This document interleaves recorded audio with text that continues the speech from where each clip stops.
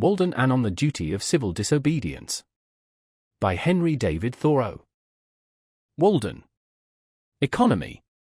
When I wrote the following pages, or rather the bulk of them, I lived alone, in the woods, a mile from any neighbor, in a house which I had built myself, on the shore of Walden Pond, in Concord, Massachusetts, and earned my living by the labor of my hands only.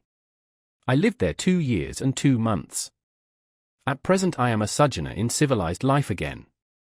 I should not obtrude my affairs so much on the notice of my readers if very particular inquiries had not been made by my townsmen concerning my mode of life, which some would call impertinent, though they do not appear to me at all impertinent, but, considering the circumstances, very natural and pertinent. Some have asked what I got to eat, if I did not feel lonesome, if I was not afraid, and the like. Others have been curious to learn what portion of my income one devoted to charitable purposes, and some, who have large families, how many poor children I maintained. I will therefore ask those of my readers who feel no particular interest in me to pardon me if I undertake to answer some of these questions in this book. In most books, the I, or first person, is omitted. In this it will be retained. That, in respect to egotism, is the main difference. We commonly do not remember that it is, after all, always the first person that is speaking. I should not talk so much about myself if there were anybody else whom I knew as well. Unfortunately, I am confined to this theme by the narrowness of my experience. Moreover, I, on my side, require of every writer, first or last, a simple and sincere account of his own life, and not merely what he has heard of other men's lives, some such account as he would send to his kindred from a distant land, for if he has lived sincerely, it must have been in a distant land to me. Perhaps these pages are more particularly addressed to poor students.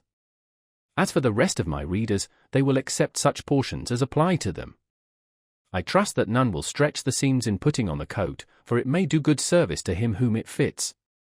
I would fain say something, not so much concerning the Chinese and Sandwich Islanders as you who read these pages, who are said to live in New England, something about your condition, especially your outward condition or circumstances in this world, in this town, what it is, whether it is necessary that it be as bad as it is, whether it cannot be improved as well as not.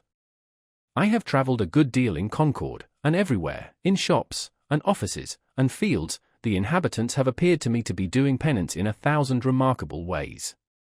What I have heard of Brahmins sitting exposed to 4 fires and looking in the face of the sun, or hanging suspended, with their heads downward, over flames, or looking at the heavens over their shoulders until it becomes impossible for them to resume their natural position, while from the twist of the neck nothing but liquids can pass into the stomach, or dwelling, chained for life, at the foot of a tree, or measuring with their bodies, like caterpillars, the breadth of vast empires, or standing on one leg on the tops of pillars, even these forms of conscious penance are hardly more incredible and astonishing than the scenes which I daily witness. The 12 labors of Hercules were trifling in comparison with those which my neighbors have undertaken, for they were only 12, and had an end, but I could never see that these men slew or captured any monster or finished any labor. They have no friend Iolaus to burn with a hot iron the root of the Hydra's head, but as soon as one head is crushed, 2 spring up. I see young men, my townsmen, whose misfortune it is to have inherited farms, houses, barns, cattle, and farming tools, for these are more easily acquired than got rid of. Better if they had been born in the open pasture and suckled by a wolf, that they might have seen with clearer eyes what field they were called to labor in. Who made them serfs of the soil? Why should they eat their 60 acres, when man is condemned to eat only his peck of dirt? Why should they begin digging their graves as soon as they are born? They have got to live a man's life, pushing all these things before them, and get on as well as they can. How many a poor immortal soul have I met well nigh crushed and smothered under its load, creeping down the road of life, pushing before it a barn 75 feet by 40, its Augean stables never cleansed, and 100 acres of land, tillage, mowing, pasture, and woodlot. The portionless, who struggle with no such unnecessary inherited encumbrances, find it labor enough to subdue and cultivate a few cubic feet of flesh. But men labor under a mistake. The better part of the man is soon plowed into the soil for compost. By a seeming fate, commonly called necessity, they are employed, as it says in an old book, laying up treasures which moth and rust will corrupt and thieves break through and steal. It is a fool's life, as they will find when they get to the end of it, if not before. It is said that Deucalion and Pyrrha created men by throwing stones over their heads behind them. In genus Durham sumus, experience globorum. Et documenta damus qua simus origin noti. Or, as Raleigh rhymes it in his sonorous way, from thence our kind hard-hearted is, enduring pain and care. Approving that our bodies of a stony nature are. So much for a blind obedience to a blundering oracle, throwing the stones over their heads behind them, and not seeing where they fell. Most men, even in this comparatively free country, through mere ignorance and mistake, are so occupied with the factitious cares and superfluously coarse labors of life that its finer fruits cannot be plucked by them. Their fingers, from excessive toil, are too clumsy and tremble too much for that.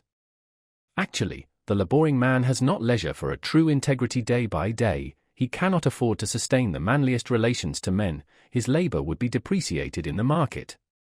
He has no time to be anything but a machine. How can he remember well his ignorance, which his growth requires, who has so often to use his knowledge? We should feed and clothe him gratuitously sometimes, and recruit him with our cordials, before we judge of him. The finest qualities of our nature, like the bloom on fruits, can be preserved only by the most delicate handling. Yet we do not treat ourselves nor one another thus tenderly. Some of you, we all know, are poor, find it hard to live, are sometimes, as it were, gasping for breath. I have no doubt that some of you who read this book are unable to pay for all the dinners which you have actually eaten, or for the coats and shoes which are fast wearing or are already worn out, and have come to this page to spend borrowed or stolen time, robbing your creditors of an hour. It is very evident what mean and sneaking lives many of you live, for my sight has been whetted by experience, always on the limits, trying to get into business and trying to get out of debt, a very ancient slough, called by the Latins aes alienum, another's brass, for some of their coins were made of brass, still living, and dying, and buried by this other's brass, always promising to pay, tomorrow, and dying today, insolvent, seeking to curry favor, to get custom, by how many modes, only not state prison offenses, lying, flattering, voting, contracting yourselves into a nutshell of civility or dilating into an atmosphere of thin and vaporous generosity, that you may persuade your neighbor to let you make his shoes, or his hat, or his coat, or his carriage, or import his groceries for him, making yourselves sick, that you may lay up something against a sick day, something to be tucked away in an old chest, or in a stocking behind the plastering, or, more safely, in the brick bank, no matter where, no matter how much or how little.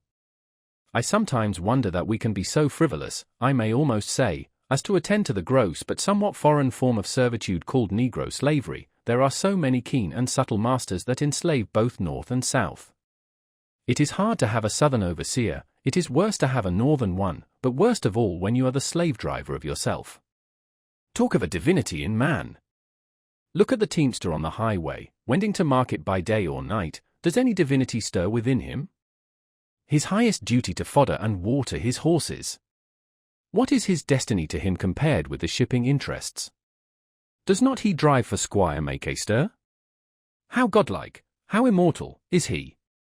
See how he cowers and sneaks, how vaguely all the day he fears, not being immortal nor divine, but the slave and prisoner of his own opinion of himself, a fame won by his own deeds. Public opinion is a weak tyrant compared with our own private opinion. What a man thinks of himself, that it is which determines, or rather indicates, his fate. Self-emancipation even in the West Indian provinces of the fancy and imagination, what Wilberforce is there to bring that about? Think, also, of the ladies of the land weaving toilet cushions against the last day, not to betray too green an interest in their fates. As if you could kill time without injuring eternity. The mass of men lead lives of quiet desperation. What is called resignation is confirmed desperation. From the desperate city you go into the desperate country, and have to console yourself with the bravery of minks and muskrats. A stereotyped but unconscious despair is concealed even under what are called the games and amusements of mankind. There is no play in them, for this comes after work. But it is a characteristic of wisdom not to do desperate things. When we consider what, to use the words of the Catechism, is the chief end of man, and what are the true necessaries and means of life, it appears as if men had deliberately chosen the common mode of living because they preferred it to any other. Yet they honestly think there is no choice left. But alert and healthy natures remember that the sun rose clear. It is never too late to give up our prejudices. No way of thinking or doing, however ancient, can be trusted without proof. What everybody echoes or in silence passes by as true today may turn out to be falsehood tomorrow, mere smoke of opinion, which some had trusted for a cloud that would sprinkle fertilizing rain on their fields. What old people say you cannot do, you try and find that you can. Old deeds for old people, and new deeds for new. Old people did not know enough once, perchance, to fetch fresh fuel to keep the fire a-going. New people put a little dry wood under a pot, and are whirled round the globe with the speed of birds, in a way to kill old people, as the phrase is. Age is no better, hardly so well, qualified for an instructor as youth, for it has not profited so much as it has lost. One may almost doubt if the wisest man has learned anything of absolute value by living. Practically, the old have no very important advice to give the young. Their own experience has been so partial, and their lives have been such miserable failures, for private reasons, as they must believe, and it may be that they have some faith left which belies that experience, and they are only less young than they were. I have lived some 30 years on this planet, and I have yet to hear the first syllable of valuable or even earnest advice from my seniors. They have told me nothing, and probably cannot tell me anything to the purpose. Here is life, an experiment to a great extent untried by me, but it does not avail me that they have tried it. If I have any experience which I think valuable, I am sure to reflect that this my mentor said nothing about. One farmer says to me, "You cannot live on vegetable food solely, for it furnishes nothing to make bones with," and so he religiously devotes a part of his day to supplying his system with the raw material of bones, walking all the while he talks behind his oxen, which, with vegetable-made bones, jerk him and his lumbering plough along in spite of every obstacle. Some things are really necessaries of life in some circles, the most helpless and diseased, which in others are luxuries merely, and in others still are entirely unknown. The whole ground of human life seems to some to have been gone over by their predecessors, both the heights and the valleys, and all things to have been cared for. According to Evelyn, the wise Solomon prescribed ordinances for the very distances of trees, and the Roman praetors have decided how often you may go into your neighbor's land to gather the acorns which fall on it without trespass, and what share belongs to that neighbor. Hippocrates has even left directions how we should cut our nails, that is, even with the ends of the fingers, neither shorter nor longer. Undoubtedly the very tedium and ennui which presume to have exhausted the variety and the joys of life are as old as Adam. But man's capacities have never been measured, nor are we to judge of what he can do by any precedents, so little has been tried. Whatever have been thy failures hitherto, be not afflicted, my child, for who shall assign to thee what thou hast left undone? We might try our lives by 1,000 simple tests, as, for instance, that the same sun which ripens my beans illumines at once a system of earths like ours. If I had remembered this, it would have prevented some mistakes. This was not the light in which I hoed them. The stars are the apexes of what wonderful triangles! What distant and different beings in the various mansions of the universe are contemplating the same one at the same moment?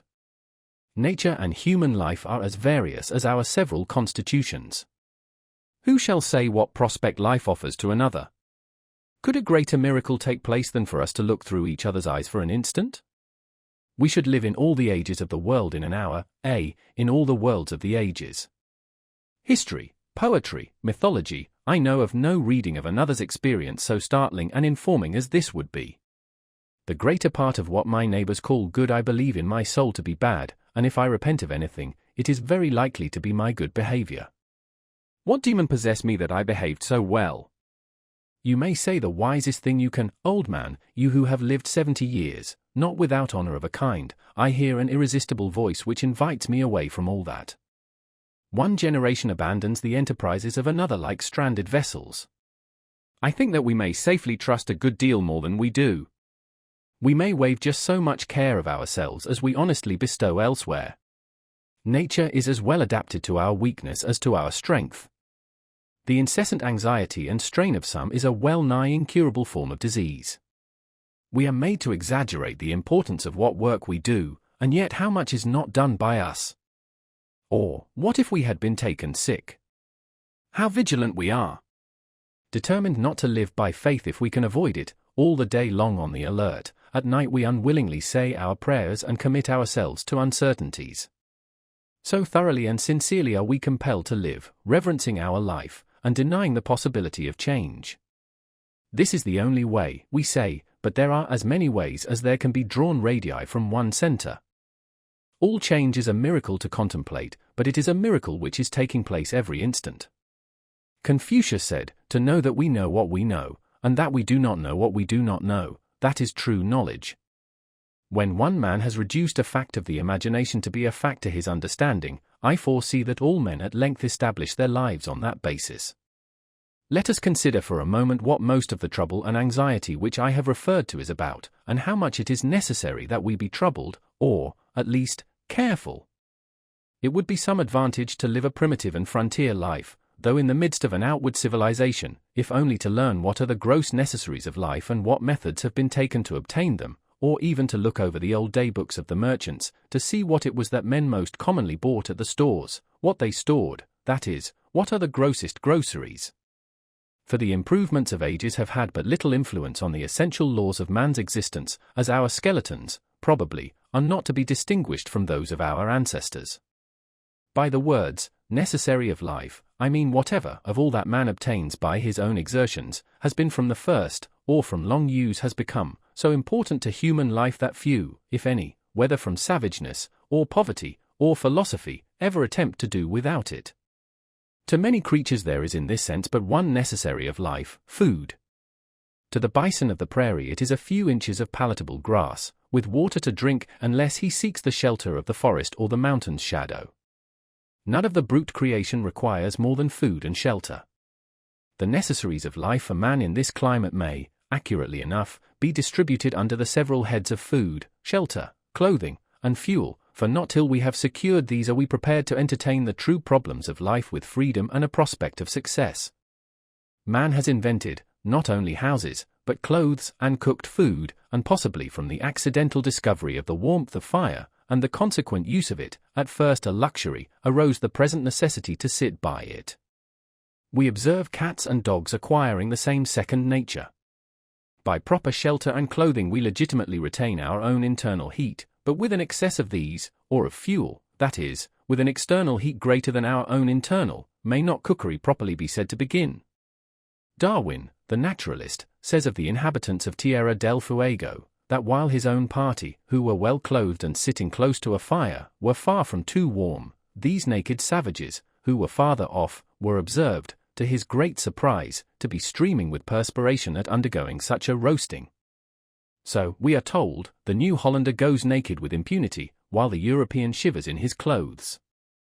Is it impossible to combine the hardness of these savages with the intellectualness of the civilized man? According to Liebig, man's body is a stove, and food the fuel which keeps up the internal combustion in the lungs. In cold weather we eat more, in warm less.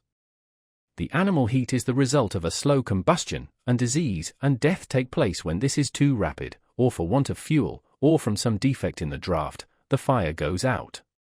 Of course the vital heat is not to be confounded with fire, but so much for analogy.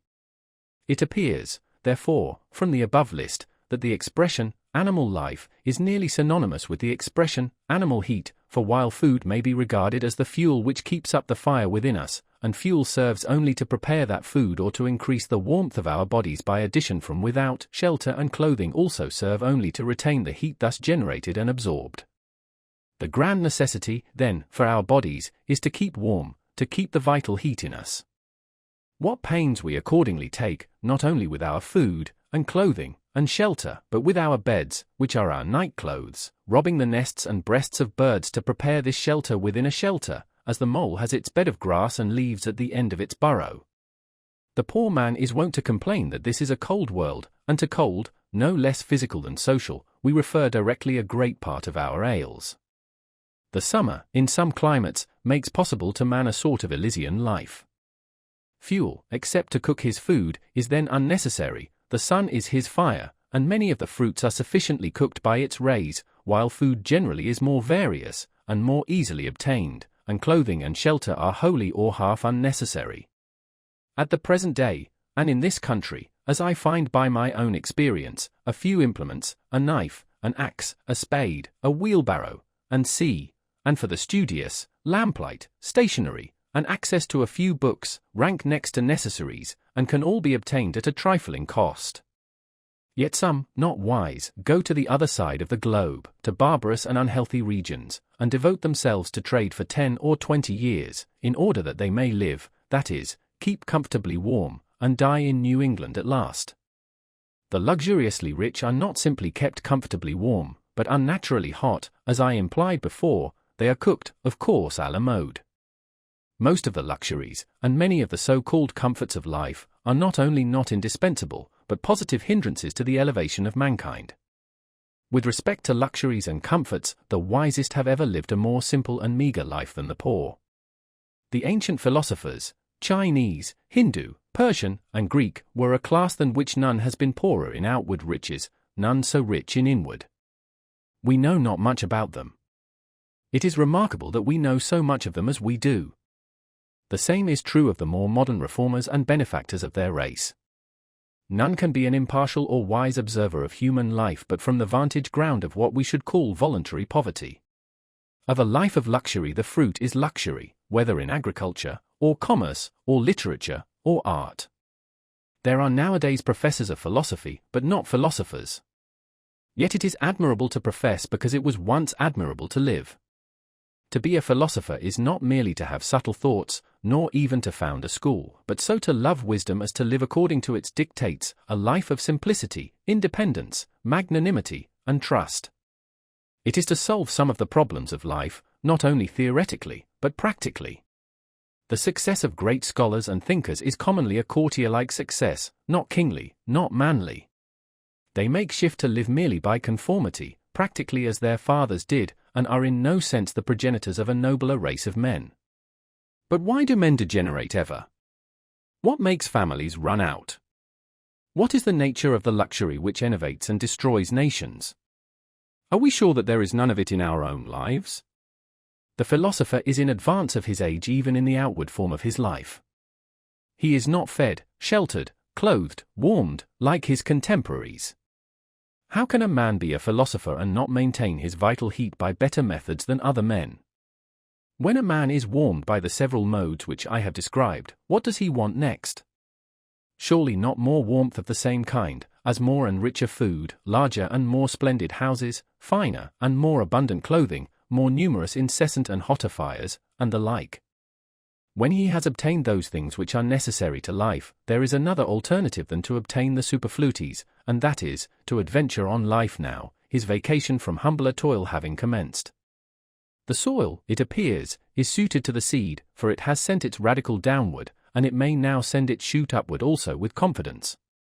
Why has man rooted himself thus firmly in the earth, but that he may rise in the same proportion into the heavens above, for the nobler plants are valued for the fruit they bear at last in the air and light, far from the ground, and are not treated like the humbler esculents, which, though they may be biennials, are cultivated only till they have perfected their root, and often cut down at top for this purpose, so that most would not know them in their flowering season. I do not mean to prescribe rules to strong and valiant natures, who will mind their own affairs whether in heaven or hell, and perchance build more magnificently and spend more lavishly than the richest, without ever impoverishing themselves, not knowing how they live, if, indeed, there are any such, as has been dreamed, nor to those who find their encouragement and inspiration in precisely the present condition of things, and cherish it with the fondness and enthusiasm of lovers, and, to some extent, I reckon myself in this number. I do not speak to those who are well employed, in whatever circumstances, and they know whether they are well employed or not, but mainly to the mass of men who are discontented, and idly complaining of the hardness of their lot or of the times, when they might improve them. There are some who complain most energetically and inconsolably of any, because they are, as they say, doing their duty. I also have in my mind that seemingly wealthy, but most terribly impoverished class of all, who have accumulated dross, but know not how to use it, or get rid of it, and thus have forged their own golden or silver fetters. If I should attempt to tell how I have desired to spend my life in years past, it would probably surprise those of my readers who are somewhat acquainted with its actual history, it would certainly astonish those who know nothing about it. I will only hint at some of the enterprises which I have cherished.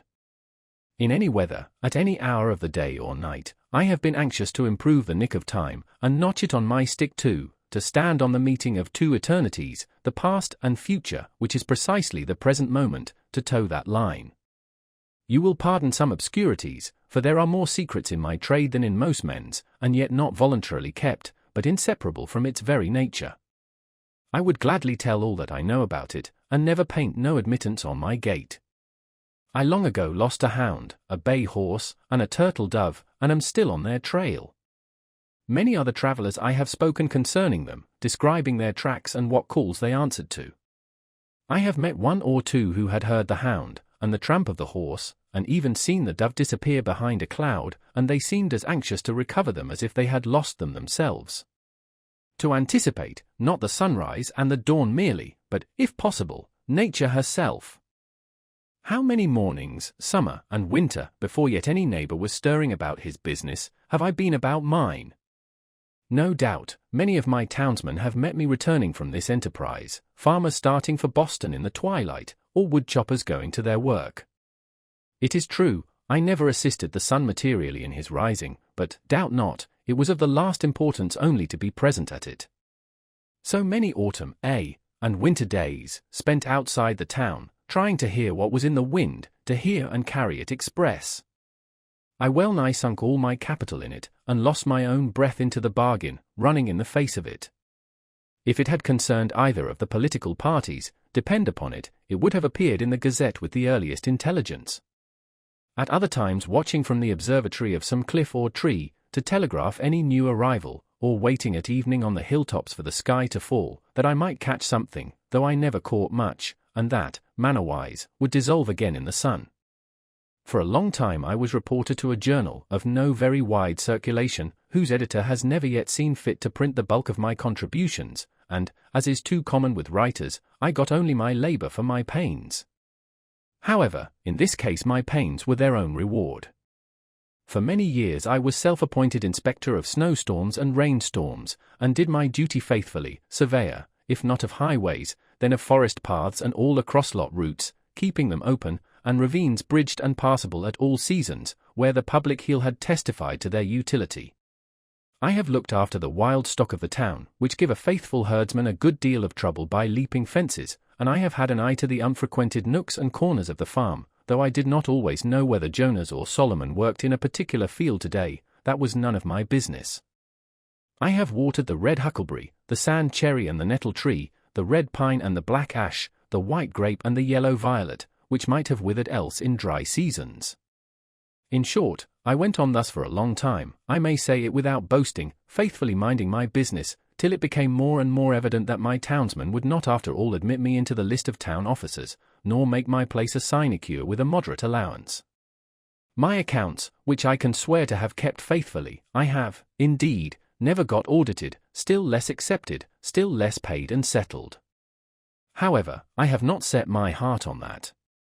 Not long since, a strolling Indian went to sell baskets at the house of a well-known lawyer in my neighborhood. "Do you wish to buy any baskets?" he asked. "No, we do not want any," was the reply. "What?" exclaimed the Indian as he went out the gate, "do you mean to starve us?" Having seen his industrious white neighbors so well off, that the lawyer had only to weave arguments, and by some magic, wealth and standing followed, he had said to himself, "I will go into business, I will weave baskets, it is a thing which I can do." Thinking that when he had made the baskets he would have done his part, and then it would be the white man's to buy them. He had not discovered that it was necessary for him to make it worth the other's while to buy them, or at least make him think that it was so, or to make something else which it would be worth his while to buy. I too had woven a kind of basket of a delicate texture, but I had not made it worth any one's while to buy them. Yet not the less, in my case, did I think it worth my while to weave them, and instead of studying how to make it worth men's while to buy my baskets, I studied rather how to avoid the necessity of selling them. The life which men praise and regard as successful is but one kind. Why should we exaggerate any one kind at the expense of the others? Finding that my fellow citizens were not likely to offer me any room in the court-house, or any curacy or living anywhere else, but I must shift for myself, I turned my face more exclusively than ever to the woods, where I was better known. I determined to go into business at once, and not wait to acquire the usual capital, using such slender means as I had already got. My purpose in going to Walden Pond was not to live cheaply nor to live dearly there, but to transact some private business with the fewest obstacles, to be hindered from accomplishing which for want of a little common sense, a little enterprise and business talent, appeared not so sad as foolish. I have always endeavored to acquire strict business habits, they are indispensable to every man. If your trade is with the Celestial Empire, then some small counting house on the coast, in some Salem harbor, will be fixture enough.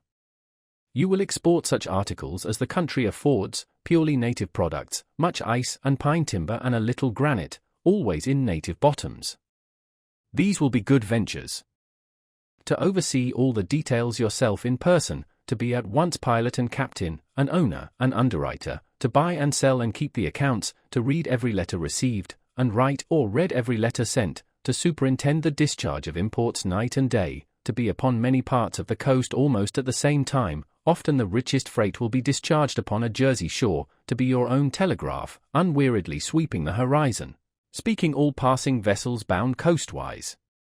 To keep up a steady despatch of commodities, for the supply of such a distant and exorbitant market, to keep yourself informed of the state of the markets, prospects of war and peace everywhere, and anticipate the tendencies of trade and civilization, taking advantage of the results of all exploring expeditions, using new passages and all improvements in navigation, charts to be studied, the position of reefs and new lights and buoys to be ascertained, and ever, the logarithmic tables to be corrected, for by the error of some calculator the vessel often splits upon a rock that should have reached a friendly PA. There is the untold fate of la Perouse, universal science to be kept pace with, studying the lives of all great discoverers and navigators, great adventurers and merchants, from Hanno and the Phoenicians down to our day, in fine, account of stock to be taken from time to time, to know how you stand. It is a labor to task the faculties of a man, such problems of profit and loss, of interest, of tear and tret, engaging of all kinds in it, as demand a universal knowledge.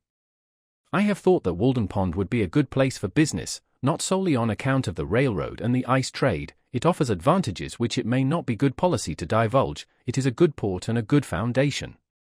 No never marshes to be filled, though you must everywhere build on piles of your own driving. It is said that a flood tide, with a westerly wind, and ice in the Never, would sweep St. Petersburg from the face of the earth. As this business was to be entered into without the usual capital, it may not be easy to conjecture where those means, that will still be indispensable to every such undertaking, were to be obtained. As for clothing, to come at once to the practical part of the question, perhaps we are led oftener by the love of novelty, and a regard for the opinions of men, in procuring it, than by a true utility. Let him who has work to do recollect that the object of clothing is, first, to retain the vital heat, and secondly, in this state of society, to cover nakedness, and he may judge how much of any necessary or important work may be accomplished without adding to his wardrobe. Kings and queens who wear a suit but once, though made by some tailor or dressmaker to their majesties, cannot know the comfort of wearing a suit that fits.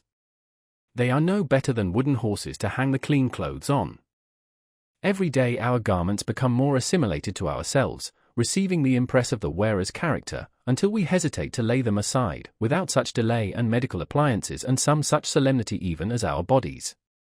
No man ever stood the lower in my estimation for having a patch in his clothes, yet I am sure that there is greater anxiety, commonly, to have fashionable, or at least clean and unpatched clothes, than to have a sound conscience. But even if the rent is not mended, perhaps the worst vice betrayed is improvidence. I sometimes try my acquaintances by such tests as this: who could wear a patch, or 2 extra seams only, over the knee? Most behave as if they believed that their prospects for life would be ruined if they should do it. It would be easier for them to hobble to town with a broken leg than with a broken pantaloon. Often if an accident happens to a gentleman's legs, they can be mended, but if a similar accident happens to the legs of his pantaloons, there is no help for it, for he considers, not what is truly respectable, but what is respected. We know but few men, a great many coats and breeches. Dress a scarecrow in your last shift, you standing shiftless by, who would not soonest salute the scarecrow? Passing a cornfield the other day, close by a hat and coat on a stake, I recognized the owner of the farm. He was only a little more weather-beaten than when I saw him last. I have heard of a dog that barked at every stranger who approached his master's premises with clothes on, but was easily quieted by a naked thief. It is an interesting question how far men would retain their relative rank if they were divested of their clothes. Could you, in such a case, tell surely of any company of civilized men, which belonged to the most respected class? When Madame Pfeiffer, in her adventurous travels round the world, from east to west, had got so near home as Asiatic Russia, she says that she felt the necessity of wearing other than a traveling dress when she went to meet the authorities, for she was now in a civilized country, where people are judged of by their clothes. Even in our democratic New England towns, the accidental possession of wealth, and its manifestation in dress and equipage alone, obtain for the possessor almost universal respect. But they yield such respect, numerous as they are so far heathen, and need to have a missionary sent to them. Beside, clothes introduce sewing, a kind of work which you may call endless, so woman's dress, at least, is never done. A man who has at length found something to do will not need to get a new suit to do it in, for him the old will do, that has lain dusty in the garret for an indeterminate period. Old shoes will serve a hero longer than they have served his valet, if a hero ever has a valet. Bare feet are older than shoes, and he can make them do. Only they who go to soirees and legislative halls must have new coats to change as often as the man changes in them. But if my jacket and trousers, my hat and shoes, are fit to worship God in, they will do, will they not? Who ever saw his old clothes, his old coat, actually worn out, resolved into its primitive elements, so that it was not a deed of charity to bestow it on some poor boy, by him perchance to be bestowed on some poorer still, or shall we say richer, who could do with less? I say, beware of all enterprises that require new clothes, and not rather a new wearer of clothes. If there is not a new man, how can the new clothes be made to fit? If you have any enterprise before you, try it in your old clothes. All men want, not something to do with, but something to do, or rather something to be. Perhaps we should never procure a new suit, however ragged or dirty the old, until we have so conducted, so enterprised or sailed in some way, that we feel like new men in the old, and that to retain it would be like keeping new wine in old bottles. Our molting season, like that of the fowls, must be a crisis in our lives. The loon retires to solitary ponds to spend it. Thus also the snake casts its slough, and the caterpillar its wormy coat, by an internal industry and expansion, for clothes are but our outmost cuticle and mortal coil. Otherwise we shall be found sailing under false colours, and be inevitably cashiered at last by our own opinion, as well as that of mankind. We don garment after garment, as if we grew like exogenous plants by addition without. Our outside and often thin and fanciful clothes are our epidermis, or false skin, which partakes not of our life, and may be stripped off here and there without fatal injury. Our thicker garments, constantly worn, are our cellular integument, or cortex, but our shirts are our liber or true bark, which cannot be removed without girdling and so destroying the man. I believe that all races at some seasons wear something equivalent to the shirt. It is desirable that a man be clad so simply that he can lay his hands on himself in the dark, and that he live in all respects so compactly and preparedly, that, if an enemy take the town, he can, like the old philosopher, walk out the gate empty-handed without anxiety. While one thick garment is, for most purposes, as good as 3 thin ones, and cheap clothing can be obtained at prices really to suit customers, while a thick coat can be bought for $5, which will last as many years, thick pantaloons for $2, cowhide boots for $1.50 a pair, a summer hat for $0.25, and a winter cap for 62.5 cents, or a better be made at home at a nominal cost. Where is he so poor that, clad in such a suit of his own earning, there will not be found wise men to do him reverence? When I ask for a garment of a particular form, my tailoress tells me gravely, they do not make them so now, not emphasizing that they at all, as if she quoted an authority as impersonal as the fates, and I find it difficult to get made what I want, simply because she cannot believe that I mean what I say, that I am so rash.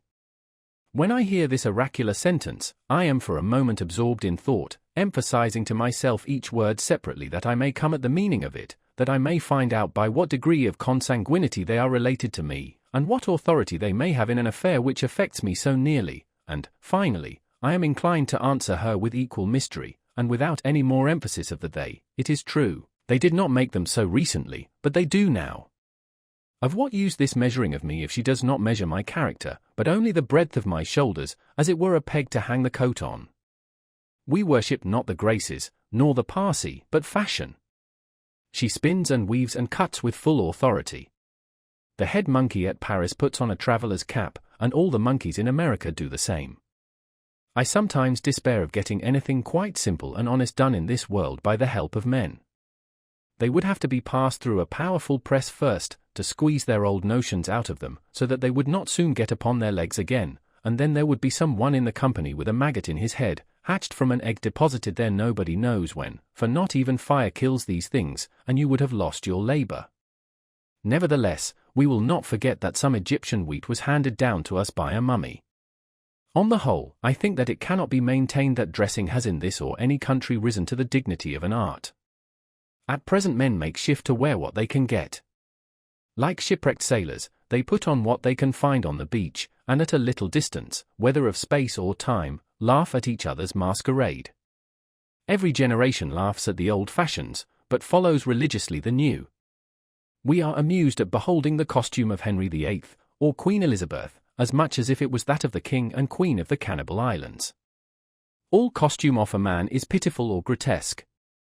It is only the serious eye peering from and the sincere life passed within it, which restrain laughter and consecrate the costume of any people.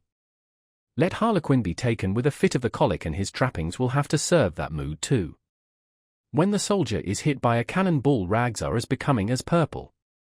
The childish and savage taste of men and women for new patterns keeps how many shaking and squinting through kaleidoscopes that they may discover the particular figure which this generation requires today. The manufacturers have learned that this taste is merely whimsical. Of two patterns which differ only by a few threads more or less of a particular color, the one will be sold readily, the other lie on the shelf, though it frequently happens that after the lapse of a season the latter becomes the most fashionable. Comparatively, tattooing is not the hideous custom which it is called. It is not barbarous merely because the printing is skin-deep and unalterable. I cannot believe that our factory system is the best mode by which men may get clothing.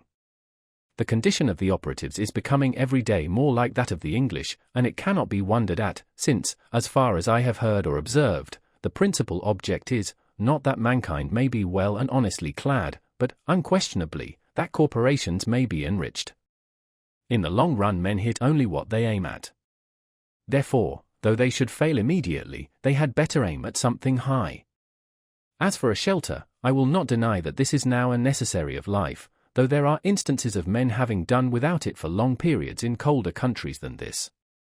Samuel Lang says that the Laplander in his skin dress, and in a skin bag which he puts over his head and shoulders, will sleep night after night on the snow, in a degree of cold which would extinguish the life of one exposed to it in any woolen clothing. He had seen them asleep thus. Yet he adds, they are not hardier than other people. But, probably, man did not live long on the earth without discovering the convenience which there is in a house, the domestic comforts, which phrase may have originally signified the satisfactions of the house more than of the family, though these must be extremely partial and occasional in those climates where the house is associated in our thoughts with winter or the rainy season chiefly, and 2/3 of the year, except for a parasol, is unnecessary. In our climate, in the summer, it was formerly almost solely a covering at night. In the Indian gazettes a wigwam was the symbol of a day's march, and a row of them cut or painted on the bark of a tree signified that so many times they had camped. Man was not made so large-limbed and robust but that he must seek to narrow his world, and wall in a space such as fitted him. He was at first bare and out of doors, but though this was pleasant enough in serene and warm weather, by daylight, the rainy season and the winter, to say nothing of the torrid sun, would perhaps have nipped his race in the bud if he had not made haste to clothe himself with the shelter of a house. Adam and Eve, according to the fable, wore the bower before other clothes. Man wanted a home, a place of warmth, or comfort, first of physical warmth, then the warmth of the affections. We may imagine a time when, in the infancy of the human race, some enterprising mortal crept into a hollow in a rock for shelter. Every child begins the world again, to some extent, and loves to stay outdoors, even in wet and cold. It plays house, as well as horse, having an instinct for it. Who does not remember the interest with which when young he looked at shelving rocks, or any approach to a cave? It was the natural yearning of that portion of our most primitive ancestor which still survived in us. From the cave we have advanced to roofs of palm leaves, of bark and boughs, of linen woven and stretched, of grass and straw, of boards and shingles, of stones and tiles. At last, we know not what it is to live in the open air, and our lives are domestic in more senses than we think. From the hearth to the field is a great distance. It would be well perhaps if we were to spend more of our days and nights without any obstruction between us and the celestial bodies, if the poet did not speak so much from under a roof, or the saint dwell there so long. Birds do not sing in caves, nor do doves cherish their innocence in dovecots. However, if one designs to construct a dwelling house, it behoves him to exercise a little Yankee shrewdness, lest after all he find himself in a workhouse, a labyrinth without a clue, a museum, an almshouse, a prison, or a splendid mausoleum instead. Consider first how slight a shelter is absolutely necessary. I have seen Penobscot Indians, in this town, living in tents of thin cotton cloth, while the snow was nearly a foot deep around them, and I thought that they would be glad to have it deeper to keep out the wind. Formerly, when how to get my living honestly, with freedom left for my proper pursuits, was a question which vexed me even more than it does now, for unfortunately I am become somewhat callous. I used to see a large box by the railroad, 6 feet long by 3 wide, in which the laborious locked up their tools at night, and it suggested to me that every man who was hard pushed might get such a one for $1, and, having bored a few auger holes in it, to admit the air at least, get into it when it rained and at night, and hook down the lid, and so have freedom in his love, and in his soul be free. This did not appear the worst, nor by any means a despicable alternative. You could sit up as late as you pleased, and, whenever you got up, go abroad without any landlord or houselord dogging you for rent. Many a man is harassed to death to pay the rent of a larger and more luxurious box who would not have frozen to death in such a box as this. I am far from jesting. Economy is a subject which admits of being treated with levity, but it cannot so be disposed of. A comfortable house for a rude and hardy race, that lived mostly out of doors, was once made here almost entirely of such materials as nature furnished ready to their hands. Gookin, who was superintendent of the Indian subject to the Massachusetts colony, writing in 1674, says, "The best of their houses are covered very neatly, tight and warm, with barks of trees, slipped from their bodies at those seasons when the sap is up, and made into great flakes, with pressure of weighty timber, when they are green. The meaner sort are covered with mats which they make of a kind of bulrush, and are also indifferently tight and warm, but not so good as the former. Some I have seen, 60 or 100 feet long and 30 feet broad. I have often lodged in their wigwams, and found them as warm as the best English houses." He adds, that they were commonly carpeted and lined within with well-wrought embroidered mats, and were furnished with various utensils. The Indians had advanced so far as to regulate the effect of the wind by a mat suspended over the hole in the roof and moved by a string. Such a lodge was in the first instance constructed in a day or two at most, and taken down and put up in a few hours, and every family owned one, or its apartment in one. In the savage state every family owns a shelter as good as the best, and sufficient for its coarser and simpler wants, but I think that I speak within bounds when I say that, though the birds of the air have their nests, and the foxes their holes, and the savages their wigwams, in modern civilized society not more than 1/2 the families own a shelter. In the large towns and cities, where civilization especially prevails, the number of those who own a shelter is a very small fraction of the whole. The rest pay an annual tax for this outside garment of all, become indispensable summer and winter, which would buy a village of Indian wigwams, but now helps to keep them poor as long as they live. I do not mean to insist here on the disadvantage of hiring compared with owning, but it is evident that the savage owns his shelter because it costs so little, while the civilized man hires his commonly because he cannot afford to own it, nor can he, in the long run, any better afford to hire. But, answers one, by merely paying this tax the poor civilized man secures an abode which is a palace compared with the savage's. An annual rent of from $25 to $100, these are the country rates, entitles him to the benefit of the improvements of centuries, spacious apartments, clean paint and paper, Rumford fireplace, back plastering, Venetian blinds, copper pump, spring lock, a commodious cellar, and many other things. But how happens it that he who is said to enjoy these things is so commonly a poor civilized man, while the savage, who has them not, is rich as a savage? If it is asserted that civilization is a real advance in the condition of man, and I think that it is, though only the wise improve their advantages, it must be shown that it has produced better dwellings without making them more costly, and the cost of a thing is the amount of what I will call life which is required to be exchanged for it, immediately or in the long run. An average house in this neighborhood costs perhaps $800, and to lay up this sum will take from 10 to 15 years of the laborious life, even if he is not encumbered with a family, estimating the pecuniary value of every man's labor at $1 a day, for if some receive more, others receive less, so that he must have spent more than half his life commonly before his wigwam will be earned. If we suppose him to pay a rent instead, this is but a doubtful choice of evils. Would the savage have been wise to exchange his wigwam for a palace on these terms? It may be guessed that I reduce almost the whole advantage of holding this superfluous property as a fund in store against the future, so far as the individual is concerned, mainly to the defraying of funeral expenses. But perhaps a man is not required to bury himself. Nevertheless, this points to an important distinction between the civilized man and the savage, and, no doubt, they have designs on us for our benefit, in making the life of a civilized people an institution, in which the life of the individual is to a great extent absorbed, in order to preserve and perfect that of the race. But I wish to show at what a sacrifice this advantage is at present obtained, and to suggest that we may possibly so live as to secure all the advantage without suffering any of the disadvantage. What mean ye by saying that the poor ye have always with you, or that the fathers have eaten sour grapes, and the children's teeth are set on edge?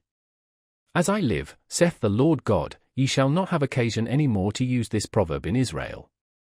Behold, all souls are mine, as the soul of the Father, so also the soul of the Son is mine, the soul that sinneth, it shall die.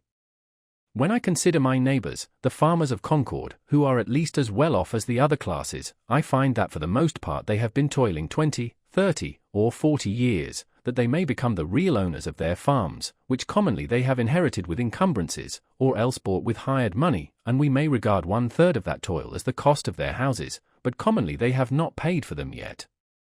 It is true, the encumbrances sometimes outweigh the value of the farm, so that the farm itself becomes one great encumbrance, and still a man is found to inherit it, being well acquainted with it, as he says. On applying to the assessors, I am surprised to learn that they cannot at once name a dozen in the town who own their farms free and clear. If you would know the history of these homesteads, inquire at the bank where they are mortgaged. The man who has actually paid for his farm with labor on it is so rare that every neighbor can point to him. I doubt if there are 3 such men in Concord. What has been said of the merchants, that a very large majority, even 97 in 100, are sure to fail, is equally true of the farmers. With regard to the merchants, however, one of them says pertinently that a great part of their failures are not genuine pecuniary failures, but merely failures to fulfill their engagements, because it is inconvenient, that is, it is the moral character that breaks down. But this puts an infinitely worse face on the matter, and suggests, beside, that probably not even the other 3 succeed in saving their souls, but are perchance bankrupt in a worse sense than they who fail honestly. Bankruptcy and repudiation are the springboards from which much of our civilization vaults and turns its somersets, but the savage stands on the unelastic plank of famine. Yet the Middlesex cattle show goes off here with éclat annually, as if all the joints of the agricultural machine were suant. The farmer is endeavoring to solve the problem of a livelihood by a formula more complicated than the problem itself. To get his shoestrings he speculates in herds of cattle. With consummate skill he has set his trap with a hairspring to catch comfort and independence, and then, as he turned away, got his own leg into it.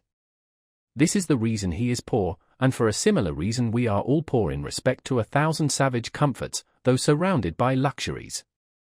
As Chapman sings, "The false society of men. For earthly greatness, all heavenly comforts rarefies to air. And when the farmer has got his house, he may not be the richer but the poorer for it, and it be the house that has got him." As I understand it, that was a valid objection urged by Momus against the house which Minerva made, that she had not made it movable, by which means a bad neighborhood might be avoided, and it may still be urged, for our houses are such unwieldy property that we are often imprisoned rather than housed in them, and the bad neighborhood to be avoided is our own scurvy selves. I know 1 or 2 families, at least, in this town, who, for nearly a generation, have been wishing to sell their houses in the outskirts and move into the village, but have not been able to accomplish it, and only death will set them free. Granted that the majority are able at last either to own or hire the modern house with all its improvements. While civilization has been improving our houses, it has not equally improved the men who are to inhabit them. It has created palaces, but it was not so easy to create noblemen and kings. And if the civilized man's pursuits are no worthier than the savage's, if he is employed the greater part of his life in obtaining gross necessaries and comforts merely, why should he have a better dwelling than the former? But how do the poor minority fare? Perhaps it will be found that just in proportion as some have been placed in outward circumstances above the savage, others have been degraded below him. The luxury of one class is counterbalanced by the indigence of another. On the one side is the palace, on the other are the almshouse and silent poor. The myriads who built the pyramids to be the tombs of the pharaohs were fed on garlic, and it may be were not decently buried themselves. The mason who finishes the cornice of the palace returns at night perchance to a hut not so good as a wigwam. It is a mistake to suppose that, in a country where the usual evidences of civilization exist, the condition of a very large body of the inhabitants may not be as degraded as that of savages. I refer to the degraded poor, not now to the degraded rich. To know this I should not need to look farther than to the shanties which everywhere border our railroads, that last improvement in civilization, where I see in my daily walks human beings living in sties, and all winter with an open door, for the sake of light, without any visible, often imaginable, wood pile, and the forms of both old and young are permanently contracted by the long habit of shrinking from cold and misery, and the development of all their limbs and faculties is checked. It certainly is fair to look at that class by whose labor the works which distinguish this generation are accomplished. Such too, to a greater or less extent, is the condition of the operatives of every denomination in England, which is the great workhouse of the world. Or I could refer you to Ireland, which is marked as one of the white or enlightened spots on the map. Contrast the physical condition of the Irish with that of the North American Indian, or the South Sea Islander, or any other savage race before it was degraded by contact with the civilized man. Yet I have no doubt that that people's rulers are as wise as the average of civilized rulers. Their condition only proves what squalidness may consist with civilization. I hardly need refer now to the laborious in our southern states who produce the staple exports of this country, and are themselves a staple production of the South. But to confine myself to those who are said to be in moderate circumstances. Most men appear never to have considered what a house is, and are actually though needlessly poor all their lives because they think that they must have such a one as their neighbors have. As if one were to wear any sort of coat which the tailor might cut out for him, or, gradually leaving off palm leaf hat or cap of woodchuck skin, complain of hard times because he could not afford to buy him a crown. It is possible to invent a house still more convenient and luxurious than we have, which yet all would admit that man could not afford to pay for. Shall we always study to obtain more of these things, and not sometimes to be content with less? Shall the respectable citizen thus gravely teach, by precept and example, the necessity of the young man's providing a certain number of superfluous glow shoes, and umbrellas, and empty guest chambers for empty guests, before he dies? Why should not our furniture be as simple as the Arabs or the Indians?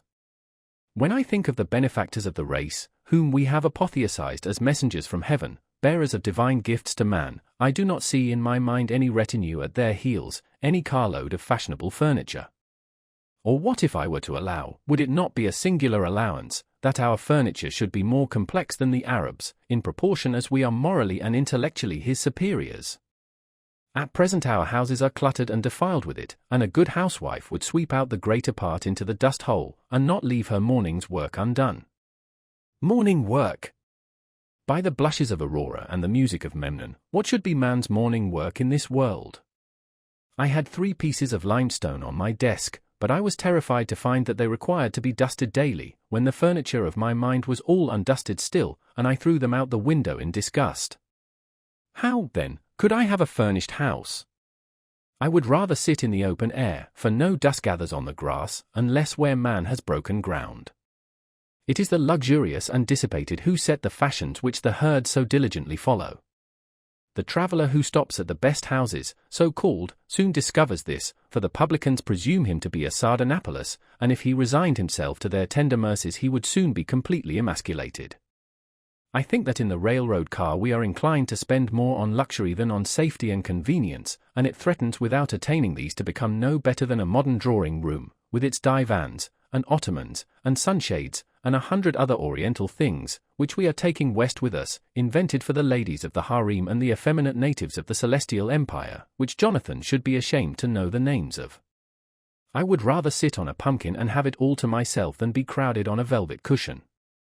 I would rather ride on earth in an ox cart with a free circulation than go to heaven in the fancy car of an excursion train and breathe a malaria all the way. The very simplicity and nakedness of man's life in the primitive ages imply this advantage at least, that they left him still but a sojourner in nature.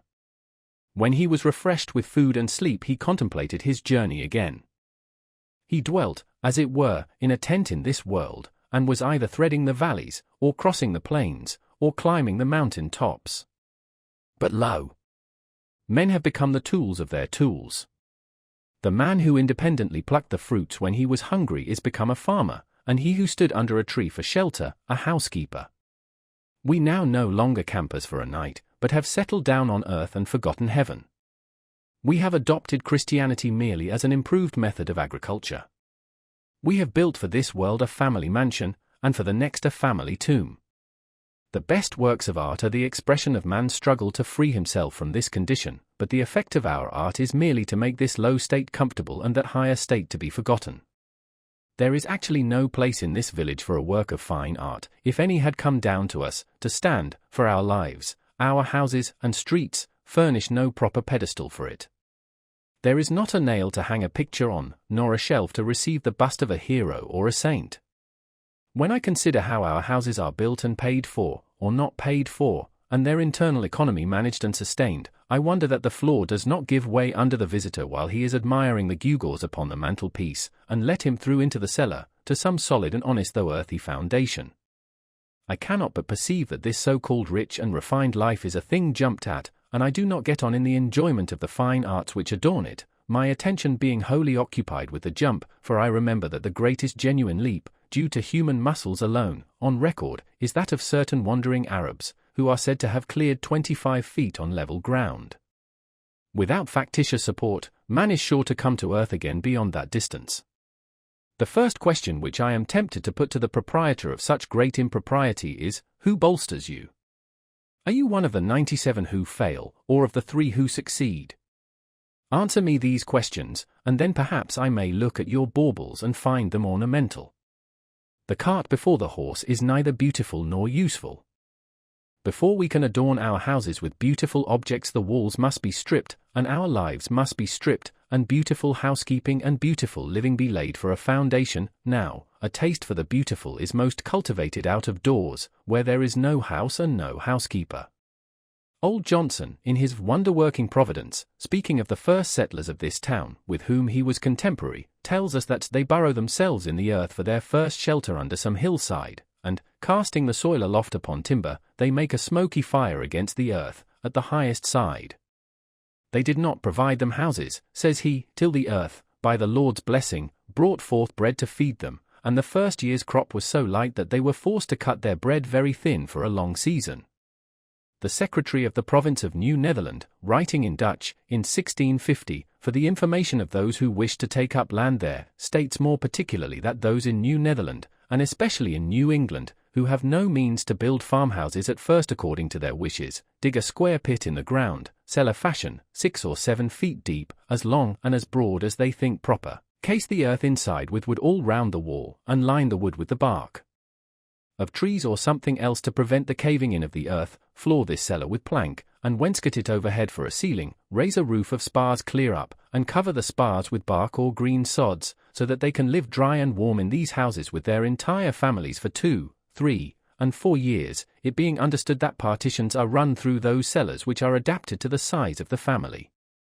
The wealthy and principal men in New England, in the beginning of the colonies, commenced their first dwelling houses in this fashion for 2 reasons. Firstly, in order not to waste time in building, and not to want food the next season. Secondly, in order not to discourage poor laboring people whom they brought over in numbers from fatherland. In the course of 3 or 4 years, when the country became adapted to agriculture, they built themselves handsome houses, spending on them several thousands. In this course which our ancestors took there was a show of prudence at least, as if their principle were to satisfy the more pressing wants first. But are the more pressing wants satisfied now?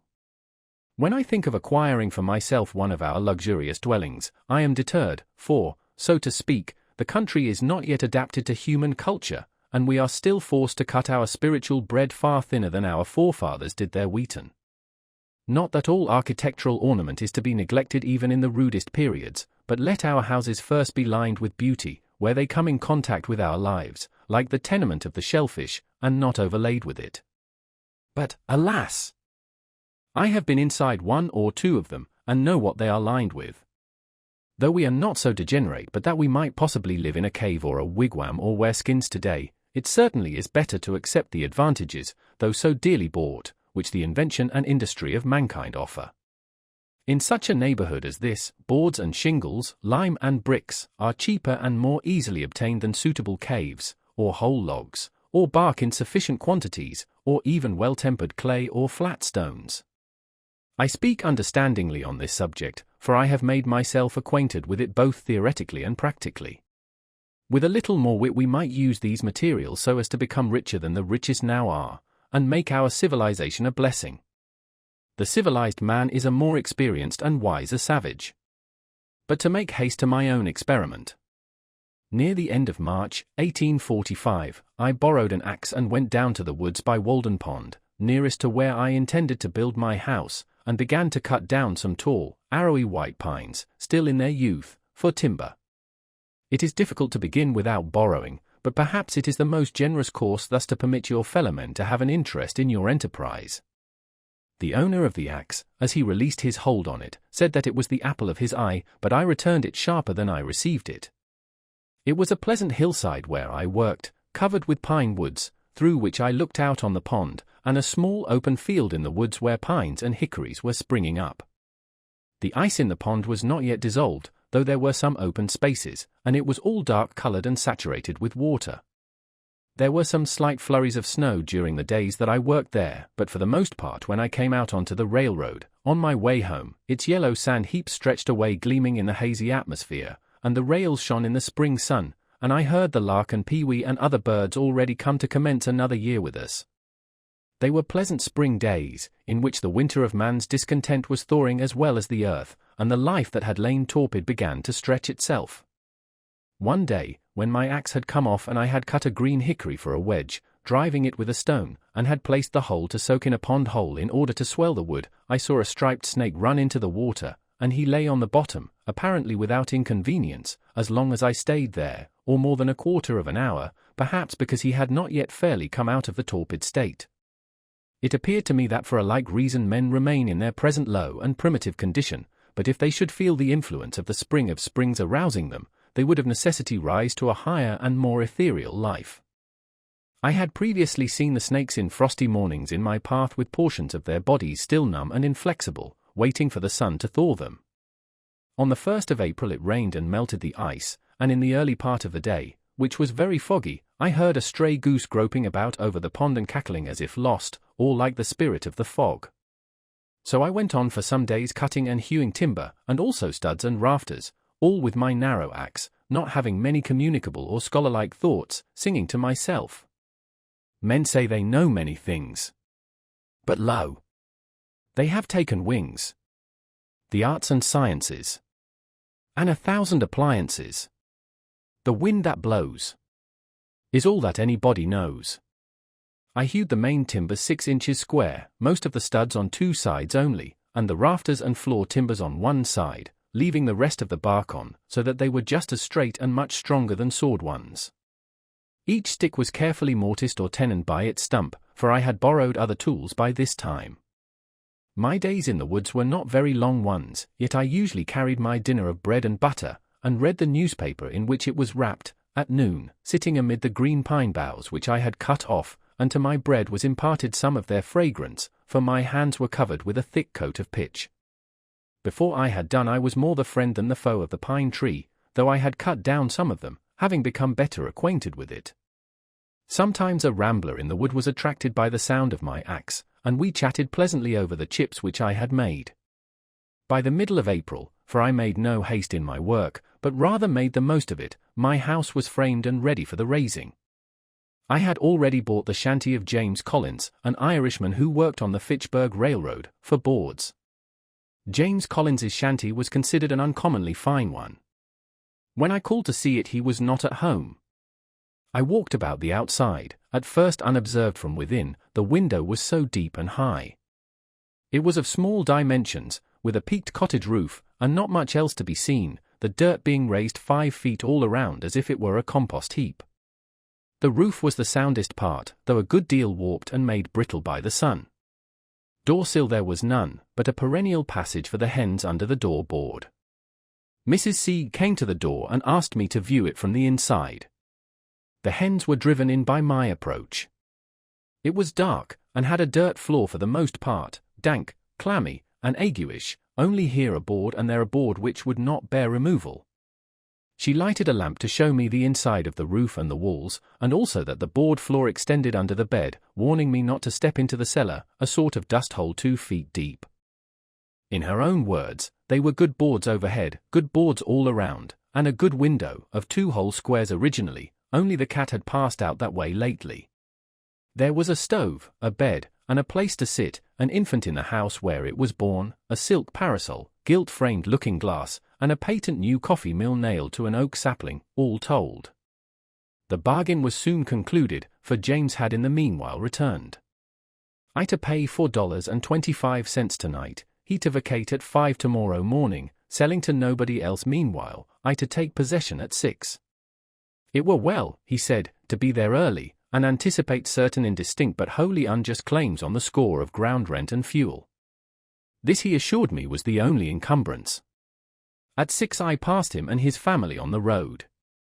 One large bundle held their all, bed, coffee mill, looking-glass, hens, all but the cat. She took to the woods and became a wild cat, and, as I learned afterward, trod in a trap set for woodchucks, and so became a dead cat at last. I took down this dwelling the same morning, drawing the nails, and removed it to the pond side by small cartloads, spreading the boards on the grass there to bleach and warp back again in the sun. One early thrush gave me a note or two as I drove along the woodland path. I was informed treacherously by a young Patrick that neighbour Seeley, an Irishman, in the intervals of the carting, transferred the still tolerable, straight, and drivable nails, staples, and spikes to his pocket, and then stood when I came back to pass the time of day, and look freshly up, unconcerned, with spring thoughts, at the devastation, there being a dearth of work, as he said.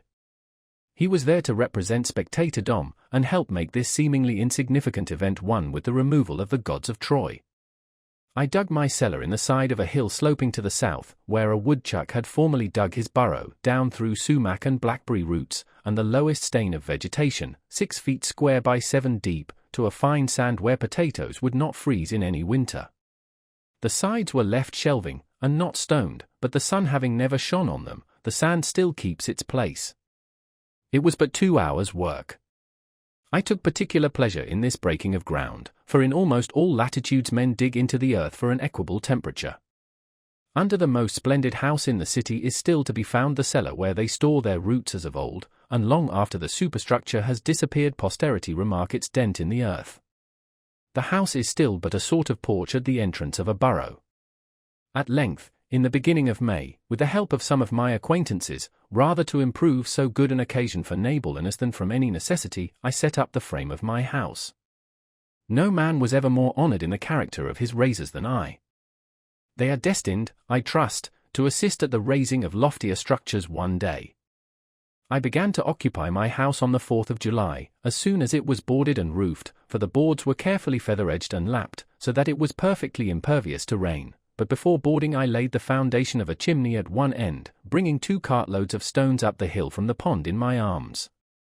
I built the chimney after my hoeing in the fall, before a fire became necessary for warmth, doing my cooking in the meanwhile out of doors on the ground, early in the morning, which mode I still think is in some respects more convenient and agreeable than the usual one. When it stormed before my bread was baked, I fixed a few boards over the fire, and sat under them to watch my loaf, and pass some pleasant hours in that way. In those days, when my hands were much employed, I read but little, but the least scraps of paper which lay on the ground, my holder or tablecloth, afforded me as much entertainment, in fact answered the same purpose as the Iliad. It would be worth a while to build still more deliberately than I did, considering, for instance, what foundation a door, a window, a cellar, a garret, have in the nature of man, and perchance never raising any superstructure until we found a better reason for it than our temporal necessities even. There is some of the same fitness in a man's building his own house that there is in a bird's building its own nest. Who knows but if men constructed their dwellings with their own hands, and provided food for themselves and families simply and honestly enough, the poetic faculty would be universally developed, as birds universally sing when they are so engaged. But alas! We do like cowbirds and cuckoos, which lay their eggs in nests which other birds have built, and cheer no traveller with their chattering and unmusical notes. Shall we forever resign the pleasure of construction to the carpenter? What does architecture amount to in the experience of the mass of men? I never in all my walks came across a man engaged in so simple and natural an occupation as building his house. We belong to the community.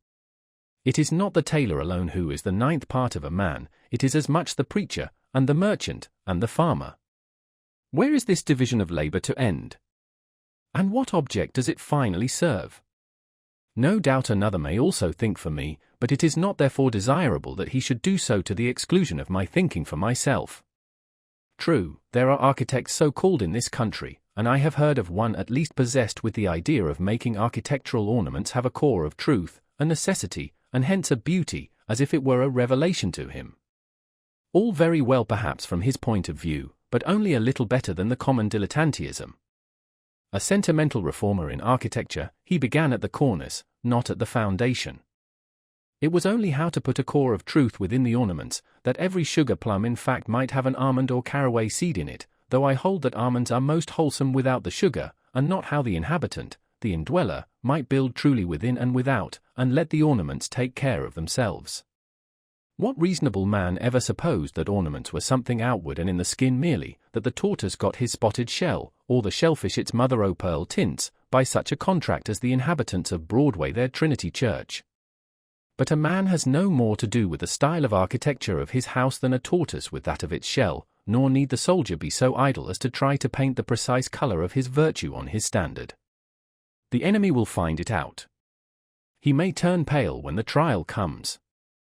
This man seemed to me to lean over the cornice, and timidly whisper his half-truth to the rude occupants who really knew it better than he. What of architectural beauty I now see, I know has gradually grown from within outward, out of the necessities and character of the indweller, who is the only builder, out of some unconscious truthfulness and nobleness, without ever a thought for the appearance, and whatever additional beauty of this kind is destined to be produced will be preceded by a like unconscious beauty of life. The most interesting dwellings in this country, as the painter knows, are the most unpretending, humble log huts and cottages of the poor commonly. It is the life of the inhabitants whose shells they are, and not any peculiarity in their surfaces merely, which makes them picturesque, and equally interesting will be the citizen's suburban box, when his life shall be as simple and as agreeable to the imagination, and there is as little straining after effect in the style of his dwelling. A great proportion of architectural ornaments are literally hollow, and a September gale would strip them off, like borrowed plumes, without injury to the substantials. They can do without architecture who have no olives nor wines in the cellar. What if an equal ado were made about the ornaments of style in literature, and the architects of our Bible spent as much time about their cornices as the architects of our churches do? So are made the belles-lettres and the beaux-arts and their professors. Much it concerns a man, forsooth, how a few sticks are slanted over him or under him, and what colours are daubed upon his box. It would signify somewhat, if, in any earnest sense, he slanted them and daubed it, but the spirit having departed out of the tenant, it is of a piece with constructing his own coffin, the architecture of the grave, and carpenter is but another name for coffin-maker. One man says, in his despair or indifference to life, take up a handful of the earth at your feet, and paint your house that colour. Is he thinking of his last and narrow house? Toss up a copper for it as well. What an abundance of leisure he must have! Why do you take up a handful of dirt? Better paint your house your own complexion, let it turn pale or blush for you. An enterprise to improve the style of cottage architecture. When you have got my ornaments ready, I will wear them. Before winter I built a chimney, and shingled the sides of my house, which were already impervious to rain, with imperfect and sappy shingles made of the first slice of the log, whose edges I was obliged to straighten with a plane. I have thus a tight shingled and plastered house, 10 feet wide by 15 long, and 8 feet posts, with a garret and a closet, a large window on each side, 2 trap doors, 1 door at the end, and a brick fireplace opposite. The exact cost of my house, paying the usual price for such materials as I used, but not counting the work, all of which was done by myself, was as follows, and I give the details because very few are able to tell exactly what their houses cost, and fewer still, if any, the separate cost of the various materials which compose them. Boards, $8.031/2, mostly shanty boards. Refuse shingles for roof sides. $4.00. Laths. $1.25. 2 second-hand windows. With glass. $2.43. 1,000 old brick. $4.00. 2 casks of lime. $2.40. That was high. Hair. $0.31 more than I needed. Manteltree iron. $0.15. Nails. $3.90. Hinges and screws. $0.14. Latch. $0.10. Chalk. $0.01. Transportation. $1.40. I carried a good part on my back. In all, $28.12 These are all the materials excepting the timber, stones and sand, which I claimed by squatter's right. I have also a small woodshed adjoining, made chiefly of the stuff which was left after building the house. I intend to build me a house which will surpass any on the main street in Concord in grandeur and luxury, as soon as it pleases me as much, and will cost me no more than my present one. I thus found that the student who wishes for a shelter can obtain one for a lifetime at an expense not greater than the rent which he now pays annually. If I seem to boast more than is becoming, my excuse is that I brag for humanity rather than for myself, and my shortcomings and inconsistencies do not affect the truth of my statement. Notwithstanding much cant and hypocrisy, chaff which I find it difficult to separate from my wheat, but for which I am as sorry as any man, I will breathe freely and stretch myself in this respect. It is such a relief to both the moral and physical system, and I am resolved that I will not through humility become the devil's attorney. I will endeavor to speak a good word for the truth. At Cambridge College the mere rent of a student's room, which is only a little larger than my own, is $30 each year, though the corporation had the advantage of building 32 side by side and under one roof, and the occupant suffers the inconvenience of many unnoisy neighbors, and perhaps a residence in the 4th story. I cannot but think that if we had more true wisdom in these respects, not only less education would be needed, because, forsooth, more would already have been acquired, but the pecuniary expense of getting an education would in a great measure vanish. Those conveniences which the student requires at Cambridge or elsewhere cost him or somebody else 10 times as great a sacrifice of life as they would with proper management on both sides. Those things for which the most money is demanded are never the things which the student most wants. Tuition, for instance, is an important item in the term bill, while for the far more valuable education which he gets by associating with the most cultivated of his contemporaries no charge is made. The mode of founding a college is, commonly, to get up a subscription of dollars and cents, and then following blindly the principles of a division of labor to its extreme, a principle which should never be followed but with circumspection, to call in a contractor who makes this a subject of speculation, and he employs Irishmen or other operatives actually to lay the foundations, while the students that are to be are said to be fitting themselves for it, and for these oversights successive generations have to pay. I think that it would be better than this, for the students, or those who desire to be benefited by it, even to lay the foundation themselves. The student who secures his coveted leisure and retirement by systematically shirking any labor necessary to man obtains but an ignoble and unprofitable leisure, defrauding himself of the experience which alone can make leisure fruitful. But, says one, you do not mean that the students should go to work with their hands instead of their heads. I do not mean that exactly, but I mean something which he might think a good deal like that. I mean that they should not play life, or study it merely, while the community supports them at this expensive game, but earnestly live it from beginning to end. How could youths better learn to live than by at once trying the experiment of living? Methinks this would exercise their minds as much as mathematics. If I wished a boy to know something about the arts and sciences, for instance, I would not pursue the common course, which is merely to send him into the neighborhood of some professor, where anything is professed and practiced but the art of life, to survey the world through a telescope or a microscope, and never with his natural eye, to study chemistry, and not learn how his bread is made, or mechanics, and not learn how it is earned, to discover new satellites to Neptune, and not detect the motes in his eyes, or to what vagabond he is a satellite himself, or to be devoured by the monsters that swarm all around him, while contemplating the monsters in a drop of vinegar. Which would have advanced the most at the end of a month, the boy who had made his own jackknife from the ore which he had dug and smelted, reading as much as would be necessary for this, or the boy who had attended the lectures on metallurgy at the Institute in the meanwhile, and had received a Rogers penknife from his father? Which would be most likely to cut his fingers? To my astonishment, I was informed on leaving college that I had studied navigation. Why, if I had taken one turn down the harbor I should have known more about it. Even the poor student studies and is taught only political economy, while that economy of living which is synonymous with philosophy is not even sincerely professed in our colleges. The consequence is, that while he is reading Adam Smith, Ricardo, and Say, he runs his father in debt irretrievably. As with our colleges, so with 100 modern improvements, there is an illusion about them, there is not always a positive advance. The devil goes on exacting compound interest to the last for his early share and numerous succeeding investments in them. Our inventions are wont to be pretty toys, which distract our attention from serious things. They are but improved means to an unimproved end, an end which it was already but too easy to arrive at, as railroads lead to Boston or New York. We are in great haste to construct a magnetic telegraph from Maine to Texas, but Maine and Texas, it may be, have nothing important to communicate. Either is in such a predicament as the man who was earnest to be introduced to a distinguished deaf woman, but when he was presented, and one end of her ear trumpet was put into his hand, had nothing to say. As if the main object were to talk fast and not to talk sensibly. We are eager to tunnel under the Atlantic and bring the old world some weeks nearer to the new. But perchance the first news that will leak through into the broad, flapping American ear will be that the Princess Adelaide has the whooping cough.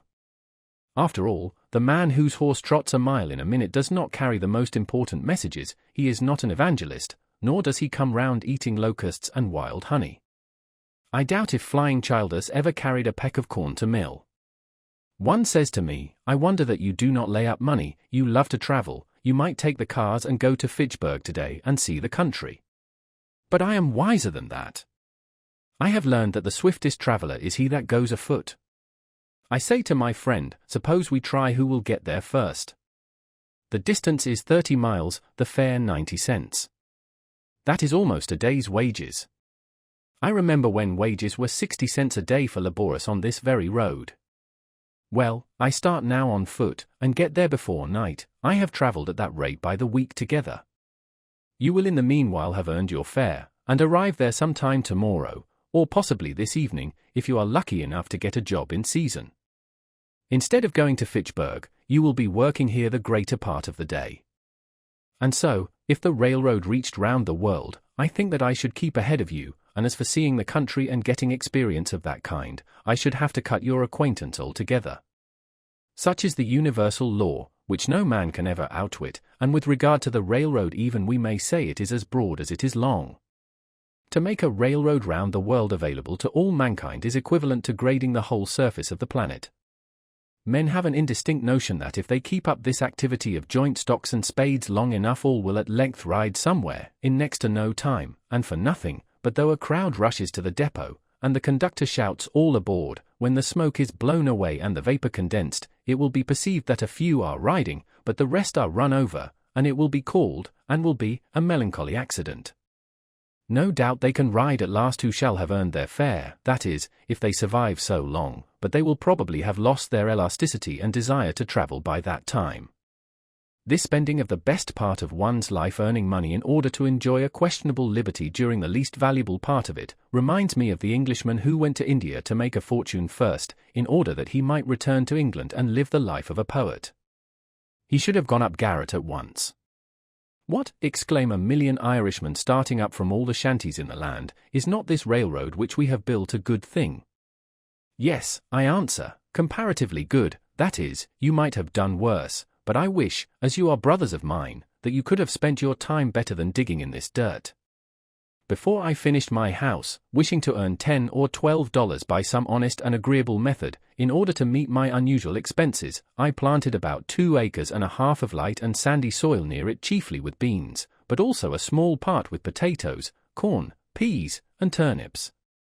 The whole lot contains 11 acres, mostly growing up to pines and hickories, and was sold the preceding season for $8.08 an acre. One farmer said that it was good for nothing but to raise cheeping squirrels on. I put no manure whatever on this land, not being the owner, but merely a squatter, and not expecting to cultivate so much again, and I did not quite hoe it all once. I got out several cords of stumps in ploughing, which supplied me with fuel for a long time, and left small circles of virgin mold, easily distinguishable through the summer by the greater luxuriance of the beans there. The dead and for the most part unmerchantable wood behind my house, and the driftwood from the pond, have supplied the remainder of my fuel. I was obliged to hire a team and a man for the ploughing, though I held the plough myself. My farm outgoes for the first season were, for implements, seed, work, and $14.72 1/2. The seed corn was given me. This never costs anything to speak of, unless you plant more than enough. I got 12 bushels of beans and 18 bushels of potatoes, besides some peas and sweet corn. The yellow corn and turnips were too late to come to anything. My whole income from the farm was $23.44. Deducting the outgoes, $14.72 1/2. There are left $8.71 1/2. Beside produce consumed and on hand at the time, this estimate was made of the value of $4.50, the amount on hand much more than balancing a little grass which I did not raise. All things considered, that is, considering the importance of a man's soul and of today, notwithstanding the short time occupied by my experiment, nay, partly even because of its transient character, I believe that was doing better than any farmer in Concord did that year. The next year I did better still, for I spaded up all the land which I required, about 1/3 of an acre, and I learned from the experience of both years, not being in the least awed by many celebrated works on husbandry, Arthur Young among the rest, that if one would live simply and eat only the crop which he raised, and raise no more than he ate, and not exchange it for an insufficient quantity of more luxurious and expensive things, he would need to cultivate only a few rods of ground, and that it would be cheaper to spade up that than to use oxen to plough it, and to select a fresh spot from time to time than to manure the old, and he could do all his necessary farm work as it were with his left hand at odd hours in the summer, and thus he would not be tied to an ox, or horse, or cow, or pig, as at present. I desire to speak impartially on this point, and as one not interested in the success or failure of the present economical and social arrangements. I was more independent than any farmer in Concord, for I was not anchored to a house or farm, but could follow the bent of my genius, which is a very crooked one, every moment. Beside being better off than they already, if my house had been burned or my crops had failed, I should have been nearly as well off as before. I am wont to think that men are not so much the keepers of herds as herds are the keepers of men, the former are so much the freer. Men and oxen exchange work, but if we consider necessary work only, the oxen will be seen to have greatly the advantage, their farm is so much the larger. Man does some of his part of the exchange work in his 6 weeks of haying, and it is no boy's play. Certainly no nation that lived simply in all respects, that is, no nation of philosophers, would commit so great a blunder as to use the labor of animals. True, there never was and is not likely soon to be a nation of philosophers, nor am I certain it is desirable that there should be. However, I should never have broken a horse or bull and taken him to board for any work he might do for me, for fear I should become a horseman or a herdsman merely, and if society seems to be the gainer by so doing, are we certain that what is one man's gain is not another's loss, and that the stable boy has equal cause with his master to be satisfied? Granted that some public works would not have been constructed without this aid, and let man share the glory of such with the ox and horse, does it follow that he could not have accomplished works yet more worthy of himself in that case? When men begin to do, not merely unnecessary or artistic, but luxurious and idle work, with their assistants, it is inevitable that a few do all the exchange work with the oxen, or, in other words, become the slaves of the strongest. Man thus not only works for the animal within him, but, for a symbol of this, he works for the animal without him. Though we have many substantial houses of brick or stone, the prosperity of the farmer is still measured by the degree to which the barn overshadows the house. This town is said to have the largest houses for oxen, cows, and horses hereabouts, and it is not behindhand in its public buildings, but there are very few halls for free worship or free speech in this county. It should not be by their architecture, but why not even by their power of abstract thought, that nations should seek to commemorate themselves? How much more admirable the Bhagavad Gita than all the ruins of the East? Towers and temples are the luxury of princes. A simple and independent mind does not toil at the bidding of any prince. Genius is not a retainer to any emperor, nor is its material silver, or gold, or marble, except to a trifling extent. To what end, pray, is so much stone hammered? In Arcadia, when I was there, I did not see any hammering stone. Nations are possessed with an insane ambition to perpetuate the memory of themselves by the amount of hammered stone they leave. What if equal pains were taken to smooth and polish their manners? One piece of good sense would be more memorable than a monument as high as the moon. I love better to see stones in place. The grandeur of Thebes was a vulgar grandeur. More sensible is a rod of stone wall that bounds an honest man's field than 100-gated Thebes that has wandered farther from the true end of life. The religion and civilization which are barbaric and heathenish build splendid temples, but what you might call Christianity does not. Most of the stone a nation hammers goes toward its tomb only. It buries itself alive. As for the pyramids, there is nothing to wonder at in them so much as the fact that so many men could be found degraded enough to spend their lives constructing a tomb for some ambitious booby, whom it would have been wiser and manlier to have drowned in the Nile, and then given his body to the dogs. I might possibly invent some excuse for them and him, but I have no time for it. As for the religion and love of art of the builders, it is much the same all the world over, whether the building be an Egyptian temple or the United States Bank. It costs more than it comes to. The mainspring is vanity, assisted by the love of garlic and bread and butter. Mr. Balcombe, a promising young architect, designs it on the back of his Vitruvius, with hard pencil and ruler, and the job is let out to Dobson and Sons, stonecutters. When the 30 centuries begin to look down on it, mankind begin to look up at it. As for your high towers and monuments, there was a crazy fellow once in this town who undertook to dig through to China, and he got so far that, as he said, he heard the Chinese pots and kettles rattle, but I think that I shall not go out of my way to admire the hole which he made. Many are concerned about the monuments of the West and the East, to know who built them. For my part, I should like to know who in those days did not build them, who were above such trifling. But to proceed with my statistics. By surveying, carpentry, and day labor of various other kinds in the village in the meanwhile, for I have as many trades as fingers, I had earned $13.34. The expense of food for 8 months, namely, from July 4th to March 1st, the time when these estimates were made, though I lived there more than 2 years, not counting potatoes, a little green corn, and some peas, which I had raised, nor considering the value of what was on hand at the last date, was rice, $1.73 molasses, 1.73 cheapest form of the saccharine, rye meal, 1.043 Indian meal, 0.99 cheaper than rye, pork, 0.22. All experiments which failed. Flour, 0.88 costs more than Indian meal. Both money and trouble. Sugar, 0.80. Lard, 0.65. Apples, 0.25. Dried apple, 0.22. Sweet potatoes, 0.10. 1 pumpkin, 0.06. 1 watermelon, 0.02. Salt, 0.03. Yes, I did eat $8.74, all told, but I should not thus unblushingly publish my guilt if I did not know that most of my readers were equally guilty with myself, and that their deeds would look no better in print. The next year I sometimes caught a mess of fish for my dinner, and once I went so far as to slaughter a woodchuck which ravaged my bean field, effect his transmigration, as a Tartar would say, and devour him, partly for experiment's sake, but though it afforded me a momentary enjoyment, notwithstanding a musky flavour, I saw that the longest use would not make that a good practice, however it might seem to have your woodchucks ready dressed by the village butcher.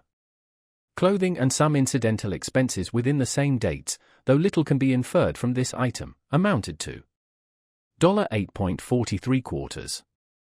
Oil and some household utensils, $2.00. So that all the pecuniary outgoes, excepting for washing and mending, which for the most part were done out of the house, and their bills have not yet been received, and these are all and more than all the ways by which money necessarily goes out in this part of the world, were: house, $28.12 farm 1 year, $14.72 food 8 months, $8.74 clothing, etc., 8 months, $8.43 oil and c. 8 months, $2.00 in all, $61.99. I address myself now to those of my readers who have a living to get. And to meet this I have for farm produce sold $23.44. Earned by day labor, $13.34. In all, $36.78.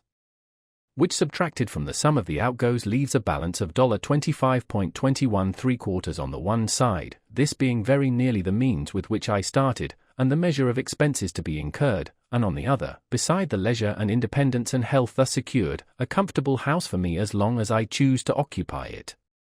These statistics, however accidental and therefore uninstructive they may appear, as they have a certain completeness, have a certain value also. Nothing was given me of which I have not rendered some account. It appears from the above estimate that my food alone cost me in money about 27 cents a week. It was, for nearly 2 years after this, rye and Indian meal without yeast, potatoes, rice, a very little salt pork, molasses, and salt, and my drink water. It was fit that I should live on rice, mainly, who loved so well the philosophy of India. To meet the objections of some inveterate cavillers, I may as well state, that if I dined out occasionally, as I always had done, and I trust shall have opportunities to do again, it was frequently to the detriment of my domestic arrangements. But the dining out, being, as I have stated, a constant element, does not in the least affect a comparative statement like this. I learned from my 2 years' experience that it would cost incredibly little trouble to obtain one's necessary food, even in this latitude, that a man may use as simple a diet as the animals, and yet retain health and strength. I have made a satisfactory dinner, satisfactory on several accounts, simply off a dish of purslane, portulaca oleracea, which I gathered in my cornfield, boiled and salted. I give the Latin on account of the savouriness of the trivial name. And pray what more can a reasonable man desire, in peaceful times, in ordinary noons, than a sufficient number of ears of green sweet corn boiled, with the addition of salt? Even the little variety which I used was a yielding to the demands of appetite, and not of health. Yet men have come to such a pass that they frequently starve, not for want of necessaries, but for want of luxuries, and I know a good woman who thinks that her son lost his life because he took to drinking water only. The reader will perceive that I am treating the subject rather from an economic than a dietetic point of view, and he will not venture to put my abstemiousness to the test unless he has a well-stocked larder. Bread I at first made of pure Indian meal and salt, genuine hoe cakes, which I baked before my fire out of doors on a shingle or the end of a stick of timber sawed off in building my house, but it was wont to get smoked and to have a piney flavour. I tried flour also, but have at last found a mixture of rye and Indian meal most convenient and agreeable. In cold weather it was no little amusement to bake several small loaves of this in succession, tending and turning them as carefully as an Egyptian is hatching eggs. They were a real cereal fruit which I ripened, and they had to my senses a fragrance like that of other noble fruits, which I kept in as long as possible by wrapping them in cloths. I made a study of the ancient and indispensable art of bread making, consulting such authorities as offered, going back to the primitive days and first invention of the unleavened kind, when from the wildness of nuts and meats men first reached the mildness and refinement of this diet, and traveling gradually down in my studies through that accidental souring of the dough which, it is supposed, taught the leavening process, and through the various fermentations thereafter, till I came to good, sweet, wholesome bread, the staff of life. Leaven, which some deem the soul of bread, the spiritus which fills its cellular tissue, which is religiously preserved like the vestal fire, some precious bottleful, I suppose, first brought over in the Mayflower, did the business for America, and its influence is still rising, swelling, spreading, in cerealian billows over the land. This seed I regularly and faithfully procured from the village, till at length one morning I forgot the rules, and scalded my yeast, by which accident I discovered that even this was not indispensable, for my discoveries were not by the synthetic but analytic process, and I have gladly omitted it since, though most housewives earnestly assured me that safe and wholesome bread without yeast might not be, and elderly people prophesied a speedy decay of the vital forces. Yet I find it not to be an essential ingredient, and after going without it for a year am still in the land of the living, and I am glad to escape the trivialness of carrying a bottleful in my pocket, which would sometimes pop and discharge its contents to my discomfiture. It is simpler and more respectable to omit it. Man is an animal who more than any other can adapt himself to all climates and circumstances. Neither did I put any sal soda, or other acid or alkali, into my bread. It would seem that I made it according to the recipe which Marcus Porcius Cato gave about 2 centuries before Christ. Panem depstitium sic facito. Manus mortarium ben levato. Farinam in mortarium indito, aqui paulatim addito, subigitoque pulca. Ubi ben subigeris, defingito, coquitoque sub testu. Which I take to mean, make kneaded bread thus. Wash your hands and trough well. Put the meal into the trough, add water gradually, and knead it thoroughly. When you have kneaded it well, mold it, and bake it under a cover, that is, in a baking kettle. Not a word about leaven. But I did not always use this staff of life. At one time, owing to the emptiness of my purse, I saw none of it for more than a month. Every New Englander might easily raise all his own breadstuffs in this land of rye and Indian corn, and not depend on distant and fluctuating markets for them. Yet so far are we from simplicity and independence that, in Concord, fresh and sweet meal is rarely sold in the shops, and hominy and corn in a still coarser form are hardly used by any. For the most part the farmer gives to his cattle and hogs the grain of his own producing, and buys flour, which is at least no more wholesome, at a greater cost, at the store. I saw that I could easily raise my bushel or 2 of rye and Indian corn, for the former will grow on the poorest land, and the latter does not require the best, and grind them in a hand mill, and so do without rice and pork, and if I must have some concentrated sweet, I found by experiment that I could make a very good molasses either of pumpkins or beets, and I knew that I needed only to set out a few maples to obtain it more easily still, and while these were growing I could use various substitutes beside those which I have named. For, as the forefathers sang, we can make liquor to sweeten our lips, of pumpkins and parsnips and walnut tree chips. Finally, as for salt, that grossest of groceries, to obtain this might be a fit occasion for a visit to the seashore, or, if I did without it altogether, I should probably drink the less water. I do not learn that the Indians ever troubled themselves to go after it. Thus I could avoid all trade and barter, so far as my food was concerned, and having a shelter already, it would only remain to get clothing and fuel. The pantaloons which I now wear were woven in a farmer's family. Thank heaven there is so much virtue still in man, for I think the fall from the farmer to the operative as great and memorable as that from the man to the farmer, and in a new country, fuel is an encumbrance. As for a habitat, if I were not permitted still to squat, I might purchase 1 acre at the same price for which the land I cultivated was sold, namely, $8.08. But as it was, I considered that I enhanced the value of the land by squatting on it. There is a certain class of unbelievers who sometimes ask me such questions as, if I think that I can live on vegetable food alone, and to strike at the root of the matter at once, for the root is faith, I am accustomed to answer such, that I can live on board nails. If they cannot understand that, they cannot understand much that I have to say.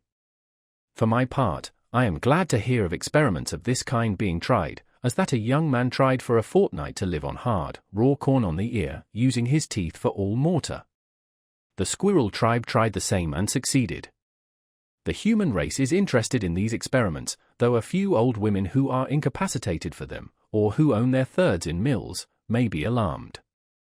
My furniture, part of which I made myself, and the rest cost me nothing, of which I have not rendered an account, consisted of a bed, a table, a desk, 3 chairs, a looking-glass 3 inches in diameter, a pair of tongs and andirons, a kettle, a skillet, and a frying pan, a dipper, a washbowl, 2 knives and forks, 3 plates, 1 cup, 1 spoon, a jug for oil, a jug for molasses, and a japanned lamp.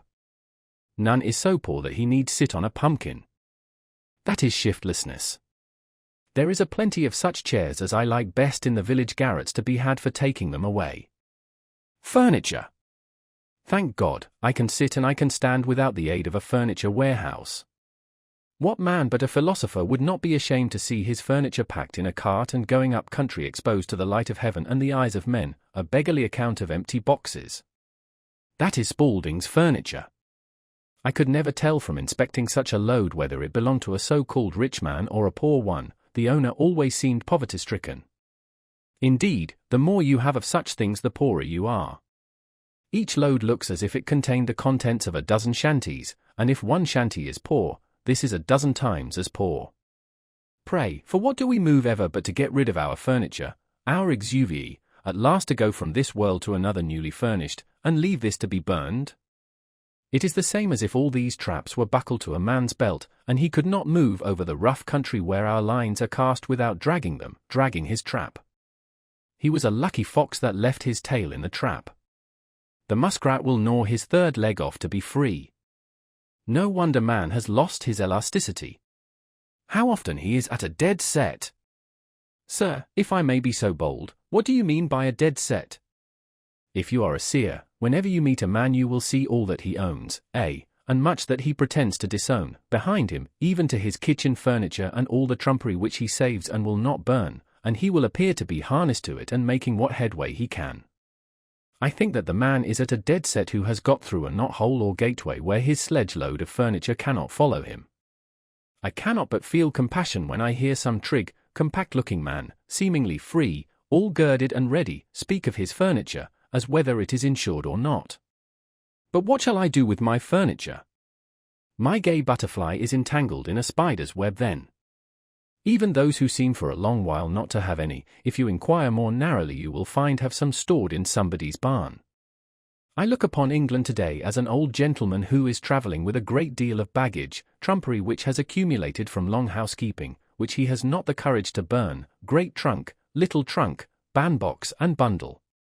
Throw away the first 3 at least. It would surpass the powers of a well man nowadays to take up his bed and walk, and I should certainly advise a sick one to lay down his bed and run. When I have met an immigrant tottering under a bundle which contained his all, looking like an enormous wen which had grown out of the nape of his neck, I have pitied him, not because that was his all, but because he had all that to carry. If I have got to drag my trap, I will take care that it be a light one and do not nip me in a vital part. But perchance it would be wisest never to put one's paw into it. I would observe, by the way, that it costs me nothing for curtains, for I have no gazers to shut out but the sun and moon, and I am willing that they should look in. The moon will not sour milk nor taint meat of mine, nor will the sun injure my furniture or fade my carpet, and if he is sometimes too warm a friend, I find it still better economy to retreat behind some curtain which nature has provided, than to add a single item to the details of housekeeping. A lady once offered me a mat, but as I had no room to spare within the house, nor time to spare within or without to shake it, I declined it, preferring to wipe my feet on the sod before my door. It is best to avoid the beginnings of evil. Not long since I was present at the auction of a deacon's effects, for his life had not been ineffectual. The evil that men do lives after them. As usual, a great proportion was trumpery which had begun to accumulate in his father's day. Among the rest was a dried tapeworm.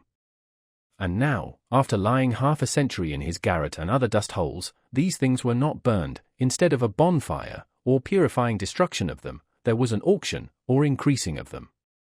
The neighbors eagerly collected to view them, bought them all, and carefully transported them to their garrets and dust holes, to lie there till their estates are settled, when they will start again. When a man dies he kicks the dust.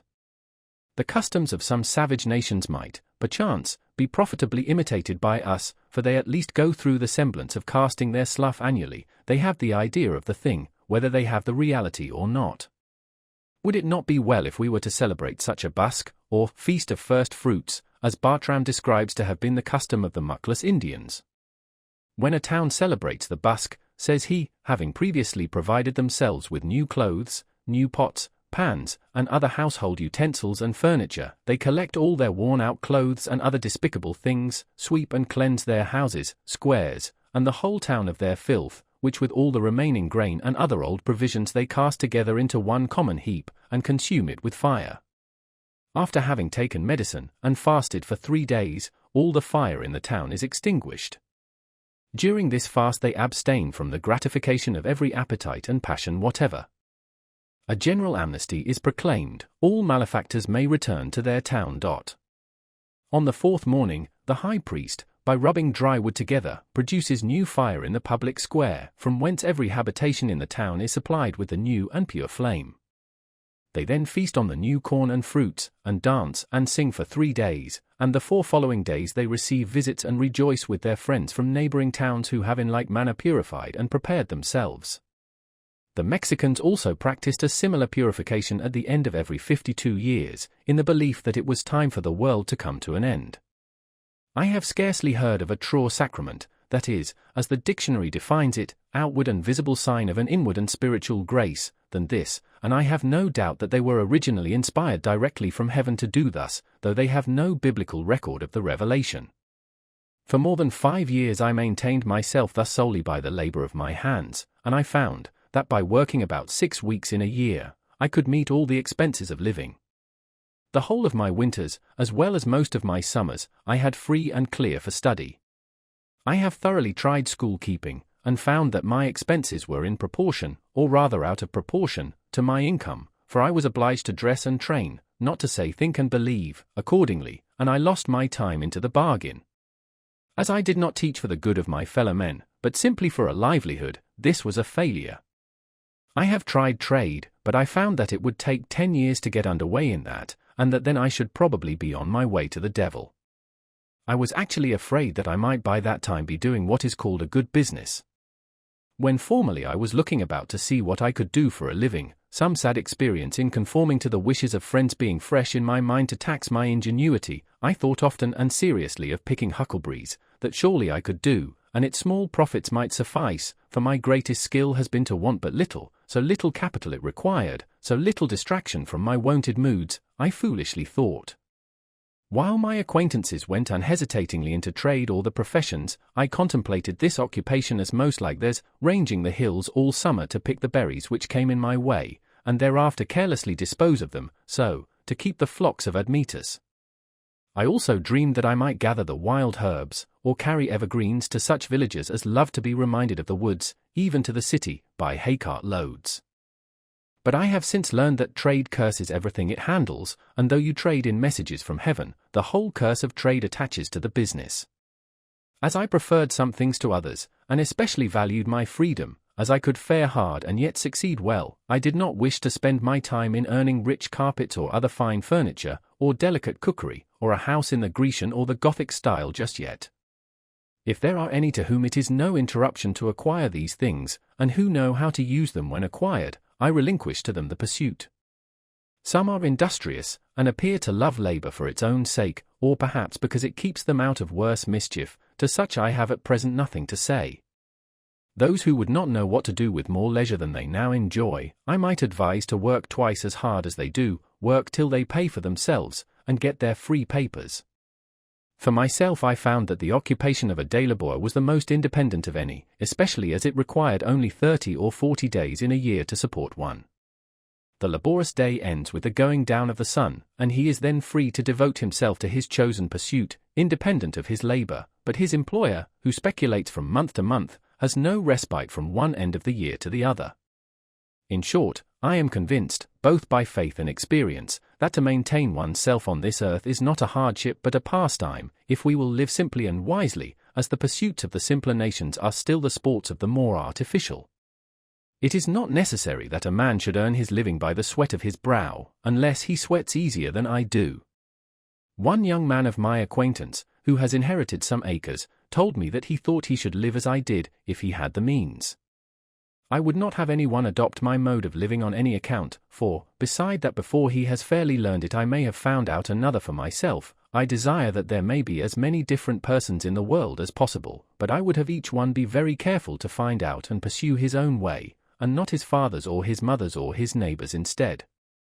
The youth may build or plant or sail, only let him not be hindered from doing that which he tells me he would like to do. It is by a mathematical point only that we are wise, as the sailor or the fugitive slave keeps the polestar in his eye, but that is sufficient guidance for all our life. We may not arrive at our port within a calculable period, but we would preserve the true course. Undoubtedly, in this case, what is true for one is truer still for 1,000, as a large house is not proportionally more expensive than a small one, since one roof may cover, one cellar underlie, and one wall separate several apartments. But for my part, I preferred the solitary dwelling. Moreover, it will commonly be cheaper to build the whole yourself than to convince another of the advantage of the common wall, and when you have done this, the common partition, to be much cheaper, must be a thin one, and that other may prove a bad neighbor, and also not keep his side in repair. The only cooperation which is commonly possible is exceedingly partial and superficial, and what little true cooperation there is as if it were not, being a harmony inaudible to men. If a man has faith, he will cooperate with equal faith everywhere. If he has not faith, he will continue to live like the rest of the world, whatever company he is joined to. To cooperate, in the highest as well as the lowest sense, means to get our living together. I heard it proposed lately that 2 young men should travel together over the world, the one without money, earning his means as he went, before the mast and behind the plough, the other carrying a bill of exchange in his pocket. It was easy to see that they could not long be companions or cooperate, since one would not operate at all. They would part at the first interesting crisis in their adventures. Above all, as I have implied, the man who goes alone can start today, but he who travels with another must wait till that other is ready, and it may be a long time before they get off. But all this is very selfish, I have heard some of my townsmen say. I confess that I have hitherto indulged very little in philanthropic enterprises. I have made some sacrifices to a sense of duty, and among others have sacrificed this pleasure also. There are those who have used all their arts to persuade me to undertake the support of some poor family in the town, and if I had nothing to do, for the devil finds employment for the idle, I might try my hand at some such pastime as that. However, when I have thought to indulge myself in this respect, and lay their heaven under an obligation by maintaining certain poor persons in all respects as comfortably as I maintain myself, and have even ventured so far as to make them the offer, they have one and all unhesitatingly preferred to remain poor. While my townsmen and women are devoted in so many ways to the good of their fellows, I trust that one at least may be spared to other and less humane pursuits. You must have a genius for charity as well as for anything else. As for doing good, that is one of the professions which are full. Moreover, I have tried it fairly, and, strange as it may seem, am satisfied that it does not agree with my constitution. Probably I should not consciously and deliberately forsake my particular calling to do the good which society demands of me, to save the universe from annihilation, and I believe that a like but infinitely greater steadfastness elsewhere is all that now preserves it. But I would not stand between any man and his genius, and to him who does this work, which I decline, with his whole heart and soul and life, I would say, persevere, even if the world call it doing evil, as it is most likely they will. I am far from supposing that my case is a peculiar one, no doubt many of my readers would make a similar defense. At doing something, I will not engage that my neighbors shall pronounce it good. I do not hesitate to say that I should be a capital fellow to hire, but what that is, it is for my employer to find out. What good I do, in the common sense of that word, must be aside from my main path, and for the most part wholly unintended. Men say, practically, begin where you are and such as you are, without aiming mainly to become of more worth, and with kindness aforethought go about doing good. If I were to preach at all in this strain, I should say rather, set about being good. as if the sun should stop when he had kindled his fires up to the splendor of a moon or a star of the 6th magnitude, and go about like a Robin Goodfellow, peeping in at every cottage window, inspiring lunatics, and tainting meats, and making darkness visible, instead of steadily increasing his genial heat and beneficence till he is of such brightness that no mortal can look him in the face, and then, and in the meanwhile too, going about the world in his own orbit, doing it good, or rather, as a truer philosophy has discovered, the world going about him getting good. When Phaeton, wishing to prove his heavenly birth by his beneficence, had the sun's chariot but one day, and drove out of the beaten track, he burned several blocks of houses in the lower streets of heaven, and scorched the surface of the earth, and dried up every spring, and made the great desert of Sahara, till at length Jupiter hurled him headlong to the earth with a thunderbolt, and the sun, through grief at his death, did not shine for a year. There is no odor so bad as that which arises from goodness tainted. It is human, it is divine, carrion.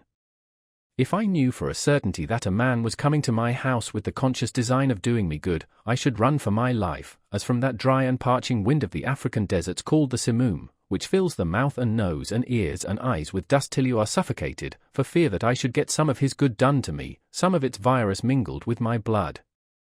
No, in this case I would rather suffer evil the natural way. A man is not a good man to me because he will feed me if I should be starving, or warm me if I should be freezing, or pull me out of a ditch if I should ever fall into one. I can find you a Newfoundland dog that will do as much. Philanthropy is not love for one's fellowman in the broadest sense. Howard was no doubt an exceedingly kind and worthy man in his way, and has his reward, but, comparatively speaking, what are 100 Howards to us, if their philanthropy do not help us in our best estate, when we are most worthy to be helped? I never heard of a philanthropic meeting in which it was sincerely proposed to do any good to me, or the like of me. The Jesuits were quite balked by those Indians who, being burned at the stake, suggested new modes of torture to their tormentors. Being superior to physical suffering, it sometimes chanced that they were superior to any consolation which the missionaries could offer, and the law to do as you would be done by fell with less persuasiveness on the ears of those who, for their part, did not care how they were done by, who loved their enemies after a new fashion, and came very near freely forgiving them all they did. Be sure that you give the poor the aid they most need, though it be your example which leaves them far behind. If you give money, spend yourself with it, and do not merely abandon it to them. We make curious mistakes sometimes. Often the poor man is not so cold and hungry as he is dirty and ragged and gross. It is partly his taste, and not merely his misfortune. If you give him money, he will perhaps buy more rags with it. I was wont to pity the clumsy Irish labourers who cut ice on the pond, in such mean and ragged clothes, while I shivered in my more tidy and somewhat more fashionable garments, till, one bitter cold day, one who had slipped into the water came to my house to warm him, and I saw him strip off 3 pairs of pants and 2 pairs of stockings ere he got down to the skin, though they were dirty and ragged enough, it is true, and that he could afford to refuse the extra garments which I offered him. He had so many intra ones. This ducking was the very thing he needed. Then I began to pity myself, and I saw that it would be a greater charity to bestow on me a flannel shirt than a whole slop shop on him. There are 1,000 hacking at the branches of evil to one who is striking at the root, and it may be that he who bestows the largest amount of time and money on the needy is doing the most by his mode of life to produce that misery which he strives in vain to relieve. It is the pious slave breeder devoting the proceeds of every 10th slave to buy a Sunday's liberty for the rest. Some show their kindness to the poor by employing them in their kitchens. Would they not be kinder if they employed themselves there? You boast of spending a 10th part of your income in charity, maybe you should spend the 9/10 so, and done with it. Society recovers only a 10th part of the property then. Is this owing to the generosity of him in whose possession it is found, or to the remissness of the officers of justice? Philanthropy is almost the only virtue which is sufficiently appreciated by mankind. Nay, it is greatly overrated, and it is our selfishness which overrates it. A robust poor man, one sunny day here in Concord, praised a fellow townsman to me, because, as he said, he was kind to the poor, meaning himself. The kind uncles and aunts of the race are more esteemed than its true spiritual fathers and mothers. I once heard a reverend lecturer on England, a man of learning and intelligence, after enumerating her scientific, literary, and political worthies, Shakespeare, Bacon, Cromwell, Milton, Newton, and others, speak next of her Christian heroes, whom, as if his profession required it of him, he elevated to a place far above all the rest, as the greatest of the great. They were Penn, Howard, and Mrs. Fry. Every one must feel the falsehood and cant of this. The last were not England's best men and women only, perhaps, her best philanthropists. I would not subtract anything from the praise that is due to philanthropy, but merely demand justice for all who by their lives and works are a blessing to mankind. I do not value chiefly a man's uprightness and benevolence, which are, as it were, his stem and leaves. Those plants of whose greenness withered we make herb tea for the sick, serve but a humble use, and are most employed by quacks. I want the flower and fruit of a man, that some fragrance be wafted over from him to me, and some ripeness flavour our intercourse. His goodness must not be a partial and transitory act, but a constant superfluity, which costs him nothing and of which he is unconscious. This is a charity that hides a multitude of sins. The philanthropist too often surrounds mankind with the remembrance of his own cast-off griefs as an atmosphere, and calls it sympathy. We should impart our courage, and not our despair, our health and ease, and not our disease, and take care that this does not spread by contagion. From what southern plains comes up the voice of wailing? Under what latitudes reside the heathen to whom we would send light? Who is that intemperate and brutal man whom we would redeem? If anything ail a man, so that he does not perform his functions, if he have a pain in his bowels even, for that is the seat of sympathy, he forthwith sets about reforming the world. Being a microcosm himself, he discovers, and it is a true discovery, and he is the man to make it, that the world has been eating green apples, to his eyes. In fact, the globe itself is a great green apple, which there is danger awful to think of that the children of men will nibble before it is ripe, and straightway his drastic philanthropy seeks out the Eskimos and the Patagonian, and embraces the populous Indian and Chinese villages, and thus, by a few years of philanthropic activity, the powers in the meanwhile using him for their own ends, no doubt, he cures himself of his dyspepsia, the globe acquires a faint blush on one or both of its cheeks, as if it were beginning to be ripe, and life loses its crudity and is once more sweet and wholesome to live. I never dreamed of any enormity greater than I have committed. I never knew, and never shall know, a worse man than myself. I believe that what so saddens the reformer is not his sympathy with his fellows in distress, but, though he be the holiest Son of God, is his private ail. Let this be righted, let the spring come to him, the morning rise over his couch, and he will forsake his generous companions without apology. My excuse for not lecturing against the use of tobacco is, that I never chewed it. That is a penalty which reformed tobacco chewers have to pay, though there are things enough I have chewed, which I could lecture against. If you should ever be betrayed into any of these philanthropies, do not let your left hand know what your right hand does, for it is not worth knowing. Rescue the drowning and tie your shoestrings. Take your time, and set about some free labor. Our manners have been corrupted by communication with the saints. Our hymn books resound with a melodious cursing of God and enduring him forever. One would say that even the prophets and redeemers had rather consoled the fears than confirmed the hopes of man. There is nowhere recorded a simple and irrepressible satisfaction with the gift of life, any memorable praise of God. All health and success does me good, however far off and withdrawn it may appear. All disease and failure helps to make me sad and does me evil, however much sympathy it may have with me or I with it. If, then, we would indeed restore mankind by truly Indian, botanic, magnetic, or natural means, let us first be as simple and well as nature ourselves, dispel the clouds which hang over our own brows, and take up a little life into our pores. Do not stay to be an overseer of the poor, but endeavor to become one of the worthies of the world.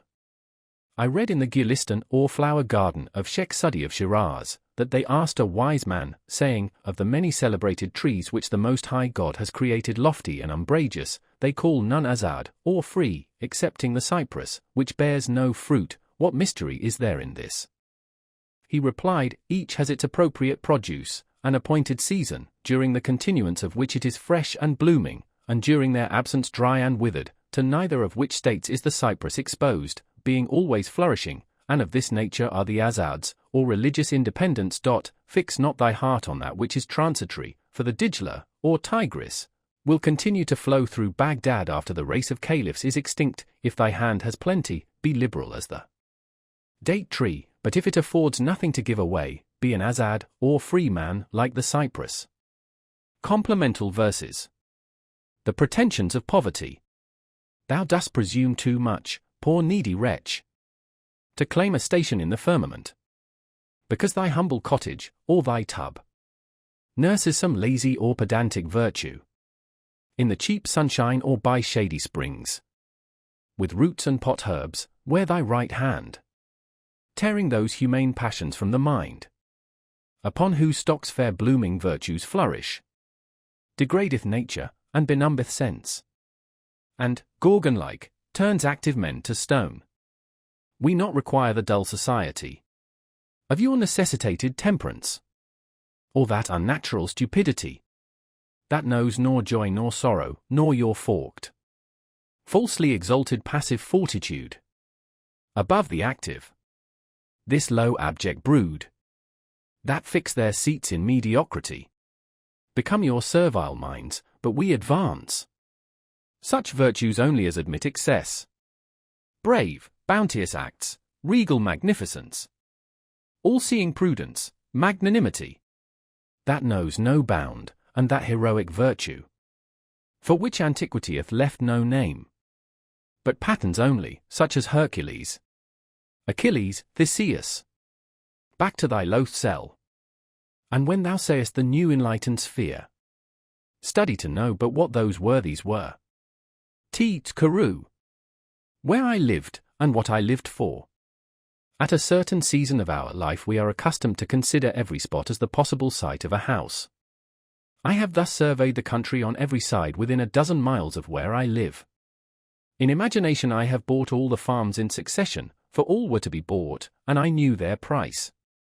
I walked over each farmer's premises, tasted his wild apples, discoursed on husbandry with him, took his farm at his price, at any price, mortgaging it to him in my mind, even put a higher price on it, took everything but a deed of it, took his word for his deed, for I dearly loved to talk, cultivated it, and him too to some extent, I trust, and withdrew when I had enjoyed it long enough, leaving him to carry it on.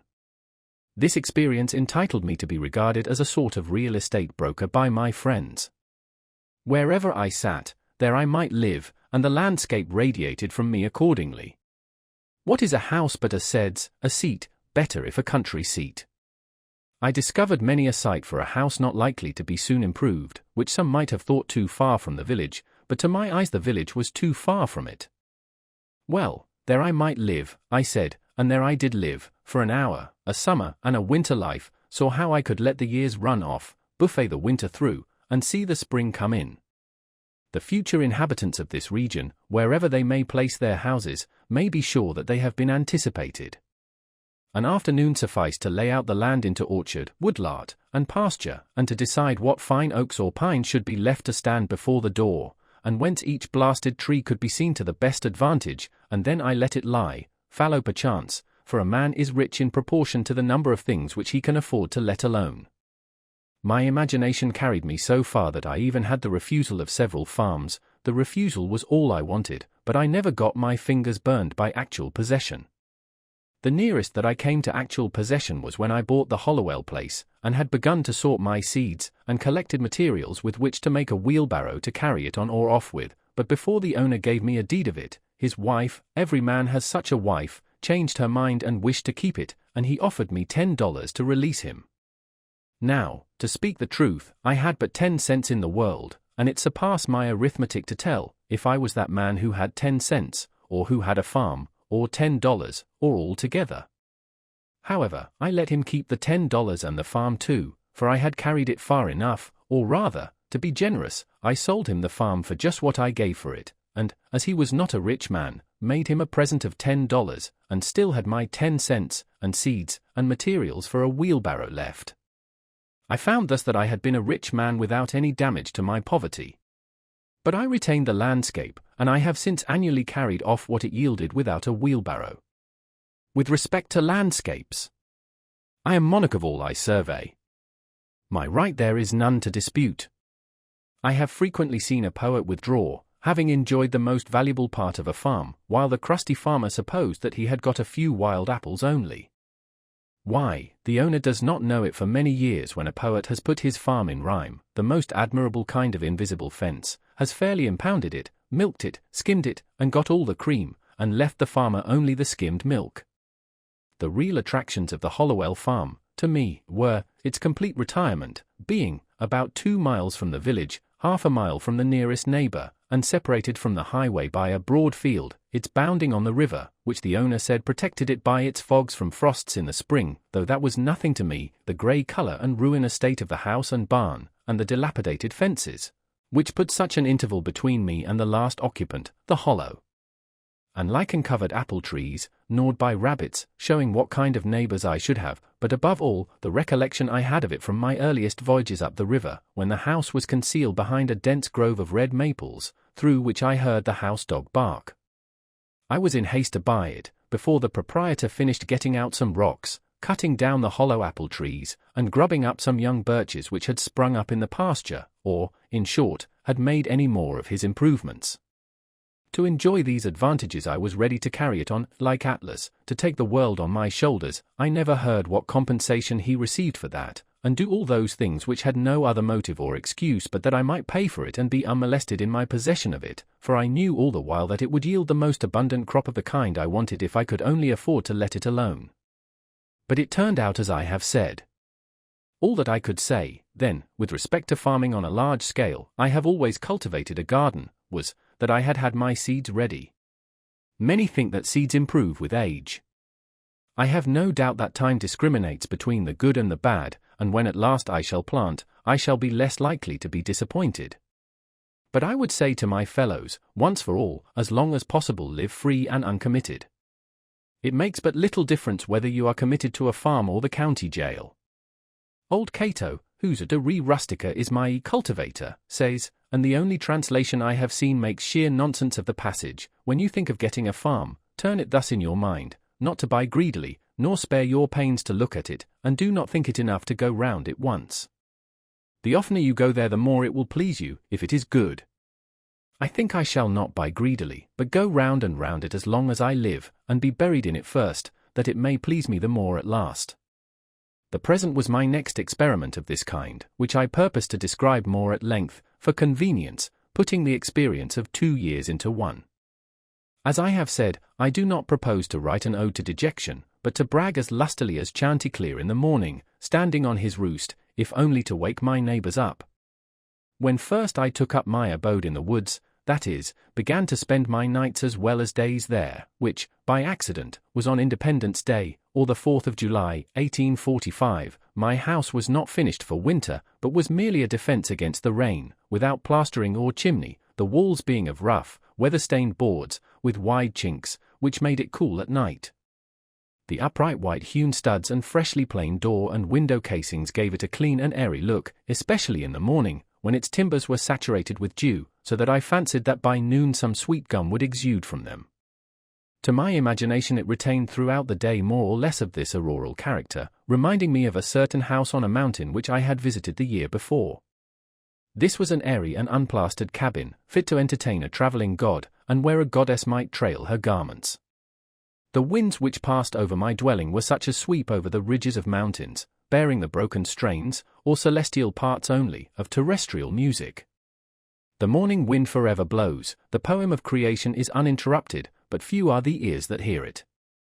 Olympus is but the outside of the earth everywhere. The only house I had been the owner of before, if I except a boat, was a tent, which I used occasionally when making excursions in the summer, and this is still rolled up in my garret, but the boat, after passing from hand to hand, has gone down the stream of time. With this more substantial shelter about me, I had made some progress towards settling in the world. This frame, so slightly clad, was a sort of crystallization around me, and reacted on the builder. It was suggestive somewhat as a picture in outlines. I did not need to go outdoors to take the air, for the atmosphere within had lost none of its freshness. It was not so much within doors as behind a door where I sat, even in the rainiest weather.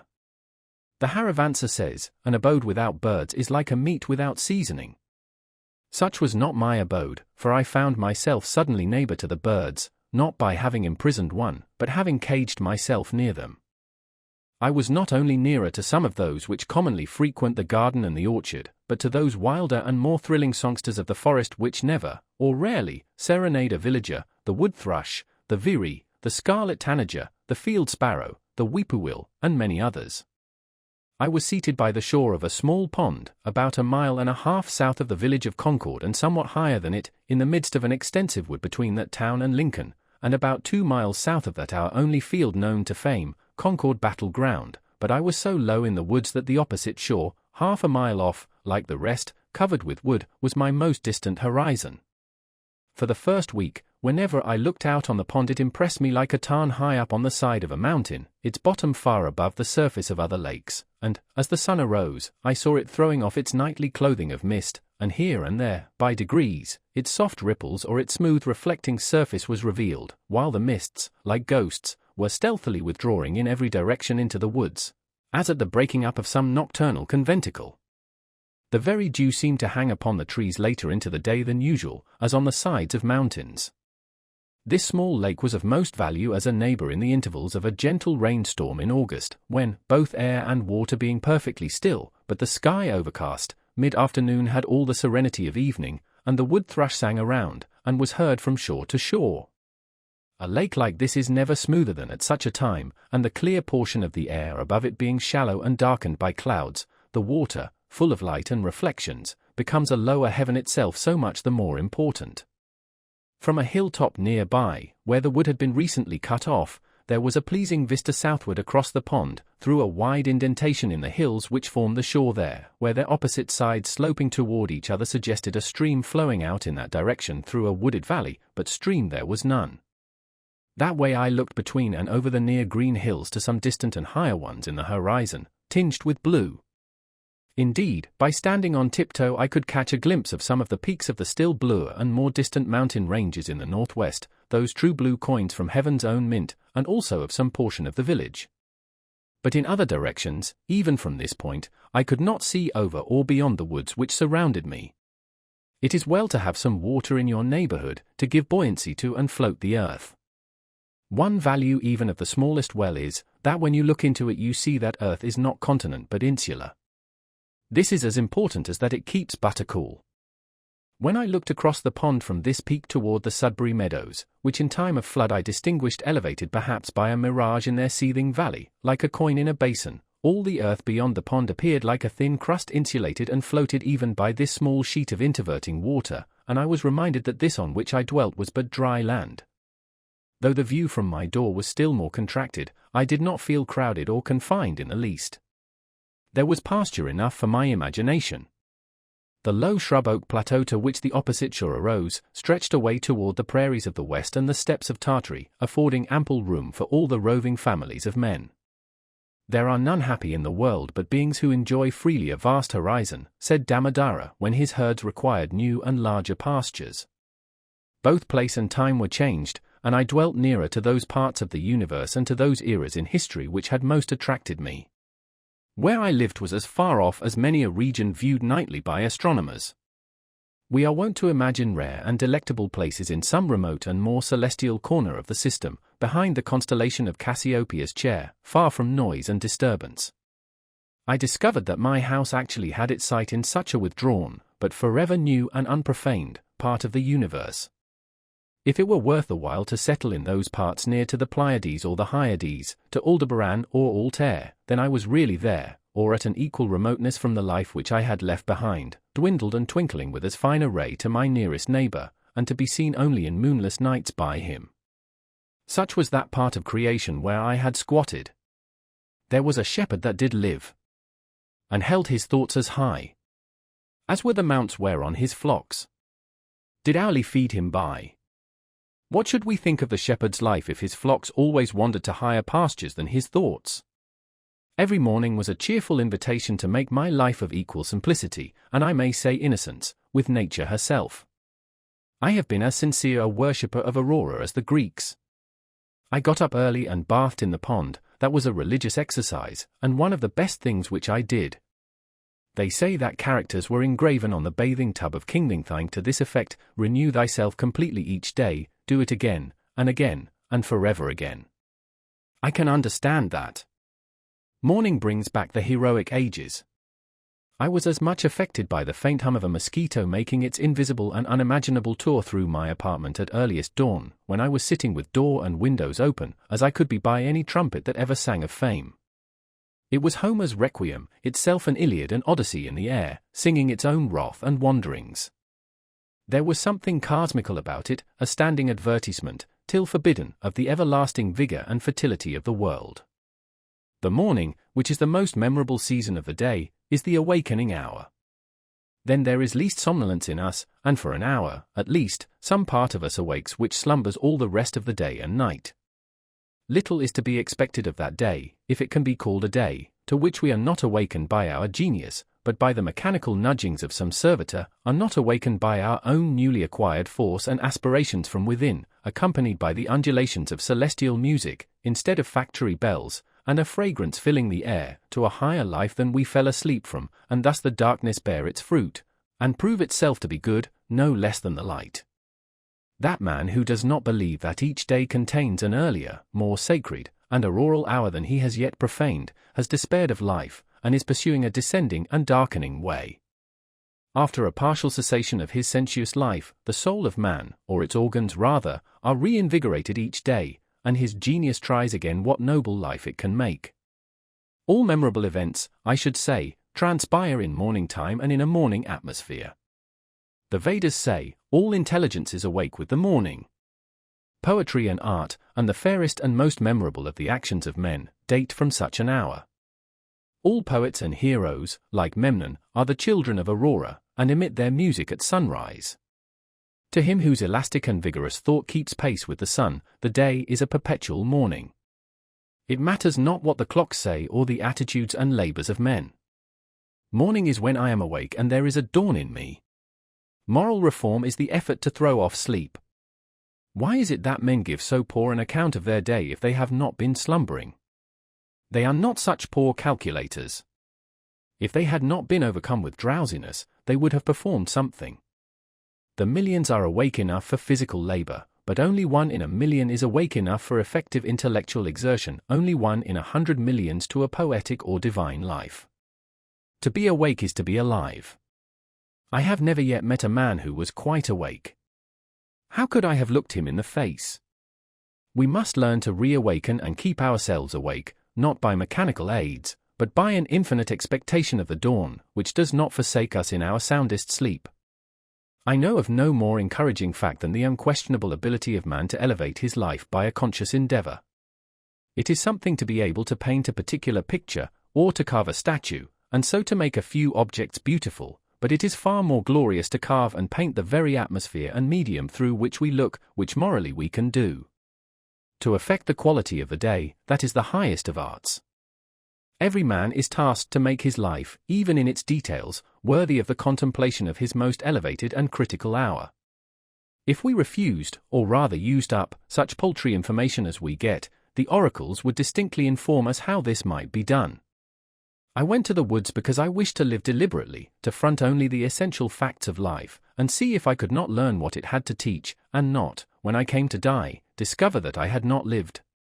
I did not wish to live what was not life, living is so dear, nor did I wish to practice resignation, unless it was quite necessary. I wanted to live deep and suck out all the marrow of life, to live so sturdily and Spartan-like as to put to rout all that was not life, to cut a broad swath and shave close, to drive life into a corner, and reduce it to its lowest terms, and, if it proved to be mean, why then to get the whole and genuine meanness of it, and publish its meanness to the world, or if it were sublime, to know it by experience, and be able to give a true account of it in my next excursion. For most men, it appears to me, are in a strange uncertainty about it, whether it is of the devil or of God, and have somewhat hastily concluded that it is the chief end of man here to glorify God and enjoy him forever. Still we live meanly, like ants, though the fable tells us that we were long ago changed into men, like pygmies we fight with cranes, it is error upon error, and clout upon clout, and our best virtue has for its occasion a superfluous and inevitable wretchedness. Our life is frittered away by detail. An honest man has hardly need to count more than his 10 fingers, or in extreme cases he may add his 10 toes, and lump the rest. Simplicity, simplicity, simplicity. I say, let your affairs be as 2 or 3, and not 100 or 1,000, instead of 1,000,000 count half a dozen, and keep your accounts on your thumbnail. In the midst of this chopping sea of civilized life, such are the clouds and storms and quicksands and 1,001 items to be allowed for, that a man has to live, if he would not founder and go to the bottom and not make his port at all, by dead reckoning, and he must be a great calculator indeed who succeeds. Simplify, simplify. Instead of 3 meals a day, if it be necessary eat but 1, instead of 100 dishes, 5, and reduce other things in proportion. Our life is like a German confederacy, made up of petty states, with its boundary forever fluctuating, so that even a German cannot tell you how it is bounded at any moment. The nation itself, with all its so-called internal improvements, which, by the way, are all external and superficial, is just such an unwieldy and overgrown establishment, cluttered with furniture and tripped up by its own traps, ruined by luxury and heedless expense, by want of calculation and a worthy aim, as the 1,000,000 households in the land, and the only cure for it as for them is in a rigid economy, a stern and more than Spartan simplicity of life and elevation of purpose. It lives too fast. Men think that it is essential that the nation have commerce, and export ice, and talk through a telegraph, and ride 30 miles an hour, without a doubt, whether they do or not, but whether we should live like baboons or like men, is a little uncertain. If we do not get out sleepers, and forge rails, and devote days and nights to the work, but go to tinkering upon our lives to improve them, who will build railroads? And if railroads are not built, how shall we get to heaven in season? But if we stay at home and mind our business, who will want railroads? We do not ride on the railroad, it rides upon us. Did you ever think what those sleepers are that underlie the railroad? Each one is a man, an Irishman or a Yankee man. The rails are laid on them, and they are covered with sand, and the cars run smoothly over them. They are sound sleepers, I assure you.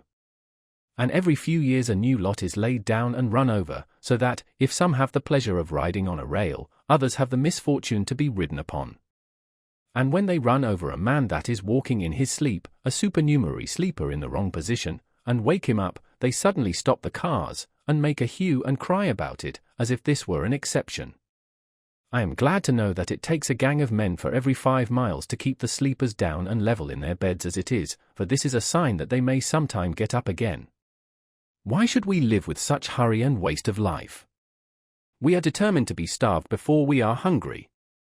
Men say that a stitch in time saves 9, and so they take 1,000 stitches today to save 9 tomorrow. As for work, we haven't any of any consequence. We have the St. Vitus dance, and cannot possibly keep our head still. If I should only give a few pulls at the parish bell rope, as for a fire, that is, without setting the bell, there is hardly a man on his farm in the outskirts of Concord, notwithstanding that press of engagements which was his excuse so many times this morning, nor a boy, nor a woman, I might almost say, but would forsake all and follow that sound, not mainly to save property from the flames, but, if we will confess the truth, much more to see it burn, since burn it must, and we, be it known, did not set it on fire, or to see it put out, and have a hand in it, if that is done as handsomely, yes, even if it were the parish church itself. Hardly a man takes a half-hour's nap after dinner, but when he wakes he holds up his head and asks, "What's the news?" as if the rest of mankind had stood his sentinels. Some give directions to be waked every half-hour, doubtless for no other purpose, and then, to pay for it, they tell what they have dreamed. After a night's sleep the news is as indispensable as the breakfast. Pray tell me anything new that has happened to a man anywhere on this globe, and he reads it over his coffee and rolls, that a man has had his eyes gouged out this morning on the Wachito River, never dreaming the while that he lives in the dark unfathomed mammoth cave of this world, and has but the rudiment of an eye himself. For my part, I could easily do without the post office. I think that there are very few important communications made through it. To speak critically, I never received more than 1 or 2 letters in my life, I wrote this some years ago, that were worth the postage. The penny post is, commonly, an institution through which you seriously offer a man that penny for his thoughts which is so often safely offered in jest. And I am sure that I never read any memorable news in a newspaper.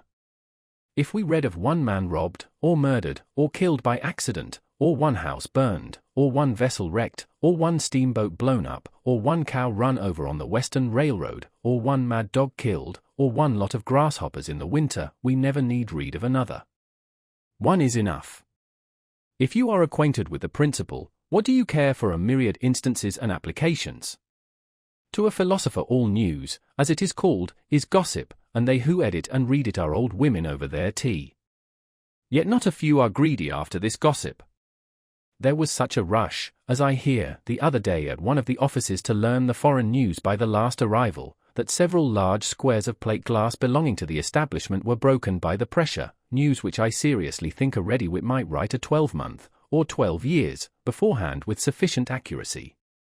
As for Spain, for instance, if you know how to throw in Don Carlos and the Infanta, and Don Pedro and Seville and Granada, from time to time in the right proportions, they may have changed the names a little since I saw the papers, and serve up a bullfight when other entertainments fail, it will be true to the letter, and give us as good an idea of the exact state or ruin of things in Spain as the most succinct and lucid reports under this head in the newspapers, and as for England, almost the last significant scrap of news from that quarter was the Revolution of 1649, and if you have learned the history of her crops for an average year, you never need attend to that thing again, unless your speculations are of a merely pecuniary character.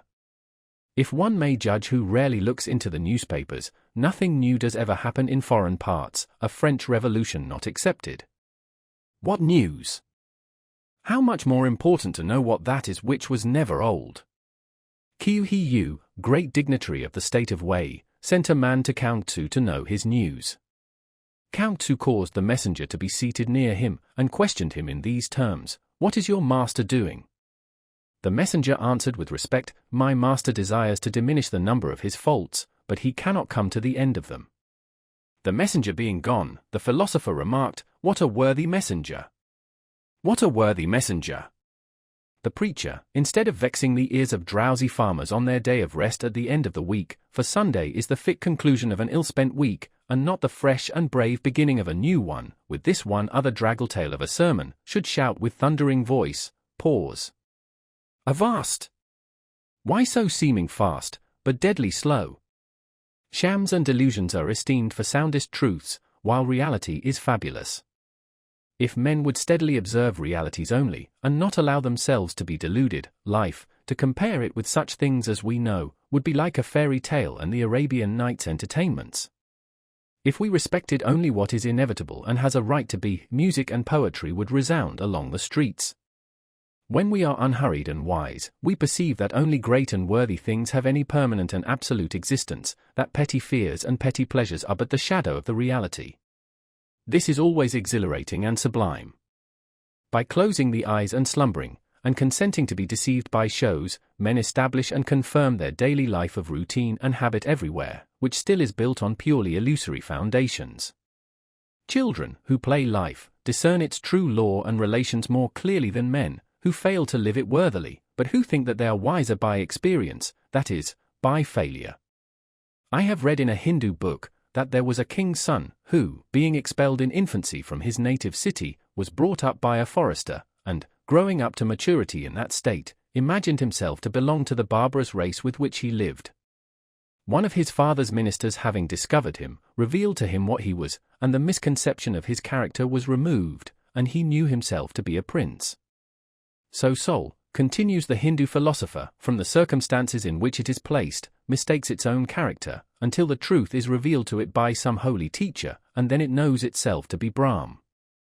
I perceive that we inhabitants of New England live this mean life that we do because our vision does not penetrate the surface of things. We think that that is which appears to be. If a man should walk through this town and see only the reality, where, think you, would the mill dam go to? If he should give us an account of the realities he beheld there, we should not recognize the place in his description. Look at a meeting house, or a court house, or a jail, or a shop, or a dwelling house, and say what that thing really is before a true gaze, and they would all go to pieces in your account of them. Men esteem truth remote, in the outskirts of the system, behind the farthest star, before Adam and after the last man. In eternity there is indeed something true and sublime. But all these times and places and occasions are now and here. God himself culminates in the present moment, and will never be more divine in the lapse of all the ages. And we are enabled to apprehend at all what is sublime and noble only by the perpetual instilling and drenching of the reality that surrounds us. The universe constantly and obediently answers to our conceptions. Whether we travel fast or slow, the track is laid for us. Let us spend our lives in conceiving then. The poet or the artist never yet had so fair and noble a design, but some of his posterity at least could accomplish it. Let us spend one day as deliberately as nature, and not be thrown off the track by every nutshell and mosquito's wing that falls on the rails. Let us rise early and fast, or break fast, gently and without perturbation. Let company come and let company go, let the bells ring and the children cry, determined to make a day of it. Why should we knock under and go with the stream? Let us not be upset and overwhelmed in that terrible rapid and whirlpool called a dinner, situated in the meridian shallows. Weather this danger and you are safe, for the rest of the way is downhill. With unrelaxed nerves, with morning vigor, sail by it, looking another way, tied to the mast like Ulysses. If the engine whistles, let it whistle till it is hoarse for its pains. If the bell rings, why should we run? We will consider what kind of music they are like. Let us settle ourselves, and work and wedge our feet downward through the mud and slush of opinion, and prejudice, and tradition, and delusion, and appearance, that alluvion which covers the globe, through Paris and London, through New York and Boston and Concord, through church and state, through poetry and philosophy and religion, till we come to a hard bottom and rocks in place, which we can call reality, and say, this is, and no mistake, and then begin, having a point d'appui, below freshet. And frost and fire, a place where you might found a wall or a state, or set a lamp-post safely, or perhaps a gauge, not an ilometer, but a realometer, that future ages might know how deep a freshet of shams and appearances had gathered from time to time. If you stand right fronting and face to face to a fact, you will see the sun glimmer on both its surfaces, as if it were a scimitar, and feel its sweet edge dividing you through the heart and marrow, and so you will happily conclude your mortal career. Be it life or death, we crave only reality. If we are really dying, let us hear the rattle in our throats and feel cold in the extremities. If we are alive, let us go about our business. Time is but the stream I go a-fishing in. I drink at it, but while I drink I see the sandy bottom and detect how shallow it is. Its thin current slides away, but eternity remains. I would drink deeper, fish in the sky, whose bottom is pebbly with stars. I cannot count one. I know not the first letter of the alphabet. I have always been regretting that I was not as wise as the day I was born. The intellect is a cleaver, it discerns and rifts its way into the secret of things. I do not wish to be any more busy with my hands than is necessary. My head is hands and feet. I feel all my best faculties concentrated in it. My instinct tells me that my head is an organ for burrowing, as some creatures use their snout and four paws, and with it I would mine and burrow my way through these hills. I think that the richest vein is somewhere hereabouts, so by the divining rod and thin rising vapors I judge, and here I will begin to mine. Reading. With a little more deliberation in the choice of their pursuits, all men would perhaps become essentially students and observers, for certainly their nature and destiny are interesting to all alike. In accumulating property for ourselves or our posterity, in founding a family or a state, or acquiring fame even, we are mortal, but in dealing with truth we are immortal, and need fear no change nor accident.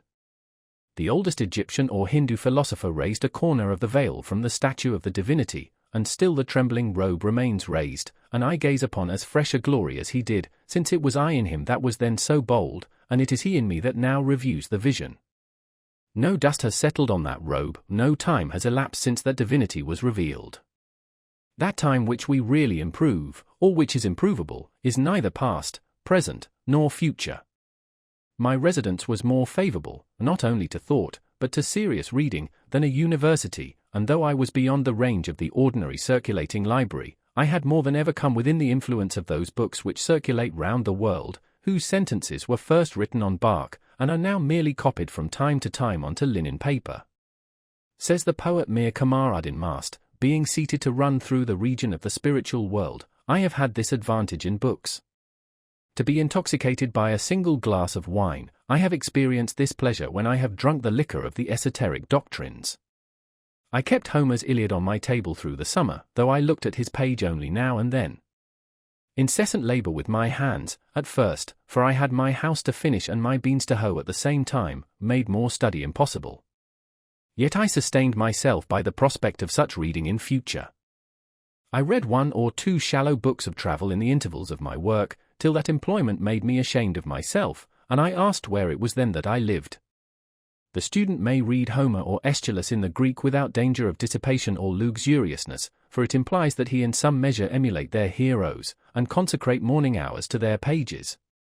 The heroic books, even if printed in the character of our mother tongue, will always be in a language dead to degenerate times, and we must laboriously seek the meaning of each word and line, conjecturing a larger sense than common use permits out of what wisdom and valor and generosity we have.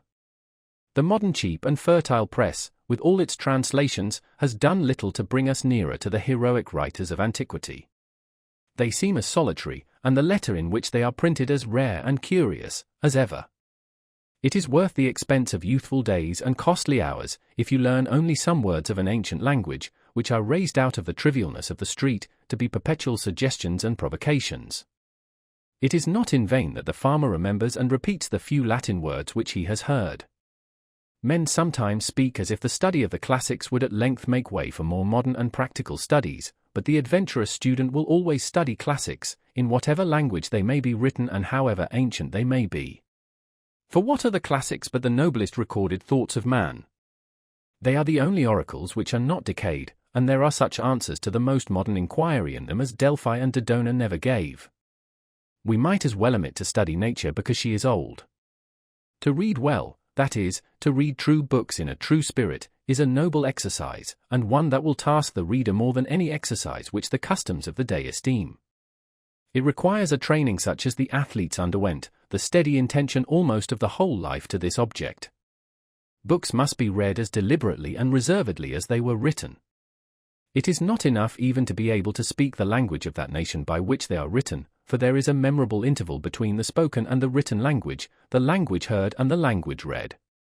The one is commonly transitory, a sound, a tongue, a dialect merely, almost brutish, and we learn it unconsciously, like the brutes, of our mothers.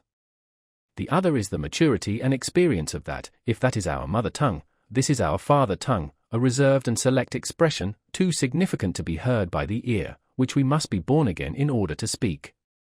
The crowds of men who merely spoke the Greek and Latin tongues in the Middle Ages were not entitled by the accident of birth to read the works of genius written in those languages, for these were not written in that Greek or Latin which they knew, but in the select language of literature.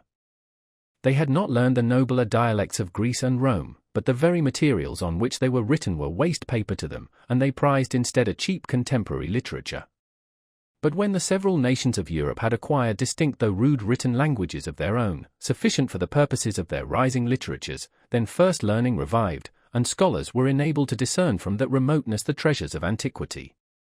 What the Roman and Grecian multitude could not hear, after the lapse of ages a few scholars read, and a few scholars only are still reading it. However much we may admire the orator's occasional bursts of eloquence, the noblest written words are commonly as far behind or above the fleeting spoken language as the firmament with its stars is behind the clouds. There are the stars, and they who can may read them. The astronomers forever comment on and observe them. They are not exhalations like our daily colloquies and vaporous breath. What is called eloquence in the forum is commonly found to be rhetoric in the study. The orator yields to the inspiration of a transient occasion, and speaks to the mob before him, to those who can hear him, but the writer, whose more equable life is his occasion, and who would be distracted by the event and the crowd which inspire the orator, speaks to the intellect and health of mankind, to all in any age who can understand him. No wonder that Alexander carried the Iliad with him on his expeditions in a precious casket. A written word is the choicest of relics. It is something at once more intimate with us and more universal than any other work of art. It is the work of art nearest to life itself. It may be translated into every language, and not only be read but actually breathed from all human lips, not be represented on canvas or in marble only, but be carved out of the breath of life itself. The symbol of an ancient man's thought becomes a modern man's speech. 2,000 summers have imparted to the monuments of Grecian literature, as to her marbles, only a maturer golden and autumnal tint, for they have carried their own serene and celestial atmosphere into all lands to protect them against the corrosion of time. Books are the treasured wealth of the world and the fit inheritance of generations and nations. Books, the oldest and the best, stand naturally and rightfully on the shelves of every cottage. They have no cause of their own to plead, but while they enlighten and sustain the reader, his common sense will not refuse them. Their authors are a natural and irresistible aristocracy in every society, and, more than kings or emperors, exert an influence on mankind. When the illiterate and perhaps scornful trader has earned by enterprise and industry his coveted leisure and independence, and is admitted to the circles of wealth and fashion, he turns inevitably at last to those still higher but yet inaccessible circles of intellect and genius, and is sensible only of the imperfection of his culture and the vanity and insufficiency of all his riches, and further proves his good sense by the pains which he takes to secure for his children that intellectual culture whose want he so keenly feels, and thus it is that he becomes the founder of a family. Those who have not learned to read the ancient classics in the language in which they were written must have a very imperfect knowledge of the history of the human race, for it is remarkable that no transcript of them has ever been made into any modern tongue, unless our civilization itself may be regarded as such a transcript. Homer has never yet been printed in English, nor Aeschylus, nor Virgil even, works as refined, as solidly done, and as beautiful almost as the morning itself, for later writers, say what we will of their genius, have rarely, if ever, equaled the elaborate beauty and finish and the lifelong and heroic literary labors of the ancients. They only talk of forgetting them who never knew them. It will be soon enough to forget them when we have the learning and the genius which will enable us to attend to and appreciate them. That age will be rich indeed when those relics which we call classics, and the still older and more than classic but even less known scriptures of the nations, shall have still further accumulated, when the Vatican shall be filled with Vedas and Zendavestas and Bibles, with Homers and Dantes and Shakespeares, and all the centuries to come shall have successively deposited their trophies in the forum of the world. By such a pile we may hope to scale heaven at last. The works of the great poets have never yet been read by mankind, for only great poets can read them. They have only been read as the multitude read the stars, at most astrologically, not astronomically. Most men have learned to read to serve a paltry convenience, as they have learned to cipher in order to keep accounts and not be cheated in trade, but of reading as a noble intellectual exercise they know little or nothing, yet this only is reading, in a high sense, not that which lulls us as a luxury and suffers the nobler faculties to sleep the while, but what we have to stand on tiptoe to read and devote our most alert and wakeful hours to. I think that having learned our letters we should read the best that is in literature, and not be forever repeating our A-B abs, and words of one syllable, in the 4th or 5th classes, sitting on the lowest and foremost form all our lives. Most men are satisfied if they read or hear read, and perchance have been convicted by the wisdom of one good book, the Bible, and for the rest of their lives vegetate and dissipate their faculties in what is called easy reading. There is a work in several volumes in our circulating library entitled Little Reading, which I thought referred to a town of that name which I had not been to. There are those who, like cormorants and ostriches, can digest all sorts of this, even after the fullest dinner of meats and vegetables, for they suffer nothing to be wasted. If others are the machines to provide this provender, they are the machines to read it.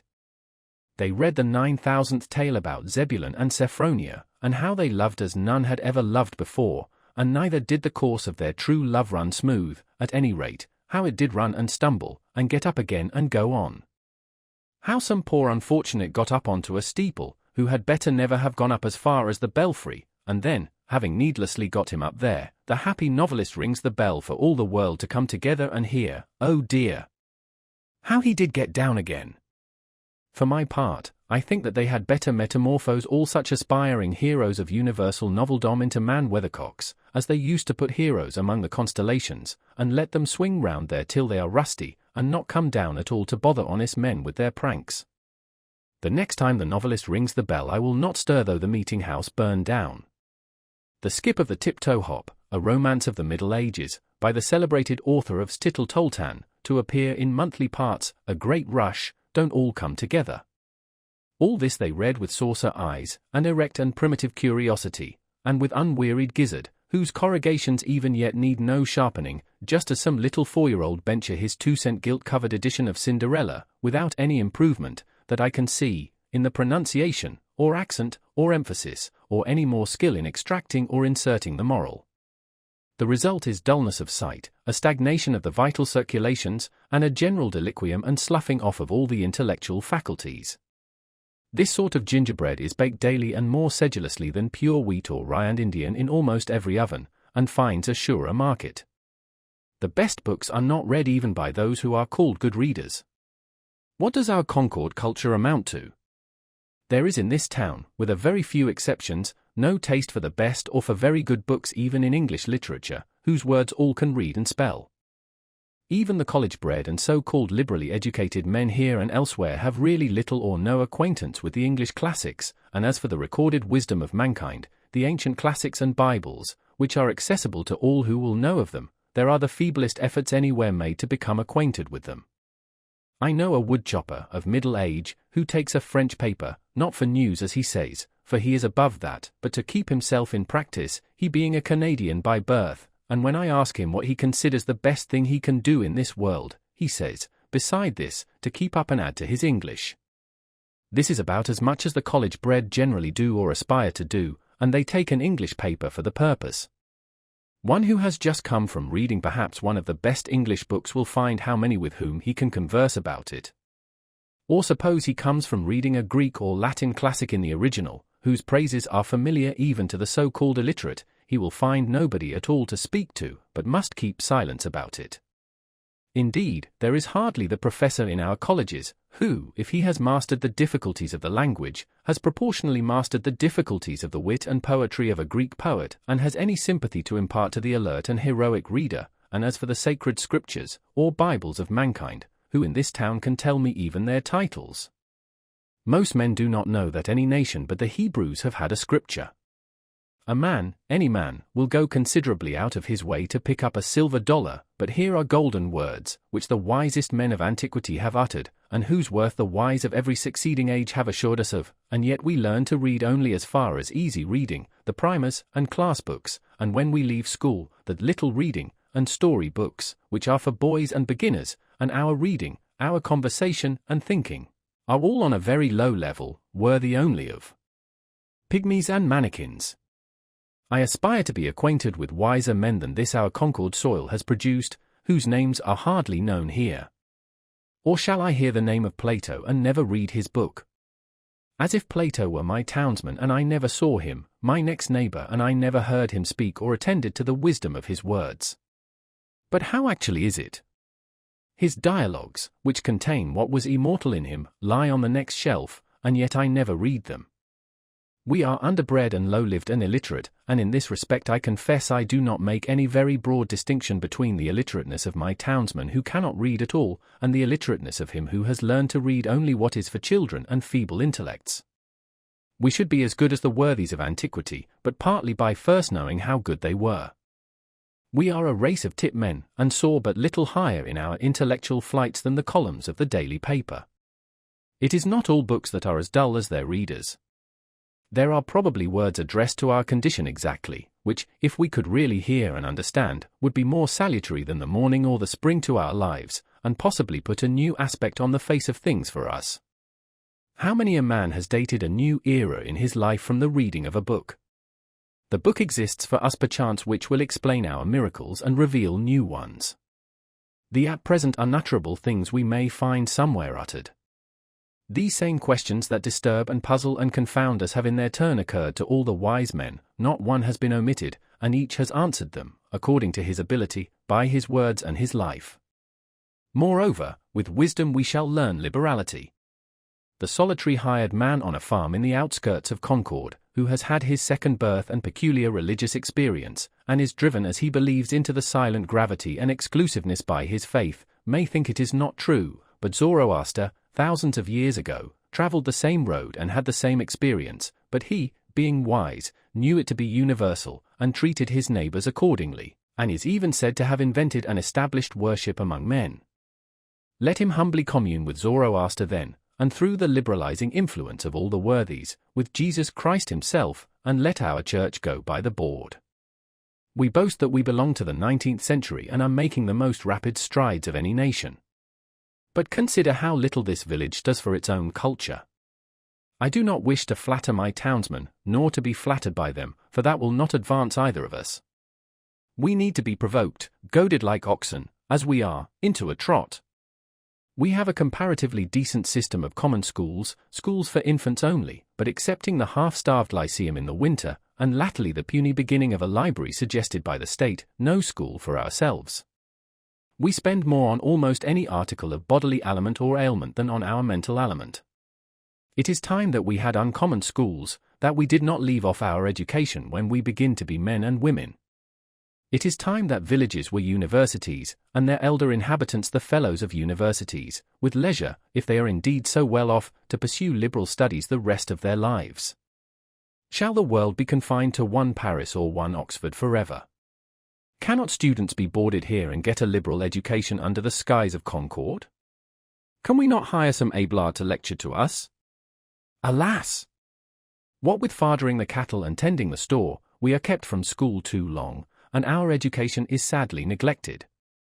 In this country, the village should in some respects take the place of the nobleman of Europe. It should be the patron of the fine arts. It is rich enough.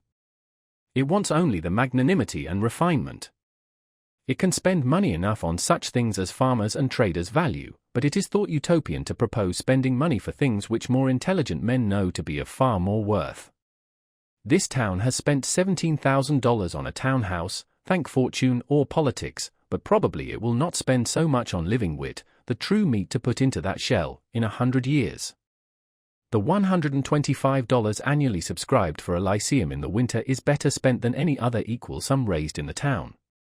If we live in the 19th century, why should we not enjoy the advantages which the 19th century offers? Why should our life be in any respect provincial? If we will read newspapers, why not skip the gossip of Boston and take the best newspaper in the world at once, not be sucking the pap of neutral families' papers, or browsing olive branches here in New England? Let the reports of all the learned societies come to us, and we will see if they know anything. Why should we leave it to Harper and Brothers and Reading and Company to select our reading? As the nobleman of cultivated taste surrounds himself with whatever conduces to his culture, genius, learning, wit, books, paintings, statuary and music, philosophical instruments, and the like, so let the village do, not stop short at a pedagogue, a parson, a sexton, a parish library, and 3 selectmen, because our pilgrim forefathers got through a cold winter once on a bleak rock with these. To act collectively is according to the spirit of our institutions, and I am confident that, as our circumstances are more flourishing, our means are greater than the nobleman's. New England can hire all the wise men in the world to come and teach her, and board them round the while, and not be provincial at all. That is the uncommon school we want. Instead of noblemen, let us have noble villages of men. If it is necessary, omit one bridge over the river, go round a little there, and throw one arch at least over the darker gulf of ignorance which surrounds us. Sounds. But while we are confined to books, though the most select and classic, and read only particular written languages, which are themselves but dialects and provincial, we are in danger of forgetting the language which all things and events speak without metaphor, which alone is copious and standard. Much is published, but little printed. The rays which stream through the shutter will be no longer remembered when the shutter is wholly removed. No method nor discipline can supersede the necessity of being forever on the alert. What is a course of history, or philosophy, or poetry, no matter how well selected, or the best society, or the most admirable routine of life, compared with the discipline of looking always at what is to be seen? Will you be a reader, a student merely, or a seer? Read your fate, see what is before you, and walk on into futurity. I did not read books the first summer, I hoed beans. Nay, I often did better than this. There were times when I could not afford to sacrifice the bloom of the present moment to any work, whether of the head or hands. I love a broad margin to my life. Sometimes, in a summer morning, having taken my accustomed bath, I sat in my sunny doorway from sunrise till noon, wrapped in a reverie, amidst the pines and hickories and sumacs, in undisturbed solitude and stillness, while the birds sing around or flitted noiseless through the house, until by the sun falling in at my west window, or the noise of some traveller's wagon on the distant highway, I was reminded of the lapse of time. I grew in those seasons like corn in the night, and they were far better than any work of the hands would have been. They were not time subtracted from my life, but so much over and above my usual allowance. I realized what the Orientals mean by contemplation and the forsaking of works. For the most part, I minded not how the hours went. The day advanced as if to light some work of mine. It was morning, and lo, now it is evening, and nothing memorable is accomplished. Instead of singing like the birds, I silently smiled at my incessant good fortune. As the sparrow had its trill, sitting on the hickory before my door, so had I my chuckle or suppressed warble which he might hear out of my nest. My days were not days of the week, bearing the stamp of any heathen deity, nor were they minced into hours and fretted by the ticking of a clock, for I lived like the Puri Indians, of whom it is said that for yesterday, today, and tomorrow they have only one word, and they express the variety of meaning by pointing backward for yesterday, forward for tomorrow, and overhead for the passing day. This was sheer idleness to my fellow townsmen, no doubt, but if the birds and flowers had tried me by their standard, I should not have been found wanting. A man must find his occasions in himself, it is true. The natural day is very calm, and will hardly reprove his indolence. I had this advantage, at least, in my mode of life, over those who were obliged to look abroad for amusement, to society and the theatre, that my life itself was become my amusement and never ceased to be novel. It was a drama of many scenes and without an end. If we were always indeed getting our living, and regulating our lives according to the last and best mode we had learned, we should never be troubled with ennui. Follow your genius closely enough, and it will not fail to show you a fresh prospect every hour. Housework was a pleasant pastime. When my floor was dirty, I rose early, and, setting all my furniture out of doors on the grass, bed and bedstead making but one budget, dashed water on the floor, and sprinkled white sand from the pond on it, and then with a broom scrubbed it clean and white, and by the time the villagers had broken their fast the morning sun had dried my house sufficiently to allow me to move in again, and my meditations were almost uninterrupted. It was pleasant to see my whole household effects out on the grass, making a little pile like a gypsy's pack, and my three-legged table, from which I did not remove the books and pen and ink, standing amid the pines and hickories. They seemed glad to get out themselves, and as if unwilling to be brought in. I was sometimes tempted to stretch an awning over them and take my seat there. It was worth the while to see the sun shine on these things, and hear the free wind blow on them, so much more interesting most familiar objects look out of doors than in the house. A bird sits on the next bough, life everlasting grows under the table, and blackberry vines run round its legs, pine cones, chestnut burrs, and strawberry leaves are strewn about. It looked as if this was the way these forms came to be transferred to our furniture, to tables, chairs, and bedsteads, because they once stood in their midst. My house was on the side of a hill, immediately on the edge of the larger wood, in the midst of a young forest of pitch pines and hickories, and half a dozen rods from the pond, to which a narrow footpath led down the hill. In my front yard grew the strawberry, blackberry, and life everlasting, John's wort and goldenrod, shrub oaks and sand cherry, blueberry and groundnut. Near the end of May, the sand cherry, Cerasus pumila, adorned the sides of the path with its delicate flowers arranged in umbels cylindrically about its short stems, which last, in the fall, weighed down with good-sized and handsome cherries, fell over in wreaths like rays on every side. I tasted them out of compliment to nature, though they were scarcely palatable. The sumac, Rus glabra, grew luxuriantly about the house, pushing up through the embankment which I had made, and growing 5 or 6 feet the first season. Its broad pinnate tropical leaf was pleasant though strange to look on. The large buds, suddenly pushing out late in the spring from dry sticks which had seemed to be dead, developed themselves as by magic into graceful green and tender boughs, an inch in diameter, and sometimes, as I sat at my window, so heedlessly did they grow and tax their weak joints, I heard a fresh and tender bough suddenly fall like a fan to the ground, when there was not a breath of air stirring, broken off by its own weight. In August, the large masses of berries, which, when in flower, had attracted many wild bees, gradually assumed their bright velvety crimson hue, and by their weight again bent down and broke the tender limbs. As I sit at my window this summer afternoon, hawks are circling about my clearing, the tantivy of wild pigeons, flying by 2s and 3s athwart my view, or perching restless on the white pine boughs behind my house, gives a voice to the air, a fish-hawk dimples the glassy surface of the pond and brings up a fish, a mink steals out of the marsh before my door and seizes a frog by the shore, the sedge is bending under the weight of the reed birds flitting hither and thither, and for the last half hour I have heard the rattle of railroad cars, now dying away and then reviving like the beat of a partridge, conveying travellers from Boston to the country.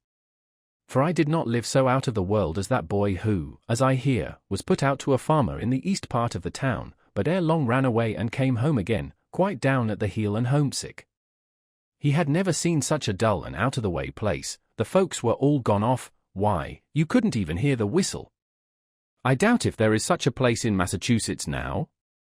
In truth, our village has become a butt for one of those fleet railroad shafts, and our peaceful plain its soothing sound is Concord. The Fitchburg Railroad touches the pond about 100 rods south of where I dwell. I usually go to the village along its causeway, and am, as it were, related to society by this link.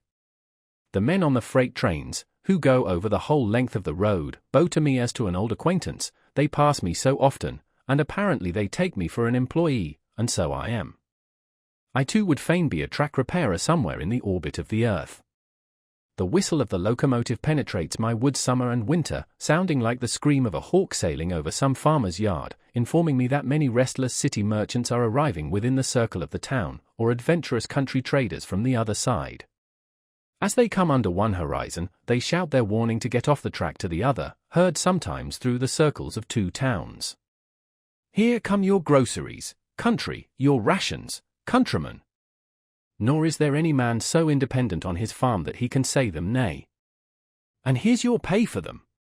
Screams the countryman's whistle, timber like long battering rams going 20 miles an hour against the city's walls, and chairs enough to seat all the weary and heavy laden that dwell within them. With such huge and lumbering civility the country hands a chair to the city. All the Indian huckleberry hills are stripped, all the cranberry meadows are raked into the city.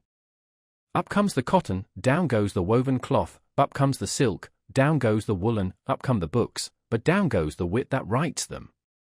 When I meet the engine with its train of cars moving off with planetary motion, or, rather, like a comet, for the beholder knows not if with that velocity and with that direction it will ever revisit this system, since its orbit does not look like a returning curve, with its steam cloud like a banner streaming behind in golden and silver wreaths, like many a downy cloud which I have seen, high in the heavens, unfolding its masses to the light, as if this travelling demigod, this cloud compeller, would ere long take the sunset sky for the livery of his train. When I hear the iron horse make the hills echo with his snort like thunder, shaking the earth with his feet, and breathing fire and smoke from his nostrils, what kind of winged horse or fiery dragon they will put into the new mythology I don't know. It seems as if the earth had got a race now worthy to inhabit it. If all were as it seems, and men made the elements their servants for noble ends. If the cloud that hangs over the engine were the perspiration of heroic deeds, or as beneficent as that which floats over the farmer's fields, then the elements and nature herself would cheerfully accompany men on their errands and be their escort. I watch the passage of the morning cars with the same feeling that I do the rising of the sun, which is hardly more regular. Their train of clouds stretching far behind and rising higher and higher, going to heaven while the cars are going to Boston, conceals the sun for a minute and casts my distant field into the shade, a celestial train beside which the petty train of cars which hugs the earth is but the barb of the spear. The stabler of the iron horse was up early this winter morning by the light of the stars amid the mountains, to fodder and harness his steed. Fire, too, was awakened thus early to put the vital heat in him and get him off. If the enterprise were as innocent as it is early. If the snow lies deep, they strap on his snowshoes, and with the giant plow a furrow from the mountains to the seaboard, in which the cars, like a following drill barrow, sprinkle all the restless men and floating merchandise in the country for seed. All day the fire steed flies over the country, stopping only that his master may rest, and I am awakened by his tramp and defiant snort at midnight, when in some remote glen in the woods he fronts the elements encased in ice and snow, and he will reach his stall only with the morning star, to start once more on his travels without rest or slumber. Or perchance, at evening, I hear him in his stable blowing off the superfluous energy of the day, that he may calm his nerves and cool his liver and brain for a few hours of iron slumber. If the enterprise were as heroic and commanding as it is protracted and unwearied. Far through unfrequented woods on the confines of towns, where once only the hunter penetrated by day, in the darkest night dart these bright saloons without the knowledge of their inhabitants, this moment stopping at some brilliant station house in town or city, where a social crowd is gathered, the next in the dismal swamp, scaring the owl and fox. The startings and arrivals of the cars are now the epochs in the village day. They go and come with such regularity and precision, and their whistle can be heard so far, that the farmers set their clocks by them, and thus one well-conducted institution regulates a whole country. Have not men improved somewhat in punctuality since the railroad was invented? Do they not talk and think faster in the depot than they did in the stage office? There is something electrifying in the atmosphere of the former place. I have been astonished at the miracles it has wrought, that some of my neighbors, who, I should have prophesied, once for all, would never get to Boston by so prompt a conveyance, are on hand when the bell rings. To do things railroad fashion is now the byword, and it is worth the while to be warned so often and so sincerely by any power to get off its track. There is no stopping to read the riot act, no firing over the heads of the mob, in this case. We have constructed a fate, and a tropos, that never turns aside. Let that be the name of your engine. Men are advertised that at a certain hour and minute these bolts will be shot toward particular points of the compass, yet it interferes with no man's business, and the children go to school on the other track. We live the steadier for it. We are all educated thus to be sons of Tell. The air is full of invisible bolts. Every path but your own is the path of fate. Keep on your own track, then. What recommends commerce to me is its enterprise and bravery. It does not clasp its hands and pray to Jupiter. I see these men every day go about their business with more or less courage and content, doing more even than they suspect, and perchance better employed than they could have consciously devised. I am less affected by their heroism who stood up for half an hour in the front line at Buena Vista, than by the steady and cheerful valor of the men who inhabit the snowplow for their winter quarters, who have not merely the 3 o'clock in the morning courage, which Bonaparte thought was the rarest, but whose courage does not go to rest so early, who go to sleep only when the storm sleeps or the sinews of their iron steed are frozen.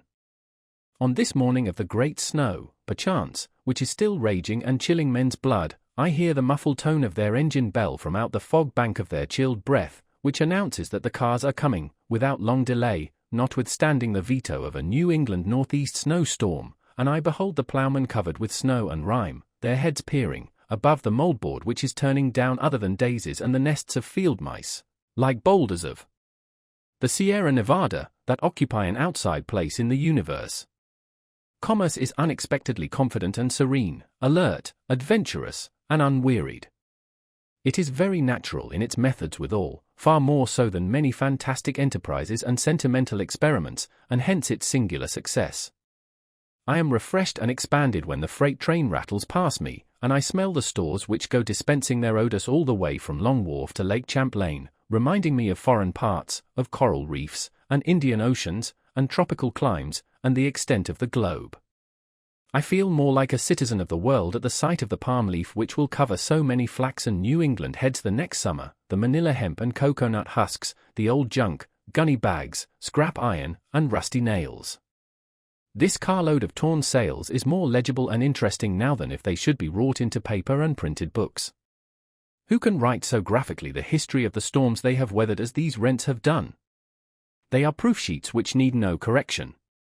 Here goes lumber from the Maine woods, which did not go out to sea in the last freshet, risen $4 on the 1,000 because of what did go out or was split up, pine, spruce, cedar, first, second, third, and fourth qualities, so lately all of one quality, to wave over the bear, and moose, and caribou.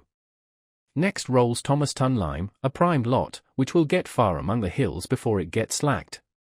These rags in bales, of all hues and qualities, the lowest condition to which cotton and linen descend, the final result of dress, of patterns which are now no longer cried up, unless it be in Milwaukee, as those splendid articles, English, French, or American prints, ginghams, muslins, and gathered from all quarters both of fashion and poverty, going to become paper of one color or a few shades only, on which forsooth will be written tales of real life, high and low, and founded on fact.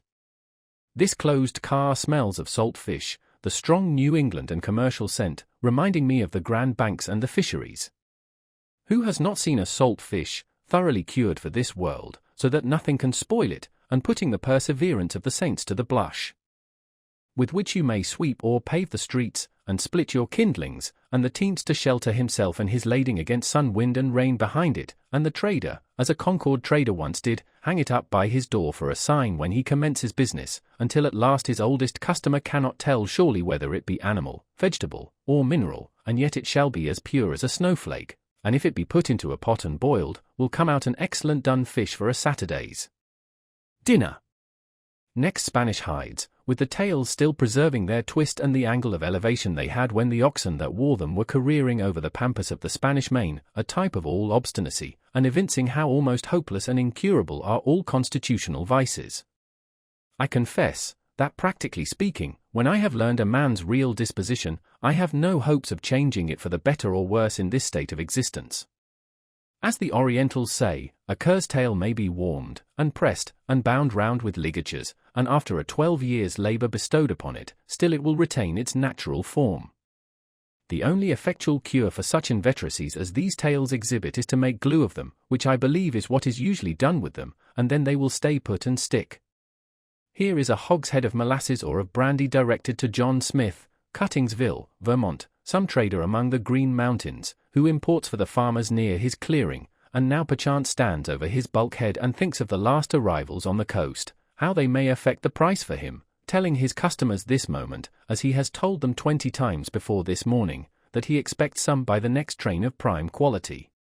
It is advertised in the Cuttingsville Times. While these things go up, other things come down.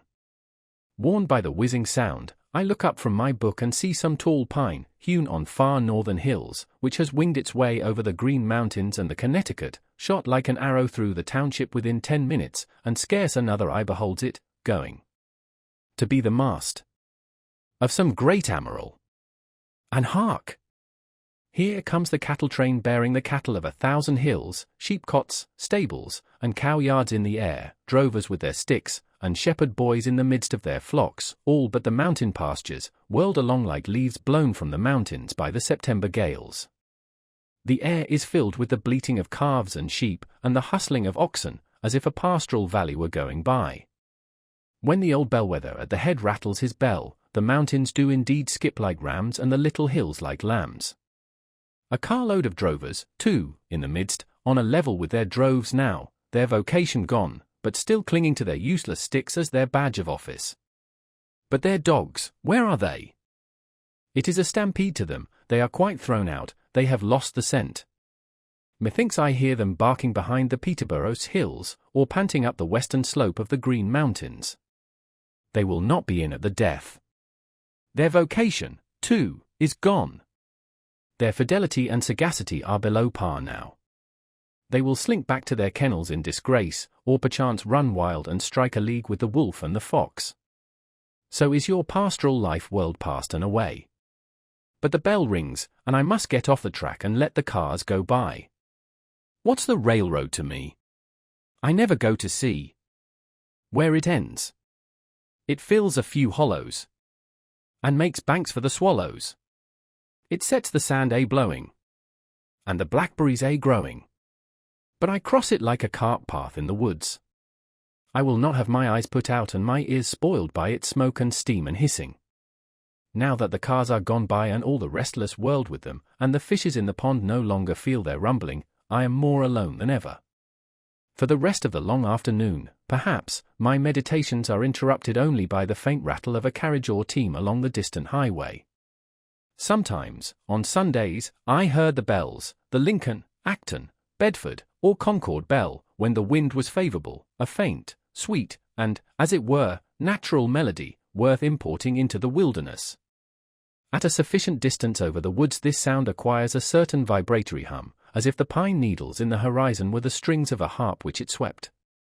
All sound heard at the greatest possible distance produces one and the same effect, a vibration of the universal lyre, just as the intervening atmosphere makes a distant ridge of earth interesting to our eyes by the azure tint it imparts to it. There came to me in this case a melody which the air had strained, and which had conversed with every leaf and needle of the wood, that portion of the sound which the elements had taken up and modulated and echoed from vale to vale. The echo is, to some extent, an original sound, and therein is the magic and charm of it. It is not merely a repetition of what was worth repeating in the bell, but partly the voice of the wood, the same trivial words and notes sung by a wood nymph.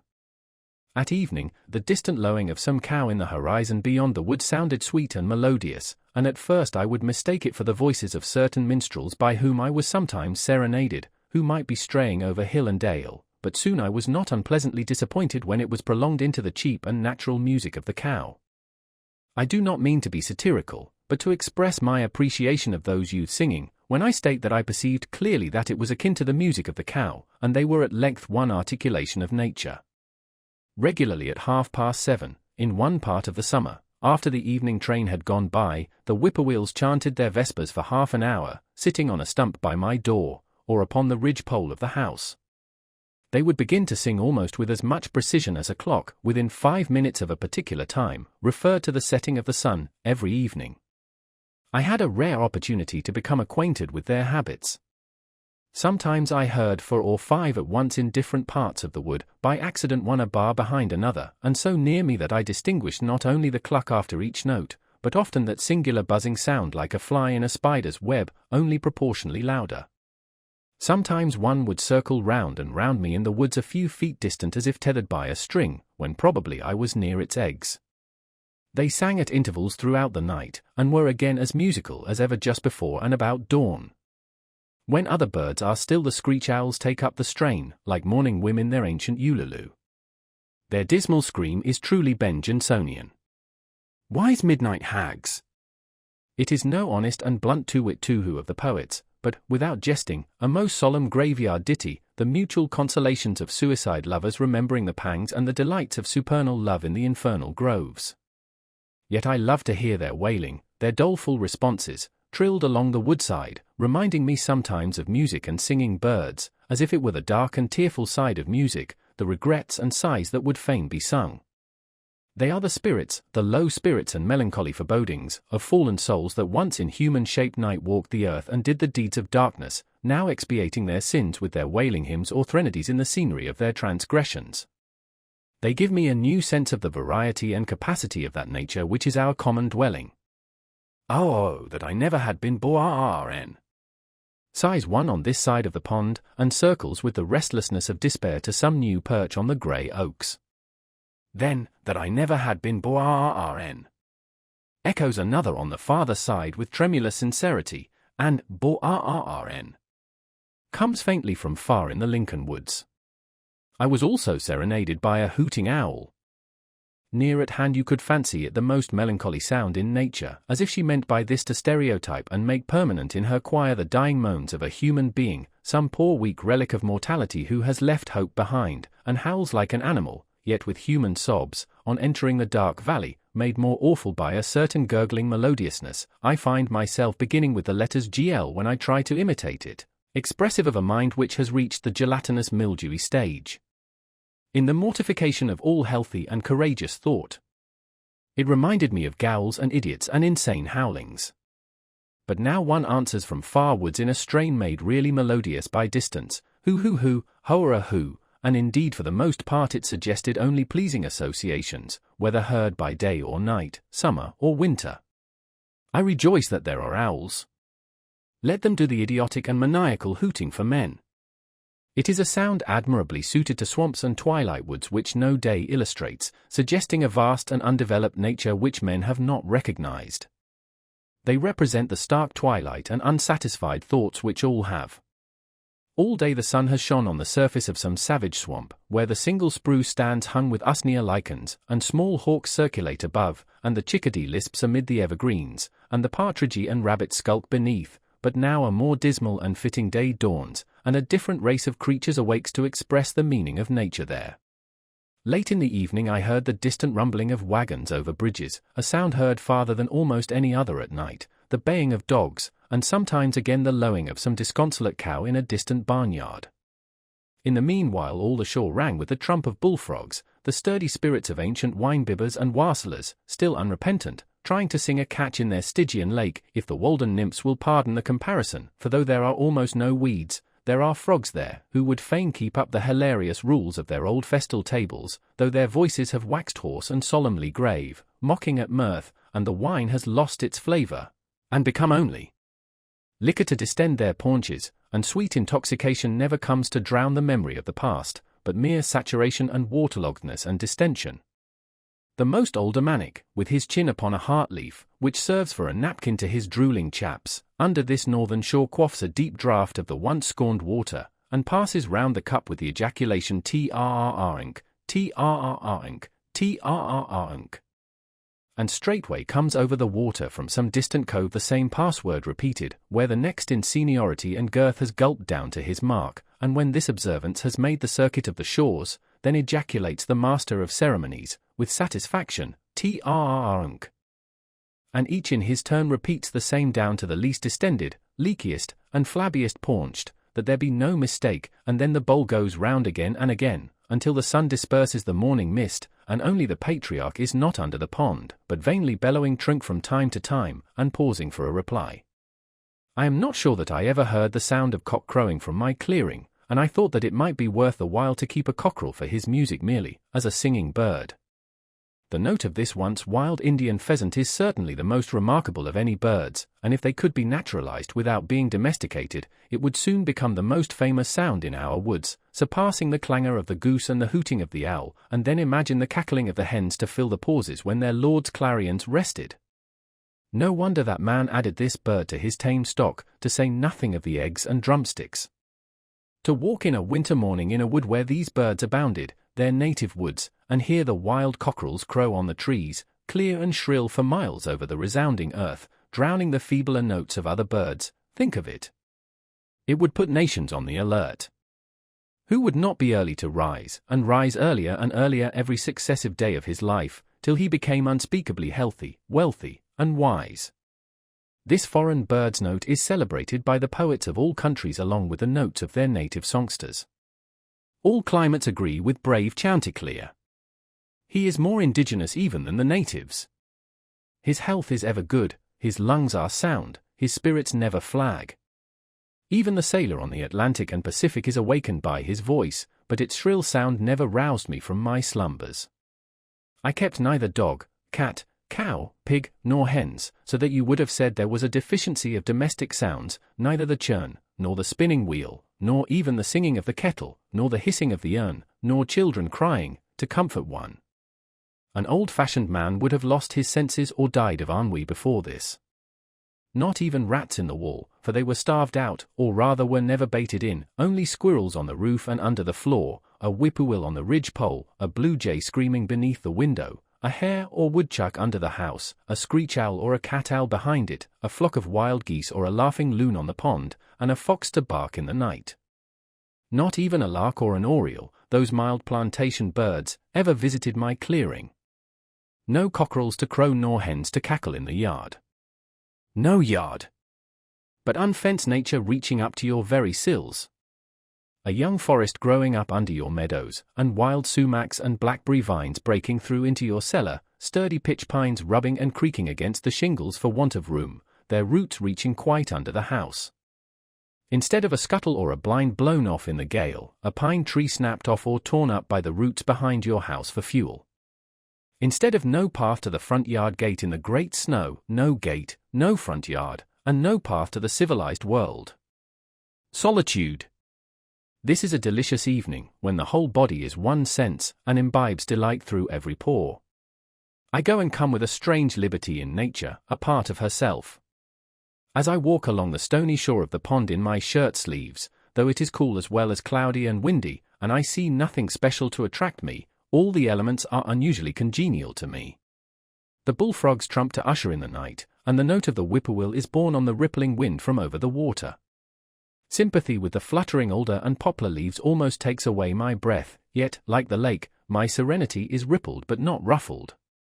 These small waves raised by the evening wind are as remote from storm as the smooth reflecting surface. Though it is now dark, the wind still blows and roars in the wood, the waves still dash, and some creatures lull the rest with their notes. The repose is never complete. The wildest animals do not repose, but seek their prey now. The fox, and skunk, and rabbit, now roam the fields and woods without fear. They are nature's watchmen, links which connect the days of animated life. When I return to my house, I find that visitors have been there and left their cards, either a bunch of flowers, or a wreath of evergreen, or a name in pencil on a yellow walnut leaf or a chip. They who come rarely to the woods take some little piece of the forest into their hands to play with by the way, which they leave, either intentionally or accidentally. One has peeled a willow wand, woven it into a ring, and dropped it on my table. I could always tell if visitors had called in my absence, either by the bended twigs or grass, or the print of their shoes, and generally of what sex or age or quality they were by some slight trace left, as a flower dropped, or a bunch of grass plucked and thrown away, even as far off as the railroad, half a mile distant, or by the lingering odor of a cigar or pipe. Nay, I was frequently notified of the passage of a traveler along the highway 60 rods off by the scent of his pipe. There is commonly sufficient space about us. Our horizon is never quite at our elbows. The thickwood is not just at our door, nor the pond, but somewhat is always clearing, familiar and worn by us, appropriated and fenced in some way, and reclaimed from nature. For what reason have I this vast range and circuit, some square miles of unfrequented forest, for my privacy, abandoned to me by men? My nearest neighbor is a mile distant, and no house is visible from any place but the hilltops within half a mile of my own. I have my horizon bounded by woods all to myself, a distant view of the railroad where it touches the pond on the one hand, and of the fence which skirts the woodland road on the other. But for the most part it is as solitary where I live as on the prairies. It is as much Asia or Africa as New England. I have, as it were, my own sun and moon and stars, and a little world all to myself. At night there was never a traveller past my house, or knocked at my door, more than if I were the first or last man, unless it were in the spring, when at long intervals some came from the village to fish for pouts. They plainly fished much more in the Walden Pond of their own natures, and baited their hooks with darkness, but they soon retreated, usually with light baskets, and left the world to darkness and to me, and the black kernel of the night was never profaned by any human neighborhood.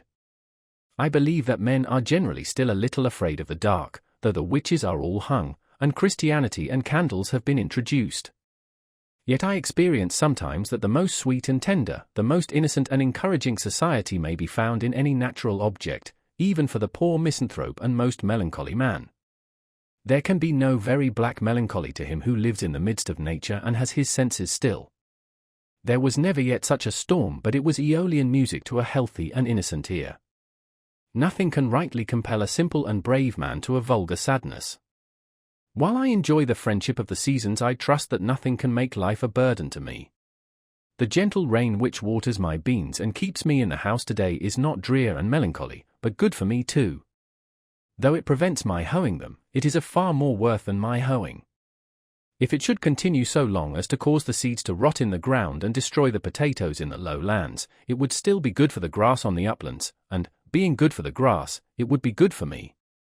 Sometimes, when I compare myself with other men, it seems as if I were more favored by the gods than they, beyond any deserts that I am conscious of, as if I had a warrant and surety at their hands which my fellows have not, and were especially guided and guarded. I do not flatter myself, but if it be possible they flatter me. I have never felt lonesome, or in the least oppressed by a sense of solitude, but once, and that was a few weeks after I came to the woods, when, for an hour, I doubted if the near neighborhood of man was not essential to a serene and healthy life. To be alone was something unpleasant. But I was at the same time conscious of a slight insanity in my mood, and seemed to foresee my recovery.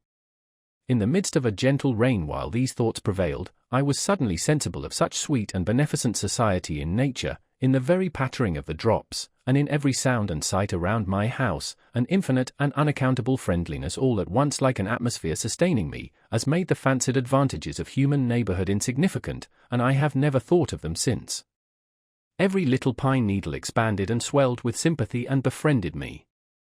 I was so distinctly made aware of the presence of something kindred to me, even in scenes which we are accustomed to call wild and dreary, and also that the nearest of blood to me and humanest was not a person nor a villager, that I thought no place could ever be strange to me again. Mourning untimely consumes the sad. Few are their days in the land of the living. Beautiful daughter of Tuskar.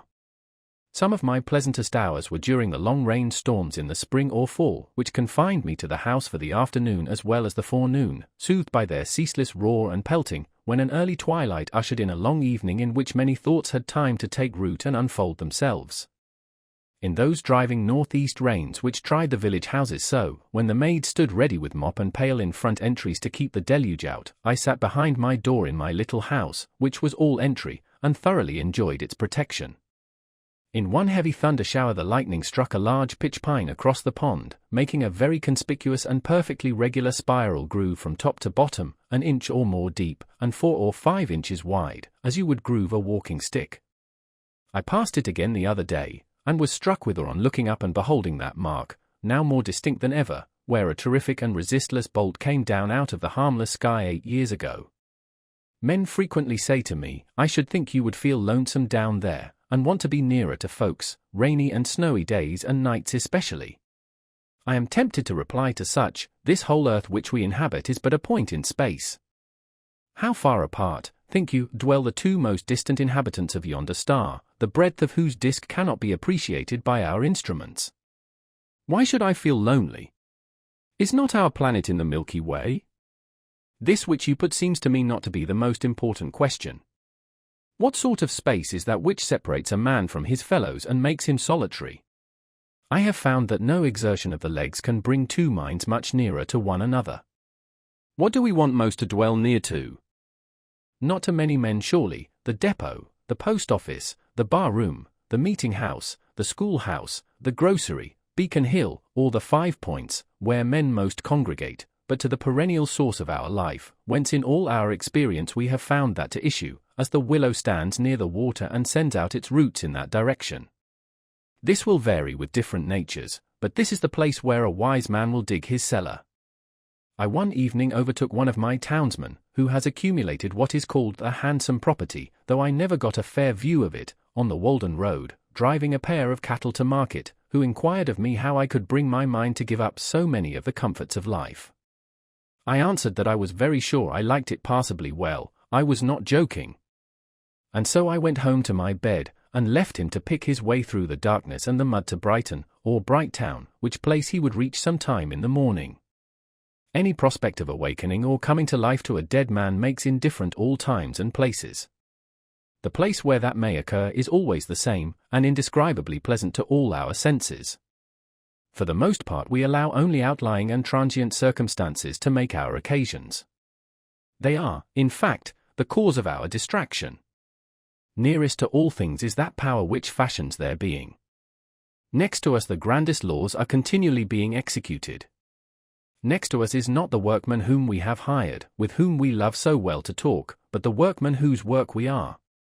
How vast and profound is the influence of the subtle powers of heaven and of earth! We seek to perceive them, and we do not see them, we seek to hear them, and we do not hear them, identified with the substance of things, they cannot be separated from them. They cause that in all the universe men purify and sanctify their hearts, and clothe themselves in their holiday garments to offer sacrifices and oblations to their ancestors. It is an ocean of subtle intelligences. They are everywhere, above us, on our left, on our right, they environ us on all sides. We are the subjects of an experiment which is not a little interesting to me. Can we not do without the society of our gossips a little while under these circumstances, have our own thoughts to cheer us? Confucius says truly, virtue does not remain as an abandoned orphan, it must of necessity have neighbors. With thinking we may be beside ourselves in a sane sense. By a conscious effort of the mind we can stand aloof from actions and their consequences, and all things, good and bad, go by us like a torrent. We are not wholly involved in nature. I may be either the driftwood in the stream, or Indra in the sky looking down on it. I may be affected by a theatrical exhibition, on the other hand, I may not be affected by an actual event which appears to concern me much more. I only know myself as a human entity the scene, so to speak, of thoughts and affections, and am sensible of a certain doubleness by which I can stand as remote from myself as from another.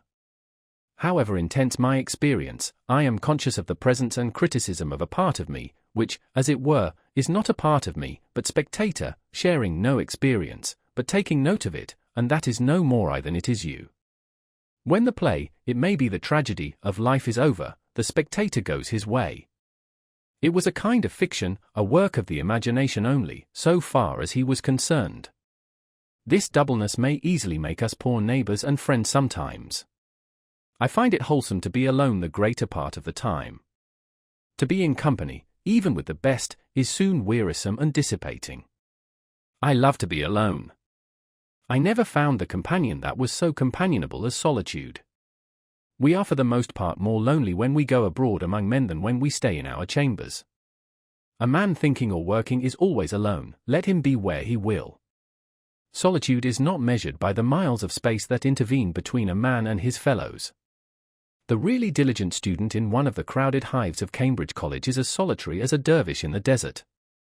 The farmer can work alone in the field or the woods all day, hoeing or chopping, and not feel lonesome, because he is employed, but when he comes home at night he cannot sit down in a room alone, at the mercy of his thoughts, but must be where he can see the folks, and recreate, and as he thinks remunerate himself for his day's solitude, and hence he wonders how the student can sit alone in the house all night and most of the day without ennui and the blues, but he does not realize that the student, though in the house, is still at work in his field, and chopping in his woods, as the farmer in his, and in turn seeks the same recreation and society that the latter does, though it may be a more condensed form of it. Society is commonly too cheap. We meet at very short intervals, not having had time to acquire any new value for each other. We meet at meals 3 times a day, and give each other a new taste of that old musty cheese that we are. We have had to agree on a certain set of rules, called etiquette and politeness, to make this frequent meeting tolerable and that we need not come to open war. We meet at the post office, and at the sociable, and about the fireside every night. We live thick and are in each other's way, and stumble over one another, and I think that we thus lose some respect for one another. Certainly less frequency would suffice for all important and hearty communications. Consider the girls in a factory, never alone, hardly in their dreams. It would be better if there were but one inhabitant to a square mile, as where I live. The value of a man is not in his skin, that we should touch him. I have heard of a man lost in the woods and dying of famine and exhaustion at the foot of a tree, whose loneliness was relieved by the grotesque visions with which, owing to bodily weakness, his diseased imagination surrounded him, and which he believed to be real. So also, owing to bodily and mental health and strength, we may be continually cheered by a like but more normal and natural society, and come to know that we are never alone. I have a great deal of company in my house, especially in the morning, when nobody calls. Let me suggest a few comparisons, that some one may convey an idea of my situation. I am no more lonely than the loon in the pond that laughs so loud, or than Walden Pond itself. What company has that lonely lake, I pray? And yet it has not the blue devils, but the blue angels in it, in the azure tint of its waters. The sun is alone, except in thick weather, when there sometimes appear to be 2, but one is a mock sun. God is alone, but the devil, he is far from being alone, he sees a great deal of company, he is legion. I am no more lonely than a single mullein or dandelion in a pasture, or a bin leaf, or sorrel, or a horsefly, or a bumblebee. I am no more lonely than the millbrook, or a weathercock, or the north star, or the south wind, or an April shower, or a January thaw, or the first spider in a new house. I have occasional visits in the long winter evenings, when the snow falls fast and the wind howls in the wood, from an old settler and original proprietor, who is reported to have dug Walden Pond, and stoned it, and fringed it with pine woods, who tells me stories of old time and of new eternity, and between us we manage to pass a cheerful evening with social mirth and pleasant views of things, even without apples or cider, a most wise and humorous friend, whom I love much, who keeps himself more secret than ever did Gough or Worley, and though he is thought to be dead, none can show where he is buried. An elderly dame, too, dwells in my neighborhood, invisible to most persons, in whose odorous herb garden I love to stroll sometimes, gathering simples and listening to her fables, for she has a genius of unequalled fertility, and her memory runs back farther than mythology, and she can tell me the original of every fable, and on what fact every one is founded, for the incidents occurred when she was young. A ruddy and lusty old dame, who delights in all weathers and seasons, and is likely to outlive all her children yet. The indescribable innocence and beneficence of nature, of sun and wind and rain, of summer and winter, such health, such cheer they afford forever. And such sympathy have they ever with our race, that all nature would be affected, and the sun's brightness fade, and the winds would sigh humanely, and the clouds rain tears, and the woods shed their leaves and put on mourning in midsummer, if any man should ever for a just cause grieve. Shall I not have intelligence with the earth? Am I not partly leaves and vegetable mould myself? What is the pill which will keep us well, serene, contented? Not my or thy great-grandfather's, but our great-grandmother Nature's universal, vegetable, botanic medicines, by which she has kept herself young always, outlived so many old pas in her day, and fed her health with their decaying fatness. For my panacea, instead of one of those quack vials of a mixture dipped from Akron and the Dead Sea, which come out of those long shallow black schooner-looking wagons which we sometimes see made to carry bottles, let me have a draught of undiluted morning air. Morning air! If men will not drink of this at the fountainhead of the day, why, then, we must even bottle up some and sell it in the shops, for the benefit of those who have lost their subscription ticket to morning time in this world. But remember, it will not keep quite till noonday even in the coolest cellar, but drive out the starples long ere that and follow westward the steps of Aurora. I am no worshipper of Hygeia, who was the daughter of that old herb doctor Aesculapius, and who is represented on monuments holding a serpent in one hand, and in the other a cup out of which the serpent sometimes drinks, but rather of Hebe, cupbearer to Jupiter, who was the daughter of Juno and wild Lettus, and who had the power of restoring gods and men to the vigor of youth. She was probably the only thoroughly sound-conditioned, healthy, and robust young lady that ever walked the globe, and wherever she came it was spring. Visitors. I think that I love society as much as most, and am ready enough to fasten myself like a bloodsucker for the time to any full-blooded man that comes in my way. I am naturally no hermit, but might possibly sit out the sturdiest frequenter of the barroom, if my business called me thither. I had 3 chairs in my house, 1 for solitude, 2 for friendship, 3 for society. When visitors came in larger and unexpected numbers there was but the 3rd chair for them all, but they generally economized the room by standing up. It is surprising how many great men and women a small house will contain. I have had 25 or 30 souls, with their bodies, at once under my roof, and yet we often parted without being aware that we had come very near to one another. Many of our houses, both public and private, with their almost innumerable apartments, their huge halls and their cellars for the storage of wines and other munitions of peace, appear to me extravagantly large for their inhabitants. They are so vast and magnificent that the latter seem to be only vermin which infest them. I am surprised when the herald blows his summons before some Tremorne or Aestir or Middlesex house, to see come creeping out over the piazza for all inhabitants a ridiculous mouse, which soon again slinks into some hole in the pavement.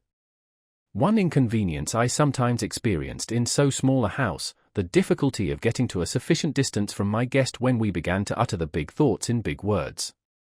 You want room for your thoughts to get into sailing trim and run a course or 2 before they make their port. The bullet of your thought must have overcome its lateral and ricochet motion and fallen into its last and steady course before it reaches the ear of the hearer, else it may plough out again through the side of his head. Also, our sentences wanted room to unfold and form their columns in the interval. Individuals, like nations, must have suitable broad and natural boundaries, even a considerable neutral ground, between them. I have found it a singular luxury to talk across the pond to a companion on the opposite side. In my house we were so near that we could not begin to hear, we could not speak low enough to be heard, as when you throw 2 stones into calm water so near that they break each other's undulations. If we are merely loquacious and loud talkers, then we can afford to stand very near together, cheek by jowl, and feel each other's breath, but if we speak reservedly and thoughtfully, we want to be farther apart, that all animal heat and moisture may have a chance to evaporate. If we would enjoy the most intimate society with that in each of us which is without, or above, being spoken to, we must not only be silent, but commonly so far apart bodily that we cannot possibly hear each other's voice in any case. Refer to this standard, speech is for the convenience of those who are hard of hearing, but there are many fine things which we cannot say if we have to shout. As the conversation began to assume a loftier and grander tone, we gradually shoved our chairs farther apart till they touched the wall in opposite corners, and then commonly there was not room enough. My best room, however, my withdrawing room, always ready for company, on whose carpet the sun rarely fell, was the pine wood behind my house. Thither in summer days, when distinguished guests came, I took them, and a priceless domestic swept the floor and dusted the furniture and kept the things in order. If one guest came, he sometimes partook of my frugal meal, and it was no interruption to conversation to be stirring a hasty pudding, or watching the rising and maturing of a loaf of bread in the ashes, in the meanwhile. But if 20 came and sat in my house, there was nothing said about dinner, though there might be bread enough for 2, more than if eating were a forsaken habit, but we naturally practiced abstinence, and this was never felt to be an offence against hospitality, but the most proper and considerate course.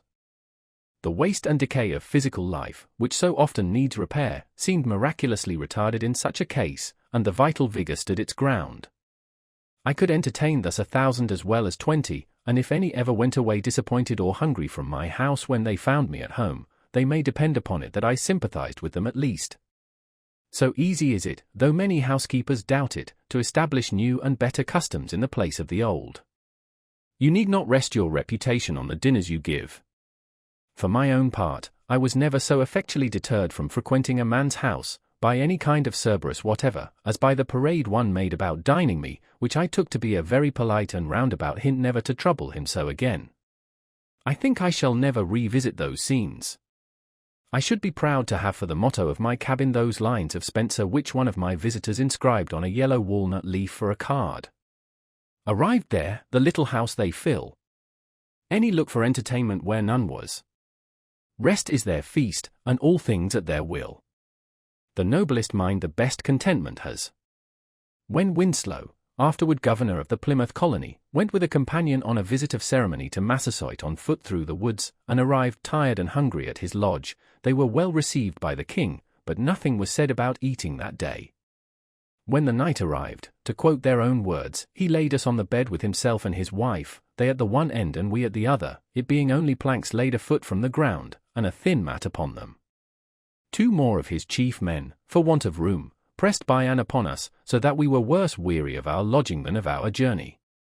At 1 o'clock the next day Massasoit brought 2 fishes that he had shot, about thrice as big as a bream. These being boiled, there were at least 40 looked for a share in them. The most 8 of them. This meal only we had in 2 nights and a day, and had not one of us bought a partridge, we had taken our journey fasting. Fearing that they would be light-headed for want of food and also sleep, owing to the savages' barbarous singing, for they used to sing themselves asleep, and that they might get home while they had strength to travel, they departed. As for lodging, it is true they were but poorly entertained, though what they found an inconvenience was no doubt intended for an honor, but as far as eating was concerned, I do not see how the Indians could have done better. They had nothing to eat themselves, and they were wiser than to think that apologies could supply the place of food to their guests, so they drew their belts tighter and said nothing about it. Another time when Winslow visited them, it being a season of plenty with them, there was no deficiency in this respect. As for men, they will hardly fail one anywhere. I had more visitors while I lived in the woods than at any other period in my life, I mean that I had some. I met several there under more favourable circumstances than I could anywhere else. But fewer came to see me on trivial business. In this respect, my company was winnowed by my mere distance from town. I had withdrawn so far within the great ocean of solitude, into which the rivers of society empty, that for the most part, so far as my needs were concerned, only the finest sediment was deposited around me. Beside, there were wafted to me evidences of unexplored and uncultivated continents on the other side. Who should come to my lodge this morning but a true Homeric or Paphlagonian man? He had so suitable and poetic a name that I am sorry I cannot print it here, a Canadian, a woodchopper and postmaker, who can hold 50 posts in a day, who made his last supper on a woodchuck which his dog caught. He, too, has heard of Homer, and, if it were not for books, would not know what to do rainy days, though perhaps he has not read one wholly through for many rainy seasons. Some priest who could pronounce the Greek itself taught him to read his verse in the Testament in his native parish far away, and now I must translate to him, while he holds the book, Achilles' reproof to Patroclus for his sad countenance. Why are you in tears, Patroclus, like a young girl? Or have you alone heard some news from Tyre? They say that Menoetius lives yet, son of Actor. And Peleus lives, son of Aeacus, among the Myrmidons. Either of whom having died, we should greatly grieve. He says, that's good. He has a great bundle of white oak bark under his arm for a sick man, gathered this Sunday morning. I suppose there's no harm in going after such a thing today, says he. To him Homer was a great writer, though what his writing was about he did not know. A more simple and natural man it would be hard to find. Vice and disease, which cast such a somber moral hue over the world, seemed to have hardly any existence for him. He was about 28 years old, and had left Canada and his father's house a dozen years before to work in the States and earn money to buy a farm with at last, perhaps in his native country. He was cast in the coarsest mold, a stout but sluggish body, yet gracefully carried, with a thick sunburnt neck, dark bushy hair, and dull sleepy blue eyes, which were occasionally lit up with expression. He wore a flat grey cloth cap, a dingy wool-coloured greatcoat, and cowhide boots. He was a great consumer of meat, usually carrying his dinner to his work a couple of miles past my house, for he chopped all summer, in a tin pail, cold meats, often cold woodchucks, and coffee in a stone bottle which dangled by a string from his belt, and sometimes he offered me a drink. He came along early, crossing my bean field, though without anxiety or haste to get to his work, such as Yankees exhibit. He wasn't going to hurt himself. He didn't care if he only earned his board.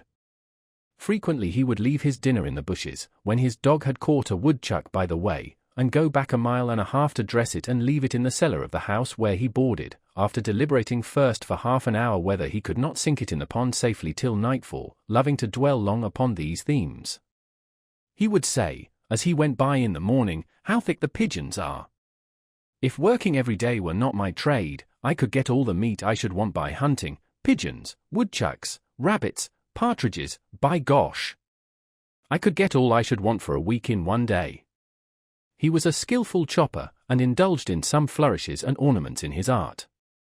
He cut his trees level and close to the ground, that the sprouts which came up afterward might be more vigorous and a sled might slide over the stumps, and instead of leaving a whole tree to support his corded wood, he would pare it away to a slender stake or splinter which you could break off with your hand at last. He interested me because he was so quiet and solitary and so happy withal, a well of good humour and contentment which overflowed at his eyes. His mirth was without alloy. Sometimes I saw him at his work in the woods, felling trees, and he would greet me with a laugh of inexpressible satisfaction, and a salutation in Canadian French, though he spoke English as well. When I approached him he would suspend his work, and with half-suppressed mirth lie along the trunk of a pine which he had felled, and, peeling off the inner bark, roll it up into a ball and chew it while he laughed and talked. Such an exuberance of animal spirits had he that he sometimes tumbled down and rolled on the ground with laughter at anything which made him think and tickled him. Looking round upon the trees he would exclaim, "By George! I can enjoy myself well enough here chopping, I want no better sport." Sometimes, when at leisure, he amused himself all day in the woods with a pocket pistol, firing salutes to himself at regular intervals as he walked.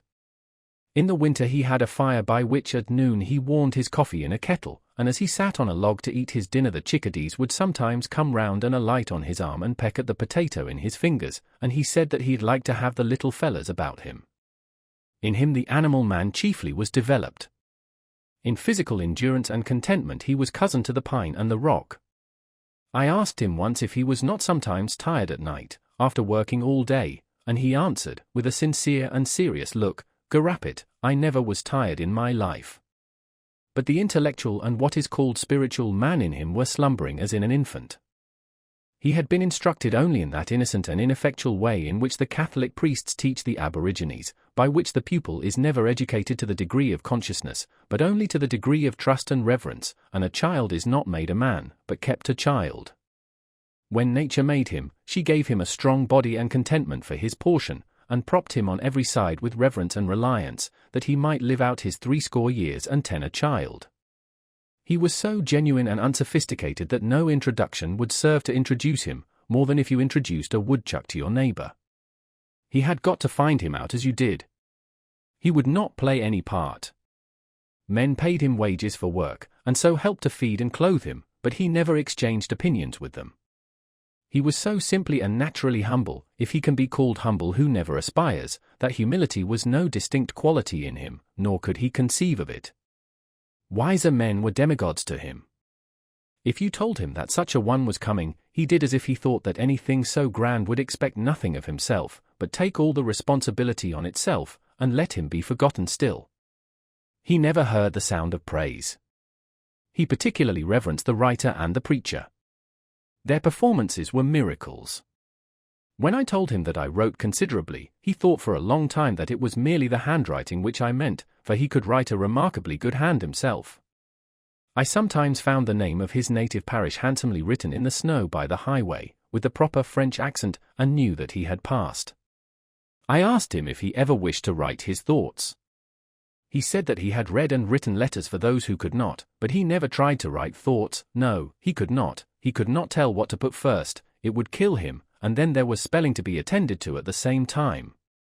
I heard that a distinguished wise man and reformer asked him if he did not want the world to be changed, but he answered with a chuckle of surprise in his Canadian accent, not knowing that the question had ever been entertained before. No, I like it well enough. It would have suggested many things to a philosopher to have dealings with him. To a stranger he appeared to know nothing of things in general, yet I sometimes saw in him a man whom I had not seen before, and I did not know whether he was as wise as Shakespeare or as simply ignorant as a child, whether to suspect him of a fine poetic consciousness or of stupidity. A townsman told me that when he met him sauntering through the village in his small close-fitting cap and whistling to himself, he reminded him of a prince in disguise. His only books were an almanac and an arithmetic, in which last he was considerably expert. The former was a sort of cyclopedia to him, which he supposed to contain an abstract of human knowledge, as indeed it does to a considerable extent. I loved to sound him on the various reforms of the day, and he never failed to look at them in the most simple and practical light. He had never heard of such things before. Could he do without factories? I asked.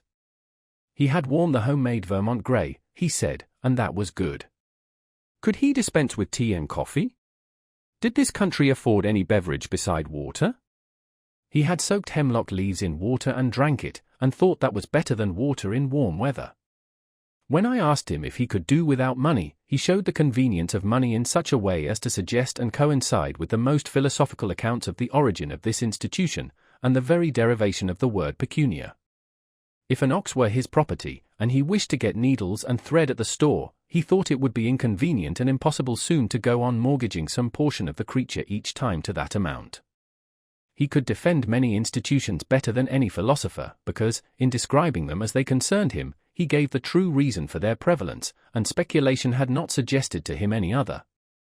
At another time, hearing Plato's definition of a man, a biped without feathers, and that one exhibited a cock plucked and called it Plato's man, he thought it an important difference that the knees bent the wrong way. He would sometimes exclaim, "How I love to talk! By George, I could talk all day!"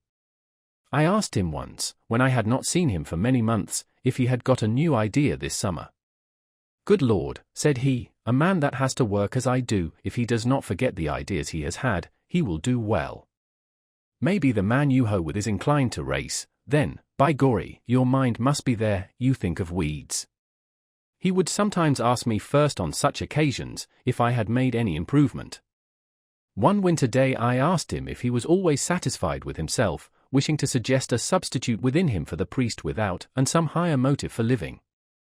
"Satisfied," said he, "some men are satisfied with one thing, and some with another.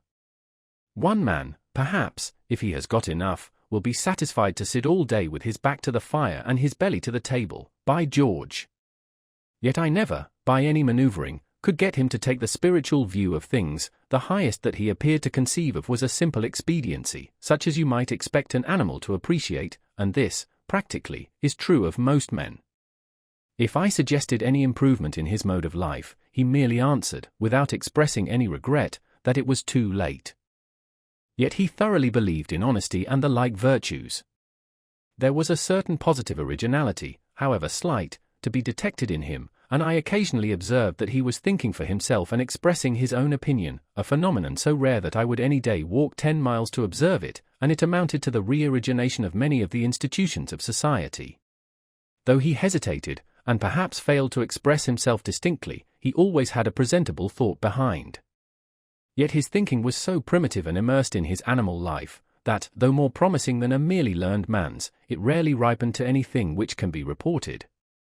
He suggested that there might be men of genius in the lowest grades of life, however permanently humble and illiterate, who take their own view always, or do not pretend to see at all, who are as bottomless even as Walden Pond was thought to be, though they may be dark and muddy. Many a traveller came out of his way to see me and the inside of my house, and, as an excuse for calling, asked for a glass of water. I told them that I drank at the pond, and pointed thither, offering to lend them a dipper. Far off as I lived, I was not exempted from the annual visitation which occurs, methinks, about the 1st of April, when every body is on the move, and I had my share of good luck, though there were some curious specimens among my visitors. Half-witted men from the almshouse and elsewhere came to see me, but I endeavoured to make them exercise all the wit they had, and make their confessions to me, in such cases making wit the theme of our conversation, and so was compensated. Indeed, I found some of them to be wiser than the so-called overseers of the poor and select men of the town, and thought it was time that the tables were turned. With respect to wit, I learned that there was not much difference between the half and the whole.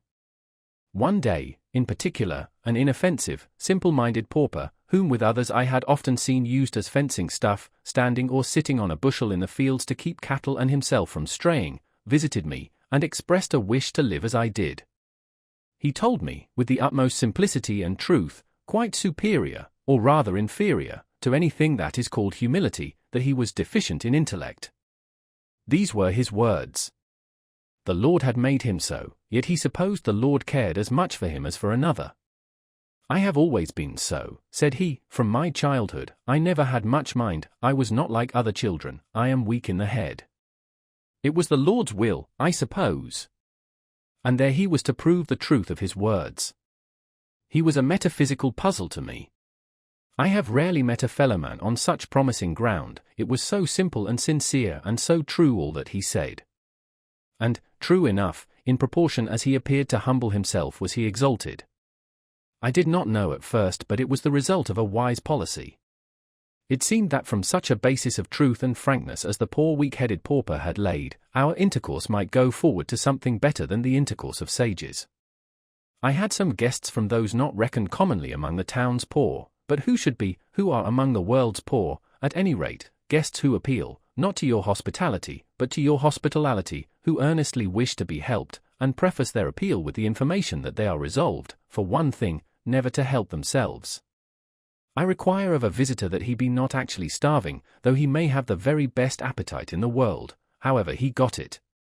Objects of charity are not guests. Men who did not know when their visit had terminated, though I went about my business again, answering them from greater and greater remoteness. Men of almost every degree of wit called on me in the migrating season. Some who had more wits than they knew what to do with, runaway slaves with plantation manners, who listened from time to time, like the fox in the fable, as if they heard the hounds baying on their track, and looked at me beseechingly, as much as to say, "O Christian, will you send me back?" One real runaway slave, among the rest, whom I helped to forward toward the North Star.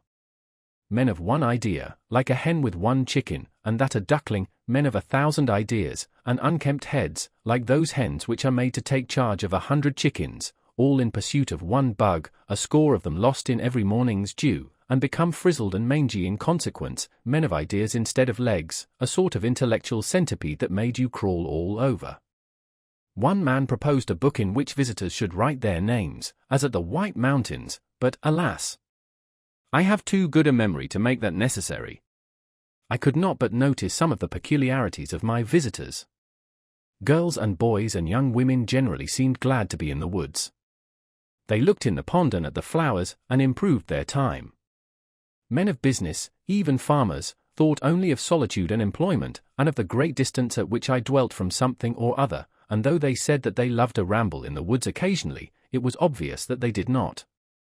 Restless committed men, whose time was all taken up in getting a living or keeping it, ministers who spoke of God as if they enjoyed a monopoly of the subject, who could not bear all kinds of opinions, doctors, lawyers, uneasy housekeepers who pried into my cupboard and bed when I was out. How came Mrs. to know that my sheets were not as clean as hers? Young men who had ceased to be young, and had concluded that it was safest to follow the beaten track of the professions, all these generally said that it was not possible to do so much good in my position.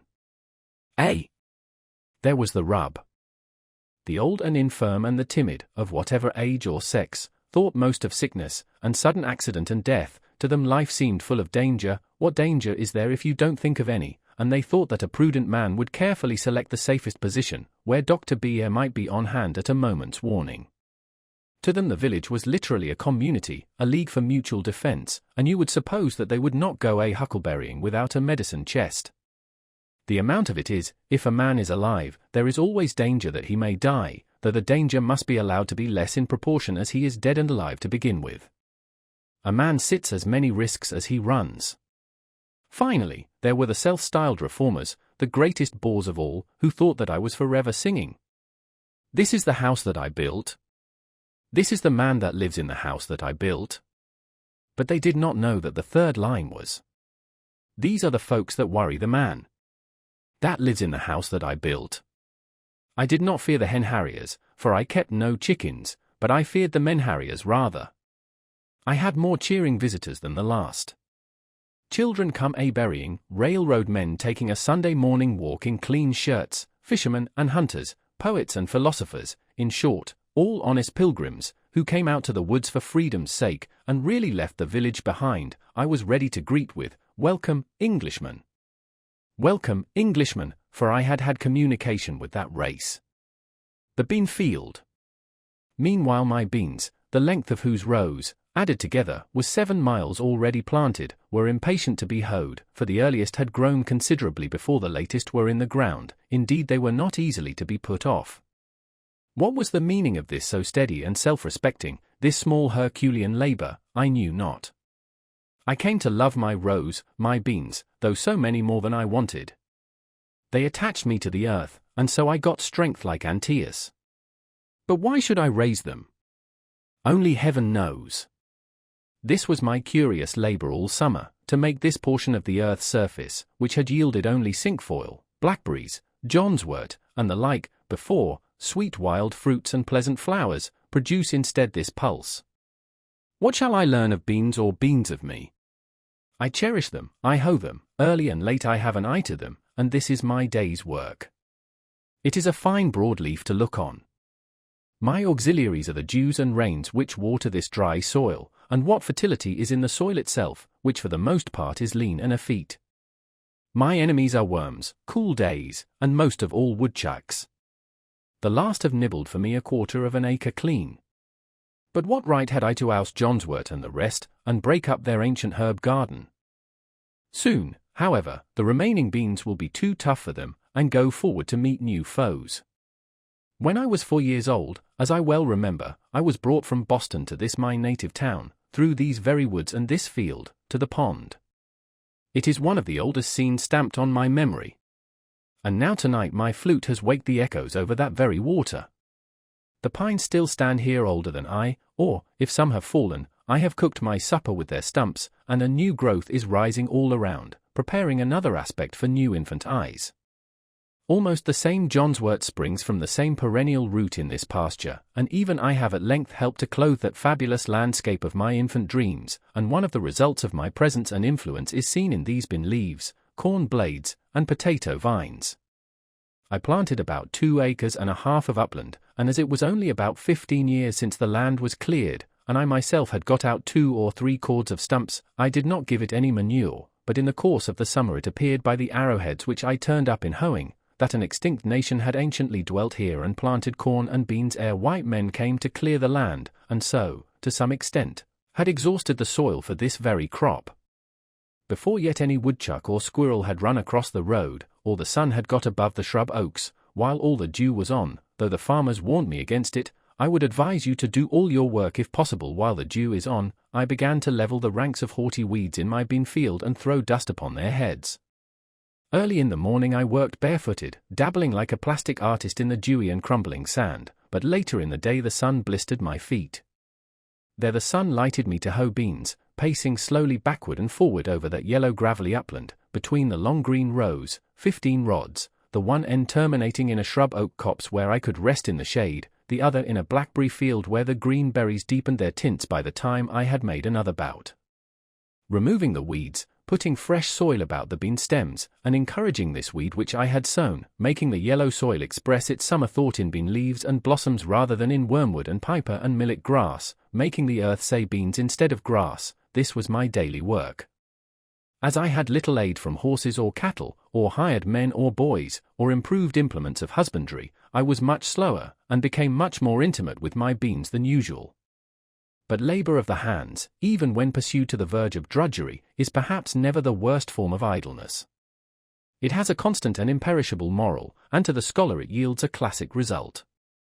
A very agricola laboriosus was I to travellers bound westward through Lincoln and Wayland to nobody knows where, they sitting at their ease in gigs, with elbows on knees, and reins loosely hanging in festoons, I the homestaying, laborious native of the soil.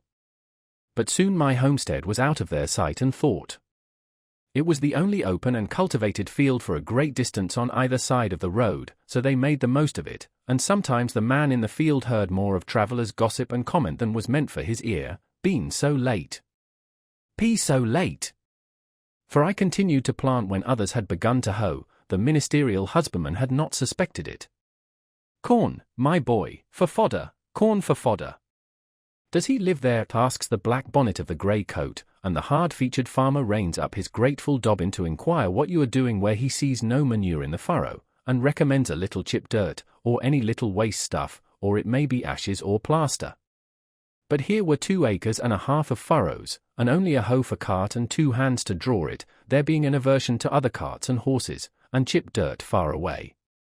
Fellow travellers as they rattled by compared it aloud with the fields which they had passed, so that I came to know how I stood in the agricultural world. This was one field not in Mr. Coleman's report. And, by the way, who estimates the value of the crop which nature yields in the still wilder fields unimproved by man? The crop of English hay is carefully weighed, the moisture calculated, the silicates and the potash, but in all dells and pond holes in the woods and pastures and swamps grows a rich and various crop only unreaped by man. Mine was, as it were, the connecting link between wild and cultivated fields, as some states are civilized, and others half-civilized, and others savage or barbarous, so my field was, though not in a bad sense, a half-cultivated field. They were beans cheerfully returning to their wild and primitive state that I cultivated, and my hoe played the Ranz des Vox for them. Near at hand, upon the topmost spray of a birch, sings the brown thrasher, or red mavis, as some love to call him, all the morning, glad of your society, that would find out another farmer's field if yours were not here. While you are planting the seed, he cries, drop it, cover it up, pull it up, pull it up, pull it up. But this was not corn, and so it was safe from such enemies as he. You may wonder what his rigmarole, his amateur Paganini performances on 1 string or on 20, have to do with your planting, and yet prefer it to leached ashes or plaster. It was a cheap sort of top-dressing in which I had entire faith. As I drew a still fresher soil about the rows with my hoe, I disturbed the ashes of unchronicled nations who in primeval years lived under these heavens, and their small implements of war and hunting were brought to the light of this modern day.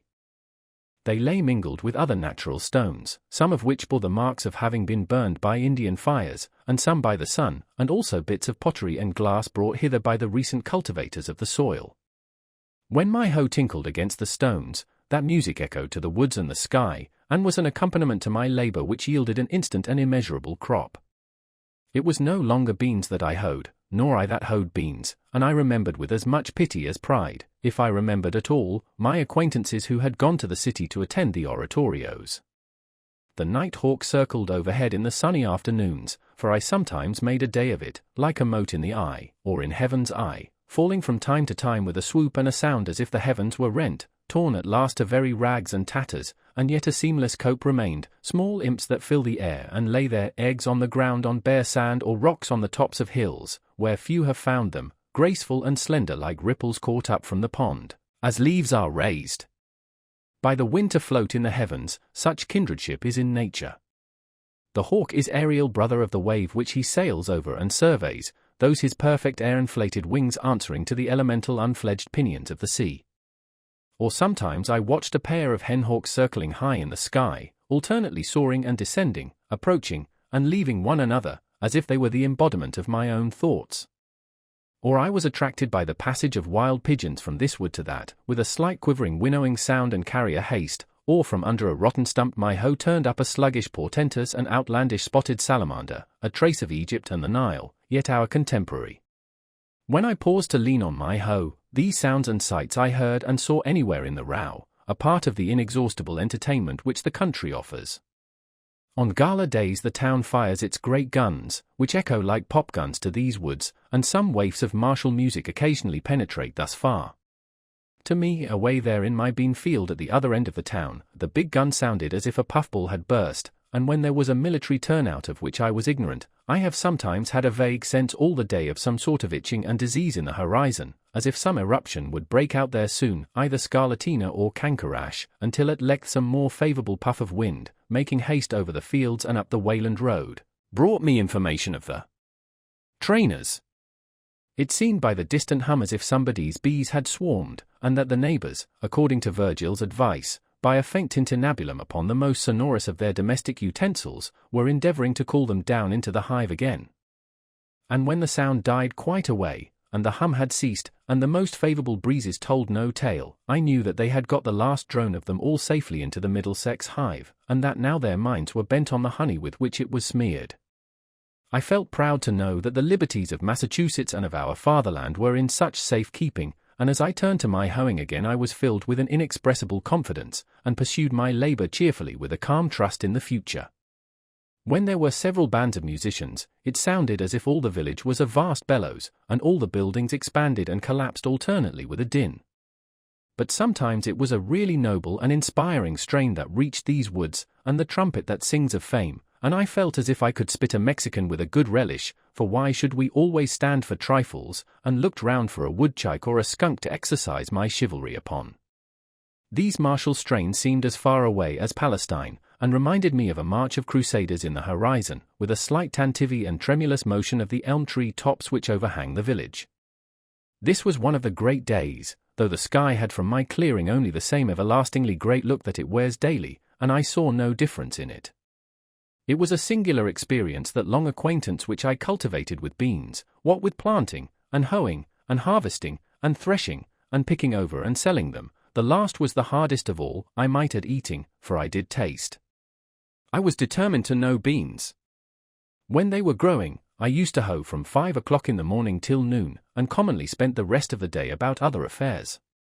Consider the intimate and curious acquaintance one makes with various kinds of weeds. It will bear some iteration in the account, for there was no little iteration in the labour, disturbing their delicate organization so ruthlessly, and making such invidious distinctions with his hoe, levelling whole ranks of one species, and sedulously cultivating another.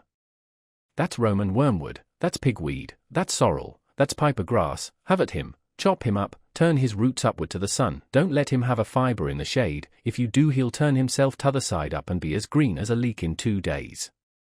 A long war, not with cranes, but with weeds, those Trojans who had sun and rain and dews on their side. Daily the beans saw me come to their rescue armed with a hoe, and thin the ranks of their enemies, filling up the trenches with weedy dead. Many a lusty crest-waving Hector, that towered a whole foot above his crowding comrades, fell before my weapon and rolled in the dust. Those summer days which some of my contemporaries devoted to the fine arts in Boston or Rome, and others to contemplation in India, and others to trade in London or New York, I thus, with the other farmers of New England, devoted to husbandry. Not that I wanted beans to eat, for I am by nature a Pythagorean, so far as beans are concerned, whether they mean porridge or voting, and exchanged them for rice, but, perchance, as some must work in fields if only for the sake of tropes and expression, to serve a parable maker one day. It was on the whole a rare amusement, which, continued too long, might have become a dissipation. Though I gave them no manure, and did not hoe them all once, I hoed them unusually well as far as I went, and was paid for it in the end, there being in truth, as Evelyn says, no compost or letation whatsoever comparable to this continual motion, repastination, and turning of the mould with the spade. The earth, he adds elsewhere, especially if fresh, has a certain magnetism in it, by which it attracts the salt, power, or virtue, call it either, which gives it life, and is the logic of all the labour and stir we keep about it, to sustain us, all dungings and other sordid temperings being but the vicars succedaneous to this improvement. Moreover, this being one of those worn-out and exhausted lay fields which enjoy their Sabbath, had perchance, as Sir Kenelm Digby thinks likely, attracted vital spirits from the air. I harvested 12 bushels of beans. But to be more particular, for it is complained that Mr. Coleman has reported chiefly the expensive experiments of gentlemen farmers, my outgoes were: for a hoe, 54 cents. Ploughing, harrowing, and furrowing, 7.502 much. Beans for seed, 3.12 1/2. Potatoes for seed, 1.33. Peas for seed, 0.40. Turnip seed, 0.06. White line for crow fence, 0.02. Horse cultivator and boy 3 hours, 1.00. Horse and cart to get crop, 0.75. In all, $14.72 1/2. My income was patrum familias vendusum, non emisem esse apportit, from 9 bushels and 12 quarts of beans sold, $16.94. 5 large potatoes, 2.50. 9 small, 2.25. Grass, 1.00. Stalks, 0.75. In all, $23.44. Leaving a pecuniary profit, as I have elsewhere said, of $8.71 1/2. This is the result of my experience in raising beans. Plant the common small white bush bean about the 1st of June, in rows 3 feet by 18 inches apart, being careful to select fresh round and unmixed seed. First look out for worms, and supply vacancies by planting anew. Then look out for woodchucks, if it is an exposed place, for they will nibble off the earliest tender leaves almost clean as they go, and again, when the young tendrils make their appearance, they have notice of it, and will shear them off with both buds and young pods, sitting erect like a squirrel. But above all, harvest as early as possible. If you would escape frosts and have a fair and saleable crop, you may save much loss by this means.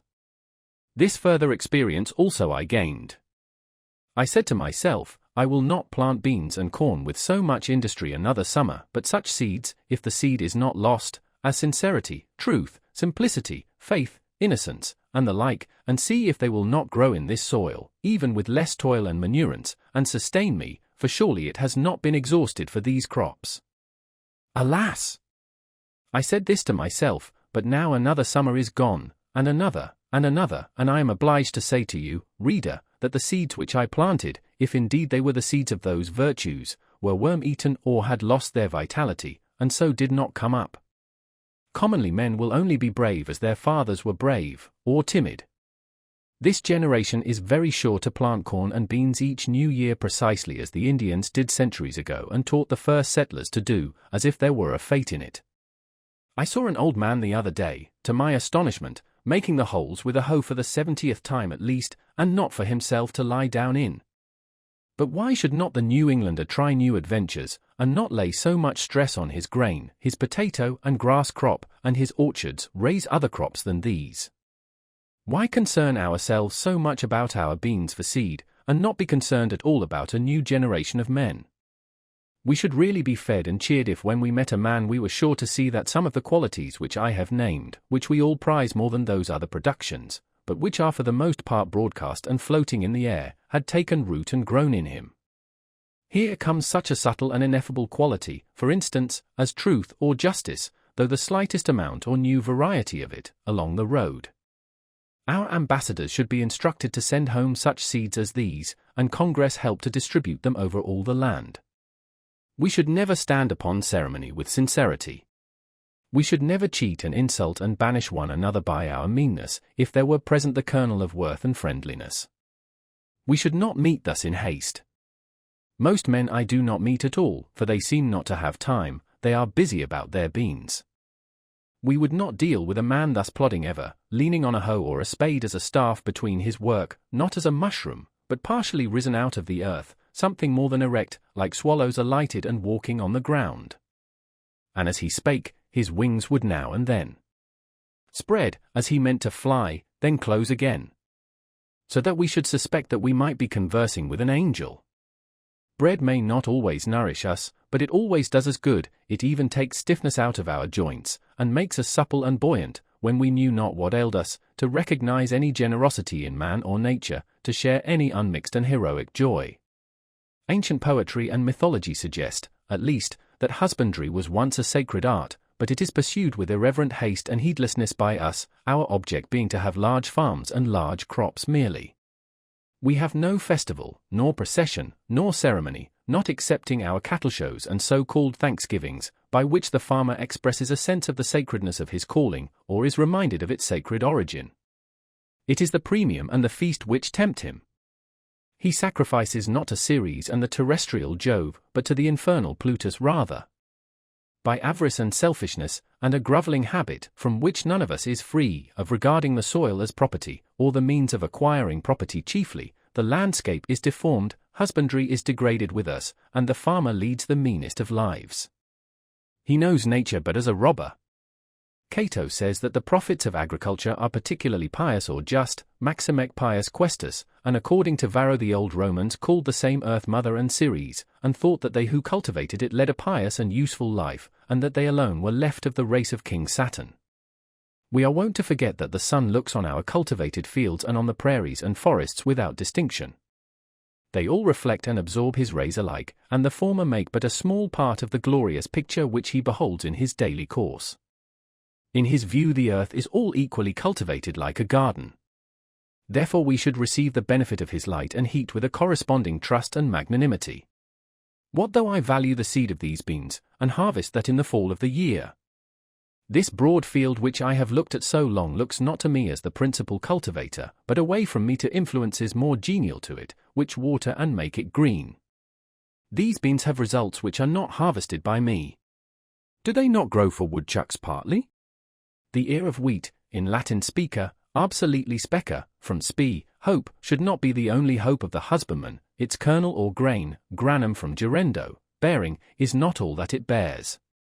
How, then, can our harvest fail? Shall I not rejoice also at the abundance of the weeds whose seeds are the granary of the birds? It matters little comparatively whether the fields fill the farmer's barns. The true husbandman will cease from anxiety, as the squirrels manifest no concern whether the woods will bear chestnuts this year or not, and finish his labor with every day, relinquishing all claim to the produce of his fields, and sacrificing in his mind not only his first but his last fruits also. The village. After hoeing, or perhaps reading and writing, in the forenoon, I usually bathed again in the pond, swimming across one of its coves for a stint, and washed the dust of labor from my person, or smoothed out the last wrinkle which study had made, and for the afternoon was absolutely free. Every day or two I strolled to the village to hear some of the gossip which is incessantly going on there, circulating either from mouth to mouth, or from newspaper to newspaper, and which, taken in homeopathic doses, was really as refreshing in its way as the rustle of leaves and the peeping of frogs. As I walked in the woods to see the birds and squirrels, so I walked in the village to see the men and boys. Instead of the wind among the pines I heard the carts rattle. In one direction from my house there was a colony of muskrats in the river meadows, under the grove of elms and buttonwoods. In the other horizon was a village of busy men, as curious to me as if they had been prairie dogs, each sitting at the mouth of its burrow, or running over to a neighbor's to gossip. I went there frequently to observe their habits. The village appeared to me a great newsroom, and on one side, to support it, as once at Reading and Company's on State Street, they kept nuts and raisins, or salt and meal and other groceries. Some have such a vast appetite for the former commodity, that is, the news, and such sound digestive organs, that they can sit forever in public avenues without stirring, and let it simmer and whisper through them like the Etesian winds, or as if inhaling ether, it only producing numbness and insensibility to pain. Otherwise it would often be painful to hear, without affecting the consciousness. I hardly ever failed, when I rambled through the village, to see a row of such worthies, either sitting on a ladder sunning themselves, with their bodies inclined forward and their eyes glancing along the line this way and that, from time to time, with a voluptuous expression, or else leaning against a barn with their hands in their pockets, like caryatides, as if to prop it up. They, being commonly out of doors, heard whatever was in the wind. These are the coarsest mills, in which all gossip is first rudely digested or cracked up before it is emptied into finer and more delicate hoppers within doors. I observed that the vitals of the village were the grocery, the bar room, the post office, and the bank, and, as a necessary part of the machinery, they kept a bell, a big gun, and a fire engine, at convenient places, and the houses were so arranged as to make the most of mankind, in lanes, and fronting one another, so that every traveller had to run the gauntlet, and every man, woman, and child might get a lick at him. Of course, those who were stationed nearest to the head of the line, where they could most see and be seen, and have the first blow at him, paid the highest prices for their places, and the few straggling inhabitants in the outskirts, where long gaps in the line began to occur, and the traveller could get over walls or turn aside into cow paths, and so escape, paid a very slight ground or window tax. Signs were hung out on all sides to allure him, some to catch him by the appetite, as the tavern and victualling cellar, some by the fancy, as the dry goods store and the jeweller's, and others by the hair or the feet or the skirts, as the barber, the shoemaker, or the tailor. Besides, there was a still more terrible standing invitation to call at every one of these houses, and company expected about these times. For the most part one escaped wonderfully from these dangers, either by proceeding at once boldly and without deliberation to the goal, as is recommended to those who run the gauntlet, or by keeping my thoughts on high things, like Orpheus, who, loudly singing the praises of the gods to his lyre, drowned the voices of the sirens, and kept out of danger. Sometimes I bolted suddenly, and nobody could tell my whereabouts, for I did not stand much about gracefulness, and never hesitated at a gap in a fence. I was even accustomed to make an irruption into some houses, where I was well entertained, and after learning the colonel's and very last sieveful of news, what had subsided, the prospects of war and peace, and whether the world was likely to hold together much longer, I was let out through the rear avenues, and so escaped to the woods again. It was very pleasant, when I stayed late in town, to launch myself into the night, especially if it was dark and tempestuous, and set sail from some bright village parlour or lecture room, with a bag of rye or Indian meal upon my shoulder, for my snug harbour in the woods, having made all tight without and withdrawn under hatches with a merry crew of thoughts, leaving only my outer man at the helm, or even tying up the helm when it was plain sailing. I had many a genial thought by the cabin fire as I sailed. I was never cast away nor distressed in any weather, though I encountered some severe storms.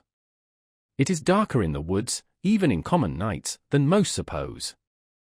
I frequently had to look up at the opening between the trees above the path in order to learn my route, and, where there was no cart path, to feel with my feet the faint track which I had worn, or steer by the known relation of particular trees which I felt with my hands, passing between two pines for instance, not more than 18 inches apart, in the midst of the woods, invariably, in the darkest night.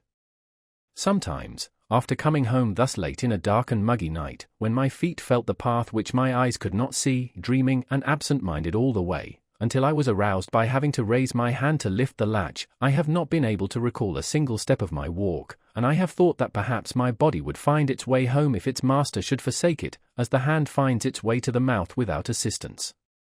Several times, when a visitor chanced to stay into evening, and it proved a dark night, I was obliged to conduct him to the cart path in the rear of the house, and then point out to him the direction he was to pursue, and in keeping which he was to be guided rather by his feet than his eyes.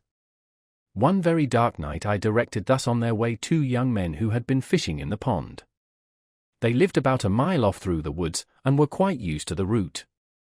A day or 2 after one of them told me that they wandered about the greater part of the night, close by their own premises, and did not get home till toward morning, by which time, as there had been several heavy showers in the meanwhile, and the leaves were very wet, they were drenched to their skins. I have heard of many going astray even in the village streets, when the darkness was so thick that you could cut it with a knife, as the saying is.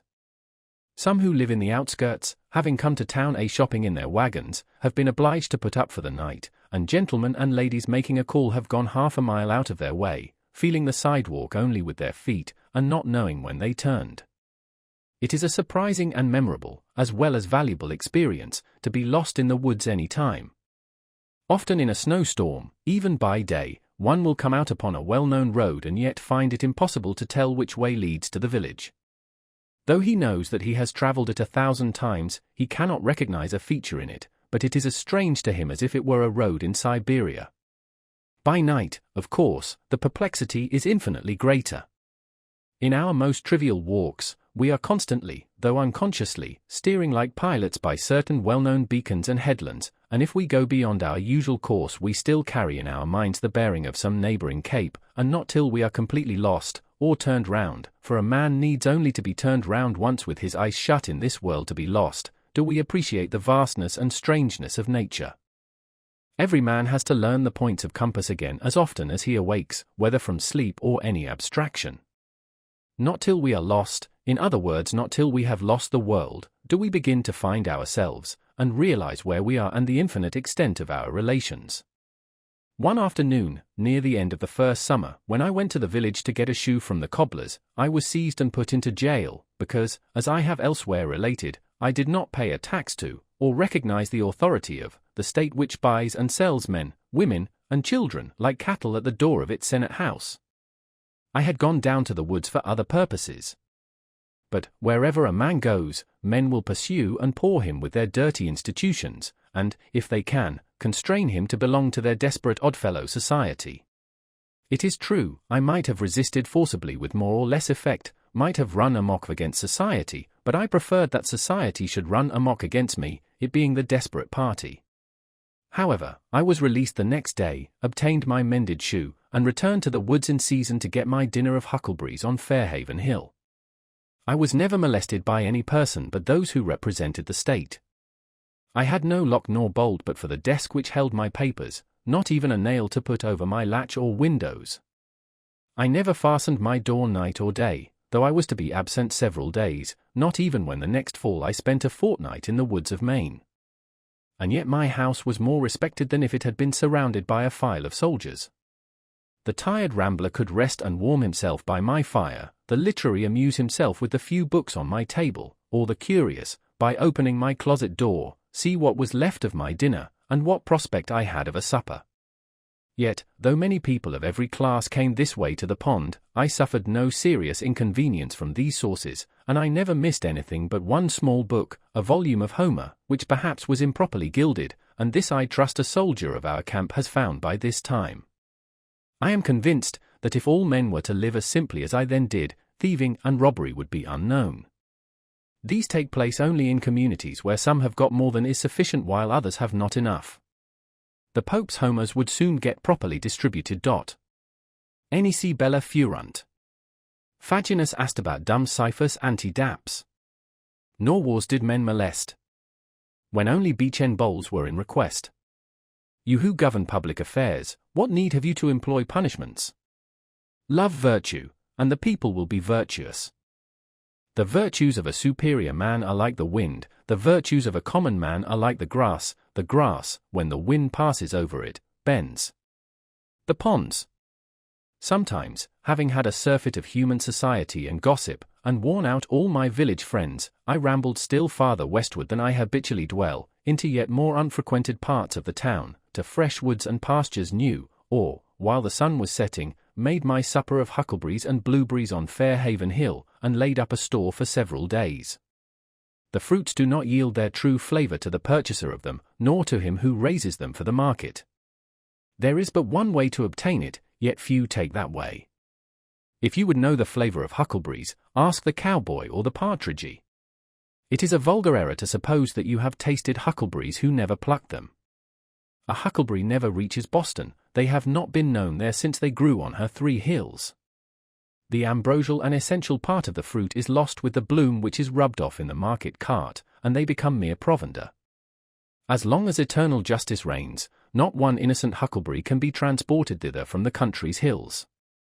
Occasionally, after my hoeing was done for the day, I joined some impatient companion who had been fishing on the pond since morning, as silent and motionless as a duck or a floating leaf, and, after practicing various kinds of philosophy, had concluded commonly, by the time I arrived, that he belonged to the ancient sect of Cenobites.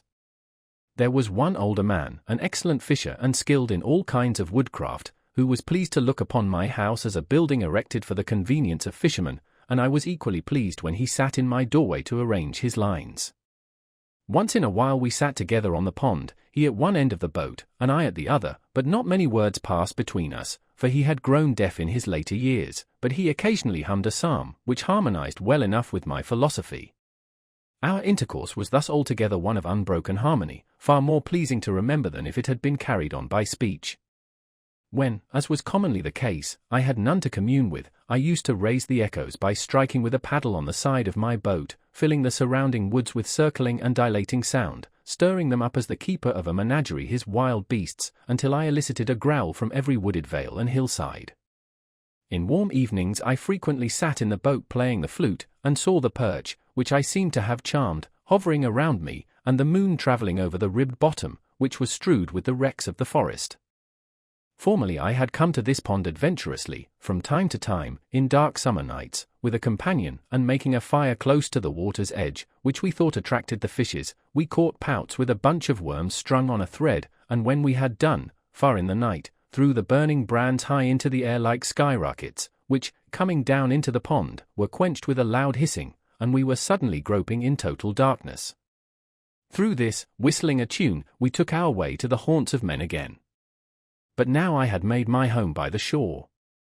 Sometimes, after staying in a village parlour till the family had all retired, I have returned to the woods, and, partly with a view to the next day's dinner, spent the hours of midnight fishing from a boat by moonlight, serenaded by owls and foxes, and hearing, from time to time, the creaking note of some unknown bird close at hand. These experiences were very memorable and valuable to me, anchored in 40 feet of water, and 20 or 30 rods from the shore, surrounded sometimes by thousands of small perch and shiners, dimpling the surface with their tails in the moonlight, and communicating by a long flaxen line with mysterious nocturnal fishes which had their dwelling 40 feet below, or sometimes dragging 60 feet of line about the pond as I drifted in the gentle night breeze, now and then feeling a slight vibration along it, indicative of some life prowling about its extremity, of dull uncertain blundering purpose there, and slow to make up its mind.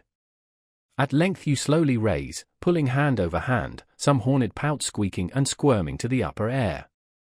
It was very queer, especially in dark nights, when your thoughts had wandered to vast and cosmogonal themes in other spheres, to feel this faint jerk, which came to interrupt your dreams and link you to nature again.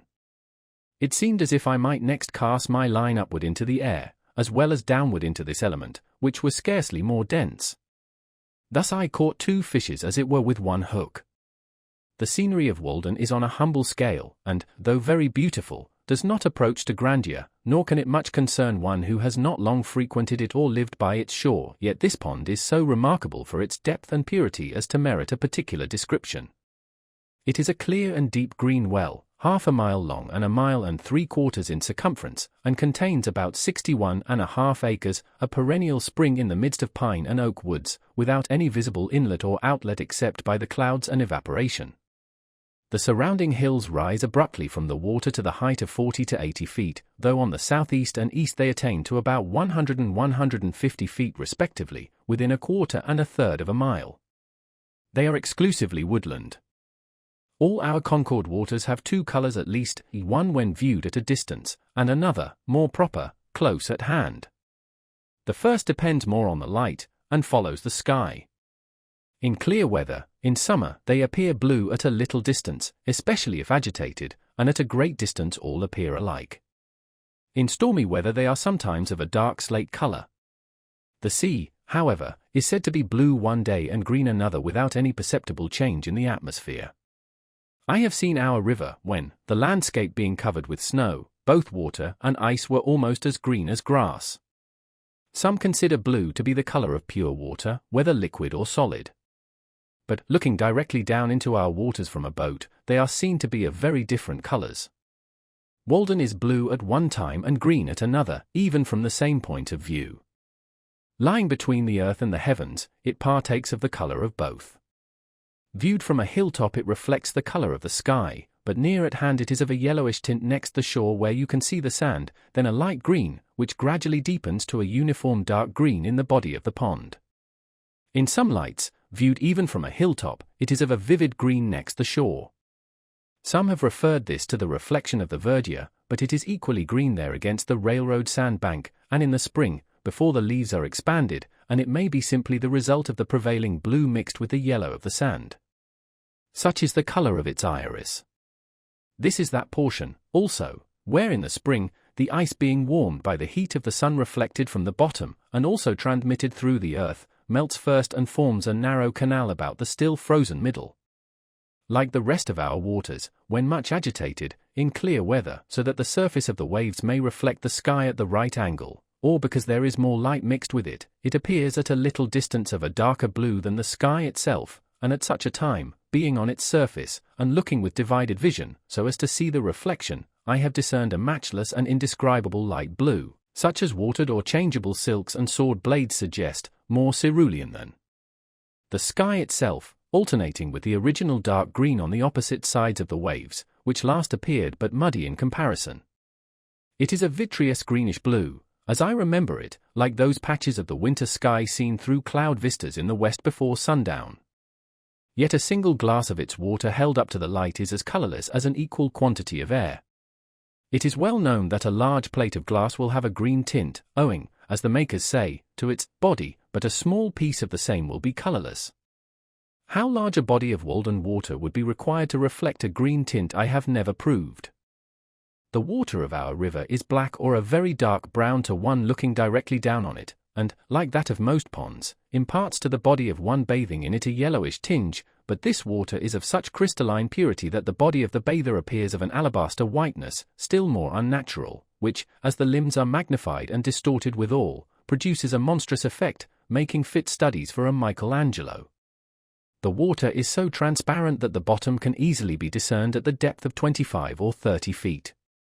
Paddling over it, you may see, many feet beneath the surface, the schools of perch and shiners, perhaps only an inch long, yet the former easily distinguished by their transverse bars, and you think that they must be ascetic fish that find a subsistence there.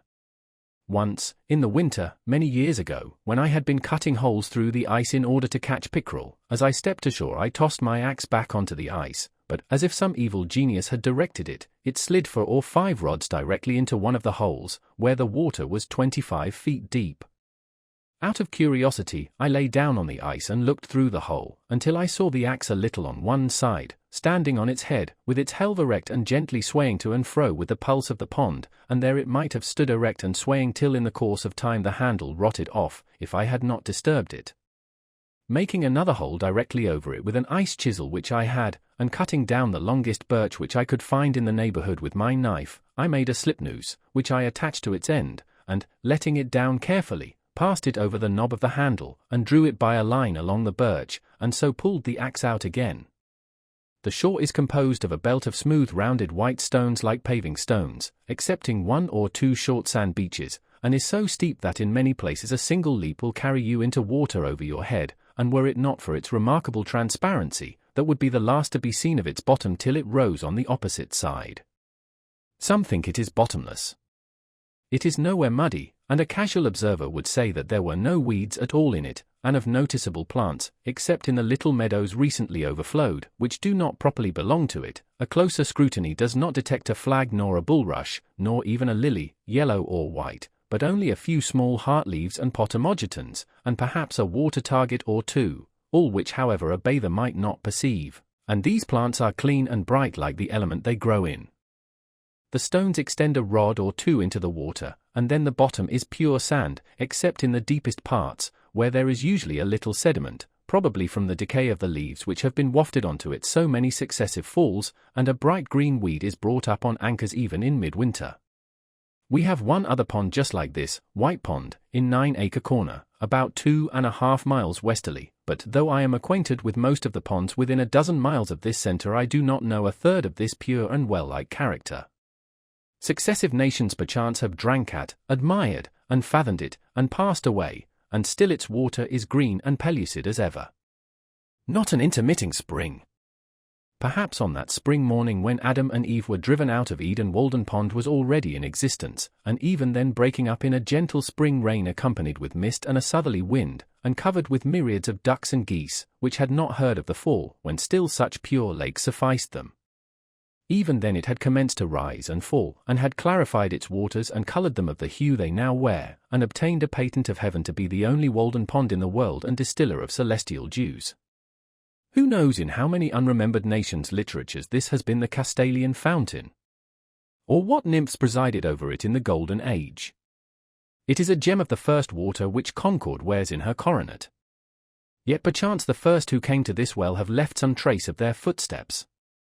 I have been surprised to detect encircling the pond, even where a thick wood has just been cut down on the shore, a narrow shelf-like path in the steep hillside, alternately rising and falling, approaching and receding from the water's edge, as old probably as the race of man here, worn by the feet of aboriginal hunters, and still from time to time unwittingly trodden by the present occupants of the land.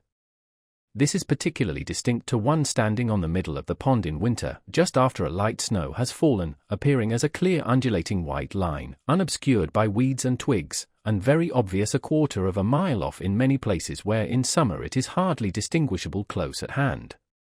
The snow reprints it, as it were, in clear white type alto relievo. The ornamented grounds of villas which will one day be built here may still preserve some trace of this. The pond rises and falls, but whether regularly or not, and within what period, nobody knows, though, as usual, many pretend to know. It is commonly higher in the winter and lower in the summer, though not corresponding to the general wet and dryness. I can remember when it was a foot or two lower, and also when it was at least 5 feet higher, than when I lived by it. There is a narrow sandbar running into it, with very deep water on one side, on which I helped boil a kettle of chowder, some 6 rods from the main shore, about the year 1824, which it has not been possible to do for 25 years, and on the other hand, my friends used to listen with incredulity when I told them that a few years later I was accustomed to fish from a boat in a secluded cove in the woods, 15 rods from the only shore they knew, which place was long since converted into a meadow.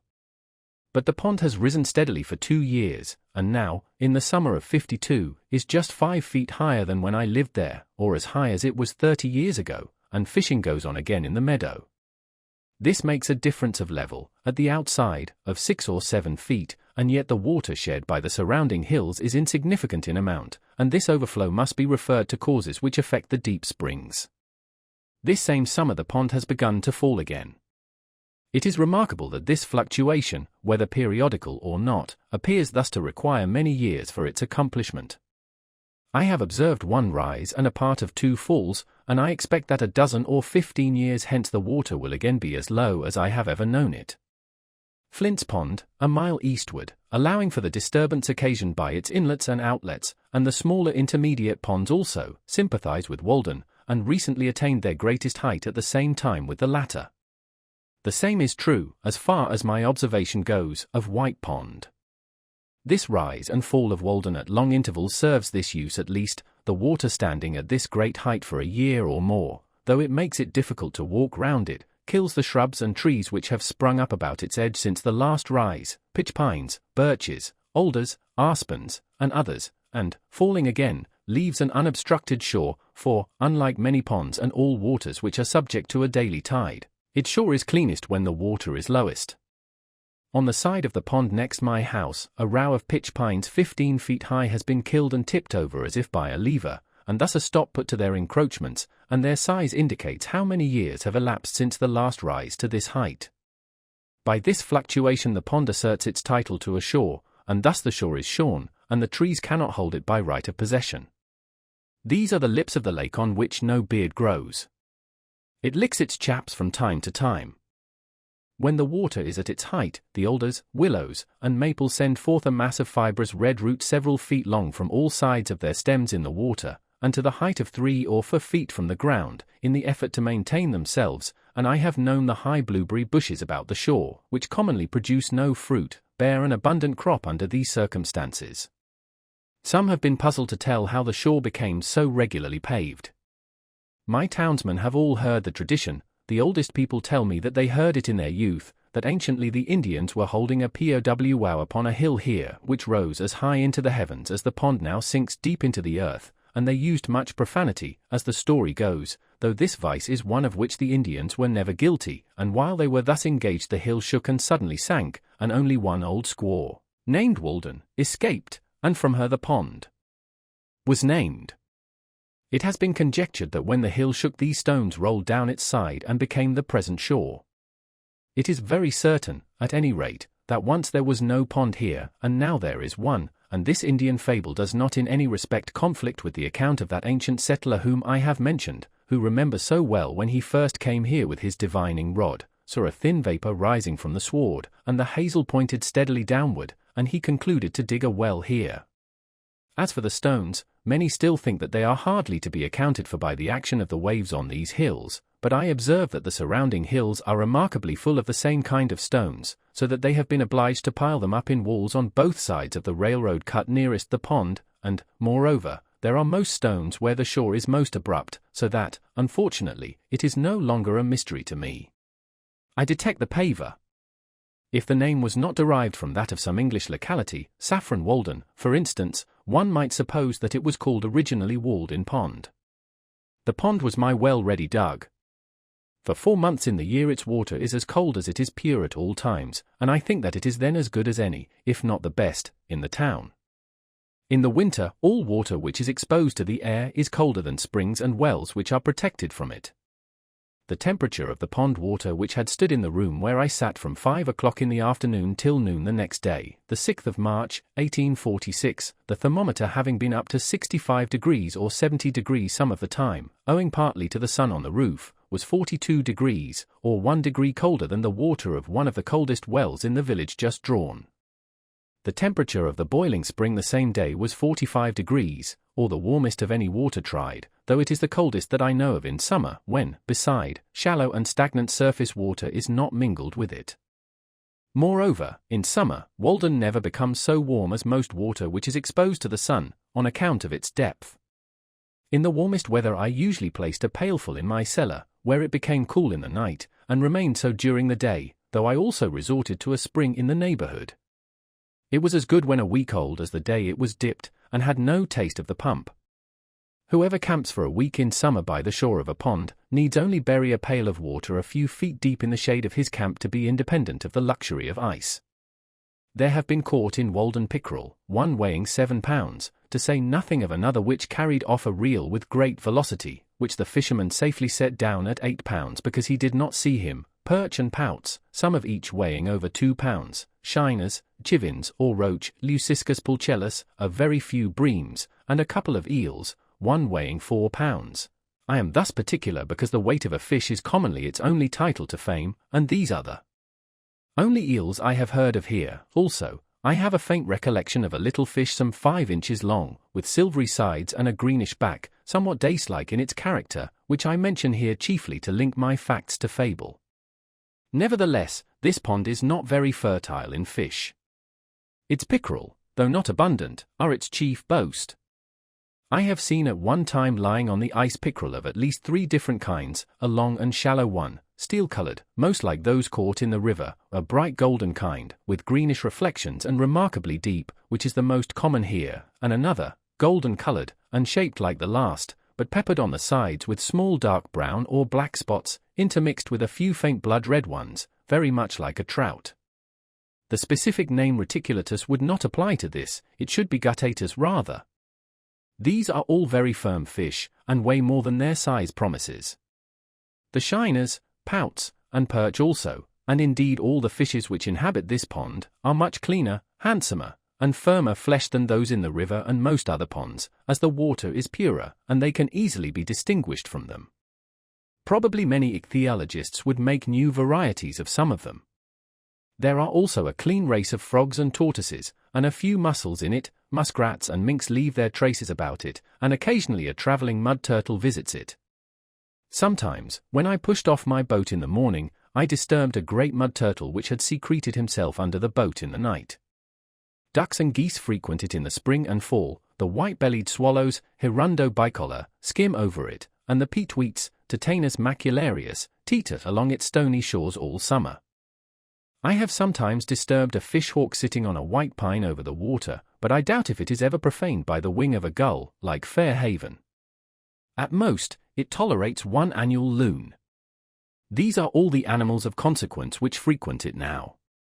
You may see from a boat, in calm weather, near the sandy eastern shore, where the water is 8 or 10 feet deep, and also in some other parts of the pond, some circular heaps half a dozen feet in diameter by a foot in height, consisting of small stones less than a hen's egg in size, where all around is bare sand. At first you wonder if the Indians could have formed them on the ice for any purpose, and so, when the ice melted, they sank to the bottom, but they are too regular and some of them plainly too fresh for that. They are similar to those found in rivers, but as there are no suckers nor lampreys here, I know not by what fish they could be made. Perhaps they are the nests of the chiving. These lend a pleasing mystery to the bottom. The shore is irregular enough not to be monotonous. I have in my mind's eye the western indented with deep bays, the bolder northern, and the beautifully scalloped southern shore, where successive capes overlap each other and suggest unexplored coves between. The forest has never so good a setting, nor is so distinctly beautiful, as when seen from the middle of a small lake amid hills which rise from the water's edge, for the water in which it is reflected not only makes the best foreground in such a case, but, with its winding shore, the most natural and agreeable boundary to it. There is no rawness nor imperfection in its edge there, as where the axe has cleared a part, or a cultivated field abuts on it. The trees have ample room to expand on the water side, and each sends forth its most vigorous branch in that direction. Their nature has woven a natural selvage, and the eye rises by just gradations from the low shrubs of the shore to the highest trees. There are few traces of man's hand to be seen. The water laves the shore as it did 1,000 years ago. A lake is the landscape's most beautiful and expressive feature. It is Earth's eye, looking into which the beholder measures the depth of his own nature. The fluviatile trees next the shore are the slender eyelashes which fringe it, and the wooded hills and cliffs around are its overhanging brows. Standing on the smooth sandy beach at the east end of the pond, in a calm September afternoon, when a slight haze makes the opposite shore line indistinct, I have seen whence came the expression, the glassy surface of a lake. When you invert your head, it looks like a thread of finest gossamer stretched across the valley, and gleaming against the distant pine woods, separating one stratum of the atmosphere from another. You would think that you could walk dry under it to the opposite hills, and that the swallows which skim over might perch on it. Indeed, they sometimes dive below this line, as it were by mistake, and are undeceived. As you look over the pond westward, you are obliged to employ both your hands to defend your eyes against the reflected as well as the true sun, for they are equally bright, and if, between the two, you survey its surface critically, it is literally as smooth as glass, except where the skater insects, at equal intervals scattered over its whole extent, by their motions in the sun produce the finest imaginable sparkle on it, or, perchance, a duck plumes itself, or, as I have said, a swallow skims so low as to touch it. It may be that in the distance a fish describes an arc of 3 or 4 feet in the air, and there is one bright flash where it emerges, and another where it strikes the water. Sometimes the whole silvery arc is revealed, or here and there, perhaps, is a thistledown floating on its surface, which the fishes dart at and so dimple it again. It is like molten glass cooled but not congealed, and the few motes in it are pure and beautiful like the imperfections in glass. You may often detect a yet smoother and darker water, separated from the rest as if by an invisible cobweb, boom of the water nymphs, resting on it. From a hilltop you can see a fish leap in almost any part, for not a pickerel or shiner picks an insect from this smooth surface, but it manifestly disturbs the equilibrium of the whole lake. It is wonderful with what elaborateness this simple fact is advertised. This piscine murder will out, and from my distant perch I distinguish the circling undulations when they are 6 rods in diameter. You can even detect a waterbug, Gyrhinus, ceaselessly progressing over the smooth surface 1/4 mile off, for they furrow the water slightly, making a conspicuous ripple bounded by 2 diverging lines, but the skaters glide over it without rippling it perceptibly. When the surface is considerably agitated there are no skaters nor waterbugs on it, but apparently, in calm days, they leave their havens and adventurously glide forth from the shore by short impulses till they completely cover it. It is a soothing employment, on one of those fine days in the fall when all the warmth of the sun is fully appreciated, to sit on a stump on such a height as this, overlooking the pond, and study the dimpling circles which are incessantly inscribed on its otherwise invisible surface amid the reflected skies and trees. Over this great expanse there is no disturbance, but it is thus at once gently smoothed away and assuaged, as, when a vase of water is jarred, the trembling circles seek the shore and all is smooth again. Not a fish can leap or an insect fall on the pond, but it is thus reported in circling dimples, in lines of beauty, as it were the constant welling up of its fountain, the gentle pulsing of its life, the heaving of its breast. The thrills of joy and thrills of pain are undistinguishable. How peaceful the phenomena of the lake! Again the works of man shine as in the spring. Every leaf and twig and stone and cobweb sparkles now at mid-afternoon as when covered with dew in a spring morning. Every motion of an oar or an insect produces a flash of light, and if an oar falls, how sweet the echo! In such a day, in September or October, Walden is a perfect forest mirror, set round with stones as precious to my eye as if fewer or rarer. Nothing so fair, so pure, and at the same time so large, as a lake, perchance, lies on the surface of the earth. Sky water. It needs no fence. Nations come and go without defiling it. It is a mirror which no stone can crack, whose quicksilver will never wear off, whose gilding nature continually repairs, no storms, no dust, can dim its surface ever fresh, a mirror in which all impurity presented to it sinks, swept and dusted by the sun's hazy brush, this the light dust cloth, which retains no breath that is breathed on it, but sends its own to float as clouds high above its surface, and be reflected in its bosom still. A field of water betrays the spirit that is in the air. It is continually receiving new life and motion from above. It is intermediate in its nature between land and sky. On land only the grass and trees wave, but the water itself is rippled by the wind. I see where the breeze dashes across it by the streaks or flakes of light. It is remarkable that we can look down on its surface. We shall, perhaps, look down thus on the surface of air at length, and mark where a still subtler spirit sweeps over it. The skaters and water bugs finally disappear in the latter part of October, when the severe frosts have come, and then and in November, usually, in a calm day, there is absolutely nothing to ripple the surface. One November afternoon, in the calm at the end of a rainstorm of several days' duration, when the sky was still completely overcast and the air was full of mist, I observed that the pond was remarkably smooth, so that it was difficult to distinguish its surface, though it no longer reflected the bright tints of October, but the somber November colors of the surrounding hills. Though I passed over it as gently as possible, the slight undulations produced by my boat extended almost as far as I could see, and gave a ribbed appearance to the reflections. But, as I was looking over the surface, I saw here and there at a distance a faint glimmer, as if some skater insects which had escaped the frosts might be collected there, or, perchance, the surface, being so smooth, betrayed where a spring welled up from the bottom. Paddling gently to one of these places, I was surprised to find myself surrounded by myriads of small perch, about 5 inches long, of a rich bronze color in the green water, sporting there, and constantly rising to the surface and dimpling it, sometimes leaving bubbles on it. In such transparent and seemingly bottomless water, reflecting the clouds, I seemed to be floating through the air as in a balloon, and their swimming impressed me as a kind of flight or hovering, as if they were a compact flock of birds passing just beneath my level on the right or left, their fins, like sails, set all around them. There were many such schools in the pond, apparently improving the short season before winter would draw an icy shutter over their broad skylight, sometimes giving to the surface an appearance as if a slight breeze struck it, or a few raindrops fell there. When I approached carelessly and alarmed them, they made a sudden splash and rippling with their tails, as if one had struck the water with a brushy bough, and instantly took refuge in the depths.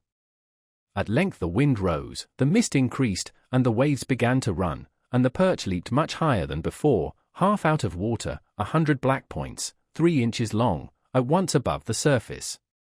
Even as late as the 5th of December, one year, I saw some dimples on the surface, and thinking it was going to rain hard immediately, the air being full of mist, I made haste to take my place at the oars and row homeward. Already the rain seemed rapidly increasing, though I felt none on my cheek, and I anticipated a thorough soaking.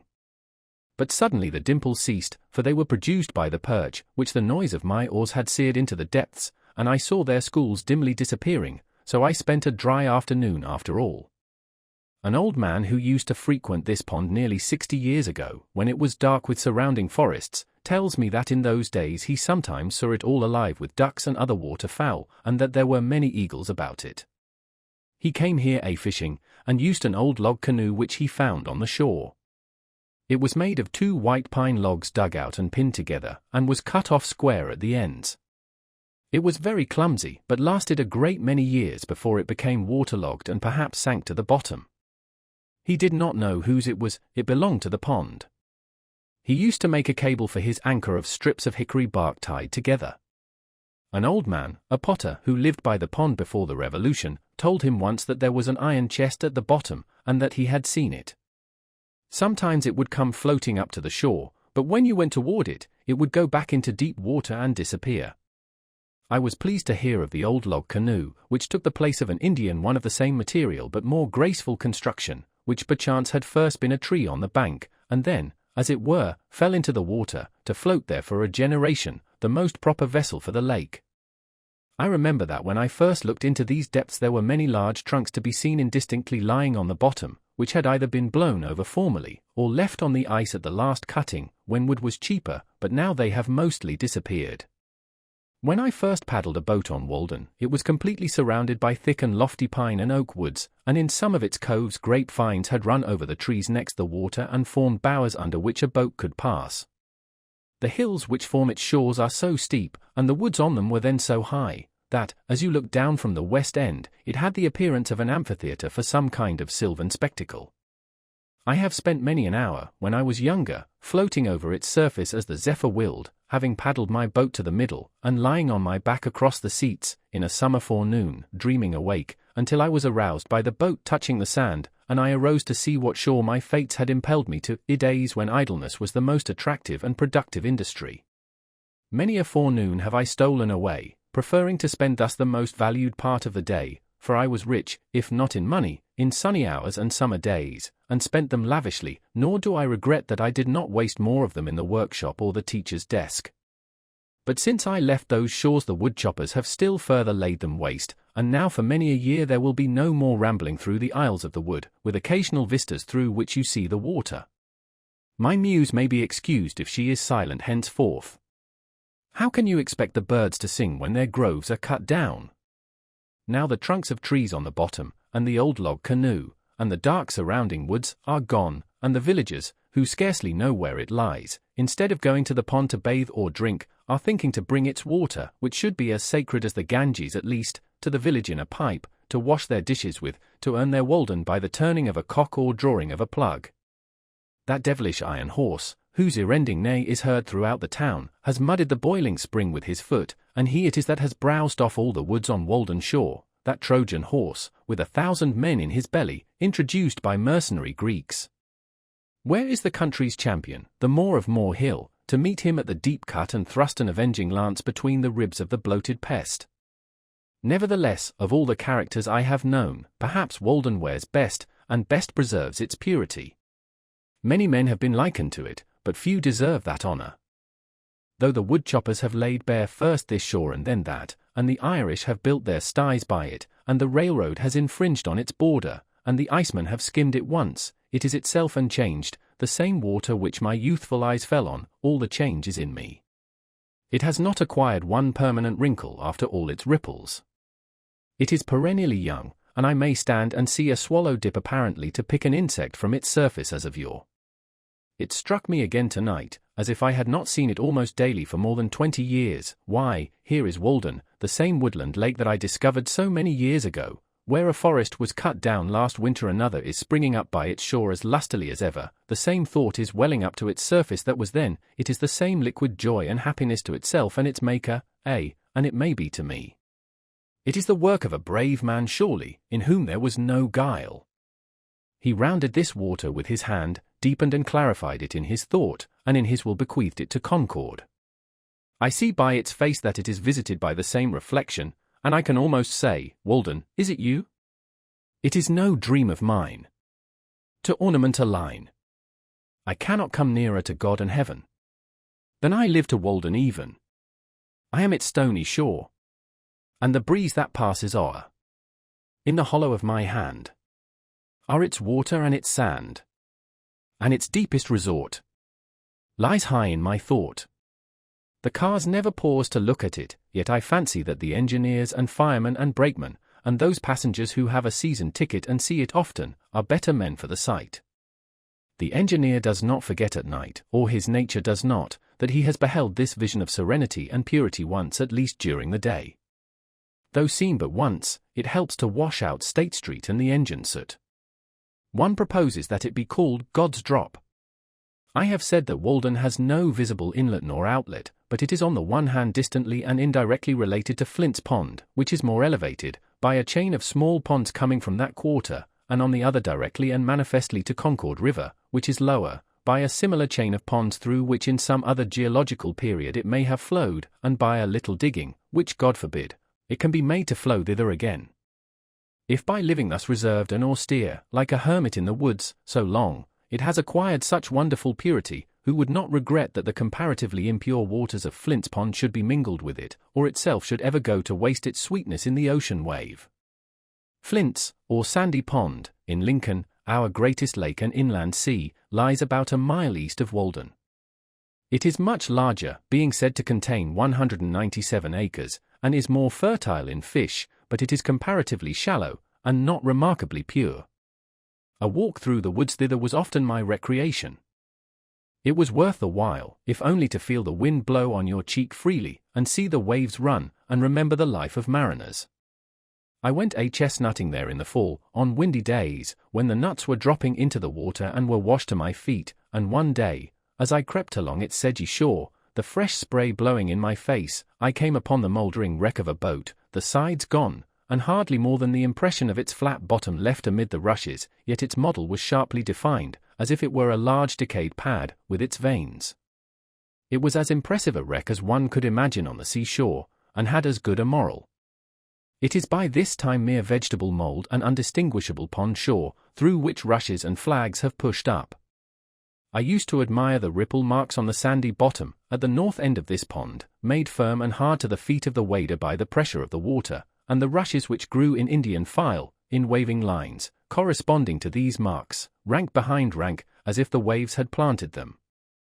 There also I have found, in considerable quantities, curious balls, composed apparently of fine grass or roots, of pipework perhaps, from half an inch to 4 inches in diameter, and perfectly spherical. These wash back and forth in shallow water on a sandy bottom, and are sometimes cast on the shore. They are either solid grass, or have a little sand in the middle. At first you would say that they were formed by the action of the waves, like a pebble, yet the smallest are made of equally coarse materials, half an inch long, and they are produced only at one season of the year. Moreover, the waves, I suspect, do not so much construct as wear down a material which has already acquired consistency. They preserve their form when dry for an indefinite period. Flint's Pond. Such is the poverty of our nomenclature.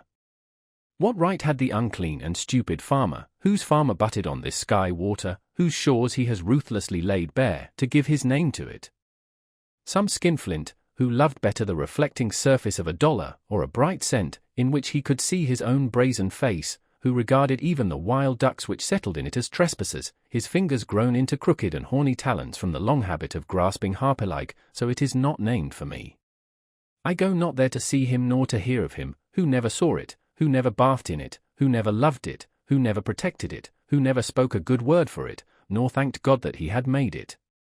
Rather let it be named from the fishes that swim in it, the wild fowl or quadrupeds which frequent it, the wild flowers which grow by its shores, or some wild man or child the thread of whose history is interwoven with its own, not from him who could show no title to it but the deed which a like-minded neighbor or legislature gave him who thought only of its money value, whose presence perchance cursed all the shore, who exhausted the land around it, and would fain have exhausted the waters within it, who regretted only that it was not English hay or cranberry meadow. There was nothing to redeem it, forsooth, in his eyes, and would have drained and sold it for the mud at its bottom.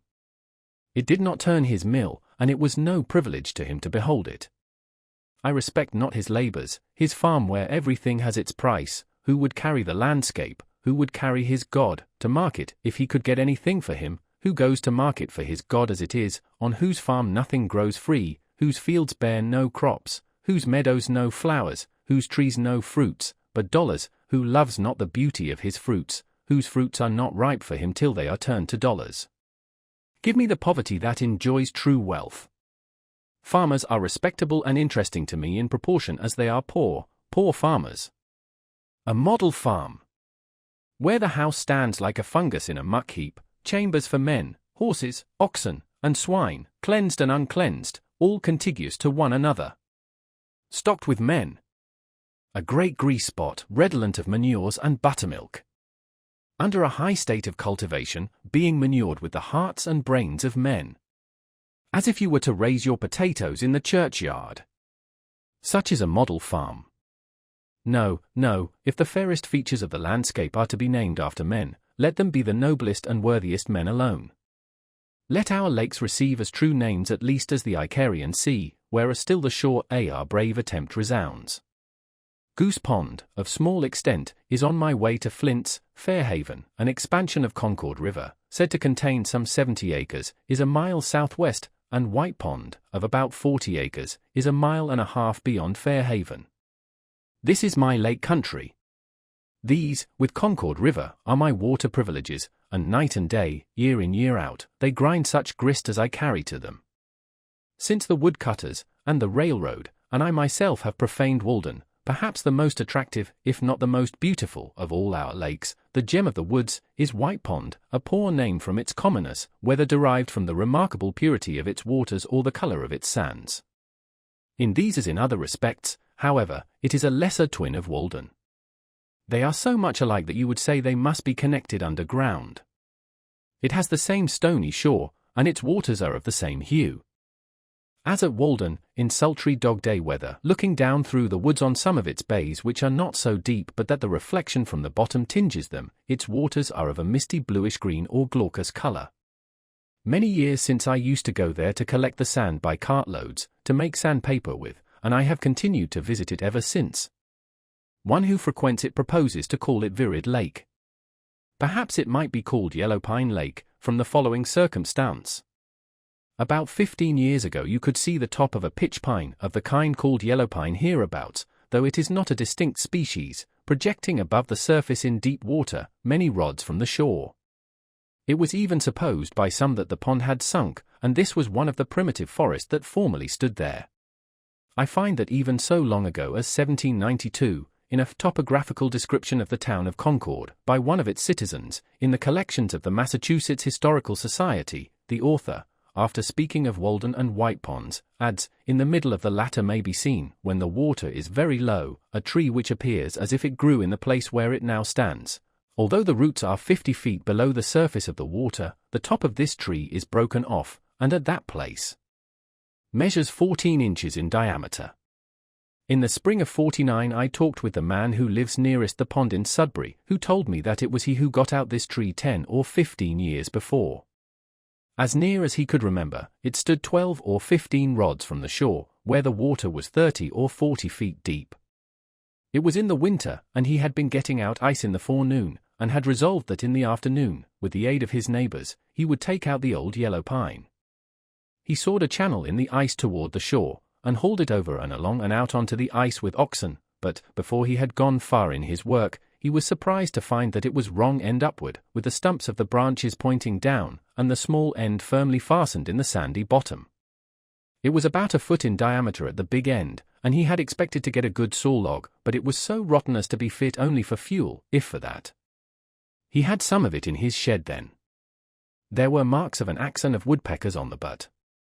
He thought that it might have been a dead tree on the shore, but was finally blown over into the pond, and after the top had become waterlogged, while the butt end was still dry and light, had drifted out and sunk wrong end up.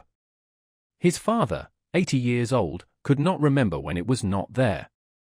Several pretty large logs may still be seen lying on the bottom, where, owing to the undulation of the surface, they look like huge water snakes in motion.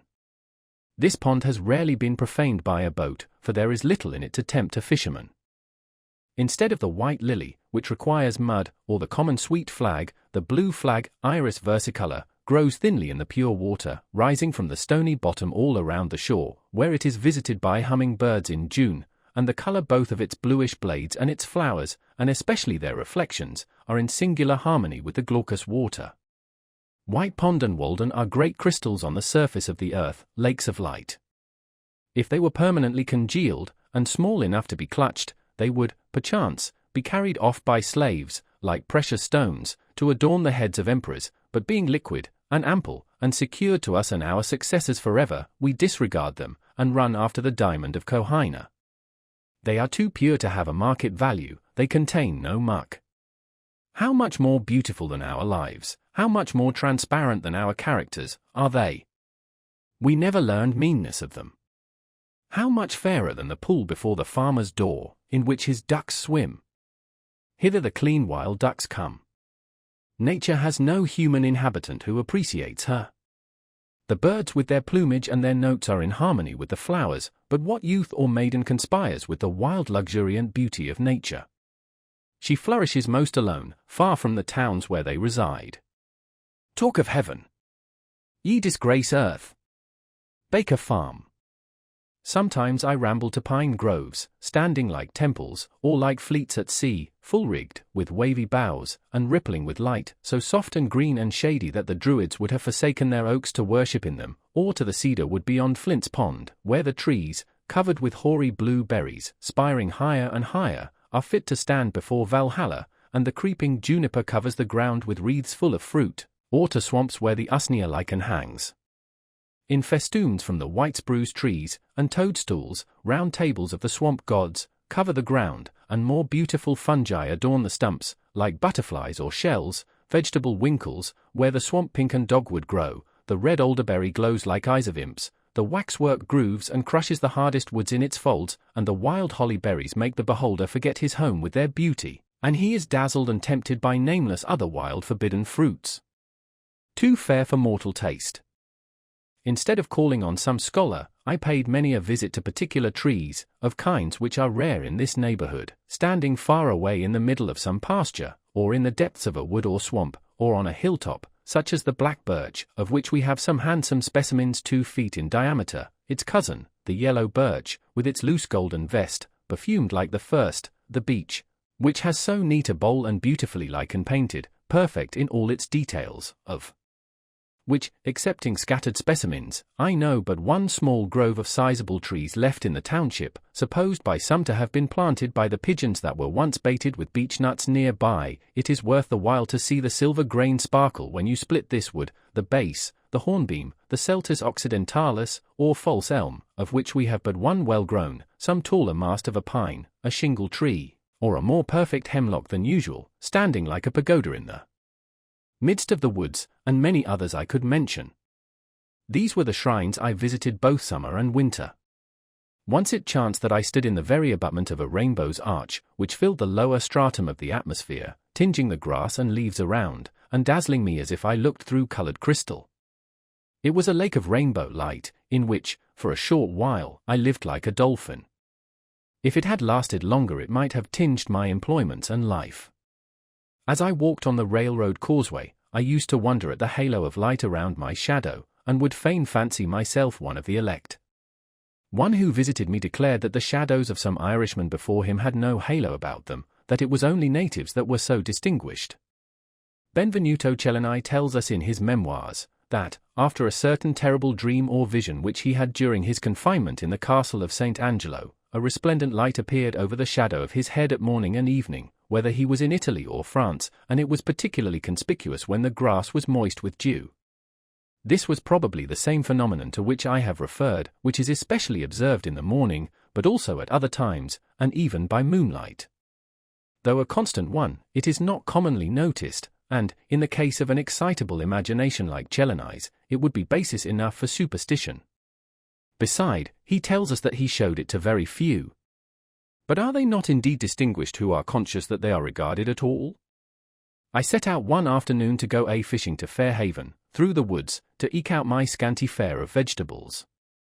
My way led through Pleasant Meadow, an adjunct of the Baker Farm, that retreat of which a poet has since sung, beginning, "Thy entry is a pleasant field, which some mossy fruit trees yield, partly to a ruddy brook, by gliding musquash undertook, and mercurial trout darting about." I thought of living there before I went to Walden. I hooked the apples, leaped the brook, and scared the musquash and the trout. It was one of those afternoons which seem indefinitely long before one, in which many events may happen, a large portion of our natural life, though it was already half spent when I started. By the way there came up a shower, which compelled me to stand half an hour under a pine, piling boughs over my head, and wearing my handkerchief for a shed, and when at length I had made one cast over the pickerel weed, standing up to my middle in water, I found myself suddenly in the shadow of a cloud, and the thunder began to rumble with such emphasis that I could do no more than listen to it. The gods must be proud, thought I, with such forked flashes to rout a poor unarmed fisherman. So I made haste for shelter to the nearest hut, which stood half a mile from any road, but so much the nearer to the pond, and had long been uninhabited. And here a poet builded, in the completed years. For behold a trivial cabin, that to destruction steers. So the news fables. But therein, as I found, dwelt now John Field, an Irishman, and his wife, and several children, from the broad-faced boy who assisted his father at his work, and now came running by his side from the bog to escape the rain, to the wrinkled, Sibyl-like, cone-headed infant that sat upon its father's knee as in the palaces of nobles, and looked out from its home in the midst of wet and hunger inquisitively upon the stranger, with the privilege of infancy, not knowing but it was the last of a noble line, and the hope and cynosure of the world, instead of John Field's poor starveling brat. There we sat together under that part of the roof which leaked the least, while it showered and thundered without. I had sat there many times of old before the ship was built that floated his family to America. An honest, hard-working, but shiftless man plainly was John Field, and his wife, she too was brave to cook so many successive dinners in the recesses of that lofty stove, with round greasy face and bare breast, still thinking to improve her condition one day, with the never-absent mop in one hand, and yet no effects of it visible anywhere. The chickens, which had also taken shelter here from the rain, stalked about the room like members of the family, too humanized methought to roast well. They stood and looked in my eye or pecked at my shoe significantly. Meanwhile my host told me his story, how hard he worked bogging for a neighboring farmer, turning up a meadow with a spade or bog hoe at the rate of $10 an acre and the use of the land with manure for 1 year, and his little broad-faced son worked cheerfully at his father's side the while, not knowing how poor a bargain the latter had made. I tried to help him with my experience, telling him that he was one of my nearest neighbors, and that I too, who came fishing here and looked like a loafer, was getting my living like himself, that I lived in a tight, light, and clean house, which hardly cost more than the annual rent of such a ruin as his commonly amounts to, and how, if he chose, he might in a month or two build himself a palace of his own, that I did not use tea, nor coffee, nor butter, nor milk, nor fresh meat, and so did not have to work to get them. Again, as I did not work hard, I did not have to eat hard, and it cost me but a trifle for my food, but as he began with tea, and coffee, and butter, and milk, and beef, he had to work hard to pay for them, and when he had worked hard he had to eat hard again to repair the waste of his system, and so it was as broad as it was long, indeed it was broader than it was long, for he was discontented and wasted his life into the bargain, and yet he had rated it as a gain in coming to America, that here you could get tea, and coffee, and meat every day. But the only true America is that country where you are at liberty to pursue such a mode of life as may enable you to do without these, and where the state does not endeavor to compel you to sustain the slavery and war and other superfluous expenses which directly or indirectly result from the use of such things. For I purposely talked to him as if he were a philosopher, or desired to be one. I should be glad if all the meadows on the earth were left in a wild state, if that were the consequence of men's beginning to redeem themselves. A man will not need to study history to find out what is best for his own culture. But alas! The culture of an Irishman is an enterprise to be undertaken with a sort of moral bog hoe. I told him that as he worked so hard at bogging, he required thick boots and stout clothing, which yet were soon soiled and worn out, but I wore light shoes and thin clothing, which cost not half so much, though he might think that I was dressed like a gentleman, which, however, was not the case, and in an hour or two, without labor, but as a recreation, I could, if I wished, catch as many fish as I should want for 2 days, or earn enough money to support me a week. If he and his family would live simply, they might all go huckleberrying in the summer for their amusement. John heaved a sigh at this, and his wife stared with arms akimbo, and both appeared to be wondering if they had capital enough to begin such a course with, or arithmetic enough to carry it through. It was sailing by dead reckoning to them, and they saw not clearly how to make their port so, therefore I suppose they still take life bravely, after their fashion, face to face, giving it tooth and nail, not having skill to split its massive columns with any fine entering wedge, and route it in detail, thinking to deal with it roughly, as one should handle a thistle. But they fight at an overwhelming disadvantage, living, John Field, alas! without arithmetic, and failing so. "Do you ever fish?" I asked. "Oh yes, I catch a mess now and then when I am lying by, good perch I catch." "What's your bait?" I catch shiners with fishworms, and bait the perch with them. "You'd better go now, John," said his wife, with glistening and hopeful face, but John demurred. The shower was now over, and a rainbow above the eastern woods promised a fair evening, so I took my departure.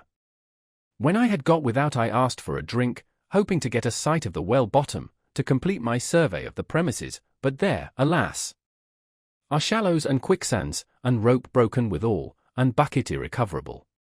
Meanwhile the right culinary vessel was selected, water was seemingly distilled, and after consultation and long delay passed out to the thirsty one, not yet suffered to cool, not yet to settle.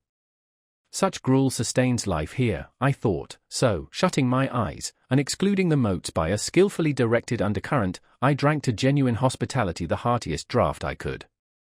I am not squeamish in such cases when manners are concerned.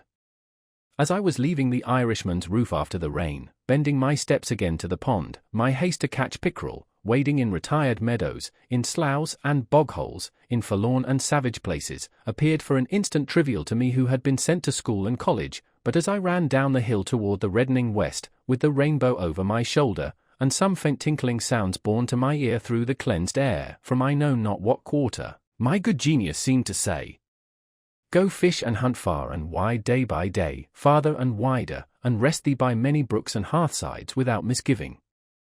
Remember thy Creator in the days of thy youth. Rise free from care before the dawn, and seek adventures. Let the noon find thee by other lakes, and the night overtake thee everywhere at home. There are no larger fields than these, no worthier games than may here be played. Grow wild according to thy nature, like these sedges and brakes, which will never become English hay.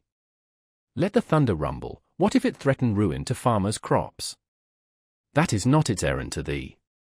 Take shelter under the cloud, while they flee to carts and sheds. Let not to get a living be thy trade, but thy sport. Enjoy the land, but own it not. Through want of enterprise and faith men are where they are, buying and selling, and spending their lives like serfs. O Baker Farm! Landscape where the richest element is a little sunshine innocent. Asterisk asterisk. No one runs to revel on thy rail fence lee. Asterisk asterisk. Debate with no man as thou. With questions art never perplexed. As tame at the first sight as now. In thy plain russet gabardine dressed. Asterisk asterisk. Come ye who love, and ye who hate, children of the holy dove, and guy foe of the state, and hang conspiracies from the tough rafters of the trees. Men come tamely home at night only from the next field or street, where their household echoes haunt, and their life pines because it breathes its own breath over again. Their shadows morning and evening reach farther than their daily steps. We should come home from far, from adventures, and perils, and discoveries every day, with new experience and character. Before I had reached the pond some fresh impulse had brought out John Field, with altered mind, letting go bogging ere this sunset. But he, poor man, disturbed only a couple of fins while I was catching a fair string, and he said it was his luck, but when we changed seats in the boat luck changed seats too. Poor John Field, I trust he does not read this, unless he will improve by it, thinking to live by some derivative old country mode in this primitive new country, to catch perch with shiners. It is good bait sometimes, I allow. With his horizon all his own, yet he a poor man, born to be poor, with his inherited Irish poverty or poor life, his Adam's grandmother and boggy ways, not to rise in this world, he nor his posterity, till their wading webbed bog-trotting feet get talaria to their heels. Higher laws. As I came home through the woods with my string of fish, trailing my pole, it being now quite dark, I caught a glimpse of a woodchuck stealing across my path, and felt a strange thrill of savage delight, and was strongly tempted to seize and devour him raw, not that I was hungry then, except for that wildness which he represented. Once or twice, however, while I lived at the pond, I found myself ranging the woods, like a half-starved hound, with a strange abandonment, seeking some kind of venison which I might devour, and no morsel could have been too savage for me. The wildest scenes had become unaccountably familiar. I found in myself, and still find, an instinct toward a higher, or, as it is named, spiritual life, as do most men, and another toward a primitive rank and savage one, and I reverence them both. I love the wild not less than the good. The wildness and adventure that are in fishing still recommended it to me. I like sometimes to take rank hold on life and spend my day more as the animals do. Perhaps I have owed to this employment and to hunting, when quite young, my closest acquaintance with nature. They early introduce us to and detain us in scenery with which otherwise, at that age, we should have little acquaintance. Fishermen, hunters, woodchoppers, and others, spending their lives in the fields and woods, in a peculiar sense a part of nature themselves, are often in a more favorable mood for observing her, in the intervals of their pursuits, than philosophers or poets even, who approach her with expectation.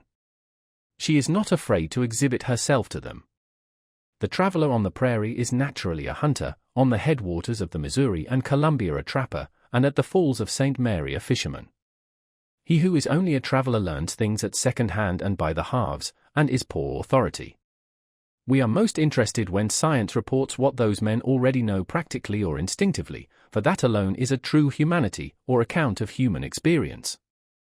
They mistake who assert that the Yankee has few amusements, because he has not so many public holidays, and men and boys do not play so many games as they do in England, for here the more primitive but solitary amusements of hunting, fishing, and the like have not yet given place to the former. Almost every New England boy among my contemporaries shouldered a fowling piece between the ages of 10 and 14, and his hunting and fishing grounds were not limited, like the preserves of an English nobleman, but were more boundless even than those of a savage. No wonder, then, that he did not oftener stay to play on the common.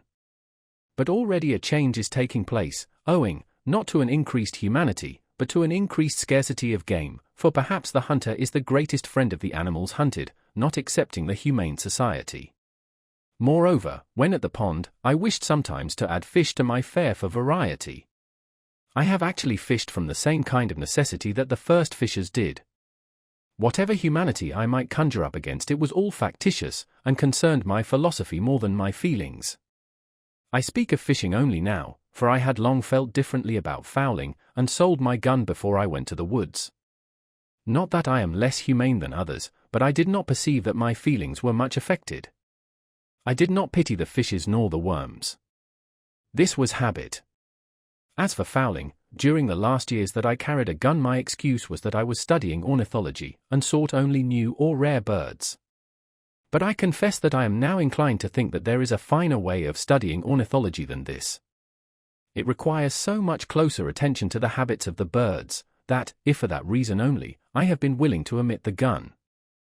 Yet notwithstanding the objection on the score of humanity, I am compelled to doubt if equally valuable sports are ever substituted for these, and when some of my friends have asked me anxiously about their boys, whether they should let them hunt, I have answered, yes, remembering that it was one of the best parts of my education, make them hunters, though sportsmen only at first, if possible, mighty hunters at last, so that they shall not find game large enough for them in this or any vegetable wilderness, hunters as well as fishers of men. Thus far I am of the opinion of Chaucer's nun, who gave not of the text a pulled hen. That saith that hunters ben not holy men. There is a period in the history of the individual, as of the race, when the hunters are the best men, as the Algonquins called them. We cannot but pity the boy who has never fired a gun, he is no more humane, while his education has been sadly neglected. This was my answer with respect to those youths who were bent on this pursuit, trusting that they would soon outgrow it. No humane being, past the thoughtless age of boyhood, will wantonly murder any creature which holds its life by the same tenure that he does. The hare in its extremity cries like a child. I warn you, mothers, that my sympathies do not always make the usual philanthropic distinctions. Such is oftenest the young man's introduction to the forest, and the most original part of himself. He goes thither at first as a hunter and fisher, until at last, if he has the seeds of a better life in him, he distinguishes his proper objects, as a poet or naturalist it may be, and leaves the gun and fishpole behind. The mass of men are still and always young in this respect. In some countries a hunting parson is no uncommon sight. Such a one might make a good shepherd's dog, but is far from being the good shepherd. I have been surprised to consider that the only obvious employment, except wood chopping, ice cutting, or the like business, which ever to my knowledge detained at Walden Pond for a whole half-day any of my fellow citizens, whether fathers or children of the town, with just one exception, was fishing. Commonly they did not think that they were lucky or well paid for their time, unless they got a long string of fish, though they had the opportunity of seeing the pond all the while. They might go there 1,000 times before the sediment of fishing would sink to the bottom and leave their purpose pure, but no doubt such a clarifying process would be going on all the while. The governor and his council faintly remember the pond, for they went fishing there when they were boys, but now they are too old and dignified to go fishing, and so they know it no more forever. Yet even they expect to go to heaven at last. If the legislature regards it, it is chiefly to regulate the number of hooks to be used there, but they know nothing about the hook of hooks with which to angle for the pond itself, impaling the legislature for a bait. Thus, even in civilized communities, the embryo man passes through the hunter stage of development. I have found repeatedly, of late years, that I cannot fish without falling a little in self-respect. I have tried it again and again. I have skill at it, and, like many of my fellows, a certain instinct for it, which revives from time to time, but always when I have done I feel that it would have been better if I had not fished. I think that I do not mistake. It is a faint intimation, yet so are the first streaks of morning. There is unquestionably this instinct in me which belongs to the lower orders of creation, yet with every year I am less a fisherman, though without more humanity or even wisdom, at present I am no fisherman at all. But I see that if I were to live in a wilderness I should again be tempted to become a fisher and hunter in earnest. Beside, there is something essentially unclean about this diet and all flesh, and I began to see where housework commences, and whence the endeavor, which costs so much, to wear a tidy and respectable appearance each day, to keep the house sweet and free from all ill odors and sights. Having been my own butcher and scullion and cook, as well as the gentleman for whom the dishes were served up, I can speak from an unusually complete experience. The practical objection to animal food in my case was its uncleanness, and, besides, when I had caught and cleaned and cooked and eaten my fish, they seemed not to have fed me essentially. It was insignificant and unnecessary, and cost more than it came to. A little bread or a few potatoes would have done as well, with less trouble and filth. Like many of my contemporaries, I had rarely for many years used animal food, or tea, or coffee, and not so much because of any ill effects which I had traced to them, as because they were not agreeable to my imagination. The repugnance to animal food is not the effect of experience, but is an instinct.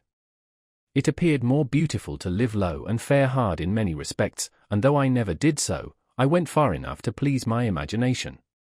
I believe that every man who has ever been earnest to preserve his higher or poetic faculties in the best condition has been particularly inclined to abstain from animal food, and from much food of any kind.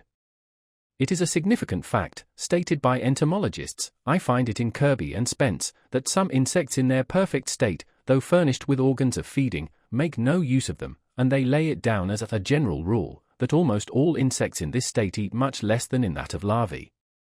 The voracious caterpillar when transformed into a butterfly, and the gluttonous maggot when become a fly, content themselves with a drop or two of honey or some other sweet liquid.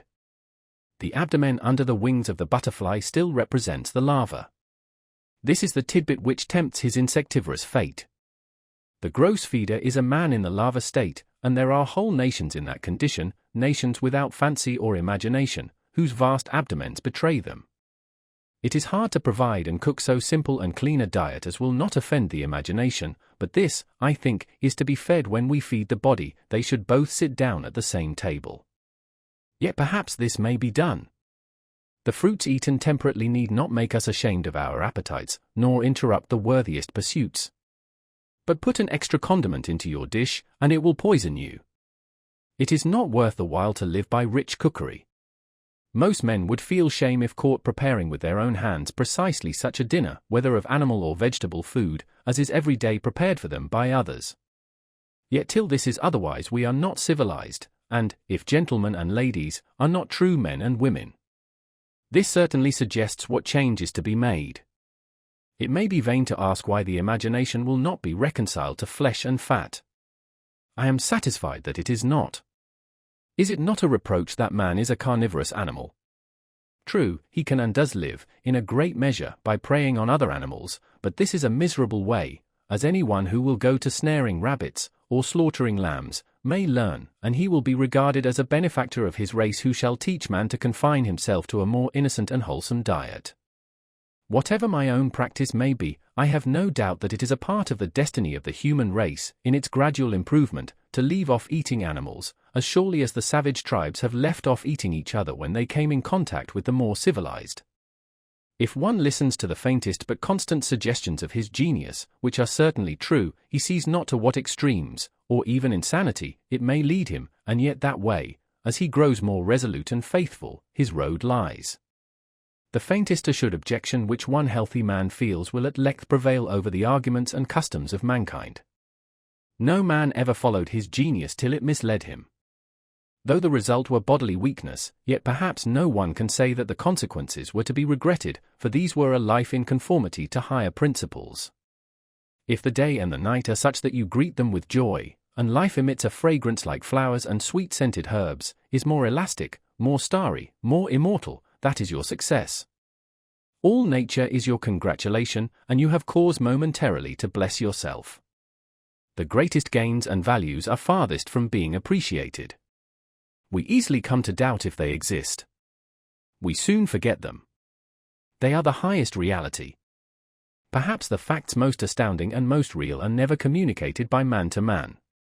The true harvest of my daily life is somewhat as intangible and indescribable as the tints of morning or evening.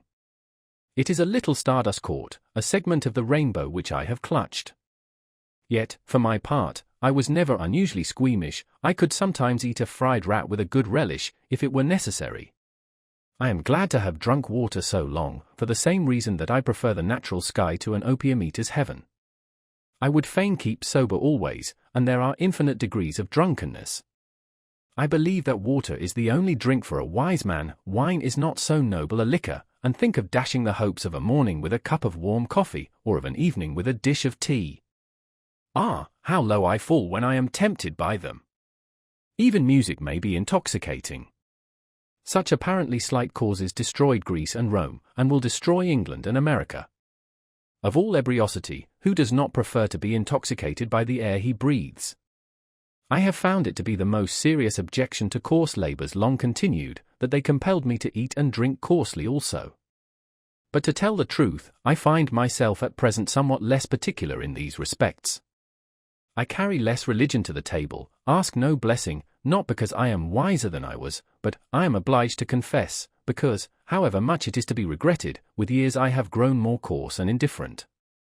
Perhaps these questions are entertained only in youth, as most believe of poetry. My practice is nowhere, my opinion is here. Nevertheless, I am far from regarding myself as one of those privileged ones to whom the Ved refers when it says that he who has true faith in the omnipresent Supreme Being may eat all that exists, that is not bound to inquire what is his food, or who prepares it, and even in their case it is to be observed, as a Hindu commentator has remarked, that the Vedant limits this privilege to the time of distress. Who has not sometimes derived an inexpressible satisfaction from his food in which appetite had no share? I have been thrilled to think that I owed a mental perception to the commonly gross sense of taste, that I have been inspired through the palate, that some berries which I had eaten on a hillside had fed my genius. The soul not being mistress of herself, says Tseng Tzu, one looks, and one does not see, one listens, and one does not hear, one eats, and one does not know the savor of food. He who distinguishes the true savor of his food can never be a glutton, he who does not cannot be otherwise. A Puritan may go to his brown bread crust with as gross an appetite as ever an alderman to his turtle. Not that food which entereth into the mouth defileth a man, but the appetite with which it is eaten. It is neither the quality nor the quantity, but the devotion to sensual savors, when that which is eaten is not a viand to sustain our animal, or inspire our spiritual life, but food for the worms that possess us. If the hunter has a taste for mud turtles, muskrats, and other such savage tidbits, the fine lady indulges a taste for jelly made of a calf's foot, or for sardines from over the sea, and they are even. He goes to the mill pond, she to her preserve pot. The wonder is how you and I, can live this slimy, beastly life, eating and drinking. Our whole life is startlingly moral. There is never an instant's truce between virtue and vice. Goodness is the only investment that never fails. In the music of the harp which trembles round the world, it is the insisting on this which thrills us. The harp is the traveling patra for the universe's insurance company, recommending its laws, and our little goodness is all the assessment that we pay. Though the youth at last grows indifferent, the laws of the universe are not indifferent, but are forever on the side of the most sensitive. Listen to every zephyr for some reproof, for it is surely there, and he is unfortunate who does not hear it. We cannot touch a string or move a stop, but the charming moral transfixes us.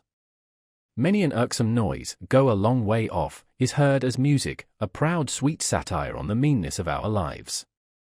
We are conscious of an animal in us, which awakens in proportion as our higher nature slumbers. It is reptile and sensual, and perhaps cannot be wholly expelled, like the worms which, even in life and health, occupy our bodies. Possibly we may withdraw from it, but never change its nature. I fear that it may enjoy a certain health of its own, that we may be well, yet not pure. The other day I picked up the lower jaw of a hog, with white and sound teeth and tusks, which suggested that there was an animal health and vigor distinct from the spiritual. This creature succeeded by other means than temperance and purity. That in which men differ from brute beasts, says Mencius, is a thing very inconsiderable, the common herd lose it very soon, superior men preserve it carefully. Who knows what sort of life would result if we had attained to purity? If I knew so wise a man as could teach me purity, I would go to seek him forthwith. A command over our passions, and over the external senses of the body, and good acts, are declared by the Ved to be indispensable in the mind's approximation to God. Yet the spirit can for the time pervade and control every member and function of the body, and transmute what in form is the grossest sensuality into purity and devotion. The generative energy, which, when we are loose, dissipates and makes us unclean, when we are continent invigorates and inspires us. Chastity is the flowering of man, and what are called genius, heroism, holiness, and the like, are but various fruits which succeed it. Man flows at once to God when the channel of purity is open. By turns our purity inspires and our impurity casts us down. He is blessed who is assured that the animal is dying out in him day by day, and the divine being established. Perhaps there is none but has cause for shame on account of the inferior and brutish nature to which he is allied. I fear that we are such gods or demigods only as fauns and satyrs, the divine allied to beasts, the creatures of appetite, and that, to some extent, our very life is our disgrace. How happy is he who hath due place assigned to his beasts and disafforested his mind. Asterisk, asterisk, asterisk, asterisk, asterisk.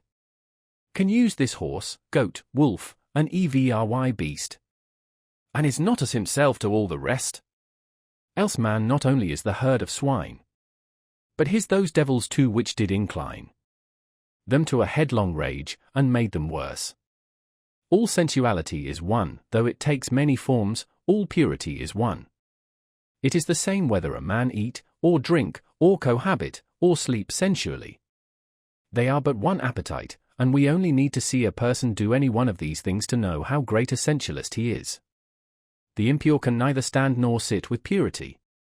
When the reptile is attacked at one mouth of his burrow, he shows himself at another. If you would be chaste, you must be temperate. What is chastity? How shall a man know if he is chaste? He shall not know it. We have heard of this virtue, but we know not what it is. We speak conformably to the rumor which we have heard. From exertion come wisdom and purity, from sloth ignorance and sensuality. In the student sensuality is a sluggish habit of mind. An unclean person is universally a slothful one, one who sits by a stove, whom the sun shines on prostrate, who reposes without being fatigued. If you would avoid uncleanness, and all the sins, work earnestly, though it be at cleaning a stable. Nature is hard to be overcome, but she must be overcome. What avails it that you are Christian, if you are not purer than the heathen, if you deny yourself no more, if you are not more religious? I know of many systems of religion esteemed heathenish whose precepts fill the reader with shame, and provoke him to new endeavors, though it be to the performance of rites merely. I hesitate to say these things, but it is not because of the subject, I care not how obscene my words are, but because I cannot speak of them without betraying my impurity. We discourse freely without shame of one form of sensuality, and are silent about another. We are so degraded that we cannot speak simply of the necessary functions of human nature. In earlier ages, in some countries, every function was reverently spoken of and regulated by law. Nothing was too trivial for the Hindu lawgiver, however offensive it may be to modern taste. He teaches how to eat, drink, cohabit, void excrement and urine, and the like, elevating what is mean, and does not falsely excuse himself by calling these things trifles. Every man is the builder of a temple, called his body, to the God he worships, after a style purely his own, nor can he get off by hammering marble instead. We are all sculptors and painters, and our material is our own flesh and blood and bones. Any nobleness begins at once to refine a man's features, any meanness or sensuality to imbrute them. John Farmer sat at his door one September evening, after a hard day's work, his mind still running on his labor more or less. Having bathed, he sat down to recreate his intellectual man. It was a rather cool evening, and some of his neighbors were apprehending a frost. He had not attended to the train of his thoughts long when he heard some one playing on a flute, and that sound harmonized with his mood. Still he thought of his work, but the burden of his thought was, that though this kept running in his head, and he found himself planning and contriving it against his will, yet it concerned him very little. It was no more than the scurf of his skin, which was constantly shuffled off. But the notes of the flute came home to his ears out of a different sphere from that he worked in, and suggested work for certain faculties which slumbered in him. They gently did away with the street, and the village, and the state in which he lived. A voice said to him, "Why do you stay here and live this mean moiling life, when a glorious existence is possible for you? Those same stars twinkle over other fields than these. But how to come out of this condition and actually migrate thither?" All that he could think of was to practice some new austerity, to let his mind descend into his body and redeem it, and treat himself with ever-increasing respect. Brute neighbors. Sometimes I had a companion in my fishing, who came through the village to my house from the other side of the town, and the catching of the dinner was as much a social exercise as the eating of it. Hermit. I wonder what the world is doing now. I have not heard so much as a locust over the sweet fern these 3 hours. The pigeons are all asleep upon their roosts, no flutter from them. Was that a farmer's noon horn which sounded from beyond the woods just now? The hands are coming into boiled salt beef and cider and Indian bread. Why will men worry themselves so? He that does not eat need not work. I wonder how much they have reaped. Who would live there where a body can never think for the barking of bows? And oh, the housekeeping! To keep bright the devil's doorknobs, and scour his tubs this bright day. Better not keep a house. Say, some hollow tree, and then for morning calls and dinner parties. Only a woodpecker tapping. Oh, they swarm, the sun is too warm there, they are born too far into life for me. I have water from the spring, and a loaf of brown bread on the shelf. Hark! I hear a rustling of the leaves. Is it some ill-fed village hound yielding to the instinct of the chase? Or the lost pig which is said to be in these woods, whose tracks I saw after the rain? It comes on apace, my sumacs and sweetbriars tremble. Mr. Poet, is it you?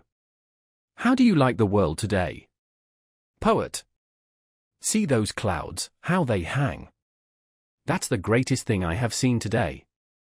There's nothing like it in old paintings, nothing like it in foreign lands, unless when we were off the coast of Spain. That's a true Mediterranean sky. I thought, as I have my living to get, and have not eaten today, that I might go fishing. That's the true industry for poets. It is the only trade I have learned. Come, let's along. Hermit. I cannot resist. My brown bread will soon be gone.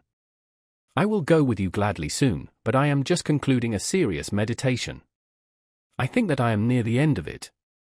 Leave me alone, then, for a while. But that we may not be delayed, you shall be digging the bait meanwhile. Angleworms are rarely to be met with in these parts, where the soil was never fattened with manure, the race is nearly extinct. The sport of digging the bait is nearly equal to that of catching the fish, when one's appetite is not too keen, and this you may have all to yourself today. I would advise you to set in the spade down yonder among the groundnuts, where you see the johnswort waving. I think that I may warrant you 1 worm to every 3 sods you turn up, if you look well in among the roots of the grass, as if you were weeding. Or, if you choose to go farther, it will not be unwise, for I have found the increase of fair bait to be very nearly as the squares of the distances. Hermit alone. Let me see, where was I? Methinks I was nearly in this frame of mind, the world lay about at this angle. Shall I go to heaven or fishing? If I should soon bring this meditation to an end, would another so sweet occasion be likely to offer? I was as near being resolved into the essence of things as ever I was in my life. I fear my thoughts will not come back to me. If it would do any good, I would whistle for them. When they make us an offer, is it wise to say, we will think of it? My thoughts have left no track, and I cannot find the path again. What was it that I was thinking of? It was a very hazy day. I will just try these 3 sentences of Confutsi, they may fetch that state about again. I know not whether it was the dumps or a budding ecstasy. Mem. There never is but one opportunity of a kind. Poet. How now, hermit, is it too soon? I have got just 13 whole ones, besides several which are imperfect or undersized, but they will do for the smaller fry, they do not cover up the hook so much. Those village worms are quite too large, a shiner may make a meal off one without finding the skewer. Hermit. Well, then, let's be off. Shall we to the Concord? There's good sport there if the water be not too high. Why do precisely these objects which we behold make a world? Why has man just these species of animals for his neighbors, as if nothing but a mouse could have filled this crevice? I suspect that Pilpay and company have put animals to their best use, for they are all beasts of burden, in a sense, made to carry some portion of our thoughts. The mice which haunted my house were not the common ones, which are said to have been introduced into the country, but a wild native kind not found in the village. I sent one to a distinguished naturalist, and it interested him much. When I was building, one of these had its nest underneath the house, and before I had laid the second floor, and swept out the shavings, would come out regularly at lunchtime and pick up the crumbs at my feet. It probably had never seen a man before, and it soon became quite familiar, and would run over my shoes and up my clothes. It could readily ascend the sides of the room by short impulses, like a squirrel, which it resembled in its motions. At length, as I leaned with my elbow on the bench one day, it ran up my clothes, and along my sleeve, and round the paper which held my dinner, while I kept the latter close, and dodged and played at bo-peep with it, and when at last I held still a piece of cheese between my thumb and finger, it came and nibbled it, sitting in my hand, and afterward cleaned its face and paws, like a fly, and walked away. A phoebe soon built in my shed, and a robin for protection in a pine which grew against the house.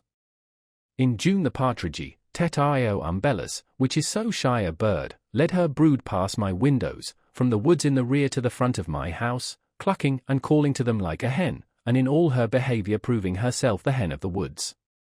The young suddenly disperse on your approach, at a signal from the mother, as if a whirlwind had swept them away, and they so exactly resemble the dried leaves and twigs that many a traveller has placed his foot in the midst of a brood, and heard the whir of the old bird as she flew off, and her anxious calls and mewing, or seen her trail her wings to attract his attention, without suspecting their neighbourhood. The parent will sometimes roll and spin round before you in such a dishabille, that you cannot, for a few moments, detect what kind of creature it is. The young squat still and flat, often running their heads under a leaf, and mind only their mother's directions given from a distance, nor will your approach make them run again and betray themselves. You may even tread on them, or have your eyes on them for a minute, without discovering them. I have held them in my open hand at such a time, and still their only care, obedient to their mother and their instinct, was to squat there without fear or trembling. So perfect is this instinct, that once, when I had laid them on the leaves again, and one accidentally fell on its side, it was found with the rest in exactly the same position 10 minutes afterward. They are not callow like the young of most birds, but more perfectly developed and precocious even than chickens. The remarkably adult yet innocent expression of their open and serene eyes is very memorable. All intelligence seems reflected in them.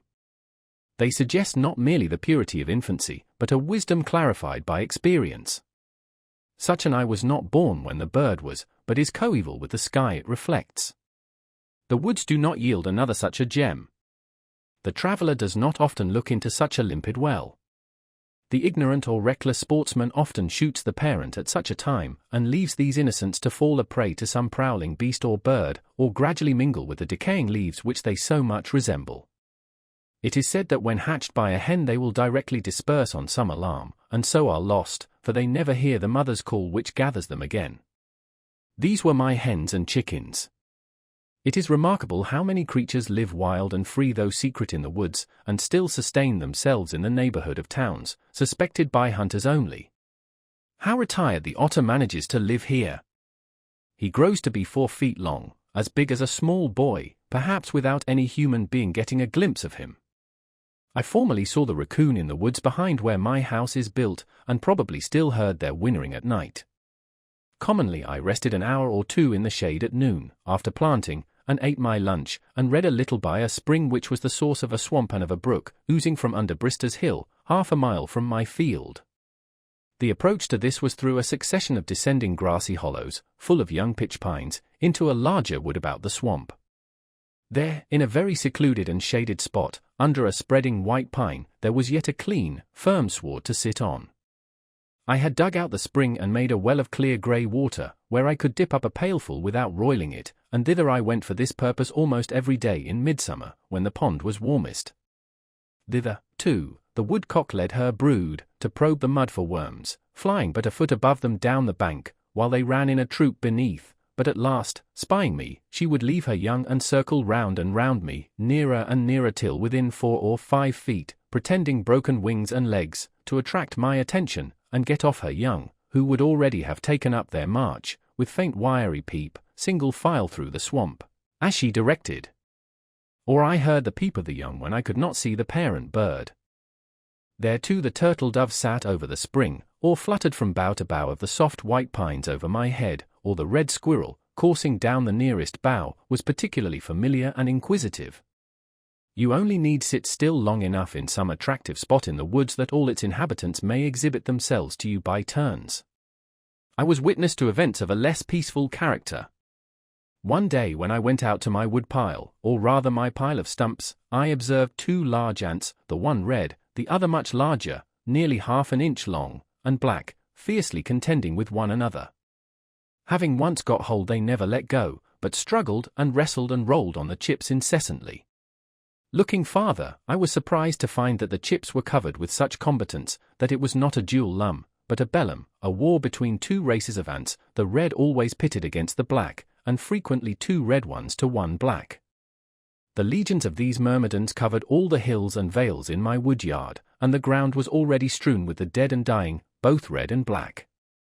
It was the only battle which I have ever witnessed, the only battlefield I ever trod while the battle was raging, internecine war, the red republicans on the one hand, and the black imperialists on the other. On every side they were engaged in deadly combat, yet without any noise that I could hear, and human soldiers never fought so resolutely. I watched a couple that were fast locked in each other's embraces, in a little sunny valley amid the chips, now at noonday prepared to fight till the sun went down, or life went out. The smaller red champion had fastened himself like a vice to his adversary's front, and through all the tumblings on that field never for an instant ceased to gnaw at one of his feelers near the root, having already caused the other to go by the board, while the stronger black one dashed him from side to side, and, as I saw on looking nearer, had already divested him of several of his members. They fought with more pertinacity than bulldogs. Neither manifested the least disposition to retreat. It was evident that their battle cry was conquer or die. In the meanwhile there came along a single red ant on the hillside of this valley, evidently full of excitement, who either had despatched his foe, or had not yet taken part in the battle, probably the latter, for he had lost none of his limbs, whose mother had charged him to return with his shield or upon it. Or perchance he was some Achilles, who had nourished his wrath apart, and had now come to avenge or rescue his Patroclus. He saw this unequal combat from afar, for the blacks were nearly twice the size of the red. He drew near with rapid pace till he stood on his guard within 1/2 an inch of the combatants, then, watching his opportunity, he sprang upon the black warrior, and commenced his operations near the root of his right foreleg, leaving the foe to select among his own members, and so there were 3 united for life, as if a new kind of attraction had been invented which put all other locks and cements to shame. I should not have wondered by this time to find that they had their respective musical bands stationed on some eminent ship, and playing their national airs the while, to excite the slow and cheer the dying combatants. I was myself excited somewhat, even as if they had been men.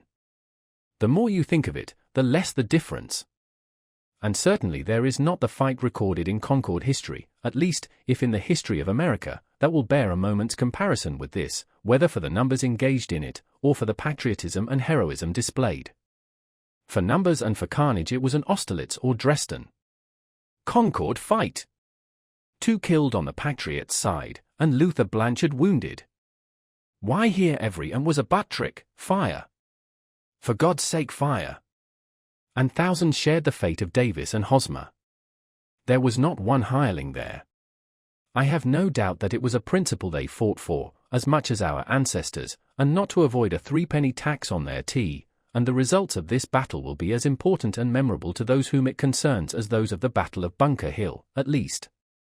I took up the chip on which the 3 I have particularly described were struggling, carried it into my house, and placed it under a tumbler on my window sill, in order to see the issue. Holding a microscope to the first mentioned red ant, I saw that, though he was assiduously gnawing at the near foreleg of his enemy, having severed his remaining feeler, his own breast was all torn away, exposing what vitals he had there to the jaws of the black warrior, whose breastplate was apparently too thick for him to pierce, and the dark carbuncles of the sufferer's eyes shone with ferocity such as war only could excite.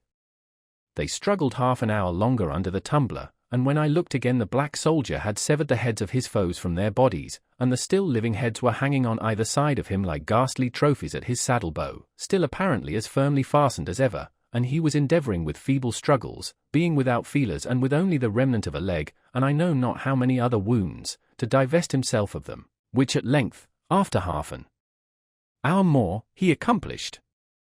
I raised the glass, and he went off over the window-sill in that crippled state.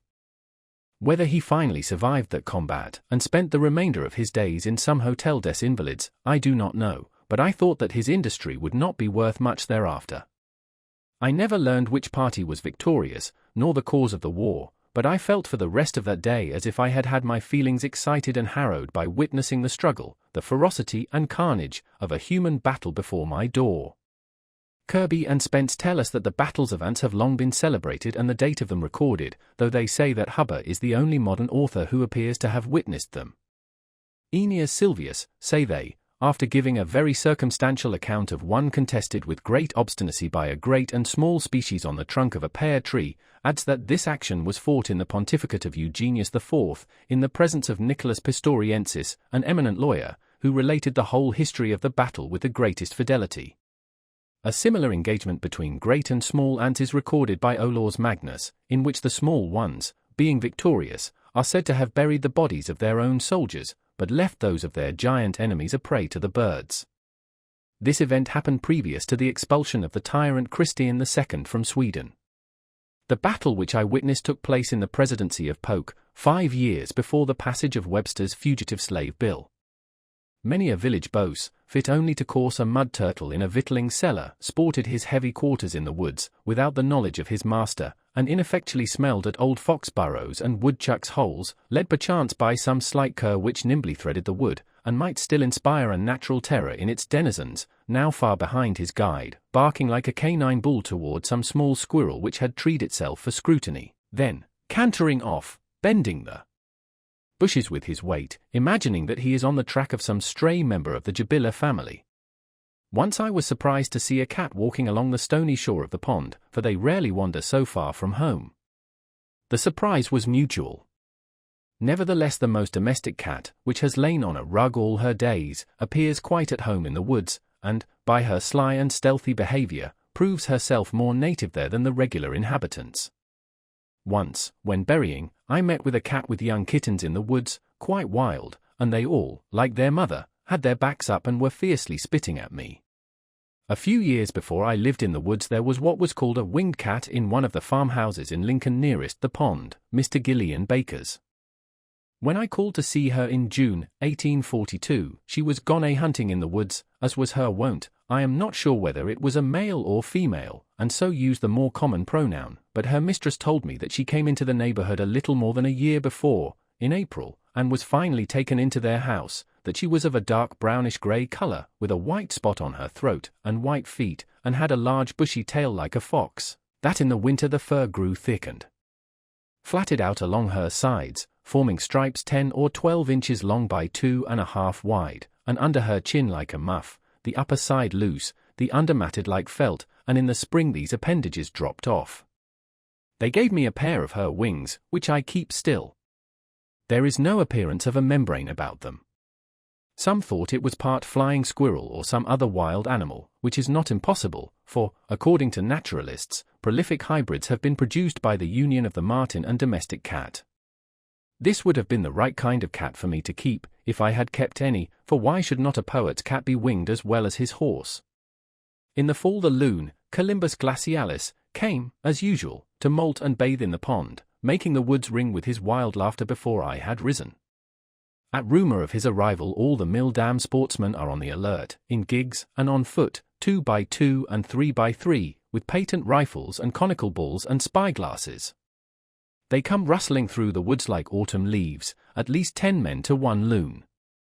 Some station themselves on this side of the pond, some on that, for the poor bird cannot be omnipresent, if he dive here he must come up there. But now the kind October wind rises, rustling the leaves and rippling the surface of the water, so that no loon can be heard or seen, though his foes sweep the pond with spyglasses, and make the woods resound with their discharges. The waves generously rise and dash angrily, taking sides with all waterfowl, and our sportsmen must be to retreat to town and shop and unfinished jobs. But they were too often successful. When I went to get a pail of water early in the morning I frequently saw this stately bird sailing out of my cove within a few rods. If I endeavoured to overtake him in a boat, in order to see how he would manoeuvre, he would dive and be completely lost, so that I did not discover him again, sometimes, till the latter part of the day. But I was more than a match for him on the surface. He commonly went off in a rain. As I was paddling along the north shore one very calm October afternoon, for such days especially they settle onto the lakes, like the milkweed down, having looked in vain over the pond for a loon, suddenly one, sailing out from the shore toward the middle a few rods in front of me, set up his wild laugh and betrayed himself. I pursued with a paddle and he dived, but when he came up I was nearer than before. He dived again, but I miscalculated the direction he would take, and we were 50 rods apart when he came to the surface this time, for I had helped to widen the interval, and again he laughed long and loud, and with more reason than before. He manoeuvred so cunningly that I could not get within 6 rods of him. Each time, when he came to the surface, turning his head this way and that, he coolly surveyed the water and the land, and apparently chose his course so that he might come up where there was the widest expanse of water and at the greatest distance from the boat. It was surprising how quickly he made up his mind and put his resolve into execution. He led me at once to the widest part of the pond, and could not be driven from it.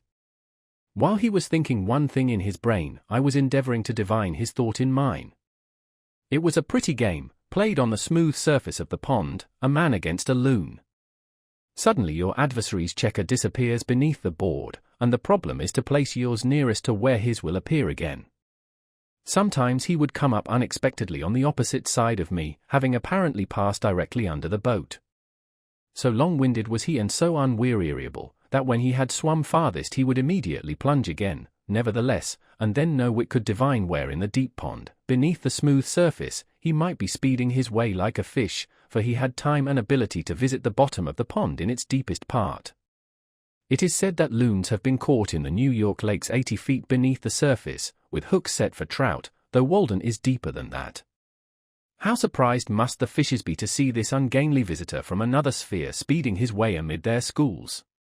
Yet he appeared to know his course as surely under water as on the surface, and swam much faster there. Once or twice I saw a ripple where he approached the surface, just put his head out to reconnoitre, and instantly dived again. I found that it was as well for me to rest on my oars and wait his reappearing as to endeavour to calculate where he would rise, for again and again, when I was straining my eyes over the surface one way, I would suddenly be startled by his unearthly laugh behind me. But why, after displaying so much cunning, did he invariably betray himself the moment he came up by that loud laugh? Did not his white breast enough betray him? He was indeed a silly loon, I thought. I could commonly hear the splash of the water when he came up, and so also detected him. But after an hour he seemed as fresh as ever, dived as willingly and swam yet farther than at first. It was surprising to see how serenely he sailed off with unruffled breast when he came to the surface, doing all the work with his webbed feet beneath. His usual note was this demoniac laughter, yet somewhat like that of a waterfowl, but occasionally, when he had balked me most successfully and come up a long way off, he uttered a long-drawn unearthly howl, probably more like that of a wolf than any bird, as when a beast puts his muzzle to the ground and deliberately howls.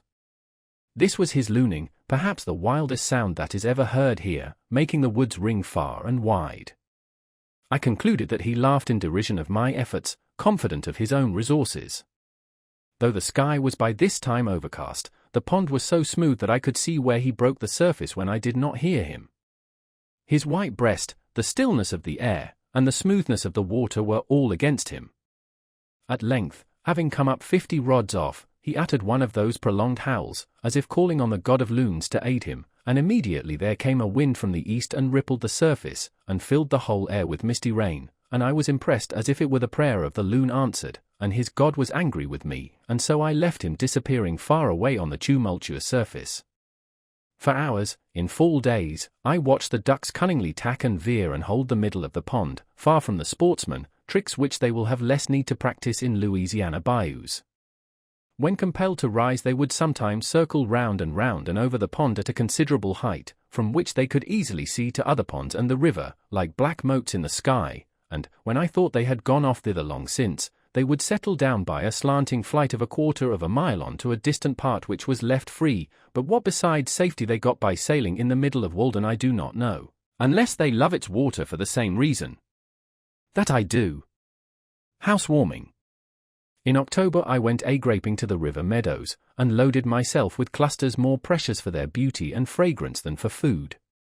There too I admired, though I did not gather, the cranberries, small waxen gems, pendants of the meadow grass, pearly and red, which the farmer plucks with an ugly rake, leaving the smooth meadow in a snarl, heedlessly measuring them by the bushel and the dollar only, and sells the spoils of the meads to Boston and New York, destined to be jammed, to satisfy the tastes of lovers of nature there. So butchers rake the tongues of bison out of the prairie grass, regardless of the torn and drooping plant. The barberry's brilliant fruit was likewise food for my eyes merely, but I collected a small store of wild apples for coddling, which the proprietor and travellers had overlooked. When chestnuts were ripe I laid up 1/2 a bushel for winter. It was very exciting at that season to roam the then boundless chestnut woods of Lincoln. They now sleep their long sleep under the railroad, with a bag on my shoulder, and a stick to open burrs within my hand, for I did not always wait for the frost, amid the rustling of leaves and the loud reproofs of the red squirrels and the jays, whose half-consumed nuts I sometimes stole, for the burrs which they had selected were sure to contain sound ones. Occasionally I climbed and shook the trees.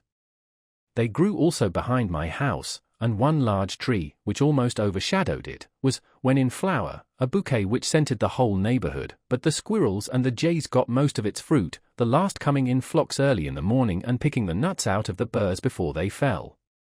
I relinquished these trees to them and visited the more distant woods composed wholly of chestnut. These nuts, as far as they went, were a good substitute for bread. Many other substitutes might, perhaps, be found.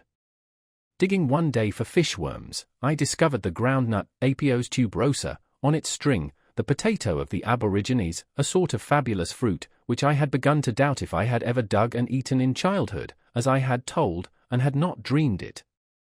I had often since seen its crimp-led red velvety blossom supported by the stems of other plants without knowing it to be the same. Cultivation has well nigh exterminated it. It has a sweetish taste, much like that of a frost-bitten potato, and I found it better boiled than roasted. This tuber seemed like a faint promise of nature to rear her own children and feed them simply here at some future period. In these days of fatted cattle and waving grain fields this humble root, which was once the totem of an Indian tribe, is quite forgotten, or known only by its flowering vine, but let wild nature reign here once more, and the tender and luxurious English grains will probably disappear before a myriad of foes, and without the care of man the crow may carry back even the last seed of corn to the great cornfield of the Indians' God in the southwest, whence he is said to have brought it, but the now almost exterminated groundnut will perhaps revive and flourish in spite of frosts and wildness, prove itself indigenous, and resume its ancient importance and dignity as the diet of the hunter tribe. Some Indian Ceres or Minerva must have been the inventor and bestower of it, and when the reign of poetry commences here, its leaves and string of nuts may be represented on our works of art. Already, by the 1st of September, I had seen 2 or 3 small maples turn scarlet across the pond, beneath where the white stems of 3 aspens diverged, at the point of a promontory, next the water. Ah, many a tale their color told! And gradually from week to week the character of each tree came out, and it admired itself reflected in the smooth mirror of the lake. Each morning the manager of this gallery substituted some new picture, distinguished by more brilliant or harmonious coloring, for the old upon the walls. The wasps came by thousands to my lodge in October, as to winter quarters, and settled on my windows within and on the walls overhead, sometimes deterring visitors from entering. Each morning, when they were numbed with cold, I swept some of them out, but I did not trouble myself much to get rid of them. I even felt complimented by their regarding my house as a desirable shelter. They never molested me seriously, though they bedded with me, and they gradually disappeared, into what crevices I do not know, avoiding winter and unspeakable cold. Like the wasps, before I finally went into winter quarters in November, I used to resort to the northeast side of Walden, which the sun, reflected from the pitch pine woods and the stony shore, made the fireside of the pond. It is so much pleasanter and wholesomer to be warmed by the sun while you can be, than by an artificial fire. I thus warmed myself by the still glowing embers which the summer, like a departed hunter, had left. When I came to build my chimney I studied masonry. My bricks being second-hand ones required to be cleaned with a trowel, so that I learned more than usual of the qualities of bricks and trowels. The mortar on them was 50 years old, and was said to be still growing harder, but this is one of those sayings which men love to repeat whether they are true or not. Such sayings themselves grow harder and adhere more firmly with age, and it would take many blows with a trowel to clean an old wiseacre of them. Many of the villages of Mesopotamia are built of second-hand bricks of a very good quality, obtained from the ruins of Babylon, and the cement on them is older and probably harder still. However that may be, I was struck by the peculiar toughness of the steel which bore so many violent blows without being worn out. As my bricks had been in a chimney before, though I did not read the name of Nebuchadnezzar on them, I picked out as many fireplace bricks as I could find, to save work and waste, and I filled the spaces between the bricks about the fireplace with stones from the pond shore, and also made my mortar with the white sand from the same place. I lingered most about the fireplace, as the most vital part of the house. Indeed, I worked so deliberately, that though I commenced at the ground in the morning, a course of bricks raised a few inches above the floor served for my pillow at night, yet I did not get a stiff neck for it that I remember. My stiff neck is of older date. I took a poet to board for a fortnight about those times, which caused me to be put to it for room. He brought his own knife, though I had two, and we used to scour them by thrusting them into the earth. He shared with me the labors of cooking. I was pleased to see my work rising so square and solid by degrees, and reflected that, if it proceeded slowly, it was calculated to endure a long time. The chimney is to some extent an independent structure, standing on the ground and rising through the house to the heavens. Even after the house is burned it still stands sometimes, and its importance and independence are apparent. This was toward the end of summer. It was now November. The north wind had already begun to cool the pond, though it took many weeks of steady blowing to accomplish it, it is so deep. When I began to have a fire at evening, before I plastered my house, the chimney carried smoke particularly well, because of the numerous chinks between the boards. Yet I passed some cheerful evenings in that cool and airy apartment, surrounded by the rough brown boards full of knots, and rafters with the bark on high overhead. My house never pleased my eye so much after it was plastered, though I was obliged to confess that it was more comfortable. Should not every apartment in which man dwells be lofty enough to create some obscurity overhead, where flickering shadows may play at evening about the rafters? These forms are more agreeable to the fancy and imagination than fresco paintings or other the most expensive furniture. I now first began to inhabit my house, I may say, when I began to use it for warmth as well as shelter. I had got a couple of old fire dogs to keep the wood from the hearth, and it did me good to see the soot form on the back of the chimney which I had built, and I poked the fire with more right and more satisfaction than usual. My dwelling was small, and I could hardly entertain an echo in it, but it seemed larger for being a single apartment and remote from neighbors. All the attractions of a house were concentrated in one room. It was kitchen, chamber, parlor, and keeping room, and whatever satisfaction parent or child, master or servant, derive from living in a house, I enjoyed it all. Cato says, the master of a family, patrem familias, must have in his rustic villa cellum olearium, vinarium, dolia multa, uti lubiat caritatum expectar, et re, et virtuti, et gloriae erit, that is, an oil and wine cellar, many casks, so that it may be pleasant to expect hard times, it will be for his advantage, and virtue, and glory. I had in my cellar a firkin of potatoes, about 2 quarts of peas with a weevil in them, and on my shelf a little rice, a jug of molasses, and of rye and Indian meal a peck each. I sometimes dream of a larger and more populous house, standing in a golden age, of enduring materials, and without gingerbread work, which shall still consist of only one room, a vast, rude, substantial, primitive hall, without ceiling or plastering, with bare rafters and purlins supporting a sort of lower heaven over one's head, useful to keep off rain and snow, where the king and queen post stand out to receive your homage, when you have done reverence to the prostrate Saturn of an older dynasty on stepping over the sill, a cavernous house, wherein you must reach up a torch upon a pole to see the roof, where some may live in the fireplace, some in the recess of a window, and some on settles, some at one end of the hall, some at another, and some aloft on rafters with the spiders, if they choose, a house which you have got into when you have opened the outside door, and the ceremony is over, where the weary traveller may wash, and eat, and converse, and sleep, without further journey, such a shelter as you would be glad to reach in a tempestuous night, containing all the essentials of a house, and nothing for housekeeping, where you can see all the treasures of the house at one view, and everything hangs upon its peg, that a man should use, at once kitchen, pantry, parlor, chamber, storehouse, and garret, where you can see so necessary a thing as a barrel or a ladder, so convenient a thing as a cupboard, and hear the pot boil, and pay your respects to the fire that cooks your dinner and the oven that bakes your bread, and the necessary furniture and utensils are the chief ornaments, where the washing is not put out, nor the fire, nor the mistress, and perhaps you are sometimes requested to move from off the trap door, when the cook would descend into the cellar, and so learn whether the ground is solid or hollow beneath you without stamping.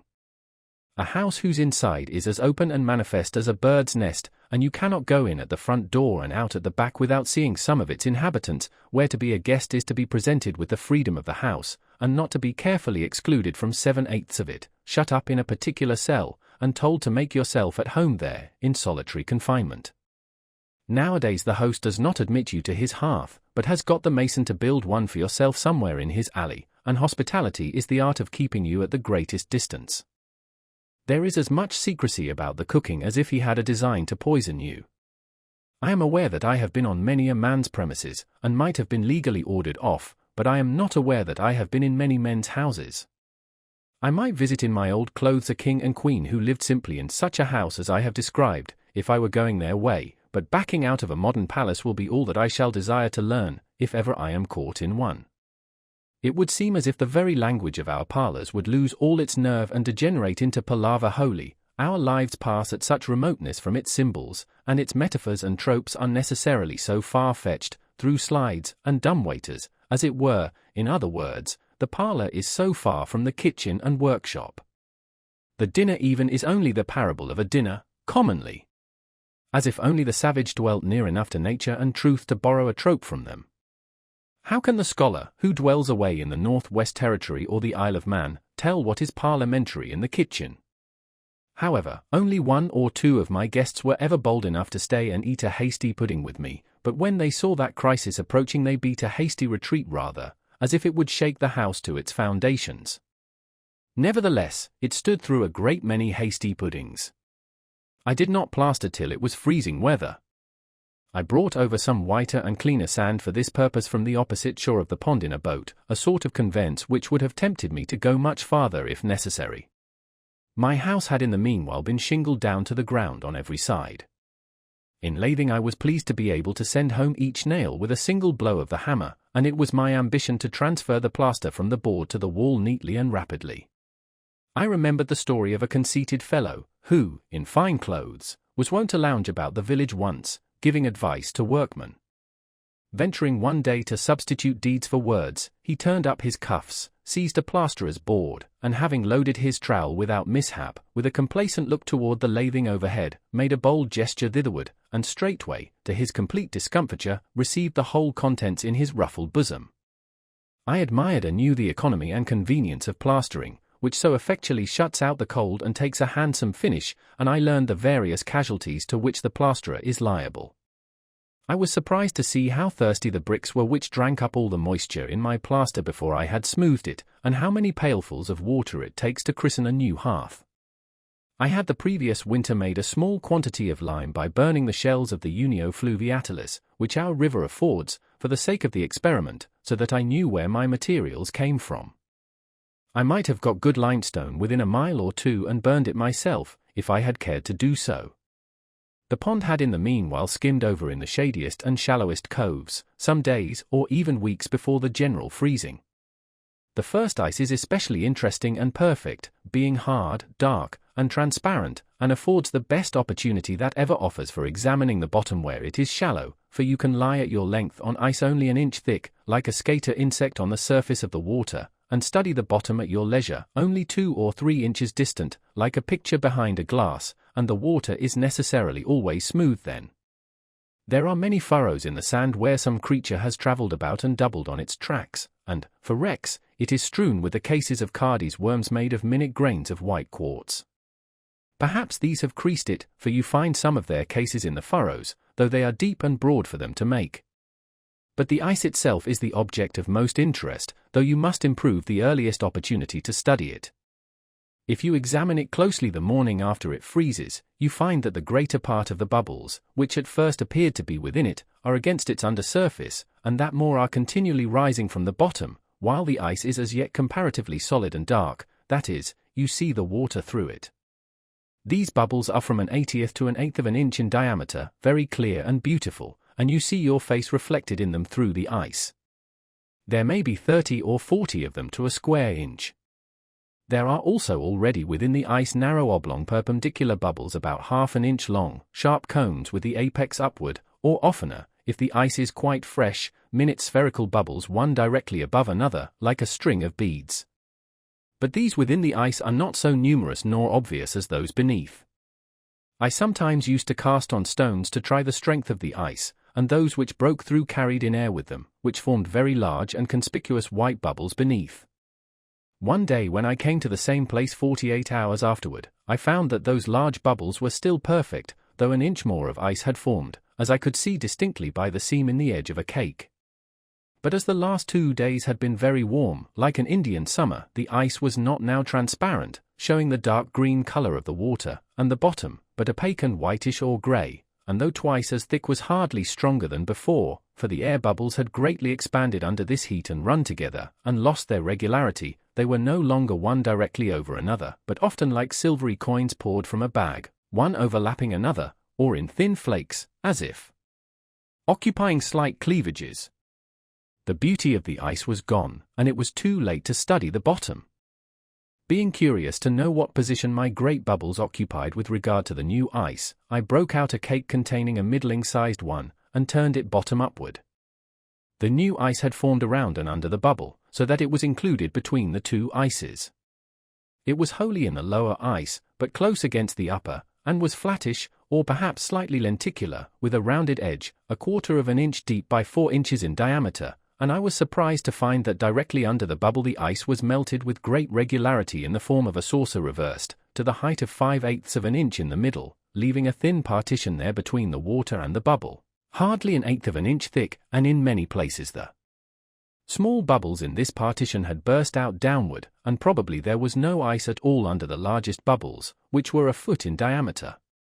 I inferred that the infinite number of minute bubbles which I had first seen against the undersurface of the ice were now frozen in likewise, and that each, in its degree, had operated like a burning glass on the ice beneath to melt and rot it.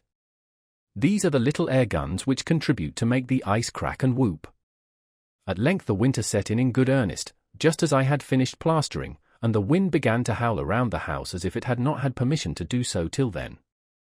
Night after night the geese came lumbering in the dark with a clangor and a whistling of wings, even after the ground was covered with snow, some to alight in Walden, and some flying low over the woods toward Fair Haven, bound for Mexico.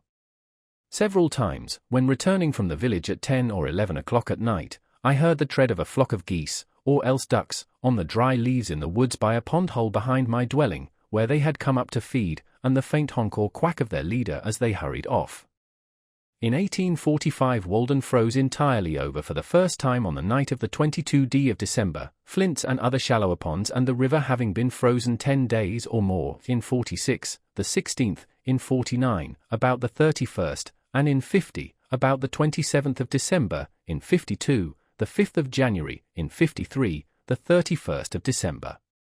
The snow had already covered the ground since the 25th of November, and surrounded me suddenly with the scenery of winter. I withdrew yet farther into my shell, and endeavored to keep a bright fire both within my house and within my breast. My employment out of doors now was to collect the dead wood in the forest, bringing it in my hands or on my shoulders, or sometimes trailing a dead pine tree under each arm to my shed. An old forest fence which had seen its best days was a great haul for me. I sacrificed it to Vulcan, for it was past serving the god Terminus. How much more interesting an event is that man's supper who has just been forth in the snow to hunt, nay, you might say, steal, the fuel to cook it with. His bread and meat are sweet. There are enough faggots and waste wood of all kinds in the forests of most of our towns to support many fires, but which at present warm none, and, some think, hinder the growth of the young wood. There was also the driftwood of the pond. In the course of the summer I had discovered a raft of pitch pine logs with the bark on, pinned together by the Irish when the railroad was built. This I hauled up partly on the shore. After soaking 2 years and then lying high 6 months it was perfectly sound, though waterlogged past drying. I amused myself one winter day with sliding this piecemeal across the pond, nearly half a mile, skating behind with one end of a log 15 feet long on my shoulder, and the other on the ice, or I tied several logs together with a birch withe, and then, with a longer birch or alder which had a hook at the end, dragged them across. Though completely waterlogged and almost as heavy as lead, they not only burned long, but made a very hot fire, nay, I thought that they burned better for the soaking, as if the pitch, being confined by the water, burned longer, as in a lamp. Gilpin, in his account of the forest borderers of England, says that the encroachments of trespassers, and the houses and fences thus raised on the borders of the forest, were considered as great nuisances by the old forest law, and were severely punished under the name of perprestures, as tending ad terrorem ferarum, ad nocumentum forsti, and c, to the frightening of the game and the detriment of the forest. But I was interested in the preservation of the venison and the vert more than the hunters or woodchoppers, and as much as though I had been the Lord Warden himself, and if any part was burned, though I burned it myself by accident, I grieved with a grief that lasted longer and was more inconsolable than that of the proprietors, nay, I grieved when it was cut down by the proprietors themselves. I would that our farmers when they cut down a forest felt some of that or which the old Romans did when they came to thin, or let in the light to, a consecrated grove, lucum conlucere, that is, would believe that it is sacred to some god. The Roman made an expiatory offering, and prayed, whatever god or goddess thou art to whom this grove is sacred, be propitious to me, my family, and children, and see. It is remarkable what a value is still put upon wood even in this age and in this new country, a value more permanent and universal than that of gold. After all our discoveries and inventions no man will go by a pile of wood. It is as precious to us as it was to our Saxon and Norman ancestors. If they made their bows of it, we make our gun stocks of it. Mykos, more than 30 years ago, says that the price of wood for fuel in New York and Philadelphia nearly equals, and sometimes exceeds, that of the best wood in Paris, though this immense capital annually requires more than 300,000 cords, and is surrounded to the distance of 300 miles by cultivated plains. In this town the price of wood rises almost steadily, and the only question is, how much higher it is to be this year than it was the last. Mechanics and tradesmen who come in person to the forest on no other errand, are sure to attend the wood auction, and even pay a high price for the privilege of gleaning after the woodchopper. It is now many years that men have resorted to the forest for fuel and the materials of the arts, the New Englander and the New Hollander, the Parisian and the Celt, the farmer and Robin Hood, Goody Blake and Harry Gill, in most parts of the world the prince and the peasant, the scholar, and the savage, equally require still a few sticks from the forest to warm them and cook their food. Neither could I do without them. Every man looks at his woodpile with a kind of affection. I love to have mine before my window, and the more chips the better to remind me of my pleasing work. I had an old axe which nobody claimed, with which by spells in winter days, on the sunny side of the house, I played about the stumps which I had got out of my bin field. As my driver prophesied when I was ploughing, they warned me twice, once while I was splitting them, and again when they were on the fire, so that no fuel could give out more heat. As for the axe, I was advised to get the village blacksmith to jump it, but I jumped him, and, putting a hickory helve from the woods into it, made it do. If it was dull, it was at least hung true. A few pieces of fat pine were a great treasure. It is interesting to remember how much of this food for fire is still concealed in the bowels of the earth. In previous years I had often gone prospecting over some bare hillside, where a pitch pine wood had formerly stood, and got out the fat pine roots. They are almost indestructible. Stumps 30 or 40 years old, at least, will still be sound at the core, though the sapwood has all become vegetable mold, as appears by the scales of the thick bark forming a ring level with the earth 4 or 5 inches distant from the heart. With axe and shovel you explore this mine, and follow the marrowy store, yellow as beef tallow, or as if you had struck on a vein of gold, deep into the earth. But commonly I kindled my fire with the dry leaves of the forest, which I had stored up in my shed before the snow came. Green hickory finely split makes the wood chopper's kindlings, when he has a camp in the woods. Once in a while I got a little of this. When the villagers were lighting their fires beyond the horizon, I too gave notice to the various wild inhabitants of Walden Vale, by a smoky streamer from my chimney, that I was awake. Light-winged smoke, Icarian bird, melting thy pinions in thy upward flight. Lark without song, and messenger of dawn, circling above the hamlets as thy nest. Or else, departing dream, and shadowy form of midnight vision, gathering up thy skirts. By night star veiling, and by day darkening the light and blotting out the sun. Go thou my incense upward from this hearth, and ask the gods to pardon this clear flame. Hard green would just cut, though I used but little of that, answered my purpose better than any other. I sometimes left a good fire when I went to take a walk in a winter afternoon, and when I returned, 3 or 4 hours afterward, it would be still alive and glowing. My house was not empty though I was gone. It was as if I had left a cheerful housekeeper behind. It was I and fire that lived there, and commonly my housekeeper proved trustworthy. One day, however, as I was splitting wood, I thought that I would just look in at the window and see if the house was not on fire. It was the only time I remember to have been particularly anxious on this score, so I looked and saw that a spark had caught my bed, and I went in and extinguished it when it had burned a place as big as my hand. But my house occupied so sunny and sheltered a position, and its roof was so low, that I could afford to let the fire go out in the middle of almost any winter day. The moles nested in my cellar, nibbling every third potato, and making a snug bed even there of some hair left after plastering and of brown paper, for even the wildest animals love comfort and warmth as well as man, and they survive the winter only because they are so careful to secure them. Some of my friends spoke as if I was coming to the woods on purpose to freeze myself. The animal merely makes a bed, which he warms with his body, in a sheltered place, but man, having discovered fire, boxes up some air in a spacious apartment, and warms that, instead of robbing himself, makes that his bed, in which he can move about divested of more cumbrous clothing, maintain a kind of summer in the midst of winter, and by means of windows even admit the light, and with a lamp lengthen out the day. Thus he goes a step or two beyond instinct, and saves a little time for the fine arts.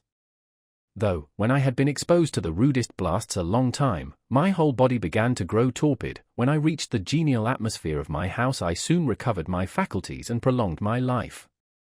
But the most luxuriously housed has little to boast of in this respect, nor need we trouble ourselves to speculate how the human race may be at last destroyed. It would be easy to cut their threads any time with a little sharper blast from the north. We go on dating from cold Fridays and great snows, but a little colder Friday, or greater snow, would put a period to man's existence on the globe.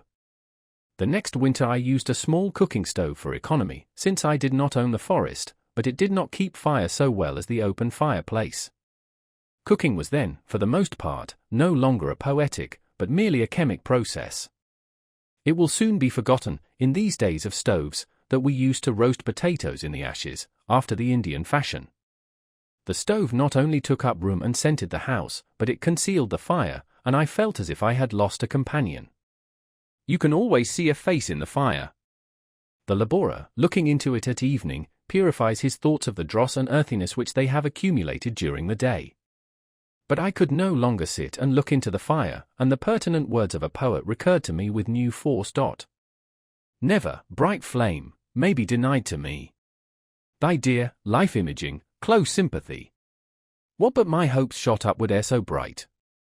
What but my fortune sunk so low in night? Why art thou banished from our hearth and hall? Thou who art welcomed and beloved by all?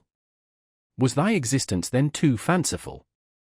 For our life's common light, who are so dull? Did thy bright gleam mysterious converse hold with our congenial souls? Secrets too bold? Well, we are safe and strong, for now we sit beside a hearth where no dim shadows flit, where nothing cheers nor saddens, but a fire warms feet and hands, nor does to more aspire, by whose compact utilitarian heap the present may sit down and go to sleep, nor fear the ghosts who from the dim past walked, and with us by the unequal light of the old wood fire talked, former inhabitants and winter visitors. I weathered some merry snowstorms, and spent some cheerful winter evenings by my fireside, while the snow whirled wildly without, and even the hooting of the owl was hushed. For many weeks I met no one in my walks but those who came occasionally to cut wood and sled it to the village. The elements, however, abetted me in making a path through the deepest snow in the woods, for when I had once gone through the wind blew the oak leaves into my tracks, where they lodged, and by absorbing the rays of the sun melted the snow, and so not only made a dry bed for my feet, but in the night their dark line was my guide. For human society I was obliged to conjure up the former occupants of these woods. Within the memory of many of my townsmen the road near which my house stands resounded with the laugh and gossip of inhabitants, and the woods which border it were notched and dotted here and there with their little gardens and dwellings, though it was then much more shut in by the forest than now. In some places, within my own remembrance, the pines would scrape both sides of a chaise at once, and women and children who were compelled to go this way to Lincoln alone and on foot did it with fear, and often ran a good part of the distance. Though mainly but a humble route to neighboring villages, or for the woodman's team, it once amused the traveller more than now by its variety, and lingered longer in his memory. Where now firm open fields stretch from the village to the woods, it then ran through a maple swamp on a foundation of logs, the remnants of which, doubtless, still underlie the present dusty highway, from the Stratton, now the almshouse, farm, to Brister's Hill. East of my bean field, across the road, lived Cato Ingram, slave of Duncan Ingram, Esquire, gentleman, of Concord village, who built his slave a house, and gave him permission to live in Walden Woods, Cato, not Uticensis, but Concordiensis. Some say that he was a Guinea Negro. There are a few who remember his little patch among the walnuts, which he let grow up till he should be old and need them, but a younger and whiter speculator got them at last. He too, however, occupies an equally narrow house at present. Cato's half-obliterated cellar hole still remains, though known to few, being concealed from the traveller by a fringe of pines. It is now filled with the smooth sumac, Rus glabra, and one of the earliest species of goldenrod, Solidago stricta, grows there luxuriantly. Here, by the very corner of my field, still nearer to town, Zilpha, a coloured woman, had her little house, where she spun linen for the townsfolk, making the Walden Woods ring with her shrill singing, for she had a loud and notable voice. At length, in the War of 1812, her dwelling was set on fire by English soldiers, prisoners on parole, when she was away, and her cat and dog and hens were all burned up together. She led a hard life, and somewhat inhumane. One old frequenter of these woods remembers that as he passed her house one noon he heard her muttering to herself over her gurgling pot, "Ye are all bones, bones. I have seen bricks amid the oak copse there." Down the road, on the right hand, on Brister's Hill, lived Brister Freeman, a handy Negro, slave of Squire Cummings once. There where grow still the apple trees which Brister planted and tended, large old trees now, but their fruit still wild and ciderish to my taste.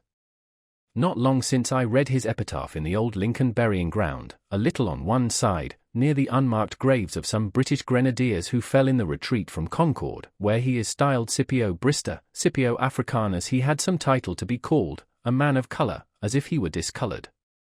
It also told me, with staring emphasis, when he died, which was but an indirect way of informing me that he ever lived. With him dwelt Fender, his hospitable wife, who told fortunes, yet pleasantly, large, round, and black, blacker than any of the children of night. Such a dusky orb as never rose on Concord before or since.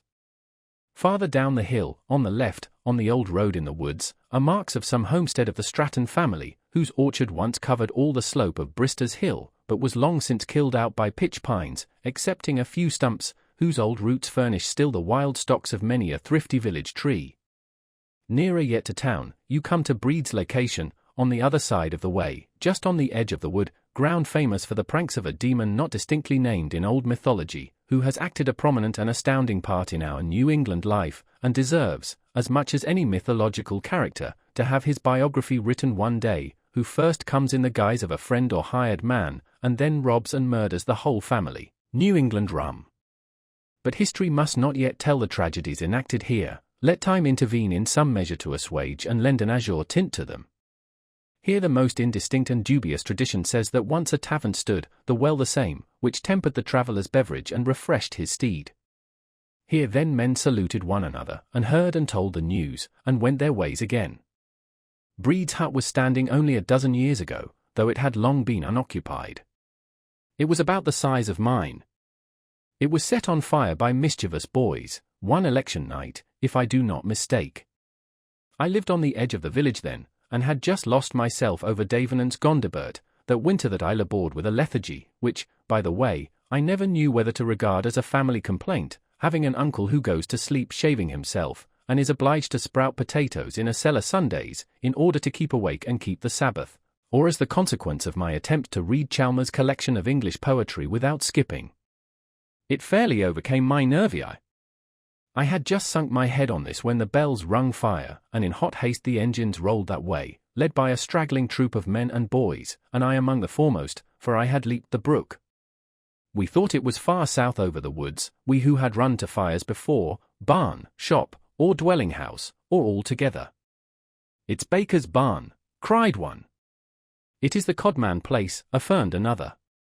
And then fresh sparks went up above the wood, as if the roof fell in, and we all shouted, "Concord to the rescue!" Wagons shot past with furious speed and crushing loads, bearing, perchance, among the rest, the agent of the insurance company, who was bound to go however far, and ever and anon the engine bell tinkled behind, more slow and sure, and rearmost of all, as it was afterward whispered, came they who set the fire and gave the alarm. Thus we kept on like true idealists, rejecting the evidence of our senses, until at a turn in the road we heard the crackling and actually felt the heat of the fire from over the wall, and realized, alas, that we were there. The very nearness of the fire but cooled our ardor. At first we thought to throw a frog pond onto it, but concluded to let it burn, it was so far gone and so worthless. So we stood round our engine, jostled one another, expressed our sentiments through speaking trumpets, or in lower tone referred to the great conflagrations which the world has witnessed, including Bascom's shop, and, between ourselves, we thought that, were we there in season with our tub, and a full frog pond by, we could turn that threatened last and universal one into another flood. We finally retreated without doing any mischief, returned to sleep and Gondibert. But as for Gondibert, I would accept that passage in the preface about wit being the soul's powder, but most of mankind are strangers to wit, as Indians are to powder. It chanced that I walked that way across the fields the following night, about the same hour, and hearing a low moaning at this spot, I drew near in the dark, and discovered the only survivor of the family that I know, the heir of both its virtues and its vices, who alone was interested in this burning, lying on his stomach and looking over the cellar wall at the still smouldering cinders beneath, muttering to himself, as is his wont. He had been working far off in the river meadows all day, and had improved the first moments that he could call his own to visit the home of his fathers and his youth. He gazed into the cellar from all sides and points of view by turns, always lying down to it, as if there was some treasure, which he remembered, concealed between the stones, where there was absolutely nothing but a heap of bricks and ashes. The house being gone, he looked at what there was left. He was soothed by the sympathy which my mere presence implied, and showed me, as well as the darkness permitted, where the well was covered up, which, thank heaven, could never be burned, and he groped long about the wall to find the well sweep which his father had cut and mounted, feeling for the iron hook or staple by which a burden had been fastened to the heavy end, all that he could now cling to convince me that it was no common rider. I felt it, and still remark it almost daily in my walks, for by it hangs the history of a family. Once more, on the left, where are seen the well and lilac bushes by the wall, in the now open field, lived Nutting and LaGrosse. But to return toward Lincoln. Farther in the woods than any of these, where the road approaches nearest to the pond, Wyman the potter squatted, and furnished his townsmen with earthenware, and left descendants to succeed him. Neither were they rich in worldly goods, holding the land by sufferance while they lived, and there often the sheriff came in vain to collect the taxes, and attached a chip, for form's sake, as I have read in his accounts, there being nothing else that he could lay his hands on. One day in midsummer, when I was hoeing, a man who was carrying a load of pottery to market stopped his horse against my field and inquired concerning Wyman the younger. He had long ago bought a potter's wheel of him, and wished to know what had become of him. I had read of the potter's clay and wheel in Scripture, but it had never occurred to me that the pots we use were not such as had come down unbroken from those days, or grown on trees like good somewhere, and I was pleased to hear that so fictile an art was ever practiced in my neighborhood. The last inhabitant of these woods before me was an Irishman, Hugh Coyle, if I have spelt his name with Coyle enough, who occupied Wyman's tenement. Colonel Coyle, he was called. Rumor said that he had been a soldier at Waterloo. If he had lived I should have made him fight his battles over again. His trade here was that of a ditcher. Napoleon went to St. Helena, Coyle came to Walden Woods. All I know of him is tragic. He was a man of manners, like one who had seen the world, and was capable of more civil speech than you could well attend to. He wore a great coat in midsummer, being affected with the trembling delirium, and his face was the colour of carmine. He died in the road at the foot of Brister's Hill shortly after I came to the woods, so that I have not remembered him as a neighbour. Before his house was pulled down, when his comrades avoided it as of an unlucky castle, I visited it. There lay his old clothes curled up by use, as if they were himself, upon his raised plank bed. His pipe lay broken on the hearth, instead of a bowl broken at the fountain. The last could never have been the symbol of his death, for he confessed to me that, though he had heard of Brister's spring, he had never seen it, and soiled cards, kings of diamonds, spades and hearts, were scattered over the floor. One black chicken which the administrator could not catch, black as night and as silent, not even croaking, awaiting Rainerud, still went to roost in the next apartment. In the rear there was the dim outline of a garden, which had been planted but had never received its first hoeing, owing to those terrible shaking fits, though it was now harvest time. It was overrun with Roman wormwood and beggar ticks, which last stuck to my clothes for all fruit. The skin of a woodchuck was freshly stretched upon the back of the house, a trophy of his last Waterloo, but no warm cap or mittens would he want more. Now only a dent in the earth marks the site of these dwellings, with buried cellar stones, and strawberries, raspberries, thimbleberries, hazel bushes, and sumacs growing in the sunny sward there. Some pitch pine or gnarled oak occupies what was the chimney nook, and a sweet-scented black birch, perhaps, waves where the door stone was. Sometimes the well dent is visible, where once a spring oozed, now dry and tearless grass, or it was covered deep, not to be discovered till some late day, with a flat stone under the sod, when the last of the race departed. What a sorrowful act must that be, the covering up of wells! Coincident with the opening of wells of tears.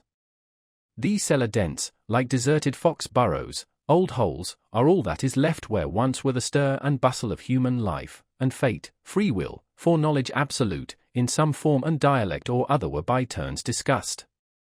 But all I can learn of their conclusions amounts to just this, that Cato and Brister pulled wool, which is about as edifying as the history of more famous schools of philosophy. Still grows the vivacious lilac a generation after the door and lintel and the sill are gone, unfolding its sweet-scented flowers each spring, to be plucked by the musing traveller, planted and tended once by children's hands, in front-yard plots, now standing by wall-sides in retired pastures, and giving place to new rising forests, the last of that stirp, sole survivor of that family. Little did the dusky children think that the puny slip with its 2 eyes only, which they stuck in the ground in the shadow of the house and daily watered, would root itself so, and outlive them, and house itself in the rear that shaded it, and grown man's garden and orchard, and tell their story faintly to the lone wanderer a half-century after they had grown up and died, blossoming as fair, and smelling as sweet, as in that first spring. I mark it still tender, civil, cheerful, lilac colors. But this small village, germ of something more, why did it fail while Concord keeps its ground? Were there no natural advantages, no water privileges, forsooth? A. The deep Walden Pond and cool Brister's spring, privileged to drink long and healthy draughts at these, all unimproved by these men but to dilute their glass. They were universally a thirsty race. Might not the basket, stable broom, map-making, corn-parching, linen spinning, and pottery business have thrived here, making the wilderness to blossom like the rose, and a numerous posterity have inherited the land of their fathers? The sterile soil would at least have been proof against a lowland degeneracy. Alas! How little does the memory of these human inhabitants enhance the beauty of the landscape! Again, perhaps, nature will try, with me for a first settler, and my house raised last spring to be the oldest in the hamlet. I am not aware that any man has ever built on the spot which I occupy. Deliver me from a city built on the site of a more ancient city, whose materials are ruins, whose gardens cemeteries. The soil is blanched and accursed there, and before that becomes necessary the earth itself will be destroyed. With such reminiscences I repeopled the woods and lulled myself asleep. At this season I seldom had a visitor. When the snow lay deepest no wanderer ventured near my house for a week or fortnight at a time, but there I lived as snug as a meadow mouse, or as cattle and poultry which are said to have survived for a long time buried in drifts, even without food, or like that early settler's family in the town of Sutton, in this state, whose cottage was completely covered by the great snow of 1717 when he was absent, and an Indian found it only by the hole which the chimney's breath made in the drift, and so relieved the family. But no friendly Indian concerned himself about me, nor needed he, for the master of the house was at home. The great snow! How cheerful it is to hear of! When the farmers could not get to the woods and swamps with their teams, and were obliged to cut down the shade trees before their houses, and when the crust was harder, cut off the trees in the swamps, 10 feet from the ground, as it appeared the next spring. In the deepest snows, the path which I used from the highway to my house, about half a mile long, might have been represented by a meandering dotted line, with wide intervals between the dots. For a week of even weather I took exactly the same number of steps, and of the same length, coming and going, stepping deliberately and with the precision of a pair of dividers in my own deep tracks. To such routine the winter reduces us, yet often they were filled with heaven's own blue. But no weather interfered fatally with my walks, or rather my going abroad, for I frequently tramped 8 or 10 miles through the deepest snow to keep an appointment with a beech tree, or a yellow birch, or an old acquaintance among the pines, when the ice and snow causing their limbs to droop, and so sharpening their tops, had changed the pines into fir trees, wading to the tops of the highest hills when the snow was nearly 2 feet deep on a level, and shaking down another snowstorm on my head at every step, or sometimes creeping and floundering thither on my hands and knees, when the hunters had gone into winter quarters. One afternoon I amused myself by watching a barred owl, Strix nebulosa, sitting on one of the lower dead limbs of a white pine, close to the trunk, in broad daylight, I standing within a rod of him. He could hear me when I moved and crunched the snow with my feet, but could not plainly see me. When I made most noise he would stretch out his neck, and erect his neck feathers, and open his eyes wide, but their lids soon fell again, and he began to nod. I too felt a slumberous influence after watching him half an hour, as he sat thus with his eyes half open, like a cat, winged brother of the cat. There was only a narrow slit left between their lids, by which he preserved a peninsular relation to me, thus, with half-shut eyes, looking out from the land of dreams, and endeavoring to realize me, vague object or mote that interrupted his visions. At length, on some louder noise or my nearer approach, he would grow uneasy and sluggishly turn about on his perch, as if impatient at having his dreams disturbed, and when he launched himself off and flapped through the pines, spreading his wings to unexpected breadth, I could not hear the slightest sound from them. Thus, guided amid the pine boughs rather by a delicate sense of their neighborhood than by sight, feeling his twilight way as it were with his sensitive pinions, he found a new perch, where he might in peace await the dawning of his day. As I walked over the long causeway made for the railroad through the meadows, I encountered many a blustering and nipping wind, for nowhere has it freer play, and when the frost had smitten me on one cheek, heathen as I was, I turned to it the other also. Nor was it much better by the carriage road from Brister's Hill. For I came to town still, like a friendly Indian, when the contents of the broad open fields were all piled up between the walls of the Walden road, and half an hour sufficed to obliterate the tracks of the last traveller. And when I returned new drifts would have formed, through which I floundered, where the busy northwest wind had been depositing the powdery snow round a sharp angle in the road, and not a rabbit's track, nor even the fine print, the small type, of a meadow mouse was to be seen. Yet I rarely failed to find, even in midwinter, some warm and springly swamp where the grass and the skunk cabbage still put forth with perennial verdure, and some hardier bird occasionally awaited the return of spring.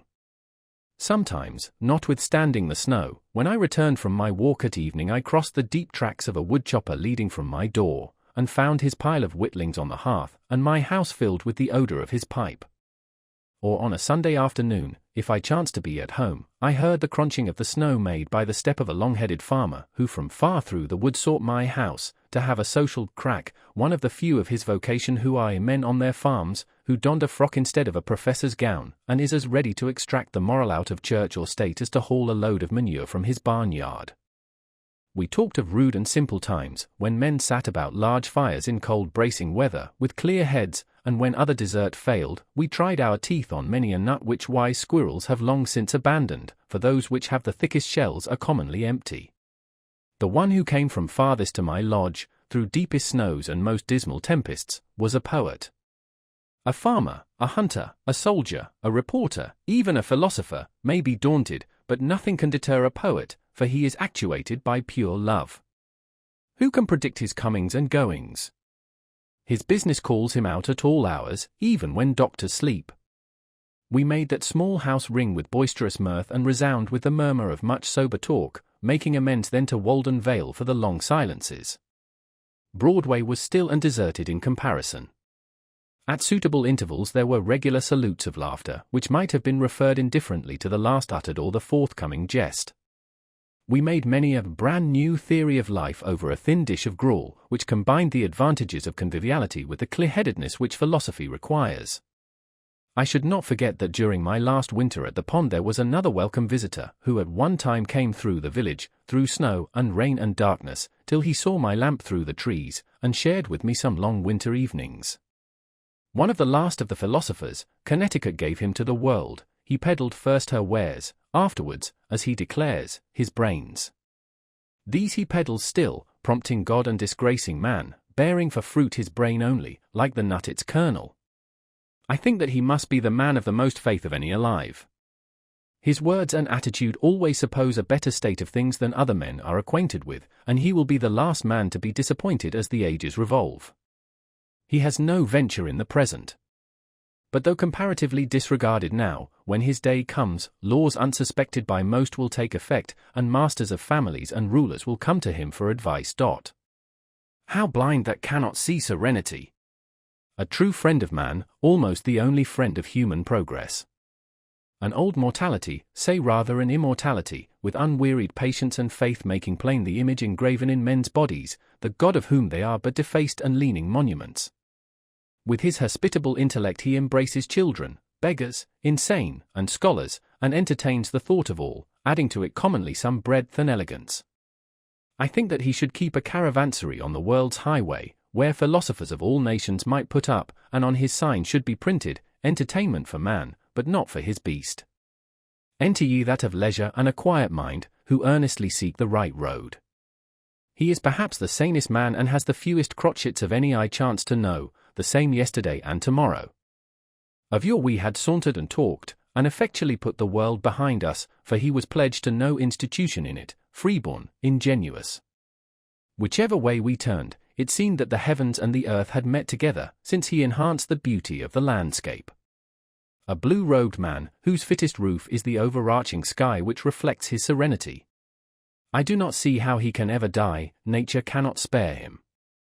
Having each some shingles of thought well dried, we sat and whittled them, trying our knives, and admiring the clear yellowish grain of the pumpkin pine.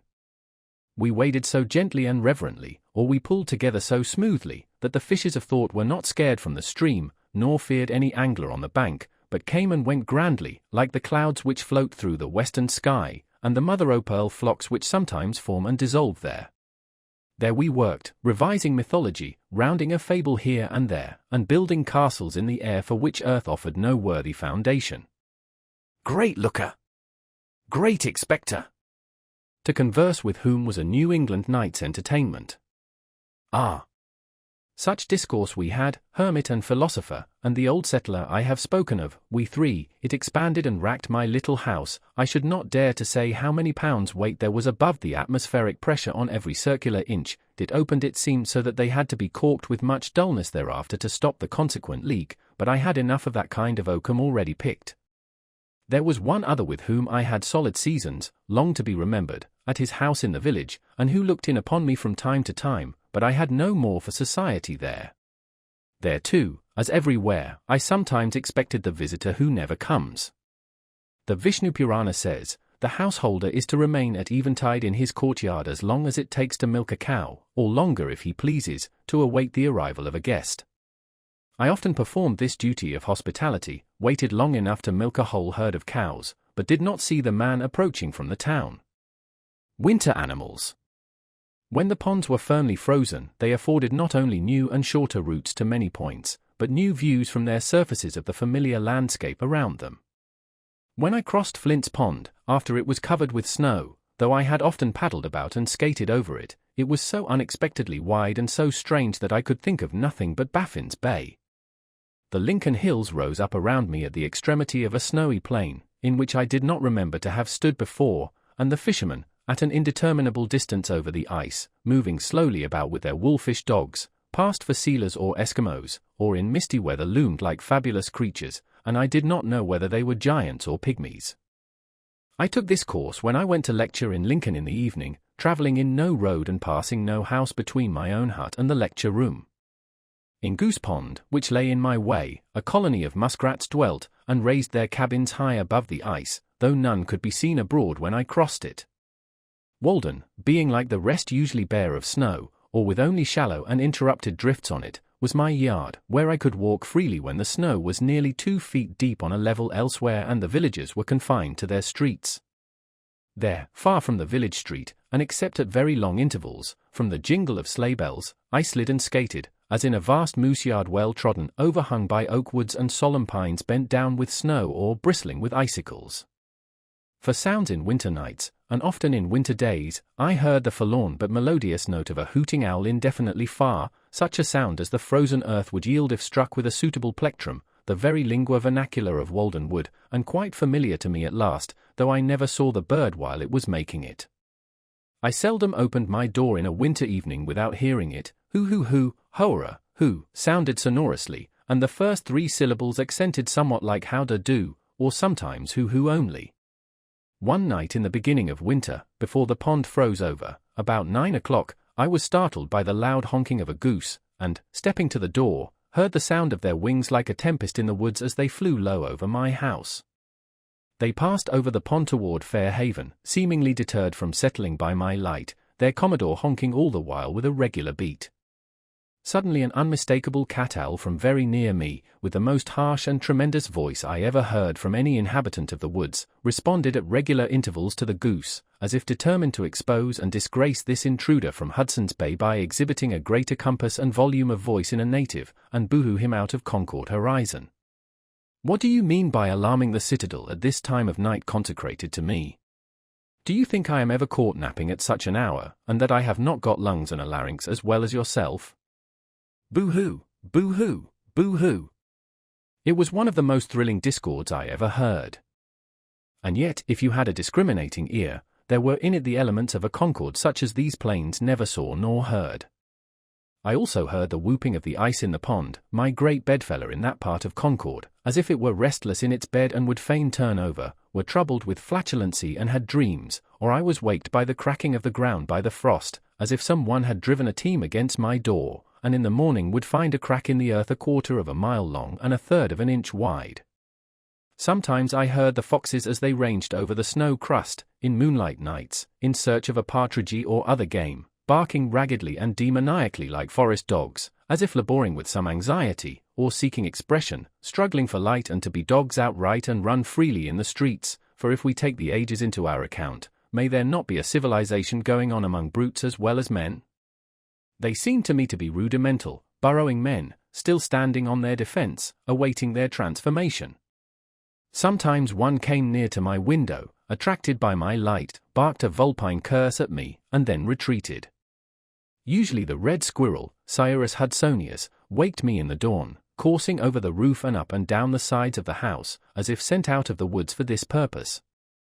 In the course of the winter I threw out half a bushel of ears of sweet corn, which had not got ripe, onto the snow crust by my door, and was amused by watching the motions of the various animals which were baited by it. In the twilight and the night the rabbits came regularly and made a hearty meal. All day long the red squirrels came and went, and afforded me much entertainment by their maneuvers. One would approach at first warily through the shrub oaks, running over the snow crust by fits and starts like a leaf blown by the wind, now a few paces this way, with wonderful speed and waste of energy, making inconceivable haste with his trotters, as if it were for a wager, and now as many paces that way, but never getting on more than half a rod at a time, and then suddenly pausing with a ludicrous expression and a gratuitous somerset, as if all the eyes in the universe were fixed on him. For all the motions of a squirrel, even in the most solitary recesses of the forest, imply spectators as much as those of a dancing girl, wasting more time in delay and circumspection than would have sufficed to walk the whole distance. I never saw one walk, and then suddenly, before you could say Jack Robinson, he would be in the top of a young pitch pine, winding up his clock and chiding all imaginary spectators, soliloquizing and talking to all the universe at the same time, for no reason that I could ever detect, or he himself was aware of, I suspect.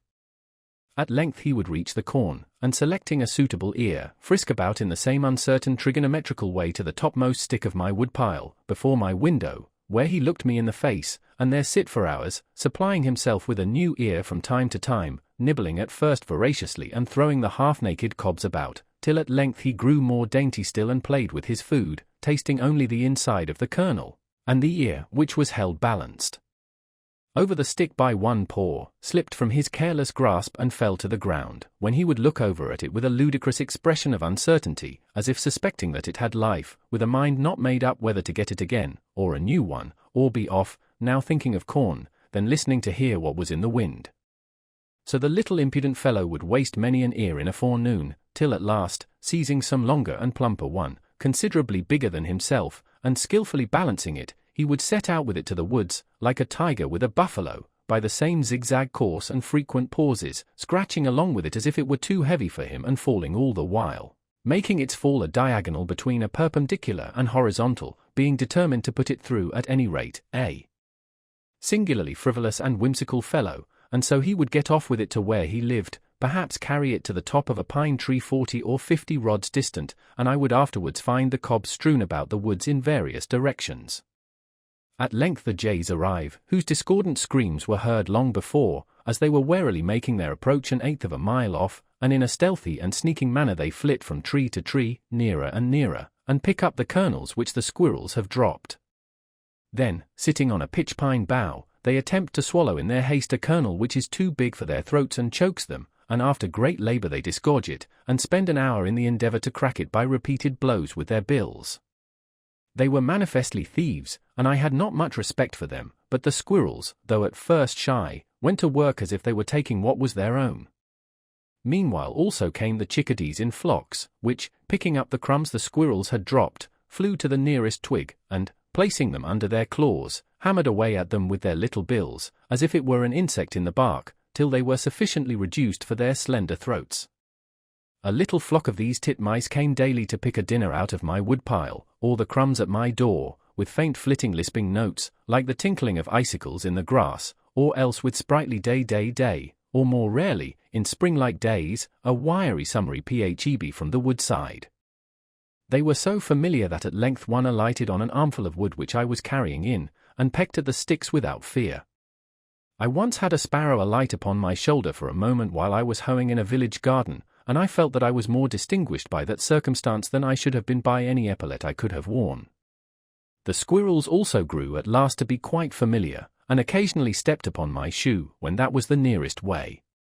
When the ground was not yet quite covered, and again near the end of winter, when the snow was melted on my south hillside and about my woodpile, the partridges came out of the woods morning and evening to feed there. Whichever side you walk in the woods, the partridge bursts away on whirring wings, jarring the snow from the dry leaves and twigs on high, which comes sifting down in the sunbeams like golden dust, for this brave bird is not to be scared by winter. It is frequently covered up by drifts, and, it is said, sometimes plunges from on wing into the soft snow, where it remains concealed for a day or two. I used to start them in the open land also, where they had come out of the woods at sunset to bud the wild apple trees. They will come regularly every evening to particular trees, where the cunning sportsman lies in wait for them, and the distant orchards next the wood suffer thus not a little. I am glad that the partridge gets fed, at any rate. It is nature's own bird which lives on buds and diet drink. In dark winter mornings, or in short winter afternoons, I sometimes heard a pack of hounds threading all the woods with hounding cry and yelp, unable to resist the instinct of the chase, and the note of the hunting horn at intervals, proving that man was in the rear. The woods ring again, and yet no fox bursts forth onto the open level of the pond, nor following pack pursuing their Actaeon. And perhaps at evening I see the hunters returning with a single brush trailing from their sleigh for a trophy, seeking therein. They tell me that if the fox would remain in the bosom of the frozen earth he would be safe, or if he would run in a straight line away no foxhound could overtake him, but, having left his pursuers far behind, he stops to rest and listen till they come up, and when he runs he circles round to his old haunts, where the hunters await him. Sometimes, however, he will run upon a wall many rods, and then leap off far to one side, and he appears to know that water will not retain his scent. A hunter told me that he once saw a fox pursued by hounds burst out onto Walden when the ice was covered with shallow puddles, run part way across, and then return to the same shore. Ere long the hounds arrived, but here they lost the scent. Sometimes a pack hunting by themselves would pass my door, and circle round my house, and yelp and hound without regarding me, as if afflicted by a species of madness, so that nothing could divert them from the pursuit. Thus they circle until they fall upon the recent trail of a fox, for a wise hound will forsake everything else for this. One day a man came to my hut from Lexington to inquire after his hound that made a large track, and had been hunting for a week by himself. But I fear that he was not the wiser for all I told him, for every time I attempted to answer his questions he interrupted me by asking, "What do you do here?" He had lost a dog, but found a man. One old hunter who has a dry tongue, who used to come to bathe in Walden once every year when the water was warmest, and at such times looked in upon me, told me that many years ago he took his gun one afternoon and went out for a cruise in Walden Wood, and as he walked the Wayland Road he heard the cry of hounds approaching, and ere long a fox leaped the wall into the road, and as quick as thought leaped the other wall out of the road, and his swift bullet had not touched him. Some way behind came an old hound and her 3 pups in full pursuit, hunting on their own account, and disappeared again in the woods. Late in the afternoon, as he was resting in the thick wood south of Walden, he heard the voice of the hounds far over toward Fairhaven still pursuing the fox, and on they came, their hounding cry which made all the woods ring sounding nearer and nearer, now from Wellmeadow, now from the Baker farm. For a long time he stood still and listened to their music, so sweet to a hunter's ear, when suddenly the fox appeared, threading the solemn aisles with an easy coursing pace, whose sound was concealed by a sympathetic rustle of the leaves, swift and still, keeping the ground, leaving his pursuers far behind, and, leaping upon a rock amid the woods, he sat erect and listening, with his back to the hunter. For a moment compassion restrained the latter's arm, but that was a short-lived mood, and as quick as thought can follow thought his piece was levelled, and whang, the fox rolling over the rock lay dead on the ground. The hunter still kept his place and listened to the hounds. Still on they came, and now the near woods resounded through all their aisles with their demoniac cry. At length the old hound burst into view with muzzle to the ground, and snapping the air as if possessed, and ran directly to the rock, but spying the dead fox she suddenly ceased her hounding as if struck dumb with amazement, and walked round and round him in silence, and one by one her pups arrived, and, like their mother, were sobered into silence by the mystery. Then the hunter came forward and stood in their midst, and the mystery was solved. They waited in silence while he skinned the fox, then followed the brush a while, and at length turned off into the woods again. That evening a western squire came to the Concord hunter's cottage to inquire for his hounds, and told how for a week they had been hunting on their own account from western woods. The Concord hunter told him what he knew and offered him the skin, but the other declined it and departed. He did not find his hounds that night, but the next day learned that they had crossed the river and put up at a farmhouse for the night, whence, having been well fed, they took their departure early in the morning. The hunter who told me this could remember one Sam Nutting, who used to hunt bears on Fairhaven ledges, and exchange their skins for rum in Concord village, who told him, even, that he had seen a moose there. Nutting had a famous foxhound named Burgoyne, he pronounced it Bugin, which my informant used to borrow. In the Swiss book of an old trader of this town, who was also a captain, town clerk, and representative, I find the following entry. January 18th, 1742-3, John Melvin Cr. by 1 Grey Fox 0, 2, 3, they are not now found here, and in his ledger, February 7th, 1743, Hezekiah Stratton has credit by 1/2 a cat skin 0, 1, for 1/2, of course, a wildcat, for Stratton was a sergeant in the old French war, and would not have got credit for hunting less noble game. Credit is given for deer skins also, and they were daily sold.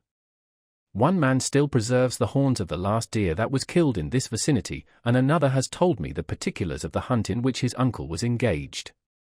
The hunters were formerly a numerous and merry crew here. I remember well one gaunt Nimrod who would catch up a leaf by the roadside and play a strain on it wilder and more melodious, if my memory serves me, than any hunting horn. At midnight, when there was a moon, I sometimes met with hounds in my path prowling about the woods, which would skulk out of my way, as if afraid, and stand silent amid the bushes till I had passed. Squirrels and wild mice disputed for my store of nuts. There were scores of pitch pines around my house, from 1 to 4 inches in diameter, which had been gnawed by mice the previous winter, a Norwegian winter for them, for the snow lay long and deep, and they were obliged to mix a large proportion of pine bark with their other diet. These trees were alive and apparently flourishing at midsummer, and many of them had grown a foot, though completely girdled, but after another winter such were without exception dead. It is remarkable that a single mouse should thus be allowed a whole pine tree for its dinner, gnawing round instead of up and down it, but perhaps it is necessary in order to thin these trees, which are wont to grow up densely. The hares, Lepus americanus, were very familiar. One had her form under my house all winter, separated from me only by the flooring, and she startled me each morning by her hasty departure when I began to stir, thump, thump, thump, striking her head against the floor timbers in her hurry. They used to come round my door at dusk to nibble the potato parings which I had thrown out, and were so nearly the colour of the ground that they could hardly be distinguished when still.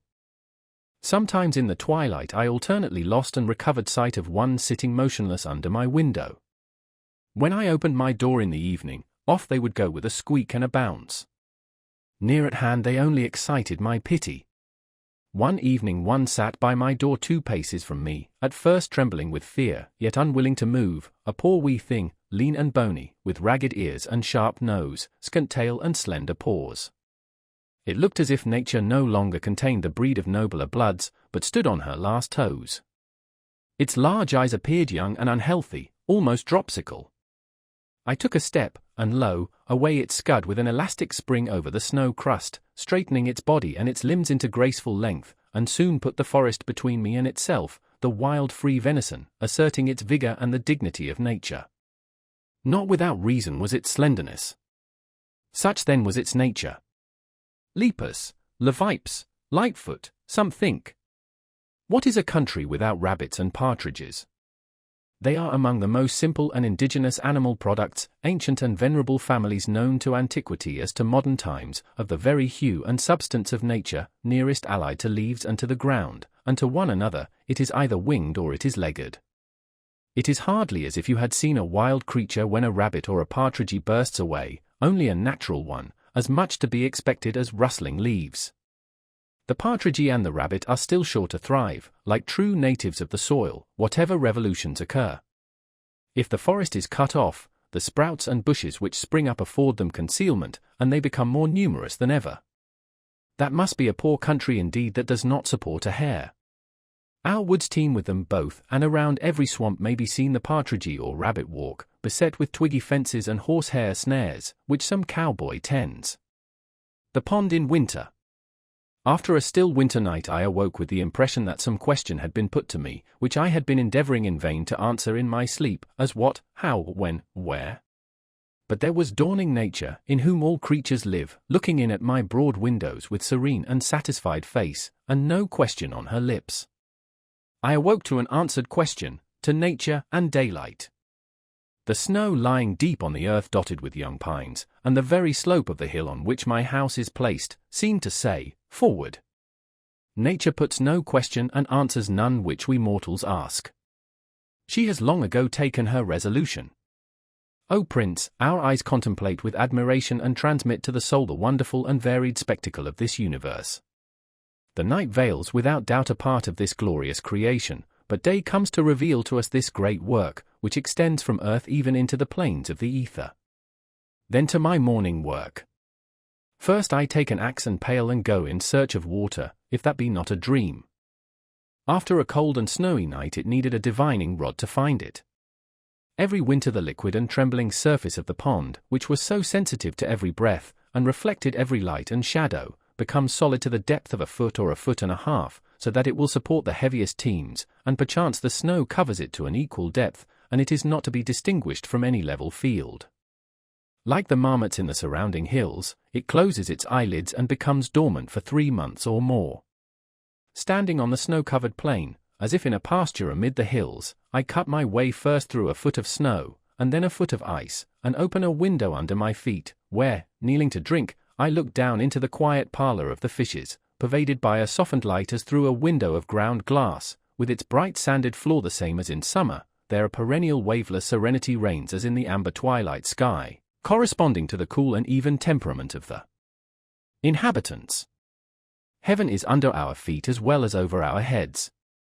Early in the morning, while all things are crisp with frost, men come with fishing reels and slender lunch, and let down their fine lines through the snowy field to take pickerel and perch, wild men, who instinctively follow other fashions and trust other authorities than their townsmen, and by their goings and comings stitch towns together in parts where else they would be ripped. They sit and eat their luncheon in stout fear-noughts on the dry oak leaves on the shore, as wise in natural law as the citizen is in artificial. They never consulted with books, and know and can tell much less than they have done. The things which they practice are said not yet to be known. Here is one fishing for pickerel with grown perch for bait. You look into his pail with wonder as into a summer pond, as if he kept summer locked up at home, or knew where she had retreated. How, pray, did he get these in midwinter? Oh, he got worms out of rotten logs since the ground froze, and so he caught them. His life itself passes deeper in nature than the studies of the naturalist penetrate, himself a subject for the naturalist. The latter raises the moss and bark gently with his knife in search of insects, the former lays open logs to their core with his axe, and moss and bark fly far and wide. He gets his living by barking trees. Such a man has some right to fish, and I love to see nature carried out in him. The perch swallows the grubworm, the pickerel swallows the perch, and the fisherman swallows the pickerel, and so all the chinks in the scale of being are filled. When I strolled around the pond in misty weather I was sometimes amused by the primitive mode which some ruder fisherman had adopted. He would perhaps have placed alder branches over the narrow holes in the ice, which were 4 or 5 rods apart and an equal distance from the shore, and having fastened the end of the line to a stick to prevent its being pulled through, have passed the slack line over a twig of the alder, a foot or more above the ice, and tied a dry oak leaf to it, which, being pulled down, would show when he had a bite. These alders loomed through the mist at regular intervals as you walked halfway round the pond. Ah, the pickerel of Walden! When I see them lying on the ice, or in the well which the fisherman cuts in the ice, making a little hole to admit the water, I am always surprised by their rare beauty, as if they were fabulous fishes. They are so foreign to the streets, even to the woods, foreign as Arabia to our Concord life. They possess a quite dazzling and transcendent beauty which separates them by a wide interval from the cadaverous cod and haddock whose fame is trumpeted in our streets. They are not green like the pines, nor grey like the stones, nor blue like the sky, but they have, to my eyes, if possible, yet rarer colours, like flowers and precious stones, as if they were the pearls, the animalized nuclei or crystals of the Walden water. They, of course, are Walden all over and all through, are themselves small Waldens in the animal kingdom, Walden says. It is surprising that they are caught here, that in this deep and capacious spring, far beneath the rattling teams and chaises and tinkling sleighs that travel the Walden road, this great gold and emerald fish swims. I never chanced to see its kind in any market. It would be the cynosure of all eyes there. Easily, with a few convulsive quirks, they give up their watery ghosts, like a mortal translated before his time to the thin air of heaven. Walden_pond_map. As I was desirous to recover the long-lost bottom of Walden Pond, I surveyed it carefully, before the ice broke up, early in '46, with compass and chain and sounding line. There have been many stories told about the bottom, or rather no bottom, of this pond, which certainly had no foundation for themselves. It is remarkable how long men will believe in the bottomlessness of a pond without taking the trouble to sound it. I have visited 2 such bottomless ponds in one walk in this neighborhood. Many have believed that Walden reached quite through to the other side of the globe. Some who have lain flat on the ice for a long time, looking down through the elusive medium, perchance with watery eyes into the bargain, and driven to hasty conclusions by the fear of catching cold in their breasts, have seen vast holes into which a load of hay might be driven, if there were any body to drive it, the undoubted source of the STYX and entrance to the infernal regions from these parts. Others have gone down from the village with a 56 and a wagon load of inch rope, but yet have failed to find any bottom, for while the 56 was resting by the way, they were paying out the rope in the vain attempt to fathom their truly immeasurable capacity for marvelousness. But I can assure my readers that Walden has a reasonably tight bottom at a not unreasonable, though at an unusual, depth.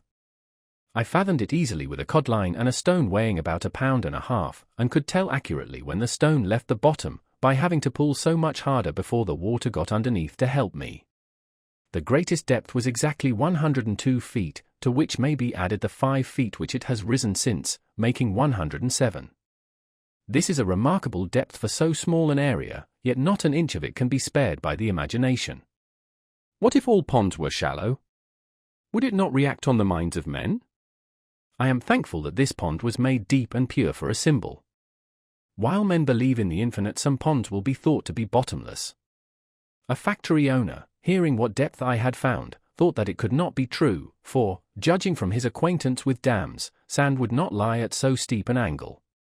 But the deepest ponds are not so deep in proportion to their area as most suppose, and, if drained, would not leave very remarkable valleys.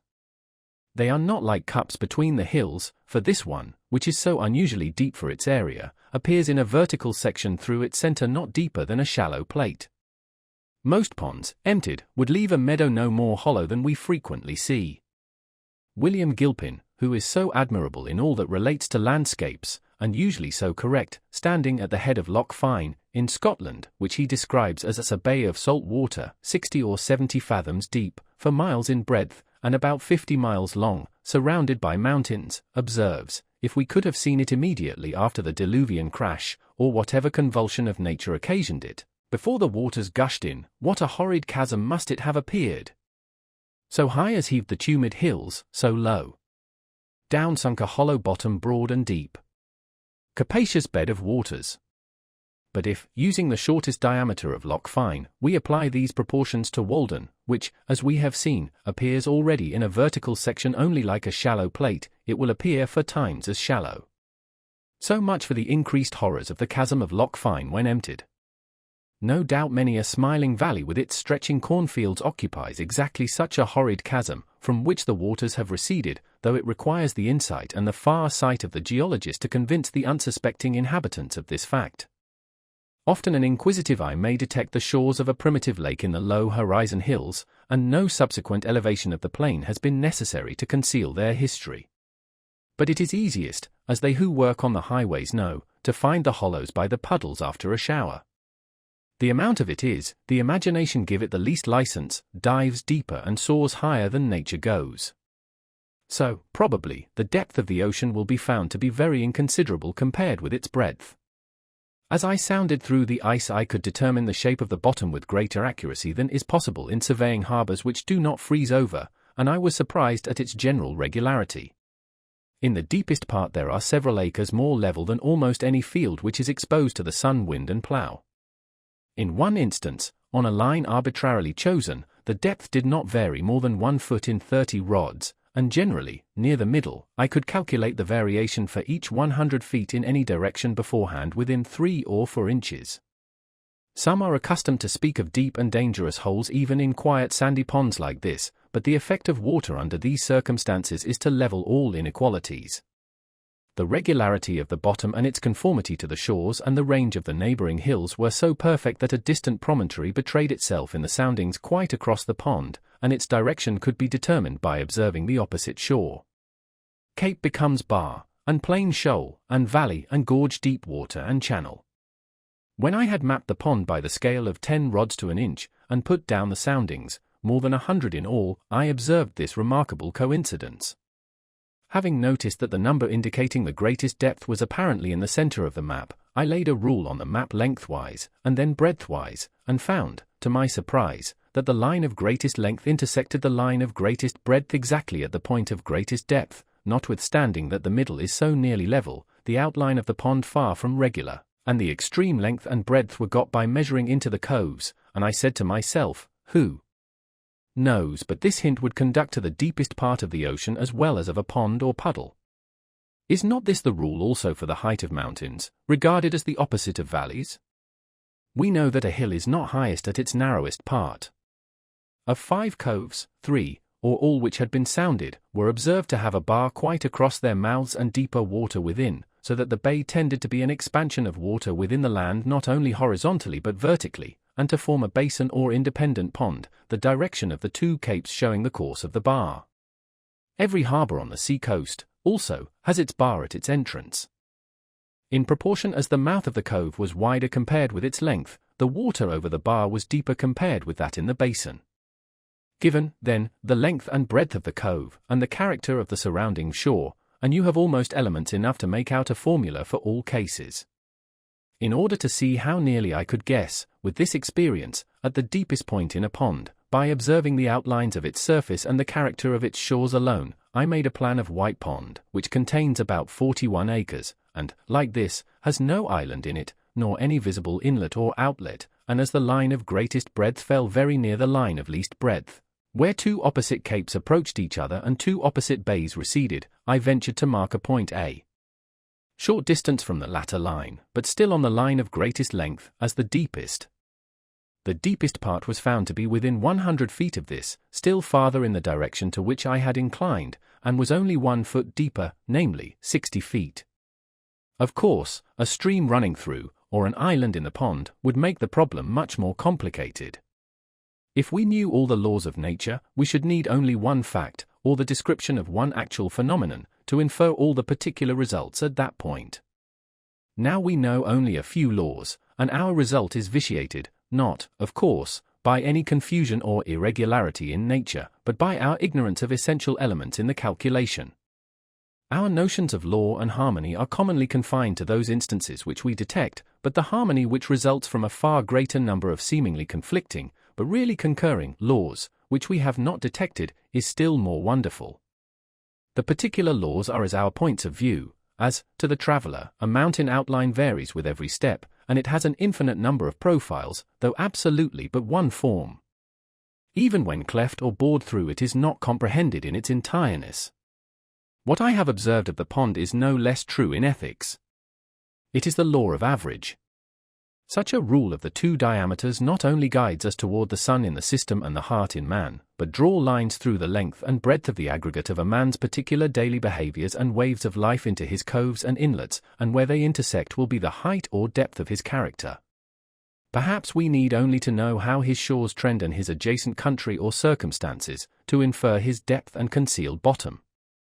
If he is surrounded by mountainous circumstances, an Achillean shore, whose peaks overshadow and are reflected in his bosom, they suggest a corresponding depth in him.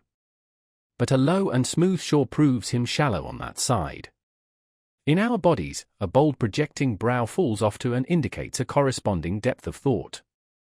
Also there is a bar across the entrance of our every cove, or particular inclination, each is our harbour for a season, in which we are detained and partially landlocked. These inclinations are not whimsical usually, but their form, size, and direction are determined by the promontories of the shore, the ancient axis of elevation. When this bar is gradually increased by storms, tides, or currents, or there is a subsidence of the waters, so that it reaches to the surface, that which was at first but an inclination in the shore in which a thought was harbored becomes an individual lake, cut off from the ocean, wherein the thought secures its own conditions, changes, perhaps, from salt to fresh, becomes a sweet sea, dead sea, or a marsh. At the advent of each individual into this life, may we not suppose that such a bar has risen to the surface somewhere? It is true, we are such poor navigators that our thoughts, for the most part, stand off and on upon a harbourless coast, are conversant only with the bights of the bays of poesy, or steer for the public ports of entry, and go into the dry docks of science, where they merely refit for this world, and no natural currents concur to individualize them. As for the inlet or outlet of Walden, I have not discovered any but rain and snow and evaporation, though perhaps, with a thermometer and a line, such places may be found, for where the water flows into the pond it will probably be coldest in summer and warmest in winter. When the icemen were at work here in 46-7, the cakes sent to the shore were one day rejected by those who were stacking them up there, not being thick enough to lie side by side with the rest, and the cutters thus discovered that the ice over a small space was 2 or 3 inches thinner than elsewhere, which made them think that there was an inlet there. They also showed me in another place what they thought was a leach hole, through which the pond leaked out under a hill into a neighbouring meadow, pushing me out on a cake of ice to see it. It was a small cavity under 10 feet of water, but I think that I can warrant the pond not to need soldering till they find a worse leak than that. One has suggested that if such a leach hole should be found, its connection with the meadow, if any existed, might be proved by conveying some coloured powder or sawdust to the mouth of the hole, and then putting a strainer over the spring in the meadow, which would catch some of the particles carried through by the current. While I was surveying, the ice, which was 16 inches thick, undulated under a slight wind like water. It is well known that a level cannot be used on ice. At 1 rod from the shore its greatest fluctuation, when observed by means of a level on land directed toward a graduated staff on the ice, was 3/4 of an inch, though the ice appeared firmly attached to the shore. It was probably greater in the middle. Who knows, but if our instruments were delicate enough we might detect an undulation in the crust of the earth.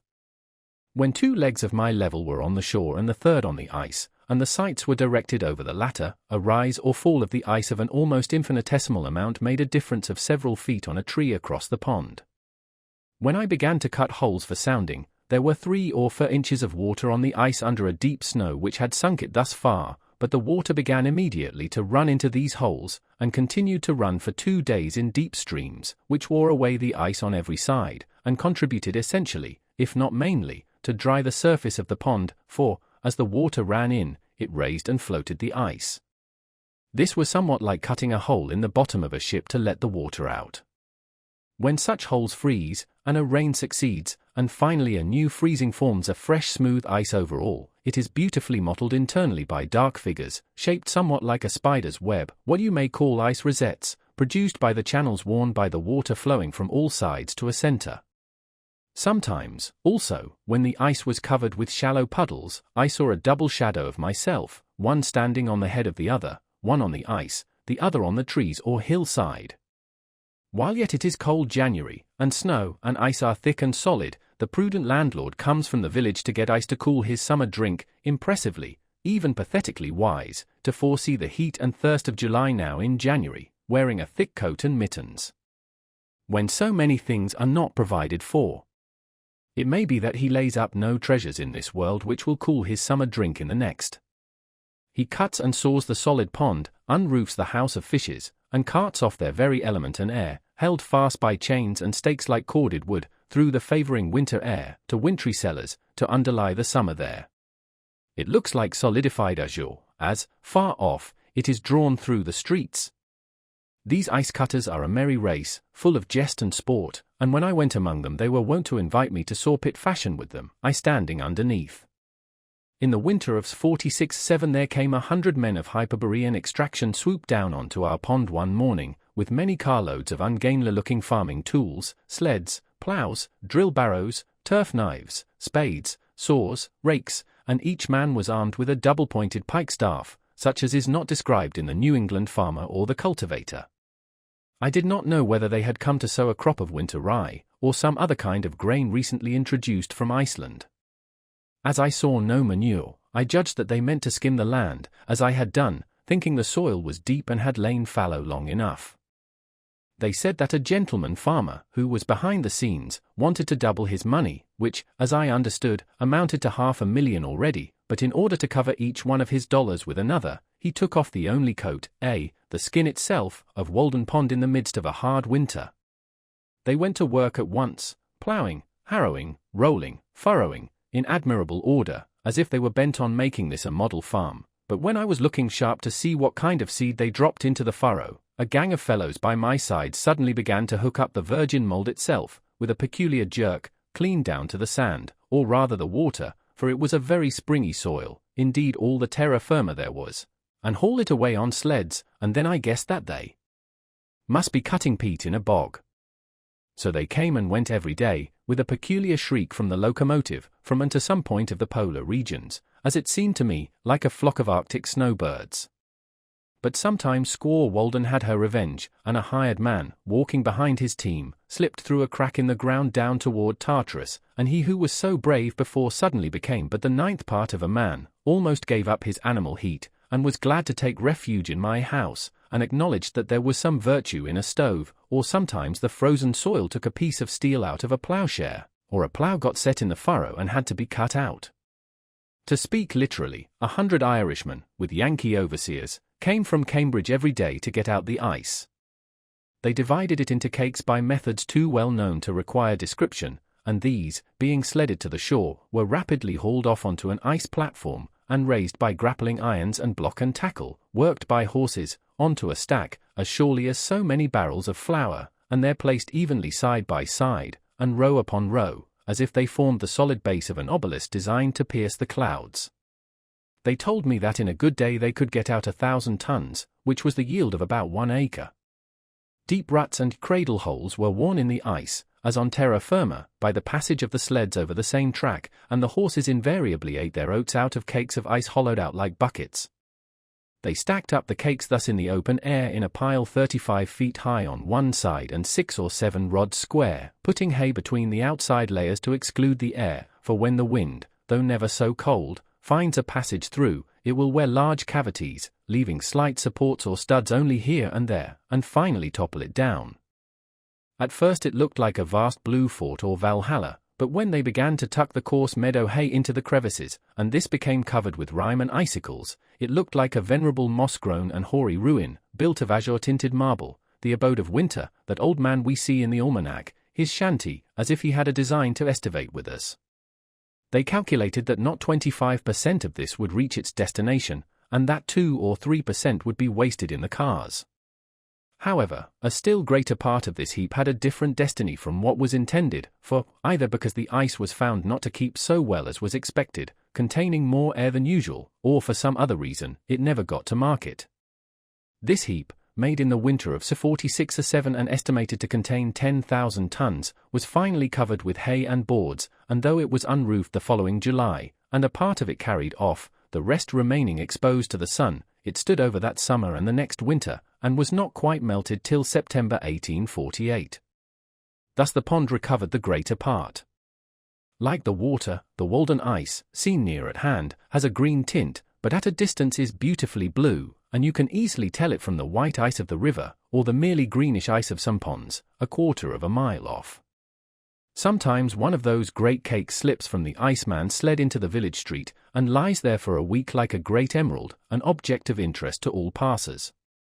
I have noticed that a portion of Walden which in the state of water was green will often, when frozen, appear from the same point of view blue. So the hollows about this pond will, sometimes, in the winter, be filled with a greenish water somewhat like its own, but the next day will have frozen blue. Perhaps the blue color of water and ice is due to the light and air they contain, and the most transparent is the bluest. Ice is an interesting subject for contemplation. They told me that they had some in the ice houses at Fresh Pond 5 years old which was as good as ever. Why is it that a bucket of water soon becomes putrid, but frozen remains sweet forever? It is commonly said that this is the difference between the affections and the intellect. Thus for 16 days I saw from my window 100 men at work like busy husbandmen, with teams and horses and apparently all the implements of farming, such a picture as we see on the first page of the almanac, and as often as I looked out I was reminded of the fable of the lark and the reapers, or the parable of the sower, and the like, and now they are all gone, and in 30 days more, probably, I shall look from the same window on the pure sea-green Walden water there, reflecting the clouds and the trees, and sending up its evaporations in solitude, and no traces will appear that a man has ever stood there. Perhaps I shall hear a solitary loon laugh as he dives and plumes himself, or shall see a lonely fisher in his boat, like a floating leaf, beholding his form reflected in the waves, where lately 100 men securely labored. Thus it appears that the sweltering inhabitants of Charleston and New Orleans, of Madras and Bombay and Calcutta, drink at my well. In the morning I bathe my intellect in the stupendous and cosmogonal philosophy of the Bhagavad Gita, since whose composition years of the gods have elapsed, and in comparison with which our modern world and its literature seem puny and trivial, and I doubt if that philosophy is not to be referred to a previous state of existence, so remote is its sublimity from our conceptions. I lay down the book and go to my well for water, and lo! There I meet the servant of the Brahmin, priest of Brahma and Vishnu and Indra, who still sits in his temple on the Ganges reading the Vedas, or dwells at the root of a tree with his crust and water jug. I meet his servant come to draw water for his master, and our buckets as it were grate together in the same well. The pure Walden water is mingled with the sacred water of the Ganges. With favouring winds it is wafted past the site of the fabulous islands of Atlantis and the Hesperides, makes the Periplus of Hanno, and, floating by Ternate and Tidor and the mouth of the Persian Gulf, melts in the tropic gales of the Indian seas, and is landed in ports of which Alexander only heard the names. Spring. The opening of large tracts by the ice cutters commonly causes a pond to break up earlier, for the water, agitated by the wind, even in cold weather, wears away the surrounding ice. But such was not the effect on Walden that year, for she had soon got a thick new garment to take the place of the old. This pond never breaks up so soon as the others in this neighborhood, on account both of its greater depth and its having no stream passing through it to melt or wear away the ice. I never knew it to open in the course of a winter, not excepting that of 52-3, which gave the pond so severe a trial. It commonly opens about the 1st of April, a week or 10 days later than Flint's Pond and Fairhaven, beginning to melt on the north side and in the shallower parts where it began to freeze. It indicates better than any water hereabouts the absolute progress of the season, being least affected by transient changes of temperature. A severe cold of a few days' duration in March may very much retard the opening of the former ponds, while the temperature of Walden increases almost uninterruptedly. A thermometer thrust into the middle of Walden on the 6th of March, 1847, stood at 32 degrees, or freezing point, near the shore at 33 degrees, in the middle of Flint's Pond, the same day, at 32½ degrees, at a dozen rods from the shore, in shallow water, under ice a foot thick, at 36 degrees. This difference of 3½ degrees between the temperature of the deep water and the shallow in the latter pond, and the fact that a great proportion of it is comparatively shallow, show why it should break up so much sooner than Walden. The ice in the shallowest part was at this time several inches thinner than in the middle. In midwinter the middle had been the warmest and the ice thinnest there. So, also, everyone who has waded about the shores of the pond in summer must have perceived how much warmer the water is close to the shore, where only 3 or 4 inches deep, than a little distance out, and on the surface where it is deep, than near the bottom. In spring the sun not only exerts an influence through the increased temperature of the air and earth, but its heat passes through ice a foot or more thick, and is reflected from the bottom in shallow water, and so also warms the water and melts the underside of the ice, at the same time that it is melting it more directly above, making it uneven, and causing the air bubbles which it contains to extend themselves upward and downward until it is completely honeycombed, and at last disappears. Suddenly in a single spring rain. Ice has its grain as well as wood, and when a cake begins to rot or comb, that is, assume the appearance of honeycomb, whatever may be its position, the air cells are at right angles with what was the water surface. Where there is a rock or a log rising near to the surface the ice over it is much thinner, and is frequently quite dissolved by this reflected heat, and I have been told that in the experiment at Cambridge to freeze water in a shallow wooden pond, though the cold air circulated underneath, and so had access to both sides, the reflection of the sun from the bottom more than counterbalanced this advantage. When a warm rain in the middle of the winter melts off the snow ice from Walden and leaves a hard, dark or transparent ice on the middle, there will be a strip of rotten though thicker white ice, a rod or more wide, about the shores, created by this reflected heat. Also, as I have said, the bubbles themselves within the ice operate as burning glasses to melt the ice beneath. The phenomena of the year take place every day in a pond on a small scale. Every morning, generally speaking, the shallow water is being warmed more rapidly than the deep, though it may not be made so warm after all, and every evening it is being cooled more rapidly until the morning. The day is an epitome of the year. The night is the winter, the morning and evening are the spring and fall, and the noon is the summer. The cracking and booming of the ice indicate a change of temperature. One pleasant morning after a cold night, February 24, 1850, having gone to Flint's Pond to spend the day, I noticed with surprise that when I struck the ice with the head of my axe, it resounded like a gong for many rods around, or as if I had struck on a tight drumhead. The pond began to boom about an hour after sunrise. When it felt the influence of the sun's rays slanted upon it from over the hills, it stretched itself and yawned like a waking man with a gradually increasing tumult, which was kept up 3 or 4 hours. It took a short siesta at noon and boomed once more toward night, as the sun was withdrawing his influence. In the right stage of the weather a pond fires its evening gun with great regularity. But in the middle of the day, being full of cracks, and the air also being less elastic, it had completely lost its resonance, and probably fishes and muskrats could not then have been stunned by a blow on it. The fishermen say that the thundering of the pond scares the fishes and prevents their biting. The pond does not thunder every evening, and I cannot tell surely when to expect its thundering, but though I may perceive no difference in the weather, it does. Who would have suspected so large and cold and thick-skinned a thing to be so sensitive? Yet it has its law to which it thunders obedience when it should as surely as the buds expand in the spring. The earth is all alive and covered with papillae. The largest pond is as sensitive to atmospheric changes as the globule of mercury in its tube. One attraction in coming to the woods to live was that I should have leisure and opportunity to see the spring come in. The ice in the pond at length begins to be honeycombed, and I can set my heel in it as I walk. Fogs and rains and warmer suns are gradually melting the snow, the days have grown sensibly longer, and I see how I shall get through the winter without adding to my woodpile, for large fires are no longer necessary.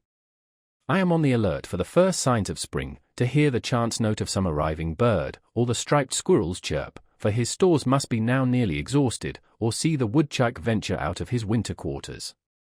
On the 13th of March, after I had heard the bluebird, song sparrow, and redwing, the ice was still nearly a foot thick. As the weather grew warmer it was not sensibly worn away by the water, nor broken up and floated off as in rivers, but though it was completely melted for half a rod in width about the shore, the middle was merely honeycombed and saturated with water, so that you could put your foot through it when 6 inches thick, but by the next day evening, perhaps, after a warm rain followed by fog, it would have wholly disappeared, all gone off with the fog, spirited away.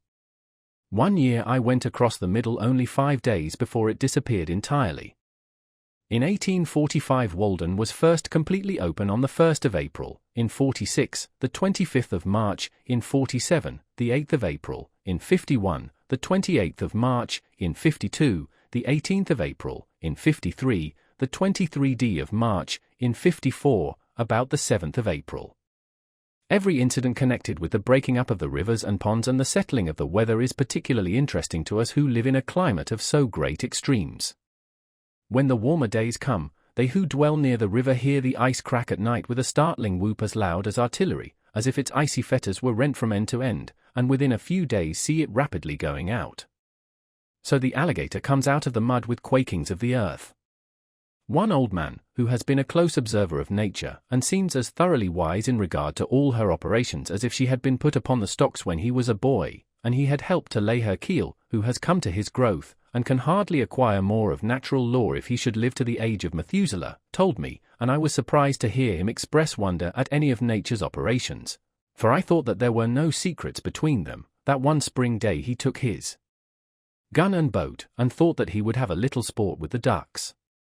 There was ice still on the meadows, but it was all gone out of the river, and he dropped down without obstruction from Sudbury, where he lived, to Fairhaven Pond, which he found, unexpectedly, covered for the most part with a firm field of ice.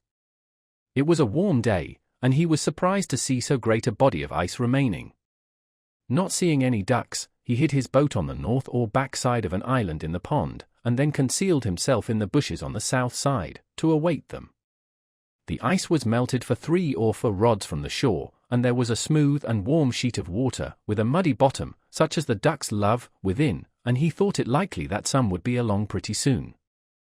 After he had lain still there about an hour, he heard a low and seemingly very distant sound, but singularly grand and impressive, unlike anything he had ever heard, gradually swelling and increasing as if it would have a universal and memorable ending, a sullen rush and roar, which seemed to him all at once like the sound of a vast body of fowl coming in to settle there, and, seizing his gun, he started up in haste and excited, but he found, to his surprise, that the whole body of the ice had started while he lay there, and drifted into the shore, and the sound he had heard was made by its edge grating on the shore, at first gently nibbled and crumbled off, but at length heaving up and scattering its wrecks along the island to a considerable height before it came to a standstill. At length the sun's rays have attained the right angle, and warm winds blow up mist and rain and melt the snow banks, and the sun dispersing the mist smiles on a checkered landscape of russet and white smoking with incense, through which the traveller picks his way from islet to islet, cheered by the music of 1,000 tinkling rills and rivulets whose veins are filled with the blood of winter which they are bearing off. Few phenomena gave me more delight than to observe the forms which thawing sand and clay assume in flowing down the sides of a deep cut on the railroad through which I passed on my way to the village, a phenomenon not very common on so large a scale, though the number of freshly exposed banks of the right material must have been greatly multiplied since railroads were invented. The material was sand of every degree of fineness and of various rich colors, commonly mixed with a little clay. When the frost comes out in the spring, and even in a thawing day in the winter, the sand begins to flow down the slopes like lava, sometimes bursting out through the snow and overflowing it where no sand was to be seen before. Innumerable little streams overlap and interlace one with another, exhibiting a sort of hybrid product, which obeys halfway the law of currents, and halfway that of vegetation. As it flows it takes the forms of sappy leaves or vines, making heaps of pulpy sprays a foot or more in depth, and resembling, as you look down on them, the laciniated, lobed, and imbricated thalluses of some lichens, or you are reminded of coral, of leopard's paws or bird's feet, of brains, or lungs or bowels, and excrements of all kinds. It is a truly grotesque vegetation, whose forms and colour we see imitated in bronze, a sort of architectural foliage more ancient and typical than acanthus, chicory, ivy, vine, or any vegetable leaves, destined perhaps, under some circumstances, to become a puzzle to future geologists. The whole cut impressed me as if it were a cave with its stalactites laid open to the light. The various shades of the sand are singularly rich and agreeable, embracing the different iron colours, brown, grey, yellowish, and reddish. When the flowing mass reaches the drain at the foot of the bank it spreads out flatter into strands, the separate streams losing their semicylindrical form and gradually becoming more flat and broad, running together as they are more moist, till they form an almost flat sand, still variously and beautifully shaded, but in which you can trace the original forms of vegetation, till at length, in the water itself, they are converted into banks, like those formed off the mouths of rivers, and the forms of vegetation are lost in the ripple marks on the bottom. The whole bank, which is from 20 to 40 feet high, is sometimes overlaid with a mass of this kind of foliage, or sandy rupture, for a quarter of a mile on one or both sides, the produce of one spring day. What makes this sand foliage remarkable is its springing into existence thus suddenly. When I see on the one side the inert bank, for the sun acts on one side first, and on the other this luxuriant foliage, the creation of an hour, I am affected as if in a peculiar sense I stood in the laboratory of the artist who made the world and me, had come to where he was still at work, sporting on this bank, and with excessive energy strewing his fresh designs about. I feel as if I were nearer to the vitals of the globe, for this sandy overflow is something such a foliaceous mass as the vitals of the animal body. You find thus in the very sands an anticipation of the vegetable leaf. No wonder that the earth expresses itself outwardly in leaves, it so labours with the idea inwardly. The atoms have already learned this law, and are pregnant by it. The overhanging leaf sees here its prototype. Internally, whether in the globe or animal body, it is a moist thick lobe, a word especially applicable to the liver and lungs and the leaves of fat, labour, lapsus, to flow or slip downward, a lapsing, globus, lobe, globe, also lap, flap, and many other words, externally a dry thin leaf, even as the F and V are a pressed and dried B. The radicals of lobe are pound, the soft mass of the B, single-lobed, or B, double-lobed, with the liquid L behind it pressing it forward. In globe, GLB, the guttural G adds to the meaning the capacity of the throat. The feathers and wings of birds are still drier and thinner leaves. Thus, also, you pass from the lumpish grub in the earth to the airy and fluttering butterfly. The very globe continually transcends and translates itself, and becomes winged in its orbit. Even ice begins with delicate crystal leaves, as if it had flowed into molds which the fronds of water plants have impressed on the watery mirror. The whole tree itself is but one leaf, and rivers are still vaster leaves whose pulp is intervening earth, and towns and cities are the ova of insects in their axils. When the sun withdraws, the sand ceases to flow, but in the morning the streams will start once more and branch again into a myriad of others. You see perchance how blood vessels are formed. If you look closely, you observe that first there pushes forward from the thawing mass a stream of softened sand with a drop-like point, like the ball of the finger, feeling its way slowly and blindly downward, until at last, with more heat and moisture, as the sun gets higher, the most fluid portion, in its effort to obey the law to which the most inert also yields, separates from the latter and forms for itself a meandering channel or artery within that, in which is seen a little silvery stream, glancing like lightning from one stage of pulpy leaves or branches to another, and ever and anon swallowed up in the sand. It is wonderful how rapidly yet perfectly the sand organizes itself as it flows, using the best material its mass affords to form the sharp edges of its channel. Such are the sources of rivers. In the siliceous matter which the water deposits is perhaps the bony system, and in the still finer soil and organic matter the fleshy fiber or cellular tissue. What is man but a mass of thawing clay? The ball of the human finger is but a drop congealed. The fingers and toes flow to their extent from the thawing mass of the body. Who knows what the human body would expand and flow out to under a more genial heaven? Is not the hand a spreading palm leaf with its lobes and veins? The ear may be regarded, fancifully, as a lichen, umbilicaria, on the side of the head, with its lobe or drop. The lip, labium, from labor. Laps or lapses from the sides of the cavernous mouth.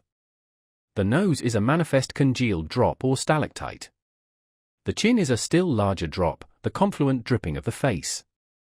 The cheeks are a slide from the brows into the valley of the face, opposed and diffused by the cheekbones. Each rounded lobe of the vegetable leaf, too, is a thick and now loitering drop, larger or smaller. The lobes are the fingers of the leaf, and as many lobes as it has, in so many directions it tends to flow, and more heat or other genial influences would have caused it to flow yet farther. Thus it seemed that this one hillside illustrated the principle of all the operations of nature. The maker of this earth but patented a leaf. What Champollion will decipher this hieroglyphic for us, that we may turn over a new leaf at last? This phenomenon is more exhilarating to me than the luxuriance and fertility of vineyards. True, it is somewhat excrementitious in its character, and there is no end to the heaps of liver, lights and bowels, as if the globe were turned wrong side outward, but this suggests at least that nature has some bowels, and there again is mother of humanity. This is the frost coming out of the ground, this is spring. It precedes the green and flowery spring, as mythology precedes regular poetry. I know of nothing more purgative of winter fumes and indigestions. It convinces me that earth is still in her swaddling clothes, and stretches forth baby fingers on every side. Fresh curls spring from the baldest brow. There is nothing inorganic. These foliaceous heaps lie along the bank like the slag of a furnace, showing that nature is in full blast within. The earth is not a mere fragment of dead history, stratum upon stratum like the leaves of a book, to be studied by geologists and antiquaries chiefly, but living poetry like the leaves of a tree, which precede flowers and fruit, not a fossil earth, but a living earth, compared with whose great central life all animal and vegetable life is merely parasitic. Its throes will heave our exuvi from their graves. You may melt your metals and cast them into the most beautiful molds you can, they will never excite me like the forms which this molten earth flows out into. And not only it, but the institutions upon it, are plastic like clay in the hands of the potter. Ere long, not only on these banks, but on every hill and plain and in every hollow, the frost comes out of the ground like a dormant quadruped from its burrow, and seeks the sea with music, or migrates to other climes in clouds. Thor with his gentle persuasion is more powerful than Thor with his hammer. The one melts, the other but breaks in pieces. When the ground was partially bare of snow, and a few warm days had dried its surface somewhat, it was pleasant to compare the first tender signs of the infant year just peeping forth with the stately beauty of the withered vegetation which had withstood the winter, life everlasting, goldenrods, pinweeds, and graceful wild grasses, more obvious and interesting frequently than in summer even, as if their beauty was not ripe till then, even cotton grass, cattails, mullins, johnswort, hardhack, meadowsweet, and other strong-stemmed plants, those unexhausted granaries which entertain the earliest birds, decent weeds, at least, which widowed nature wears. I am particularly attracted by the arching and sheaf-like top of the wool grass. It brings back the summer to our winter memories, and is among the forms which art loves to copy, and which, in the vegetable kingdom, have the same relation to types already in the mind of man that astronomy has. It is an antique style older than Greek or Egyptian. Many of the phenomena of winter are suggestive of an inexpressible tenderness and fragile delicacy. We are accustomed to hear this king described as a rude and boisterous tyrant, but with the gentleness of a lover he adorns the tresses of summer. At the approach of spring the red squirrels got under my house, 2 at a time, directly under my feet as I sat reading or writing, and kept up the queerest chuckling and chirruping and vocal pirouetting and gurgling sounds that ever were heard, and when I stamped they only chirruped the louder, as if past all fear and respect in their mad pranks, defying humanity to stop them. "No you don't, chicory, chicory." They were wholly deaf to my arguments, or failed to perceive their force, and fell into a strain of invective that was irresistible. The first sparrow of spring. The year beginning with younger hope than ever? The faint silvery warblings heard over the partially bare and moist fields from the bluebird, the song sparrow, and the redwing, as if the last flakes of winter tinkled as they fell. What at such a time are histories, chronologies, traditions, and all written revelations? The brooks sing carols and glees to the spring. The marsh hawk sailing low over the meadow is already seeking the first slimy life that awakes. The sinking sound of melting snow is heard in all dells, and the ice dissolves apace in the ponds.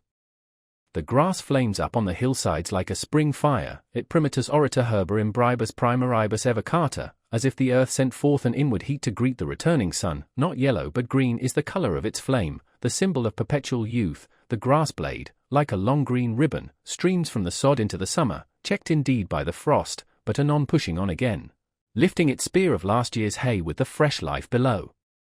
It grows as steadily as the rill oozes out of the ground. It is almost identical with that, for in the growing days of June, when the rills are dry, the grass blades are their channels, and from year to year the herds drink at this perennial green stream, and the mower draws from it betimes their winter supply.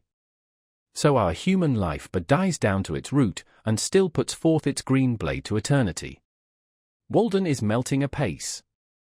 There is a canal 2 rods wide along the northerly and westerly sides, and wider still at the east end. A great field of ice has cracked off from the main body.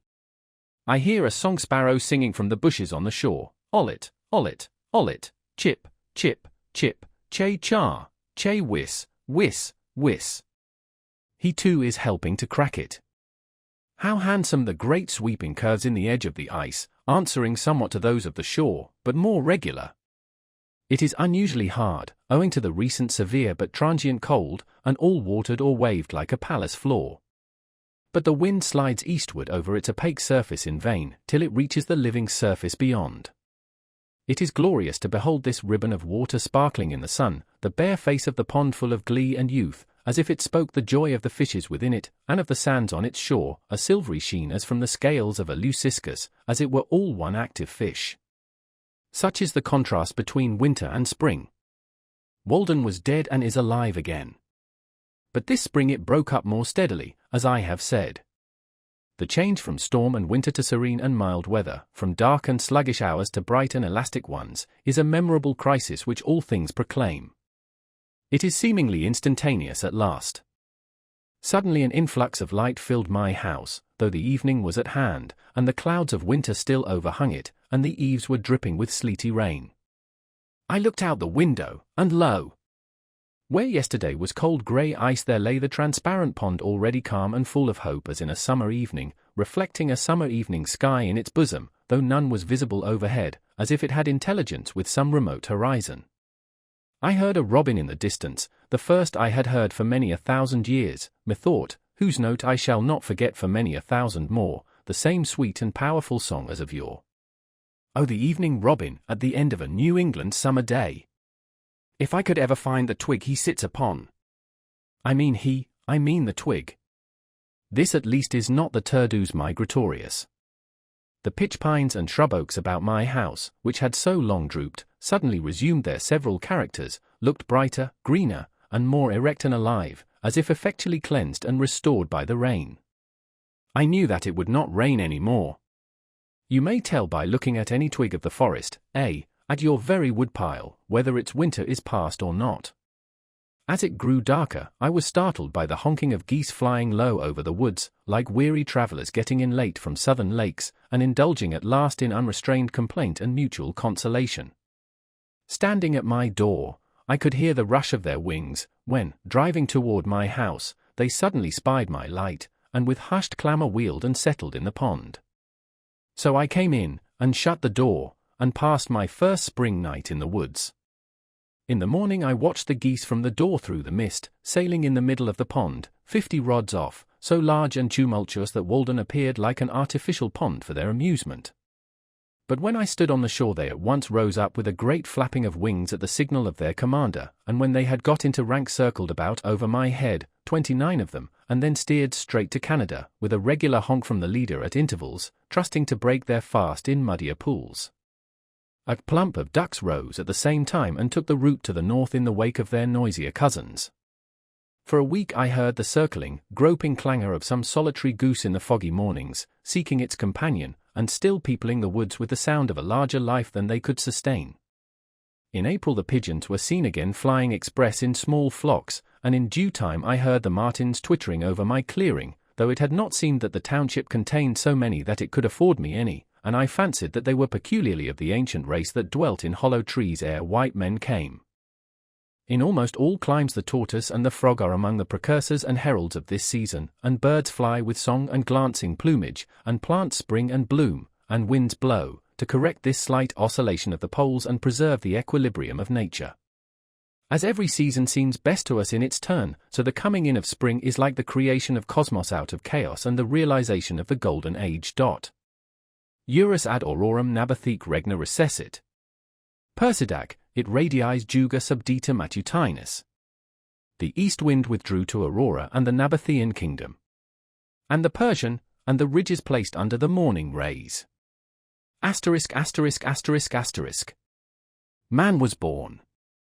Whether that artificer of things, the origin of a better world, made him from the divine seed, or the earth, being recent and lately sundered from the high ether, retained some seeds of cognate heaven.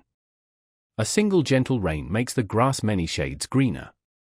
So our prospects brighten on the influx of better thoughts. We should be blessed if we lived in the present always, and took advantage of every accident that befell us, like the grass which confesses the influence of the slightest dew that falls on it, and did not spend our time in atoning for the neglect of past opportunities, which we call doing our duty. We loiter in winter while it is already spring. In a pleasant spring morning all men's sins are forgiven. Such a day is a truce to vice. While such a sun holds out to burn, the vilest sinner may return. Through our own recovered innocence we discern the innocence of our neighbors.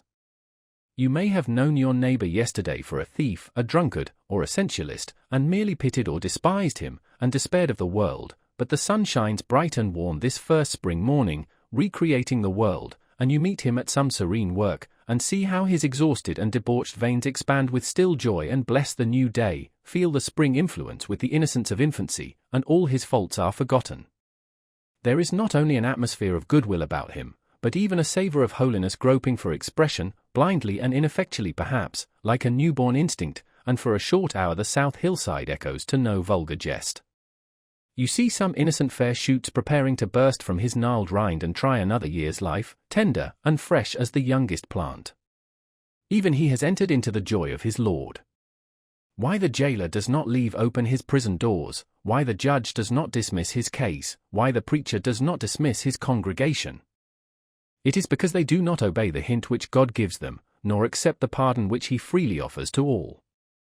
A return to goodness produced each day in the tranquil and beneficent breath of the morning causes that in respect to the love of virtue and the hatred of vice, one approaches a little the primitive nature of man, as the sprouts of the forest which has been felled.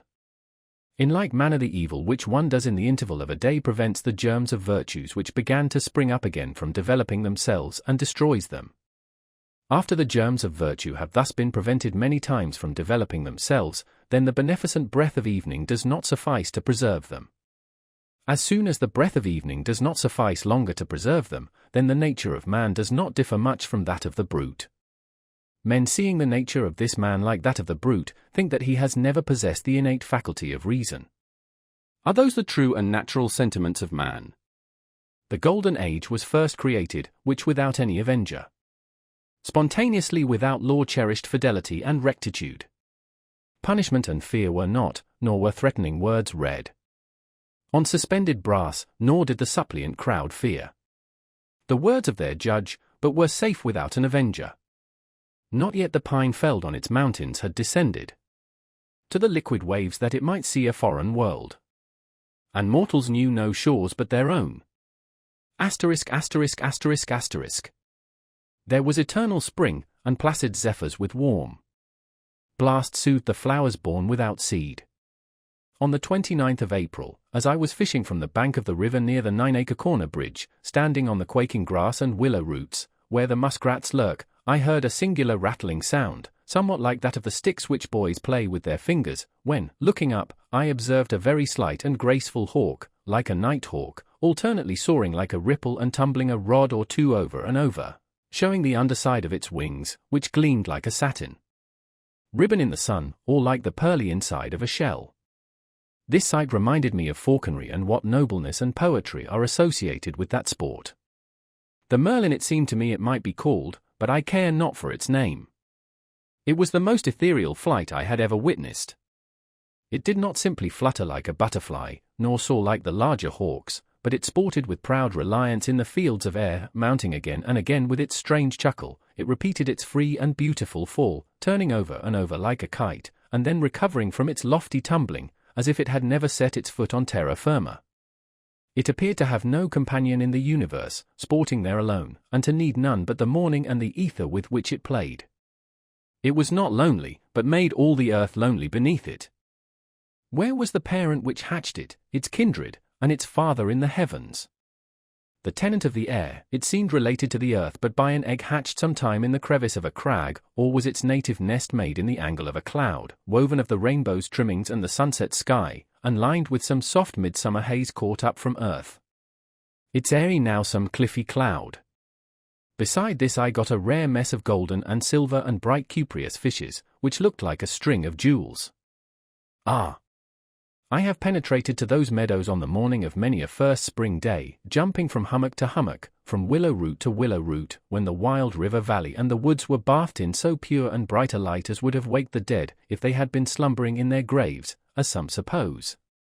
There needs no stronger proof of immortality. All things must live in such a light.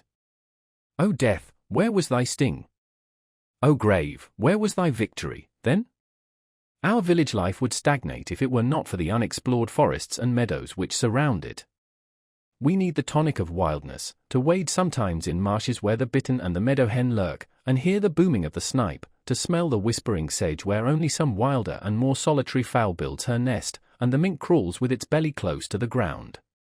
At the same time that we are earnest to explore and learn all things, we require that all things be mysterious and unexplorable, that land and sea be infinitely wild, unsurveyed and unfathomed by us because unfathomable. We can never have enough of nature. We must be refreshed by the sight of inexhaustible vigor, vast and titanic features, the sea-coast with its wrecks, the wilderness with its living and its decaying trees, the thunder cloud, and the rain which lasts 3 weeks and produces freshets. We need to witness our own limits transgressed, and some life pasturing freely where we never wander. We are cheered when we observe the vulture feeding on the carrion which disgusts and disheartens us and deriving health and strength from the repast. There was a dead horse in the hollow by the path to my house, which compelled me sometimes to go out of my way, especially in the night when the air was heavy, but the assurance it gave me of the strong appetite and inviolable health of nature was my compensation for this. I love to see that nature is so rife with life that myriads can be afforded to be sacrificed and suffered to prey on one another, that tender organizations can be so serenely squashed out of existence like pulp, tadpoles which herons gobble up, and tortoises and toads run over in the road, and that sometimes it has rained flesh and blood.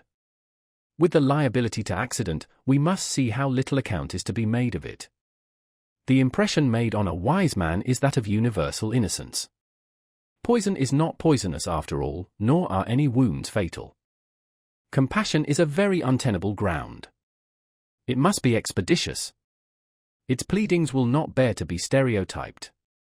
Early in May, the oaks, hickories, maples, and other trees, just putting out amidst the pine woods around the pond, imparted a brightness like sunshine to the landscape, especially in cloudy days, as if the sun were breaking through mists and shining faintly on the hillsides here and there.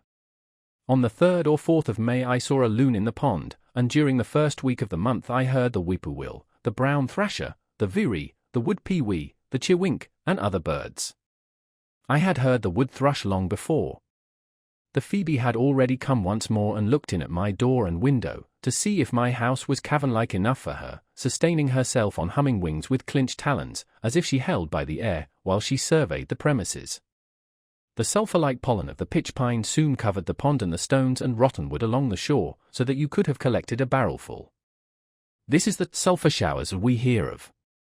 Even in Calada's drama of Sakuntala, we read of rills dyed yellow with the golden dust of the lotus. And so the seasons went rolling on into summer, as one rambles into higher and higher grass. Thus was my first year's life in the woods completed, and the second year was similar to it. I finally left Walden September 6, 1847. Conclusion. To the sick the doctors wisely recommend a change of air and scenery. Thank heaven, here is not all the world. The buckeye does not grow in New England, and the mockingbird is rarely heard here.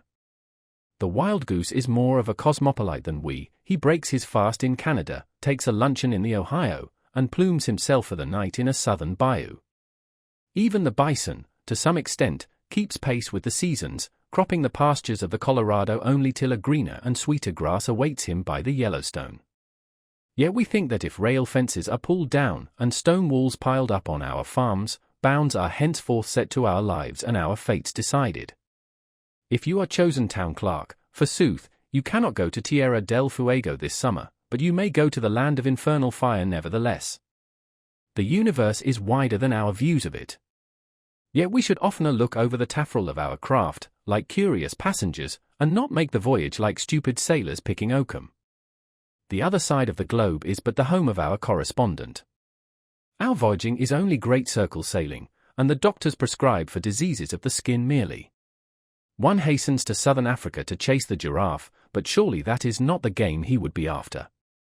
How long, pray, would a man hunt giraffes if he could? Snipes and woodcocks also may afford rare sport, but I trust it would be nobler game to shoot oneself. Direct your eye right inward, and you'll find 1,000 regions in your mind, yet undiscovered. Travel them, and be expert in home cosmography. What does Africa, what does the West stand for? Is not our own interior white on the chart? Black though it may prove, like the coast, when discovered. Is it the source of the Nile, or the Niger, or the Mississippi, or a northwest passage around this continent, that we would find? Are these the problems which most concern mankind? Is Franklin the only man who is lost, that his wife should be so earnest to find him? Does Mr. Grinnell know where he himself is?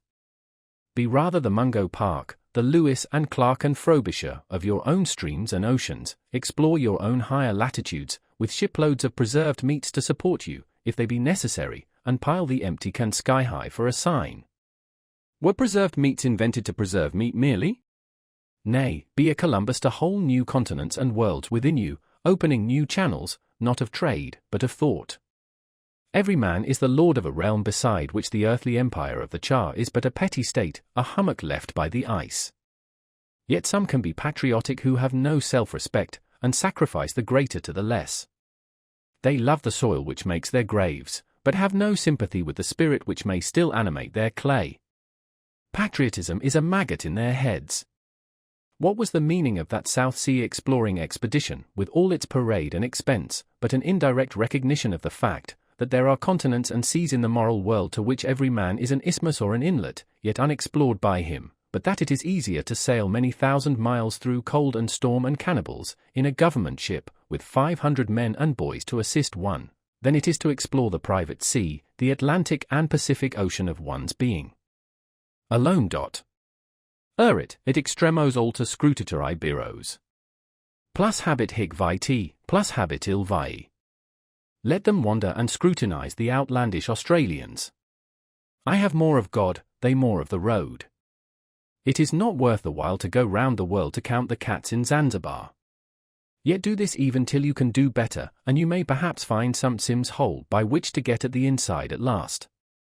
England and France, Spain and Portugal, Gold Coast and Slave Coast, all front on this private sea, but no bark from them has ventured out of sight of land, though it is without doubt the direct way to India.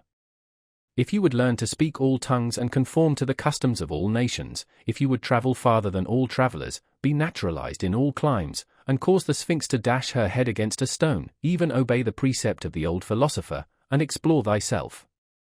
Herein are demanded the eye and the nerve. Only the defeated and deserters go to the wars, cowards that run away and enlist. Start now on that farthest western way, which does not pause at the Mississippi or the Pacific, nor conduct toward a worn-out China or Japan, but leads on direct a tangent to this sphere, summer and winter, day and night, sun down, moon down, and at last earth down too. It is said that Mirabeau took to highway robbery to ascertain what degree of resolution was necessary in order to place oneself in formal opposition to the most sacred laws of society. He declared that a soldier who fights in the ranks does not require half so much courage as a footpad, that honor and religion have never stood in the way of a well-considered and a firm resolve. This was manly, as the world goes, and yet it was idle, if not desperate. A saner man would have found himself often enough in formal opposition to what are deemed the most sacred laws of society, through obedience to yet more sacred laws, and so have tested his resolution without going out of his way. It is not for a man to put himself in such an attitude to society, but to maintain himself in whatever attitude he find himself through obedience to the laws of his being, which will never be one of opposition to a just government, if he should chance to meet with such. I left the woods for as good a reason as I went there. Perhaps it seemed to me that I had several more lives to live, and could not spare any more time for that one. It is remarkable how easily and insensibly we fall into a particular route, and make a beaten track for ourselves. I had not lived there a week before my feet wore a path from my door to the pond side, and though it is 5 or 6 years since I trod it, it is still quite distinct. It is true, I fear that others may have fallen into it, and so help to keep it open. The surface of the earth is soft and impressible by the feet of men, and so with the paths which the mind travels. How worn and dusty, then, must be the highways of the world, how deep the ruts of tradition and conformity. I did not wish to take a cabin passage, but rather to go before the mast and on the deck of the world, for there I could best see the moonlight amid the mountains. I do not wish to go below now. I learned this, at least, by my experiment, that if one advances confidently in the direction of his dreams, and endeavors to live the life which he has imagined, he will meet with a success unexpected in common hours. He will put some things behind, will pass an invisible boundary, new, universal, and more liberal laws will begin to establish themselves around and within him, or the old laws be expanded, and interpreted in his favor in a more liberal sense, and he will live with the license of a higher order of beings. In proportion as he simplifies his life, the laws of the universe will appear less complex, and solitude will not be solitude, nor poverty poverty, nor weakness weakness. If you have built castles in the air, your work need not be lost, that is where they should be. Now put the foundations under them.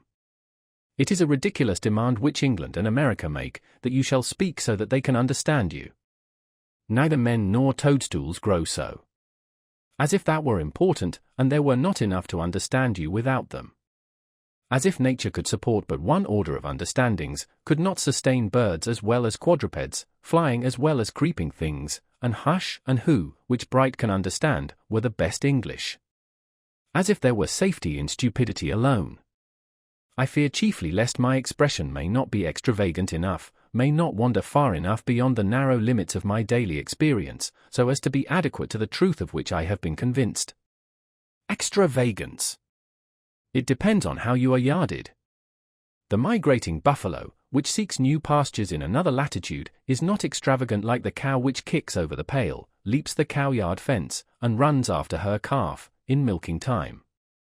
I desire to speak somewhere without bounds, like a man in a waking moment, to men in their waking moments, for I am convinced that I cannot exaggerate enough even to lay the foundation of a true expression.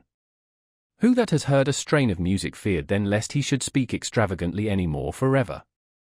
In view of the future or possible, we should live quite laxly and undefined in front, our outlines dim and misty on that side, as our shadows reveal an insensible perspiration toward the sun. The volatile truth of our words should continually betray the inadequacy of the residual statement. Their truth is instantly translated, its literal monument alone remains. The words which express our faith and piety are not definite, yet they are significant and fragrant like frankincense to superior natures. Why level downward to our dullest perception always, and praise that as common sense? The commonest sense is the sense of men asleep, which they express by snoring. Sometimes we are inclined to class those who are once and a half-witted with the half-witted, because we appreciate only a third part of their wit. Some would find fault with the morning read, if they ever got up early enough. They pretend, as I hear, that the verses of Kabir have 4 different senses: illusion, spirit, intellect, and the exoteric doctrine of the Vedas, but in this part of the world it is considered a ground for complaint if a man's writings admit of more than one interpretation. While England endeavours to cure the potato rot, will not any endeavour to cure the brain rot, which prevails so much more widely and fatally? I do not suppose that I have attained to obscurity, but I should be proud if no more fatal fault were found with my pages on this score than was found with the Walden ice. Southern customers objected to its blue colour, which is the evidence of its purity, as if it were muddy, and preferred the Cambridge ice, which is white, but tastes of weeds. The purity men love is like the mists which envelop the earth, and not like the azure ether beyond. Some are dinning in our ears that we Americans, and moderns generally, are intellectual dwarfs compared with the ancients, or even the Elizabethan men. But what is that to the purpose? A living dog is better than a dead lion. Shall a man go and hang himself because he belongs to the race of pygmies, and not be the biggest pygmy that he can? Let every one mind his own business, and endeavour to be what he was made. Why should we be in such desperate haste to succeed, and in such desperate enterprises? If a man does not keep pace with his companions, perhaps it is because he hears a different drummer. Let him step to the music which he hears, however measured or far away. It is not important that he should mature as soon as an apple tree or an oak. Shall he turn his spring into summer? If the condition of things which we were made for is not yet, what were any reality which we can substitute? We will not be shipwrecked on a vain reality. Shall we with pains erect a heaven of blue glass over ourselves, though when it is done we shall be sure to gaze still at the true ethereal heaven far above, as if the former were not? There was an artist in the city of Kuru who was disposed to strive after perfection. One day it came into his mind to make a staff. Having considered that in an imperfect work time is an ingredient, but into a perfect work time does not enter, he said to himself, "It shall be perfect in all respects, though I should do nothing else in my life." He proceeded instantly to the forest for wood, being resolved that it should not be made of unsuitable material, and as he searched for and rejected stick after stick, his friends gradually deserted him, for they grew old in their works and died, but he grew not older by a moment.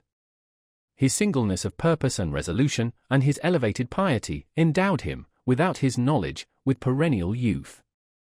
As he made no compromise with time, time kept out of his way, and only sighed at a distance because he could not overcome him.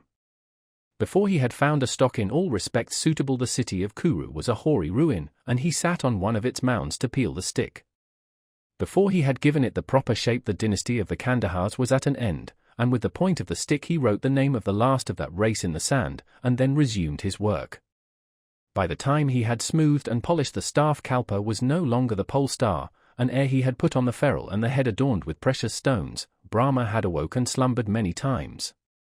But why do I stay to mention these things? When the finishing stroke was put to his work, it suddenly expanded before the eyes of the astonished artist into the fairest of all the creations of Brahma.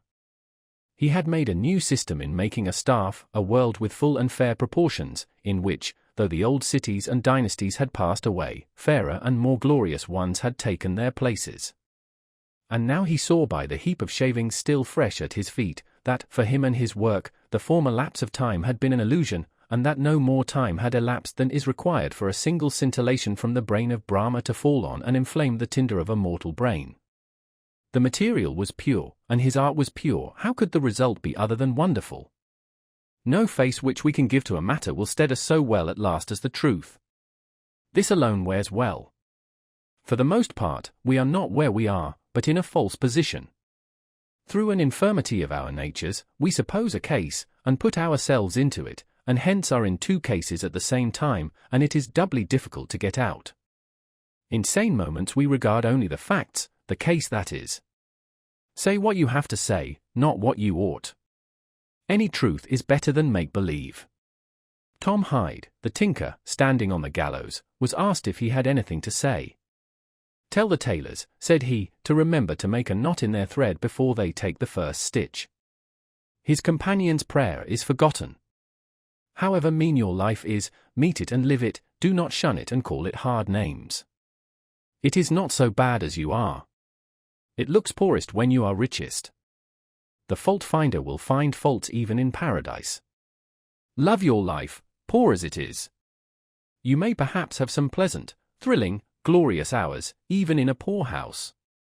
The setting sun is reflected from the windows of the almshouse as brightly as from the rich man's abode, the snow melts before its door as early in the spring. I do not see but a quiet mind may live as contentedly there, and have as cheering thoughts, as in a palace. The town's poor seem to me often to live the most independent lives of any. Maybe they are simply great enough to receive without misgiving. Most think that they are above being supported by the town, but it oftener happens that they are not above supporting themselves by dishonest means, which should be more disreputable. Cultivate poverty like a garden herb, like sage. Do not trouble yourself much to get new things, whether clothes or friends. Turn the old, return to them. Things do not change, we change. Sell your clothes and keep your thoughts. God will see that you do not want society. If I were confined to a corner of a garret all my days, like a spider, the world would be just as large to me while I had my thoughts about me. The philosopher said, from an army of 3 divisions one can take away its general, and put it in disorder. From the man the most abject and vulgar one cannot take away his thought. Do not seek so anxiously to be developed, to subject yourself to many influences to be played on, it is all dissipation. Humility like darkness reveals the heavenly lights. The shadows of poverty and meanness gather around us, and lo! Creation widens to our view. We are often reminded that if there were bestowed on us the wealth of Croesus, our aims must still be the same, and our means essentially the same.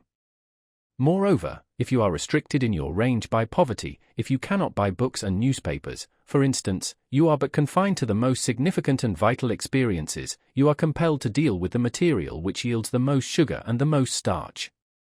It is life near the bone where it is sweetest. You are defended from being a trifler. No man loses ever on a lower level by magnanimity on a higher. Superfluous wealth can buy superfluities only. Money is not required to buy one necessary of the soul. I live in the angle of a leaden wall, into whose composition was poured a little alloy of bell metal. Often, in the repose of my midday, there reaches my ears a confused tintinnabulum from without. It is the noise of my contemporaries. My neighbors tell me of their adventures with famous gentlemen and ladies, what notabilities they met at the dinner table, but I am no more interested in such things than in the contents of the Daily Times. The interest and the conversation are about costume and manners chiefly, but a goose is a goose still, dress it as you will. They tell me of California and Texas, of England and the Indies, of the Honorable Mr., of Georgia or of Massachusetts, all transient and fleeting phenomena, till I am ready to leap from their courtyard like the Mameluke Bey. I delight to come to my bearings, not walk in procession with pomp and parade, in a conspicuous place, but to walk even with the builder of the universe, if I may, not to live in this restless, nervous, bustling, trivial 19th century, but stand or sit thoughtfully while it goes by. What are men celebrating? They are all on a committee of arrangements and hourly expect a speech from somebody. God is only the president of the day, and Webster is his orator. I love to weigh, to settle, to gravitate toward that which most strongly and rightfully attracts me, and not hang by the beam of the scale and try to weigh less, not suppose a case, but take the case that is, to travel the only path I can, and that on which no power can resist me. It affords me no satisfaction to commence to spring an arch before I have got a solid foundation. Let us not play at Kit Lebendas. There is a solid bottom everywhere. We read that the traveler asked the boy if the swamp before him had a hard bottom. The boy replied that it had. But presently the traveler's horse sank in up to the girths, and he observed to the boy, "I thought you said that this bog had a hard bottom." "So it has," answered the latter, "but you have not got halfway to it yet." So it is with the bogs and quicksands of society, but he is an old boy that knows it. Only what is thought, said, or done at a certain rare coincidence is good. I would not be one of those who will foolishly drive a nail into mere lath and plastering. Such a deed would keep me awake nights. Give me a hammer, and let me feel for the furring. Do not depend on the putty. Drive a nail home and clinch it so faithfully that you can wake up in the night and think of your work with satisfaction, a work at which you would not be ashamed to invoke the muse. So will help you God, and so only. Every nail driven should be as another rivet in the machine of the universe, you carrying on the work.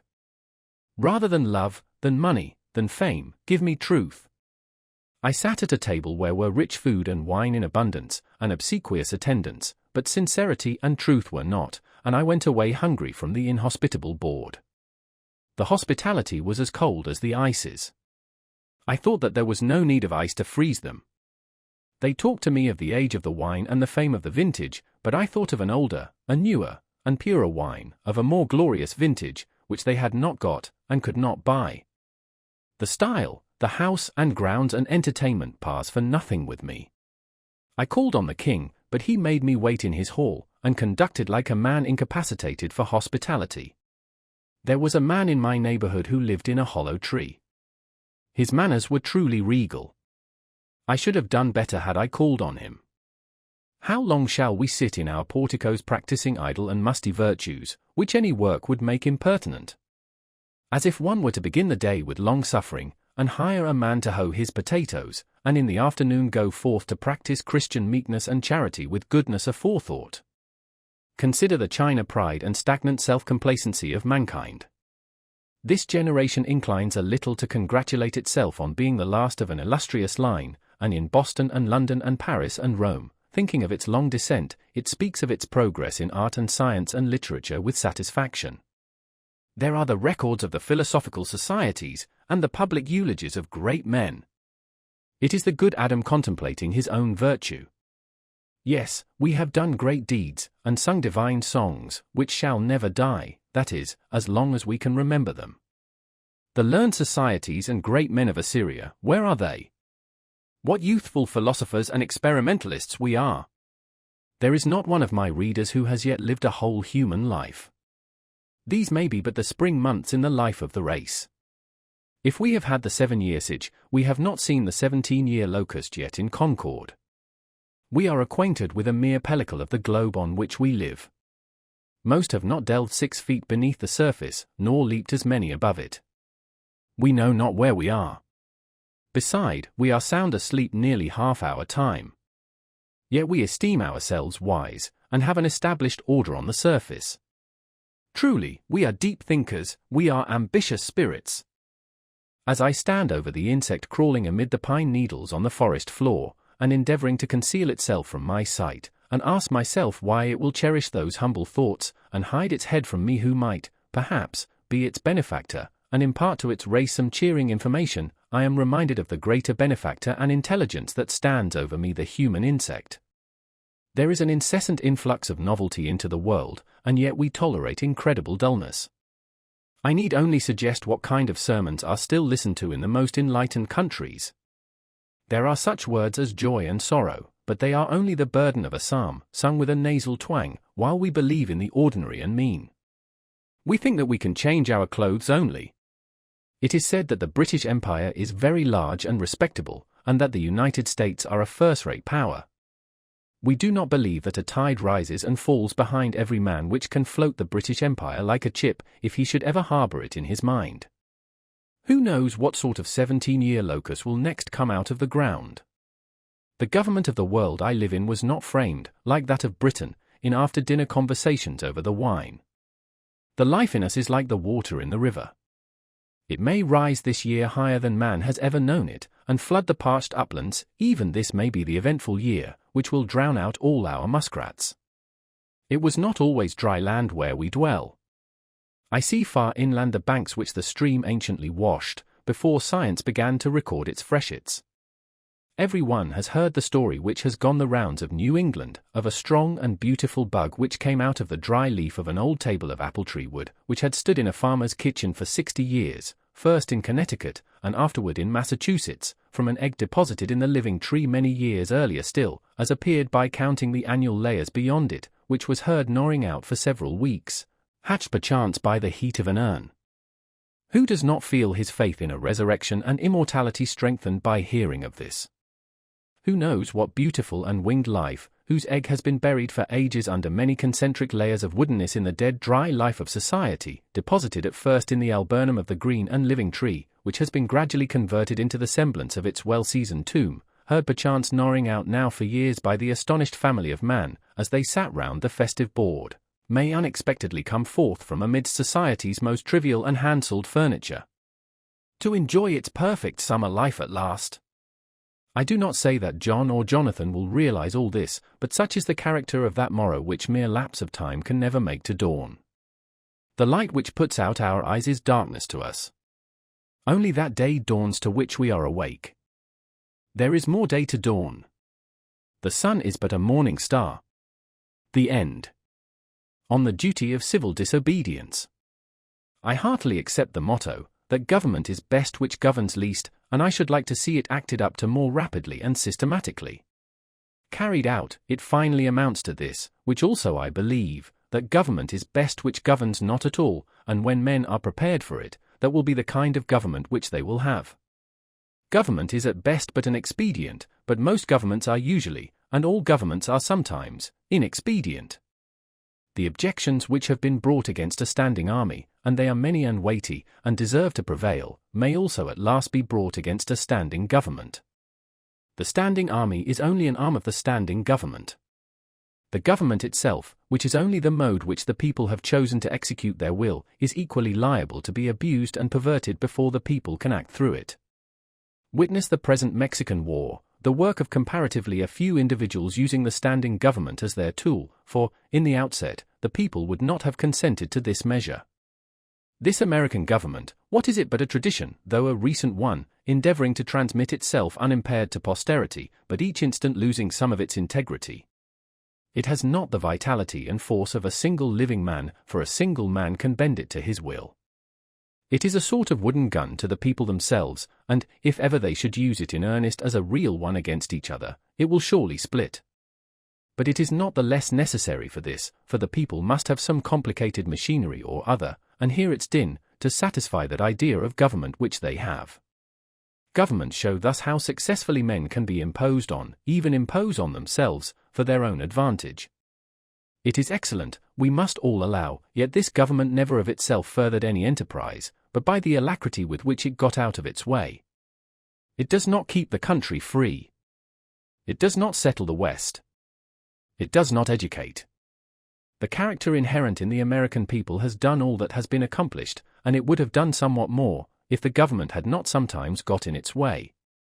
For government is an expedient, by which men would fain succeed in letting one another alone, and, as has been said, when it is most expedient, the governed are most let alone by it. Trade and commerce, if they were not made of India rubber, would never manage to bounce over obstacles which legislators are continually putting in their way, and, if one were to judge these men wholly by the effects of their actions, and not partly by their intentions, they would deserve to be classed and punished with those mischievous persons who put obstructions on the railroads. But, to speak practically and as a citizen, unlike those who call themselves no government men, I asked for, not at once no government, but at once a better government. Let every man make known what kind of government would command his respect, and that will be one step toward obtaining it. After all, the practical reason why, when the power is once in the hands of the people, a majority are permitted, and for a long period continue, to rule, is not because they are most likely to be in the right, nor because this seems fairest to the minority, but because they are physically the strongest. But a government in which the majority rule in all cases cannot be based on justice, even as far as men understand it. Can there not be a government in which the majorities do not virtually decide right and wrong, but conscience, in which majorities decide only those questions to which the rule of expediency is applicable? Must the citizen ever for a moment, or in the least degree, resign his conscience to the legislator? Why has every man a conscience, then? I think that we should be men first, and subjects afterward. It is not desirable to cultivate a respect for the law, so much as for the right. The only obligation which I have a right to assume is to do at any time what I think right. It is truly enough said that a corporation has no conscience, but a corporation of conscientious men is a corporation with a conscience. Law never made men a whit more just, and, by means of their respect for it, even the well-disposed are daily made the agents of injustice. A common and natural result of an undue respect for the law is, that you may see a file of soldiers, colonel, captain, corporal, privates, powder monkeys, and all, marching in admirable order over hill and dale to the wars, against their wills, aye, against their common sense and consciences, which makes it very steep marching indeed, and produces a palpitation of the heart. They have no doubt that it is a damnable business in which they are concerned, they are all peaceably inclined. Now, what are they? Men at all? Or small movable forts and magazines, at the service of some unscrupulous man in power? Visit the Navy Yard, and behold a Marine, such a man as an American government can make, or such as it can make a man with its black arts, a mere shadow and reminiscence of humanity, a man laid out alive and standing, and already, as one may say, buried under arms with funeral accompaniment, though it may be. Not a drum was heard, not a funeral note. As his corpse to the ramparts we hurried. Not a soldier discharged his farewell shot. Or the grave where our hero we buried. The mass of men serve the state thus, not as men mainly, but as machines, with their bodies. They are the standing army, and the militia, jailers, constables, posse comitatus, and c. In most cases there is no free exercise whatever of the judgment or of the moral sense, but they put themselves on a level with wood and earth and stones, and wooden men can perhaps be manufactured that will serve the purpose as well. Such command no more respect than men of straw, or a lump of dirt. They have the same sort of worth only as horses and dogs. Yet such as these even are commonly esteemed good citizens. Others, as most legislators, politicians, lawyers, ministers, and office holders, serve the state chiefly with their heads, and, as they rarely make any moral distinctions, they are as likely to serve the devil, without intending it, as God. A very few, as heroes, patriots, martyrs, reformers in the great sense, and men, serve the state with their consciences also, and so necessarily resist it for the most part, and they are commonly treated by it as enemies. A wise man will only be useful as a man, and will not submit to be clay, and stop a hole to keep the wind away, but leave that office to his dust at least. I am too highborn to be propertied. To be a secondary at control. Or useful serving man and instrument. To any sovereign state throughout the world. He who gives himself entirely to his fellowmen appears to them useless and selfish, but he who gives himself partially to them is pronounced a benefactor and philanthropist. How does it become a man to behave toward the American government today? I answer that he cannot without disgrace be associated with it. I cannot for an instant recognize that political organization as my government which is the slave's government also. All men recognize the right of revolution, that is, the right to refuse allegiance to and to resist the government when its tyranny or its inefficiency are great and unendurable. But almost all say that such is not the case now. But such was the case, they think, in the Revolution of '75. If one were to tell me that this was a bad government because it taxed certain foreign commodities brought to its ports, it is most probable that I should not make an ado about it, for I can do without them. All machines have their friction, and possibly this does enough good to counterbalance the evil. At any rate, it is a great evil to make a stir about it. But when the friction comes to have its machine, and oppression and robbery are organized, I say, let us not have such a machine any longer. In other words, when a sixth of the population of a nation which has undertaken to be the refuge of liberty are slaves, and a whole country is unjustly overrun and conquered by a foreign army, and subjected to military law, I think that it is not too soon for honest men to rebel and revolutionize. What makes this duty the more urgent is that fact, that the country so overrun is not our own, but ours is the invading army. Paley, a common authority with many on moral questions, in his chapter on the duty of submission to civil government, resolves all civil obligation into expediency, and he proceeds to say, that so long as the interest of the whole society requires it, that is, so long as the established government cannot be resisted or changed without public inconveniency, it is the will of God that the established government be obeyed, and no longer.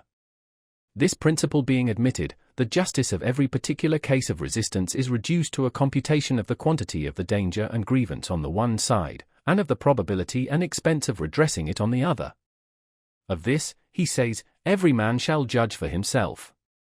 But Paley appears never to have contemplated those cases to which the rule of expediency does not apply, in which a people, as well as an individual, must do justice, cost what it may. If I have unjustly wrested a plank from a drowning man, I must restore it to him though I drown myself. This, according to Paley, would be inconvenient. But he that would save his life, in such a case, shall lose it. This people must cease to hold slaves, and to make war on Mexico, though it cost them their existence as a people. In their practice, nations agree with Paley, but does anyone think that Massachusetts does exactly what is right at the present crisis? A drab of state, a cloth-o'-silver slut. To have her train borne up, and her soul trail in the dirt. Practically speaking, the opponents to a reform in Massachusetts are not 100,000 politicians at the South, but 100,000 merchants and farmers here, who are more interested in commerce and agriculture than they are in humanity, and are not prepared to do justice to the slave and to Mexico, cost what it may. I quarrel not with far-off foes, but with those who, near at home, cooperate with, and do the bidding of those far away, and without whom the latter would be harmless. We are accustomed to say, that the mass of men are unprepared, but improvement is slow, because the few are not materially wiser or better than the many. It is not so important that many should be as good as you, as that there be some absolute goodness somewhere, for that will leaven the whole lump. There are thousands who are in opinion opposed to slavery and to the war, who yet in effect do nothing to put an end to them, who, esteeming themselves children of Washington and Franklin, sit down with their hands in their pockets, and say that they know not what to do, and do nothing, who even postpone the question of freedom to the question of free trade, and quietly read the prices current along with the latest advices from Mexico, after dinner, and, it may be, fall asleep over them both. What is the price current of an honest man and patriot today? They hesitate, and they regret, and sometimes they petition, but they do nothing in earnest and with effect. They will wait, well disposed, for others to remedy the evil, that they may no longer have it to regret. At most, they give only a cheap vote, and a feeble countenance and Godspeed, to the right, as it goes by them. There are 999 patrons of virtue to one virtuous man, but it is easier to deal with the real possessor of a thing than with the temporary guardian of it. All voting is a sort of gaming, like checkers or backgammon, with a slight moral tinge to it, a playing with right and wrong, with moral questions, and betting naturally accompanies it. The character of the voters is not staked. I cast my vote, perchance, as I think right, but I am not vitally concerned that that right should prevail. I am willing to leave it to the majority. Its obligation, therefore, never exceeds that of expediency. Even voting for the right is doing nothing for it. It is only expressing to men feebly your desire that it should prevail. A wise man will not leave the right to the mercy of chance, nor wish it to prevail through the power of the majority. There is but little virtue in the action of masses of men. When the majority shall at length vote for the abolition of slavery, it will be because they are indifferent to slavery, or because there is but little slavery left to be abolished by their vote. They will then be the only slaves. Only his vote can hasten the abolition of slavery who asserts his own freedom by his vote. I hear of a convention to be held at Baltimore, or elsewhere, for the selection of a candidate for the presidency, made up chiefly of editors, and men who are politicians by profession, but I think, what is it to any independent, intelligent, and respectable man what decision they may come to, shall we not have the advantage of his wisdom and honesty, nevertheless? Can we not count upon some independent votes? Are there not many individuals in the country who do not attend conventions? But no, I find that the respectable man, so called, has immediately drifted from his position, and despairs of his country, when his country has more reasons to despair of him. He forthwith adopts one of the candidates thus selected as the only available one, thus proving that he is himself available for any purposes of the demagogue. His vote is of no more worth than that of any unprincipled foreigner or hireling native, who may have been bought. Oh, for a man who is a man, and, as my neighbor says, has a bone in his back which you cannot pass your hand through. Our statistics are at fault, the population has been returned too large. How many men are there to a square 1,000 miles in the country? Hardly one. Does not America offer any inducement for men to settle here? The American has dwindled into an odd fellow, one who may be known by the development of his organ of gregariousness, and a manifest lack of intellect and cheerful self-reliance, whose first and chief concern, on coming into the world, is to see that the almshouses are in good repair, and, before yet he has lawfully donned the virile garb, to collect a fund for the support of the widows and orphans that may be, who, in short, ventures to live only by the aid of the mutual insurance company, which has promised to bury him decently. It is not a man's duty, as a matter of course, to devote himself to the eradication of any, even the most enormous wrong. He may still properly have other concerns to engage him, but it is his duty, at least, to wash his hands of it, and, if he gives it no thought longer, not to give it practically his support. If I devote myself to other pursuits and contemplations, I must first see, at least, that I do not pursue them sitting upon another man's shoulders. I must get off him first, that he may pursue his contemplations too. See what gross inconsistency is tolerated. I have heard some of my townsmen say, I should like to have them order me out to help put down an insurrection of the slaves, or to march to Mexico, see if I would go, and yet these very men have each, directly by their allegiance, and so indirectly, at least, by their money, furnished a substitute. The soldier is applauded who refuses to serve in an unjust war by those who do not refuse to sustain the unjust government which makes the war, is applauded by those whose own act and authority he disregards and sets at naught, as if the state were penitent to that degree that it hired one to scourge it while it sinned, but not to that degree that it left off sinning for a moment. Thus, under the name of order and civil government, we are all made at last to pay homage to and support our own meanness. After the first blush of sin, comes its indifference, and from immoral it becomes, as it were, unmoral, and not quite unnecessary to that life which we have made. The broadest and most prevalent error requires the most disinterested virtue to sustain it. The slight reproach to which the virtue of patriotism is commonly liable, the noble are most likely to incur. Those who, while they disapprove of the character and measures of a government, yield to it their allegiance and support, are undoubtedly its most conscientious supporters, and so frequently the most serious obstacles to reform. Some are petitioning the state to dissolve the Union, to disregard the requisitions of the President. Why do they not dissolve it themselves, the union between themselves and the state, and refuse to pay their quota into its treasury? Do not they stand in same relation to the state that the state does to the Union? And have not the same reasons prevented the state from resisting the Union, which have prevented them from resisting the state? How can a man be satisfied to entertain an opinion merely, and enjoy it? Is there any enjoyment in it, if his opinion is that he is aggrieved? If you are cheated out of $1 by your neighbor, you do not rest satisfied with knowing you are cheated, or with saying that you are cheated, or even with petitioning him to pay you your due, but you take effectual steps at once to obtain the full amount, and see that you are never cheated again. Action from principle, the perception and the performance of right, changes things and relations. It is essentially revolutionary, and does not consist wholly with anything which was. It not only divided states and churches, it divides families, it divides the individual, separating the diabolical in him from the divine. Unjust laws exist. Shall we be content to obey them, or shall we endeavor to amend them, and obey them until we have succeeded, or shall we transgress them at once? Men generally, under such a government as this, think that they ought to wait until they have persuaded the majority to alter them. They think that, if they should resist, the remedy would be worse than the evil. But it is the fault of the government itself that the remedy is worse than the evil. It makes it worse. Why is it not more apt to anticipate and provide for reform? Why does it not cherish its wise minority? Why does it cry and resist before it is hurt? Why does it not encourage its citizens to be on the alert to point out its faults and do better than it would have them? Why does it always crucify Christ and excommunicate Copernicus and Luther and pronounce Washington and Franklin rebels? One would think that a deliberate and practical denial of its authority was the only offense never contemplated by government, else, why has it not assigned its definite, its suitable and proportionate penalty? If a man who has no property refuses but wants to earn 9 shillings for the state, he is put in prison for a period unlimited by any law that I know, and determined only by the discretion of those who placed him there. But if he should steal 90 times 9 shillings from the state, he is soon permitted to go at large again. If the injustice is part of the necessary friction of the machine of government, let it go, perchance it will wear smooth, certainly the machine will wear out.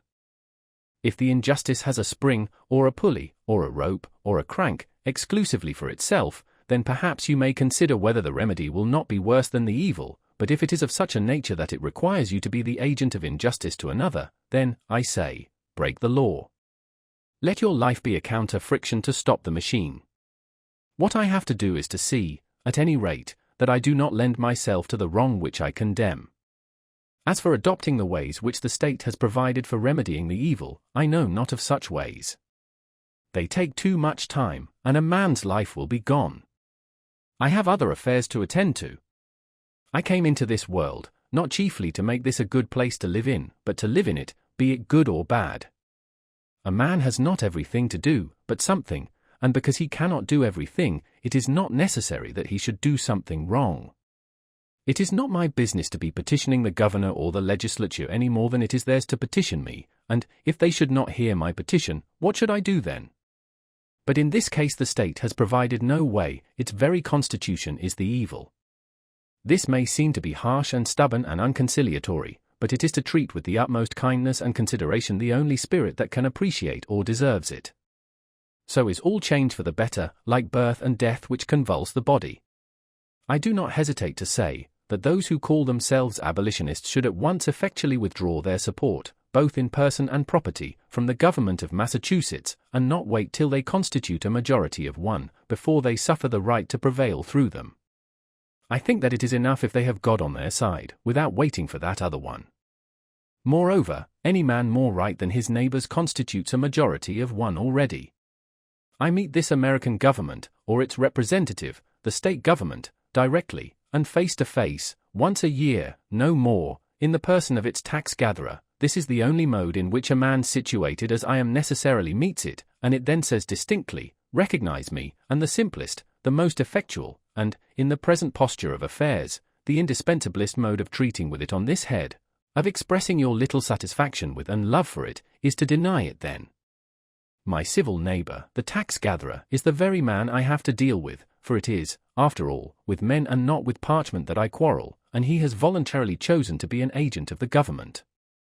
How shall he ever know well what he is and does as an officer of the government, or as a man, until he is obliged to consider whether he shall treat me, his neighbor, for whom he has respect, as a neighbor and well-disposed man, or as a maniac and disturber of the peace, and see if he can get over this obstruction to his neighborliness without a ruder and more impetuous thought or speech corresponding with his action? I know this well, that if 1,000, if 100, if 10 men whom I could name, if 10 honest men only, if one honest man, in this state of Massachusetts, ceasing to hold slaves, were actually to withdraw from this co-partnership, and be locked up in the county jail therefore, it would be the abolition of slavery in America.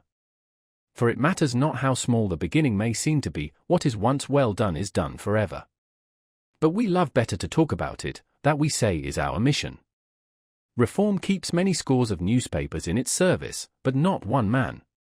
If my esteemed neighbor, the state's ambassador, who will devote his days to the settlement of the question of human rights in the council chamber, instead of being threatened with the prisons of Carolina, were to sit down the prisoner of Massachusetts, that state which is so anxious to foist the sin of slavery upon her sister, though at present she can discover only an act of inhospitality to be the ground of a quarrel with her, the legislature would not wholly waive the subject of the following winter. Under a government which imprisons any unjustly, the true place for a just man is also a prison. The proper place today, the only place which Massachusetts has provided for her freer and less desponding spirits, is in her prisons, to be put out and locked out of the state by her own act, as they have already put themselves out by their principles. It is there that the fugitive slave, and the Mexican prisoner on parole, and the Indian come to plead the wrongs of his race, should find them, on that separate, but more free and honorable ground, where the state places those who are not with her but against her, the only house in a slave state in which a free man can abide with honor. If any think that their influence would be lost there, and their voices no longer afflict the ear of the state, that they would not be as an enemy within its walls, they do not know by how much truth is stronger than error, nor how much more eloquently and effectively he can combat injustice who has experienced a little in his own person. Cast your whole vote, not a strip of paper merely, but your whole influence. A minority is powerless while it conforms to the majority. It is not even a minority then, but it is irresistible when it clogs by its whole weight. If the alternative is to keep all just men in prison, or give up war and slavery, the state will not hesitate which to choose. If 1,000 men were not to pay their tax bills this year, that would not be a violent and bloody measure, as it would be to pay them, and enable the state to commit violence and shed innocent blood. This is, in fact, the definition of a peaceable revolution, if any such is possible.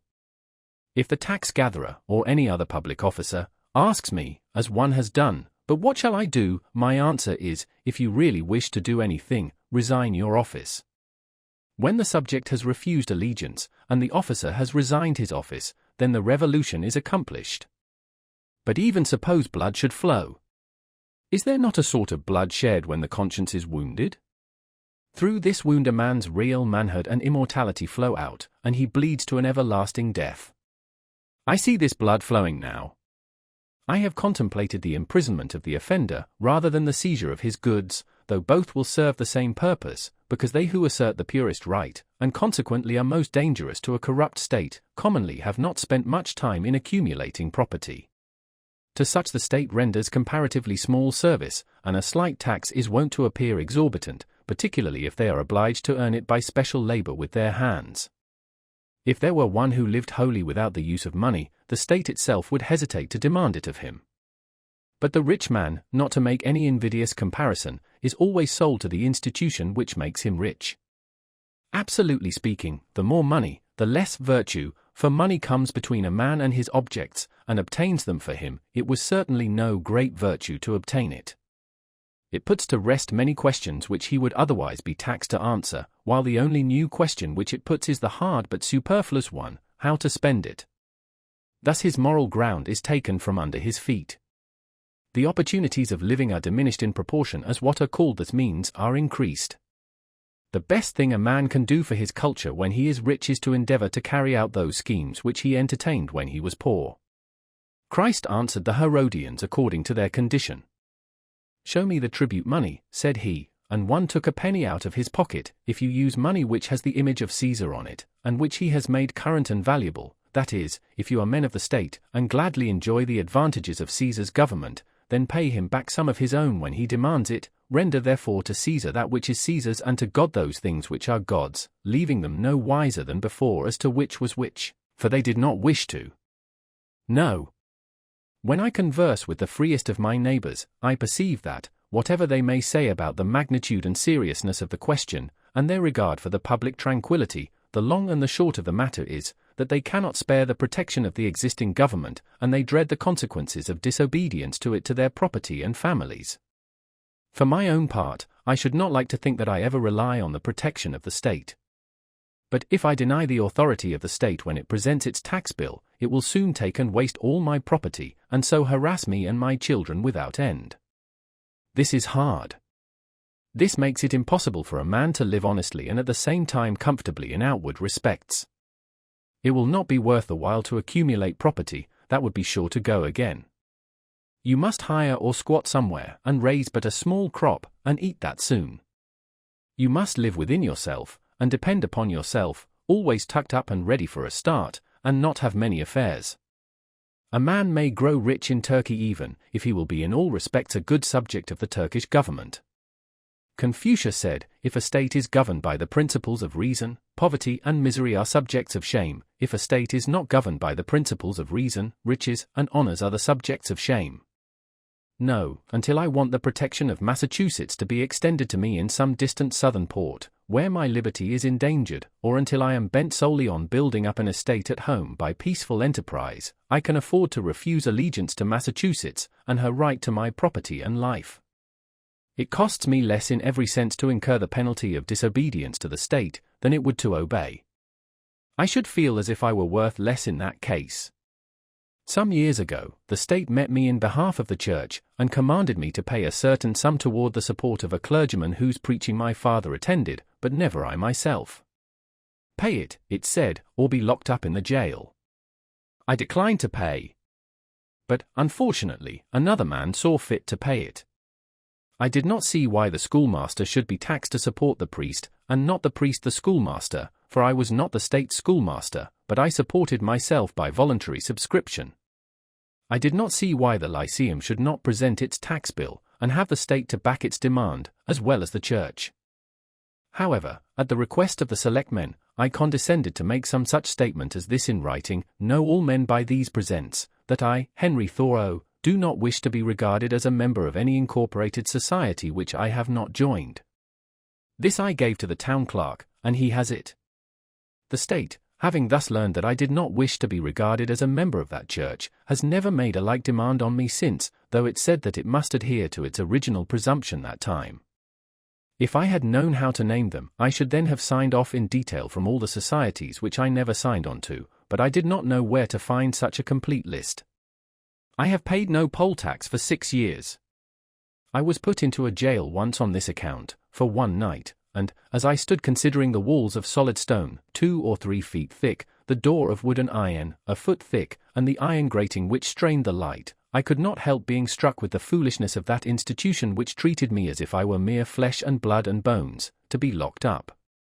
I wondered that it should have concluded at length that this was the best use it could put me to, and had never thought to avail itself of my services in some way.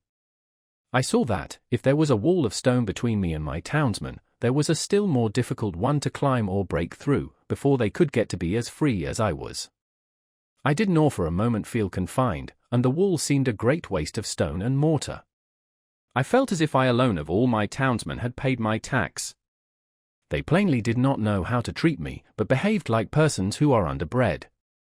In every threat and in every compliment there was a blunder, for they thought that my chief desire was to stand the other side of that stone wall. I could not but smile to see how industriously they locked the door on my meditations, which followed them out again without let or hindrance, and they were really all that was dangerous.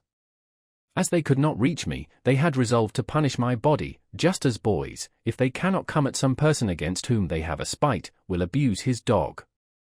I saw that the state was half-witted, that it was timid as a lone woman with her silver spoons, and that it did not know its friends from its foes, and I lost all my remaining respect for it, and pitied it. Thus the state never intentionally confronts a man's sense, intellectual or moral, but only his body, his senses. It is not armed with superior wit or honesty, but with superior physical strength. I was not born to be forced. I will breathe after my own fashion. Let us see who is the strongest. What force has a multitude? They only can force me who obey a higher law than I. They force me to become like themselves. I do not hear of men being forced to live this way or that by masses of men. What sort of life were that to live? When I meet a government which says to me, your money or your life, why should I be in haste to give it my money? It may be in a great strait, and not know what to do, I cannot help that. It must help itself, do as I do. It is not worth the while to snivel about it. I am not responsible for the successful working of the machinery of society. I am not the son of the engineer. I perceive that, when an acorn and a chestnut fall side by side, the one does not remain inert to make way for the other, but both obey their own laws, and spring and grow and flourish as best they can, till one, perchance, overshadows and destroys the other. If a plant cannot live according to its nature, it dies, and so a man. The night in prison was novel and interesting enough. The prisoners in their shirt-sleeves were enjoying a chat and the evening air in the doorway, when I entered. But the jailer said, "Come, boys, it is time to lock up," and so they dispersed, and I heard the sound of their steps returning into the hollow apartments. My roommate was introduced to me by the jailer as a first-rate fellow and a clever man. When the door was locked, he showed me where to hang my hat, and how he managed matters there. The rooms were whitewashed once a month, and this one, at least, was the whitest, most simply furnished, and probably the neatest apartment in town. He naturally wanted to know where I came from, and what brought me there, and, when I had told him, I asked him in my turn how he came there, presuming him to be an honest man, of course, and, as the world goes, I believe he was. "Why," said he, "they accuse me of burning a barn, but I never did it." As near as I could discover, he had probably gone to bed in a barn when drunk, and smoked his pipe there, and so a barn was burnt. He had the reputation of being a clever man, had been there some 3 months waiting for his trial to come on, and would have to wait as much longer, but he was quite domesticated and contented, since he got his board for nothing, and thought that he was well treated. He occupied one window, and I the other, and I saw that, if one stayed there long, his principal business would be to look out the window. I had soon read all the tracts that were left there, and examined where former prisoners had broken out, and where a grate had been sawed off, and heard the history of the various occupants of that room, for I found that even here there was a history and a gossip which never circulated beyond the walls of the jail. Probably this is the only house in the town where verses are composed, which are afterward printed in a circular form, but not published. I was shown quite a long list of verses which were composed by some young men who had been detected in an attempt to escape, who avenged themselves by singing them. I pumped my fellow prisoner as dry as I could, for fear I should never see him again, but at length he showed me which was my bed, and left me to blow out the lamp. It was like travelling into a far country, such as I had never expected to behold, to lie there for one night. It seemed to me that I never had heard the town clock strike before, nor the evening sounds of the village, for we slept with the windows open, which were inside the grating. It was to see my native village in the light of the Middle Ages, and our Concord was turned into a Rhine stream, and visions of knights and castles passed before me. They were the voices of old burghers that I heard in the streets. I was an involuntary spectator and auditor of whatever was done and said in the kitchen of the adjacent village inn, a wholly new and rare experience to me. It was a closer view of my native town. I was fairly inside of it. I never had seen its institutions before. This is one of its peculiar institutions, for it is a shire town. I began to comprehend what its inhabitants were about. In the morning, our breakfasts were put through the hole in the door, in small oblong square tin pans, made to fit, and holding a pint of chocolate, with brown bread and an iron spoon. When they called for the vessels again, I was green enough to return what bread I had left, but my comrade seized it, and said that I should lay that up for lunch or dinner. Soon after, he was let out to work at haying in a neighbouring field, whither he went every day, and would not be back till noon, so he bade me good day, saying that he doubted if he should see me again. When I came out of prison, for some one interfered, and paid the tax, I did not perceive that great changes had taken place on the common, such as he observed who went in a youth, and emerged a grey-headed man, and yet a change had to my eyes come over the scene, the town, and state, and country, greater than any that mere time could effect. I saw yet more distinctly the state in which I lived. I saw to what extent the people among whom I lived could be trusted as good neighbours and friends, that their friendship was for summer weather only, that they did not greatly purpose to do right, that they were a distinct race from me by their prejudices and superstitions, as the Chinamen and Malays are, that, in their sacrifices to humanity they ran no risks, not even to their property, that, after all, they were not so noble but they treated the thief as he had treated them, and hoped, by a certain outward observance and a few prayers, and by walking in a particular straight though useless path from time to time, to save their souls. This may be to judge my neighbours harshly, for I believe that most of them are not aware that they have such an institution as the jail in their village.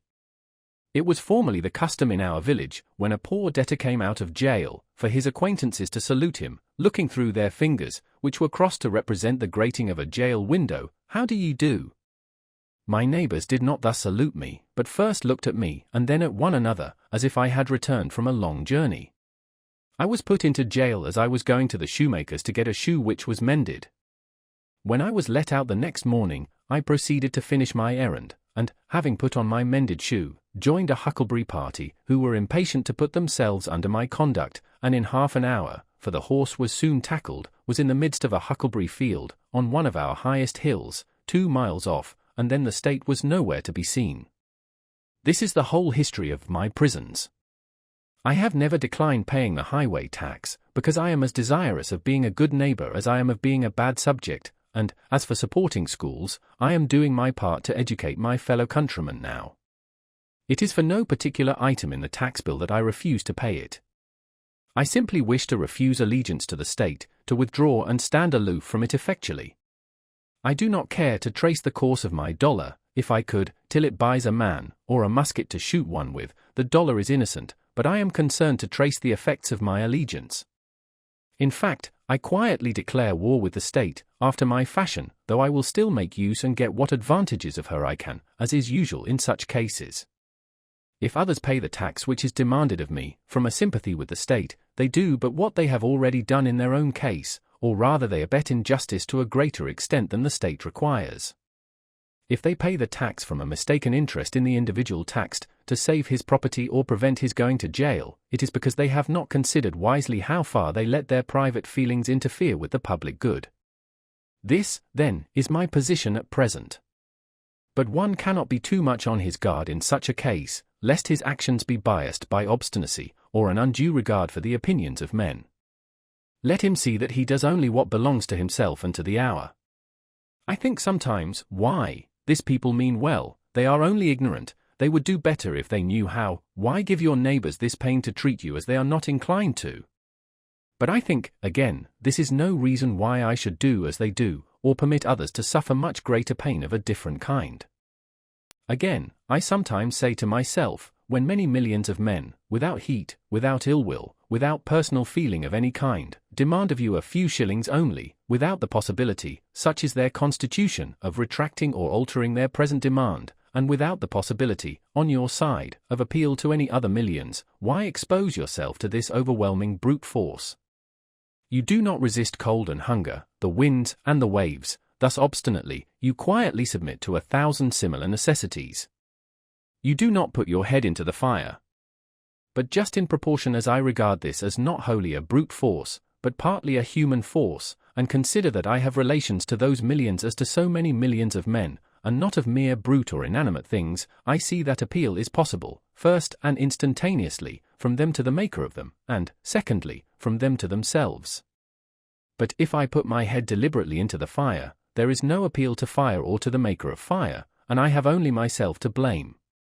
If I could convince myself that I have any right to be satisfied with men as they are, and to treat them accordingly, and not according, in some respects, to my requisitions and expectations of what they and I ought to be, then, like a good Mussulman and fatalist, I should endeavor to be satisfied with things as they are, and say it is the will of God. And, above all, there is this difference between resisting this and a purely brute or natural force, that I can resist this with some effect, but I cannot expect, like Orpheus, to change the nature of the rocks and trees and beasts. I do not wish to quarrel with any man or nation. I do not wish to split hairs, to make fine distinctions, or set myself up as better than my neighbors. I seek rather, I may say, even an excuse for conforming to the laws of the land. I am but too ready to conform to them. Indeed, I have reason to suspect myself on this head, and each year, as the tax-gatherer comes round, I find myself disposed to review the acts and position of the general and state governments, and the spirit of the people to discover a pretext for conformity. We must affect our country as our parents. And if at any time we alienate out love of industry from doing it honor, we must respect effects and teach the soul matter of conscience and religion, and not desire of rule or benefit. I believe that the state will soon be able to take all my work of this sort out of my hands, and then I shall be no better patriot than my fellow countrymen. Seen from a lower point of view, the Constitution, with all its faults, is very good, the law and the courts are very respectable, even this state and this American government are, in many respects, very admirable, and rare things, to be thankful for, such as a great many have described them, seen from a higher still, and the highest, who shall say what they are, or that they are worth looking at or thinking of at all. However, the government does not concern me much, and I shall bestow the fewest possible thoughts on it. It is not many moments that I live under a government, even in this world. If a man is thought-free, fancy-free, imagination-free, that which is not never for a long time appearing to be to him, unwise rulers or reformers cannot fatally interrupt him. I know that most men think differently from myself, but those whose lives are by profession devoted to the study of these or kindred subjects content me as little as any. Statesmen and legislators, standing so completely within the institution, never distinctly and nakedly behold it. They speak of moving society, but have no resting place without it. They may be men of a certain experience and discrimination, and have no doubt invented ingenious and even useful systems, for which we sincerely thank them, but all their wit and usefulness lie within certain not very wide limits.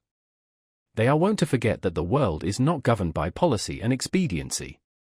Webster never goes behind government, and so cannot speak with authority about it. His words are wisdom to those legislators who contemplate no essential reform in the existing government, but for thinkers, and those who legislate for all time, he never once glances at the subject. I know of those whose serene and wise speculations on this theme would soon reveal the limits of his mind's range and hospitality. Yet, compared with the cheap professions of most reformers, and the still cheaper wisdom and eloquence of politicians in general, his are almost the only sensible and valuable words, and we thank heaven for him. Comparatively, he is always strong, original, and, above all, practical. Still his quality is not wisdom, but prudence. The lawyer's truth is not truth, but consistency or a consistent expediency. Truth is always in harmony with herself, and is not concerned chiefly to reveal the justice that may consist with wrongdoing. He well deserves to be called, as he has been called, the defender of the Constitution. There are really no blows to be given by him but defensive ones. He is not a leader, but a follower. His leaders are the men of '87. I have never made an effort, he says, and never proposed to make an effort. I have never countenanced an effort, and never mean to countenance an effort, to disturb the arrangement as originally made, by which the various states came into the Union. Still thinking of the sanction which the Constitution gives to slavery, he says, because it was part of the original compact, let it stand. Notwithstanding his special acuteness and ability, he is unable to take a fact out of its merely political relations, and behold it as it lies absolutely to be disposed of by the intellect. What, for instance, it behoves a man to do here in America today with regard to slavery, but ventures, or is driven, to make some such desperate answer as the following, while professing to speak absolutely, and as a private man, from which what new and singular code of social duties might be inferred, the manner, says he, in which the governments of those states where slavery exists are to regulate it, is for their own consideration, under the responsibility to their constituents, to the general laws of propriety, humanity, and justice, and to God. Associations formed elsewhere, springing from a feeling of humanity, or any other cause, have nothing whatever to do with it. They have never received any encouragement from me, and they never will. They who know of no purer sources of truth, who have traced up its stream no higher, stand, and wisely stand, by the Bible and the Constitution, and drink at it there with reverence and humanity, but they who behold where it comes trickling into this lake or that pool, gird up their loins once more, and continue their pilgrimage toward its fountain-head. No man with a genius for legislation has appeared in America. They are rare in the history of the world. There are orators, politicians, and eloquent men, by the thousand, but the speaker has not yet opened his mouth to speak who is capable of settling the much-vexed questions of the day. We love eloquence for its own sake, and not for any truth which it may utter, or any heroism it may inspire. Our legislators have not yet learned the comparative value of free trade and of freedom, of union, and of rectitude, to a nation. They have no genius or talent for comparatively humble questions of taxation and finance, commerce and manufactures and agriculture. If we were left solely to the wordy wit of legislators in Congress for our guidance, uncorrected by the seasonable experience and the effectual complaints of the people, America would not long retain her rank among the nations. For 1800 years, though perchance I have no right to say it, the New Testament has been written, yet where is the legislator who has wisdom and practical talent enough to avail himself of the light which it sheds on the science of legislation? The authority of government, even such as I am willing to submit to, for I will cheerfully obey those who know and can do better than I, and in many things even those who neither know nor can do so well, is still an impure one. To be strictly just, it must have the sanction and consent of the governed. It can have no pure right over my person and property but what I concede to it. The progress from an absolute to a limited monarchy, from a limited monarchy to a democracy, is a progress toward a true respect for the individual. Even the Chinese philosopher was wise enough to regard the individual as the basis of the empire. Is a democracy, such as we know it, the last improvement possible in government? Is it not possible to take a step further towards recognizing and organizing the rights of man? There will never be a really free and enlightened state until the state comes to recognize the individual as a higher and independent power from which all its own power and authority are derived, and treats him accordingly. I please myself with imagining a state at last which can afford to be just to all men, and to treat the individual with respect as a neighbor, which even would not think it inconsistent with its own repose, if a few were to live aloof from it, not meddling with it, nor embraced by it, who fulfilled all the duties of neighbors and fellow men. A state which bore this kind of fruit, and suffered it to drop off as fast as it ripened, would prepare the way for a still more perfect and glorious state, which also I have imagined, but not yet anywhere seen.